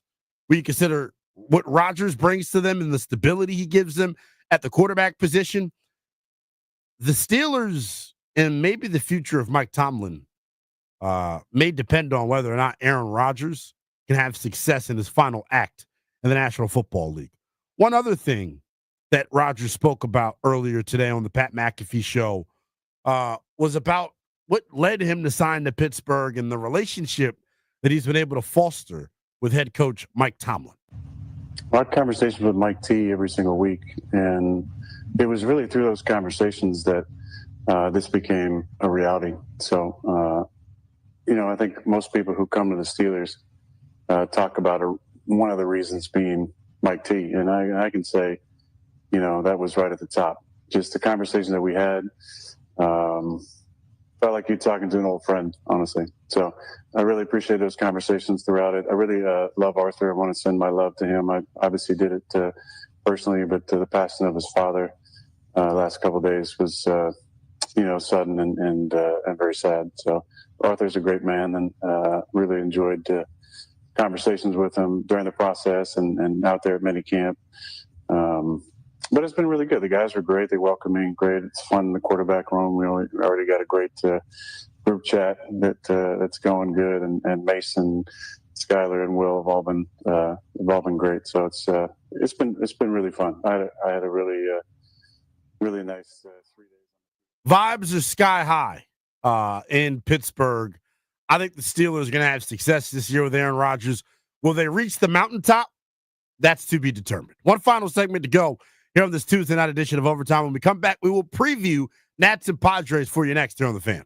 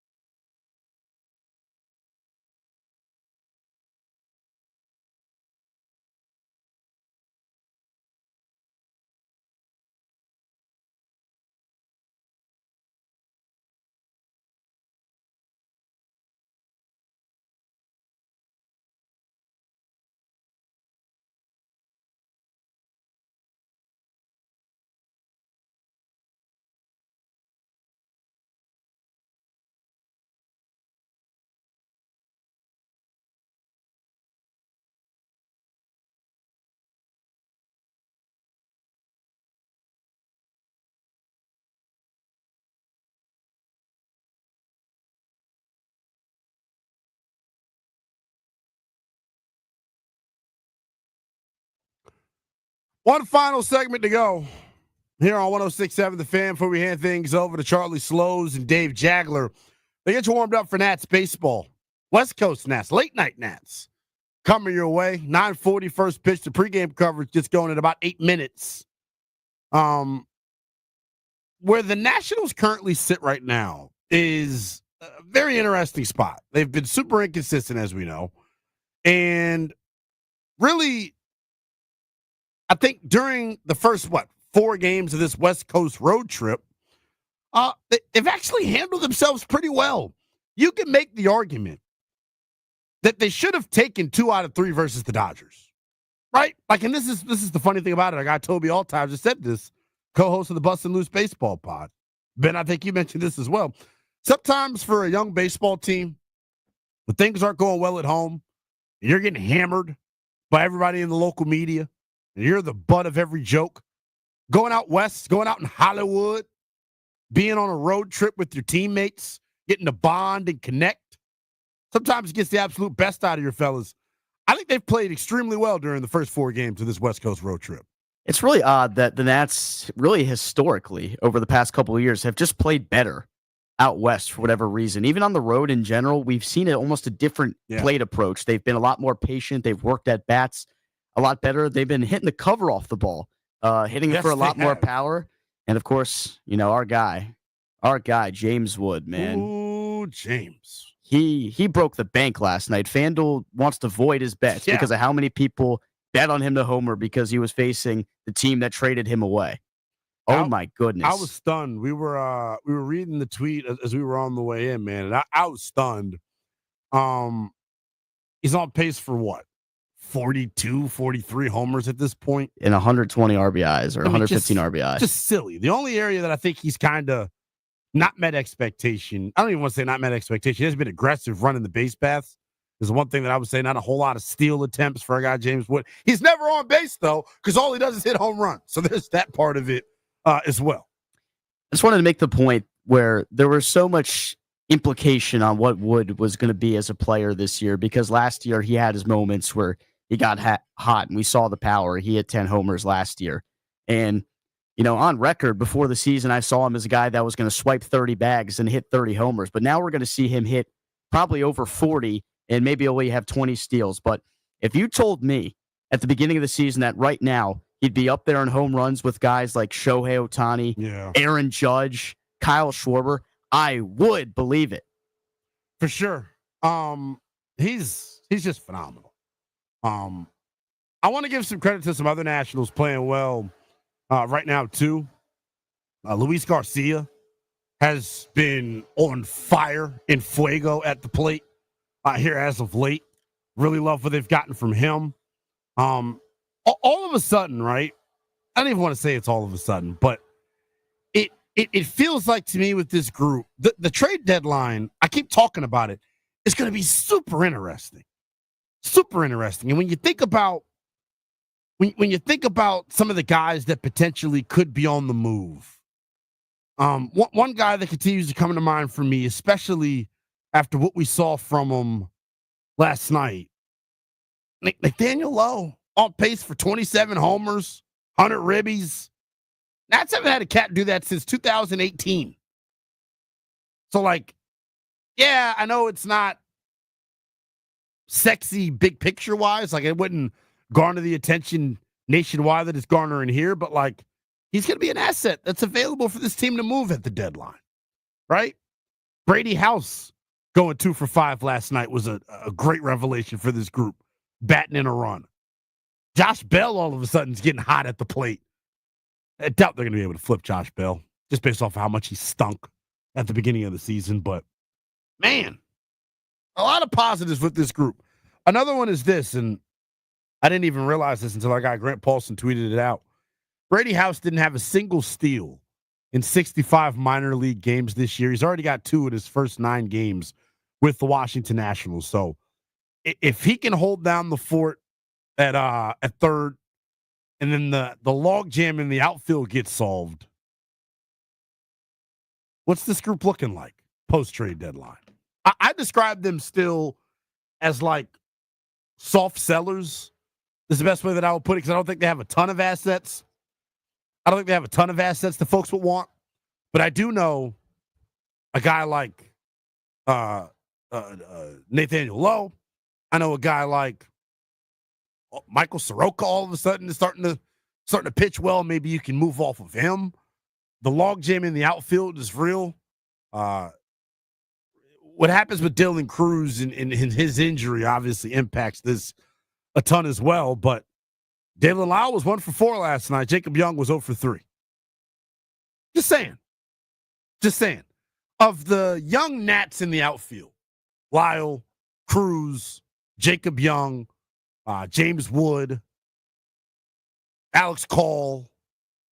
Let's take Wood out of the equation here, obviously, because he's the creme de la creme. Let's take Cruz out of the equation as well. Which one of these guys do you think has the most upside? There's going to be a log jam when everyone's healthy in the Nats outfield, right? Take James Wood and Dylan Cruz out of the equation. So we're talking about Jacob Young, Alex Call, Dalen Lyle. Who's the odd man out in that group? Robert Hassel, when he gets called back up, and he's been hitting it well in the minors since he's got there. Who's the odd man out? As I sit here right now, it's got to be Jacob Young, I would think, in terms of like he's a good enough guy on defense to where that may attract the team to him. And then when it comes to like his speed, running the bags, like there's a ton of athleticism there as well. I just feel like when it comes to the outfielder logjam, you would love if they can create a problem for you by all of a sudden everybody just starts to get hot at the plate. And then you're really debating on, who should stay, who should go. It's going to be interesting to see. Tonight for the Curly W's, they'll try and take 2 out of 3 versus the San Diego Padres. First pitch comes your way at 9:40. It'll be our guy Trevor Williams on the bump for DC. You can hear all the action right here on the Fan. Big thank you to Low Top. Big thank you to Mo Dackhill. Thank you to your calls as well. Charlie and Dave come at you next.